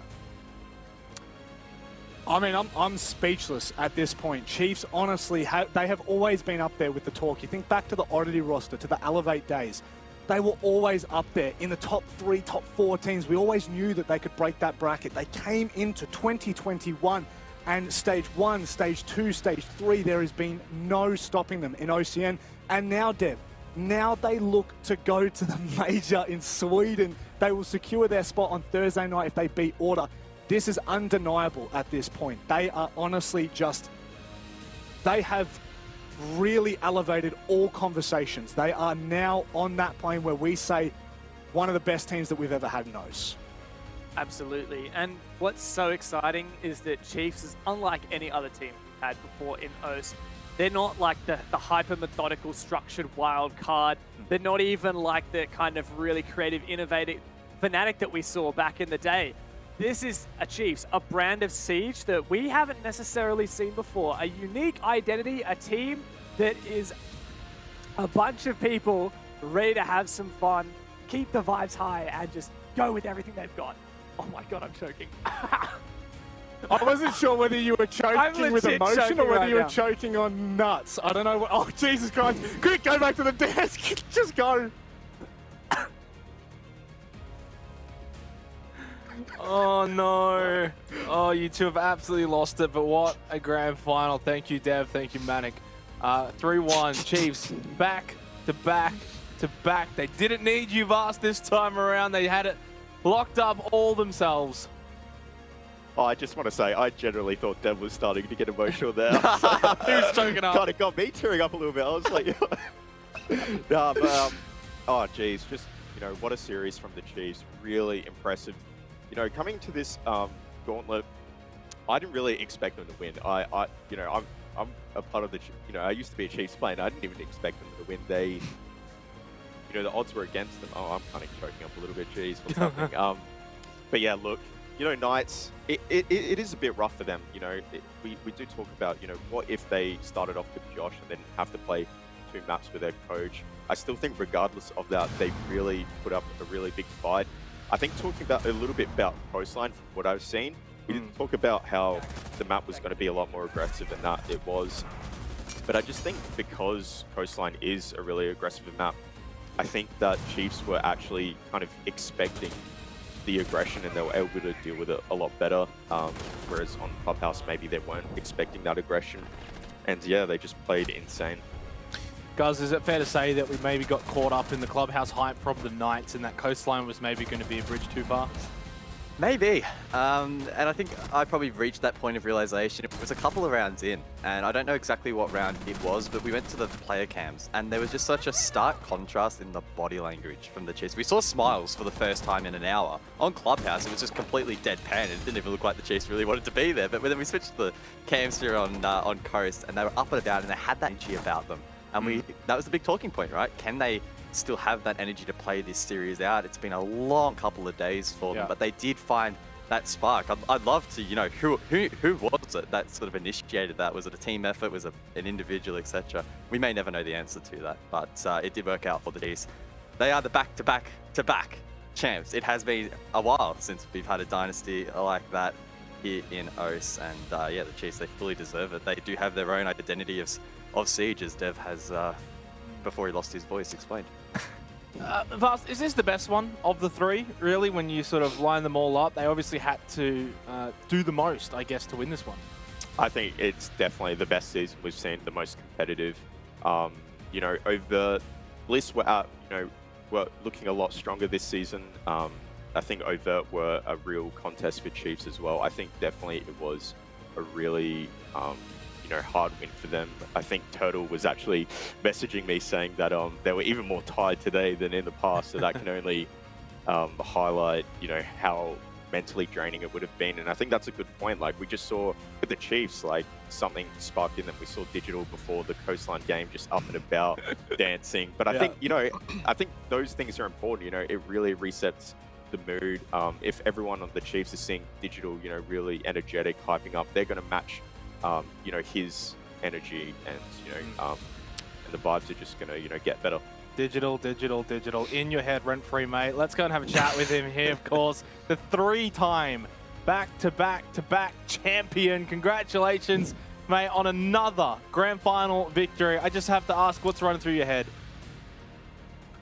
I'm getting used to these now. It's good. I don't know. I'm just speechless. I feel good. I feel good. Yeah. Didge, I'm not going to ask you anything about the game. No doubt you're probably exhausted and probably forgot half of it by this point anyway. So I'm going to actually rattle through a couple of your achievements and the teams, and I'll ask you a question at the end of it because you've got a bit of a history behind you. So we're going to go back to 2019. You and God Legion only just scraped through to the Six Masters LAN, and then unfortunately fell short of the Pro League LAN final for APAC. That was the last before COVID. In 2020, you then did finish second in the Pro League season. Of course, no LAN, so unfortunately you didn't get to go, and then struggled in Six Masters. And at that point, everyone was living in the shadow of Wildcard, a little bit rent-free. But then 2021, you and the boys have stepped up massively. You are arguably, the new Wildcard. You've formed your own dynasty at this point. Talk us through the last couple of years of being able to establish that. What does that mean for you and the rest of the team? Yeah, it means, I don't know, it means all the world to be, one of the best in our region. It's something we'll pride on, and it's not just that. It's more than that. We want to sort of be competitive outside just our region. So I think that's just like the next step and something that we've always sort of strived to be, or strive to do, I should say. Yeah, I don't know. This is just one of the accolades that we can collect. We can be proud of it, but it doesn't end here. Yeah. Yeah, I mean, moving forward next week, you have Order, and that kind of defines whether you guys go to the major. I mean, I know that's a dream come true for everyone, but, has that kind of sinking in yet that you guys may potentially be playing on stage with some of the best around the world? Of course. We've spent the last week, preparing our visas and passports in case we do make it. And, we're all excited. It's a huge opportunity for us, and we're ready for it. Pretty clear that Vast really didn't actually do that much for you guys after all. Maybe even go into a major. You don't even clearly need him, but... Started that team, mate. I'm just saying, Didge, everything you have, you know who Get a portion of the prize winnings. If you want to take me to Sweden, Vast did pick me up. Vast did message me. He did message me saying, do you want to join? So I have got a lot to thank for him. Just quickly, I have to ask about Ethan, of course. What a stage bringing him into the lineup. It would have been a difficult, I guess, little, I don't even know how to say, decision to be made about who you bring into the lineup. I guess you guys just couldn't be happier to have picked him up and have him on the roster. Yeah, no. Ethan's standout player. He's obviously, you guys have seen that. He pops off. And what he does on the server doesn't, he doesn't showcase all the things he does. He's a really good leader, and his shot calling and ideas, they're awesome. So, no, he's a huge player, and as anyone can tell, and a huge asset for us. I'll give you the floor, mate. Everything that you want to say and more, it's all yours. Yeah, I don't know. Thank you to Chiefs. Thank you to our sponsors. Thank you to supporters, fans, you guys. I don't know. Yeah, I feel awesome that we're back-to-back champions, and I couldn't be more excited for Thursday. Looking to make some huge strides for us. So yeah, I'm just excited. Yeah, cheers, guys. Congratulations once again to not only yourself, Digital, but your entire team and your entire organization. You guys are a class act, and it's amazing to see what you guys have been able to do this year. And best of luck now over in Apex South. Cheers. Cheers, guys. He's so tired, dude. Yeah, You can Digital tell it. is Oh, an jeez. absolute machine. He's been going all day. It's been over probably 12 hours since they sort of clocked on, and now they can finally clock off as 3-time champions. What a performance, and it says a lot about them, Guz. From basically last night all the way to tonight, they've just been non-stop best of threes, and now into the best of 5 grand final. They didn't drop many maps along the way. One to Avert, one to the Knights. They're the best team in the region. Yeah. I think it's simple as that. At this point in time, they really are up there. So, I mean, now our attention, I guess, a little bit does go towards Thursday night. You know, huge matchup. They could auto-qual for Sweden and then really make strides internationally. Imagine the Chiefs end up qualifying for Sweden and end up being able to go as well. The amount of experience they will gain in the scrims and officials there, holy shit. They're going to come back to this league and absolutely be popping off at a whole nother level. So, really exciting times ahead for the Chiefs. They'll spend a bit of time now celebrating, but I have no doubt tomorrow they're going to be straight back on the server getting ready for their upcoming match. Yeah. I was going to have a recap, of course, of today's proceedings and, well, basically the playoffs as a whole, of course, the gauntlet and how it all played out. It started with Avert and Rhythm, and it was a fascinating tango between the two teams. Avert were just way too good. And then Chiefs and Avert, what a match that ended up being. Avert really pushing the Chiefs all the way. All 3 maps were played, but Vast in the end, Chiefs too good here on day 2 against Bliss and Knights. Yeah, quite surprising that they 2-0'd Bliss. But I mean, that was a close game. You know, Bliss were 6-2 up. The Chiefs, you know, just really hung in there and they just kept pushing through. I feel like the grand final, the score kind of doesn't really reflect that game. I don't know, just for me, it was just so back and forth. You know, even though there were some maps where Chiefs looked really convincing, it was still really back and forth. A lot of trades. Just, it was a really hard game to keep up with, that Knights and Chiefs game. Well, if the Chiefs are crowned back-to-back-to-back champs, we've got a man on the desk here who is the back-to-back champ when it comes to the predictions. It is Guz. Congratulations, mate. 22 and 10, too good. I went for Bliss, you went for Chiefs. Chiefs ended up being too strong. That was a big difference maker. Guz, can you believe only 2 people went for Chiefs to go the whole way? The 2 smartest people, let's be real, it's you and Mandy. Yeah, look, when I look back at these predictions, outside of maybe Rhythm over Overt, sorry Vast, but the rest of Vast's predictions, at least in my eyes, are probably pretty bang on. I still can't believe only one of us picked the Knights to win it out. I would have thought that their chances would be a little bit more higher and would give them a little bit more respect in that regard, but yeah, the Chiefs did pull it off. I framed it as being a little bit of a mini miracle run. Did they have it in them? Would they have the energy levels? Could they take down Bliss, who are, you know, rising in form, and the Knights as well, who have been looking really solid in OCN? At the end of the day, we got the answer to that question. It was yes, and yeah, still can't believe it really happened, to be honest, because it was a bit of a punt in the dark. Obviously, a lot of the boys here taking it not too seriously with all of those Avert runs. Sky, Dev, and Ducky, not sure exactly what's the thought process behind that, but all a bit of fun. Yeah, we'll Avert to the moon. Avert, what a great stage they had. But of course, Vast, we have ourselves. All right. I didn't know that was coming. That's a new one. I like it though. What is that picture from? I took this after a broadcast one day. Oh yeah, maybe. Production did ask me for a picture last night. I was a bit concerned as to what the hell it was for, but I guess we got the answer to that. Yeah, I'll inscribe this on the tombstone, just another achievement. Did you know they would use the entire picture, or were you expecting like a head crop? Like, what's... They asked for a full body picture, so I guess I anticipated the whole thing. I didn't know it was going to be a whole segment though, Jesus. Oh, well, congratulations. Thank you for that wonderful The embarrassment graphic. was worth it. Yeah, that was beautiful. I guess we can slowly start getting to our final thoughts on maybe the stage, maybe even the year as a whole. It's a bit bittersweet, of course. That's now stage 1, 2, and 3 all done. Vast, it's sort of a time to maybe look ahead to 2022.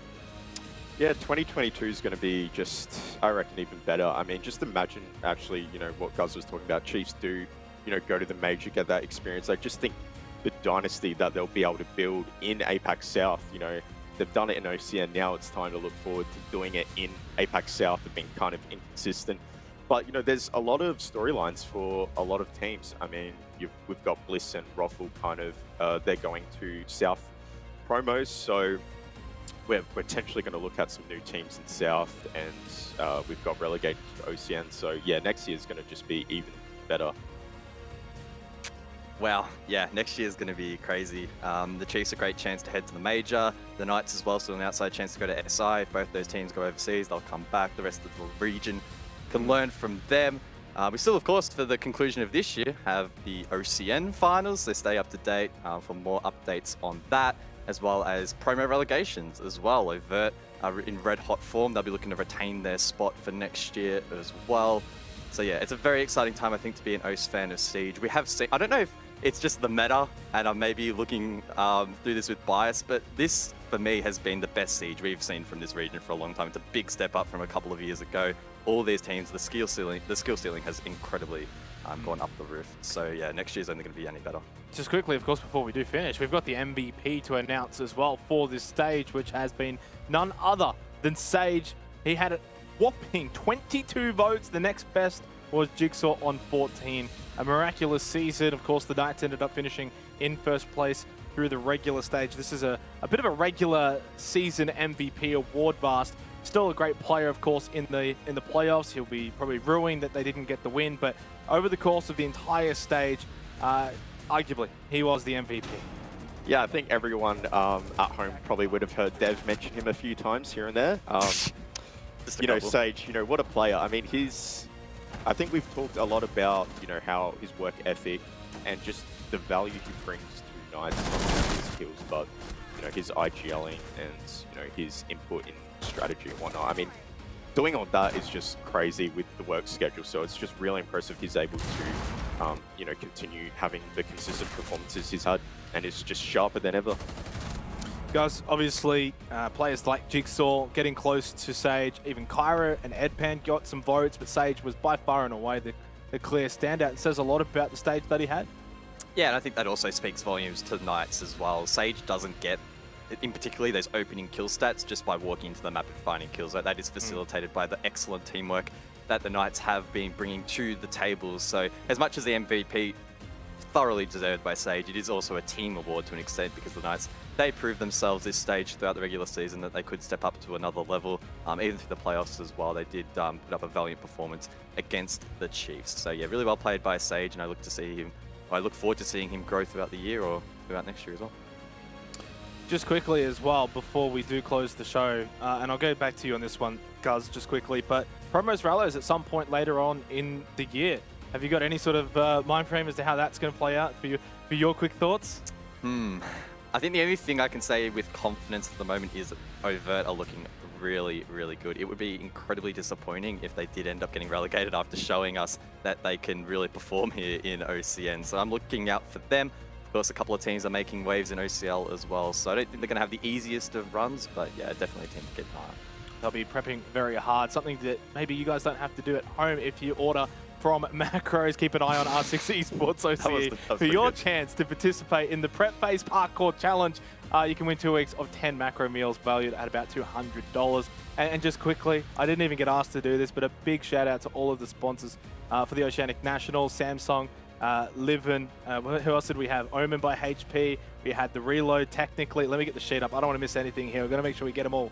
Got to get them all. Is that all of them? Got to catch them all. North Lane as well, of course, for our wonderful theme song. Yeah. Just an amazing product that's been put on. Mandy Observer, Sky on the socials, ESL and the production team, all of them doing an amazing job. Big shout out to Manic and Dev for a banging grand final, and to Raven, of course, at Ubisoft. He's all right, I guess. But from us, we're going to close out the Oceanic Nationals because we've got the Reload on Monday. APAC South is still going on. That'll be on Thursday. But for the Oceanic Nationals, we'll see you next year.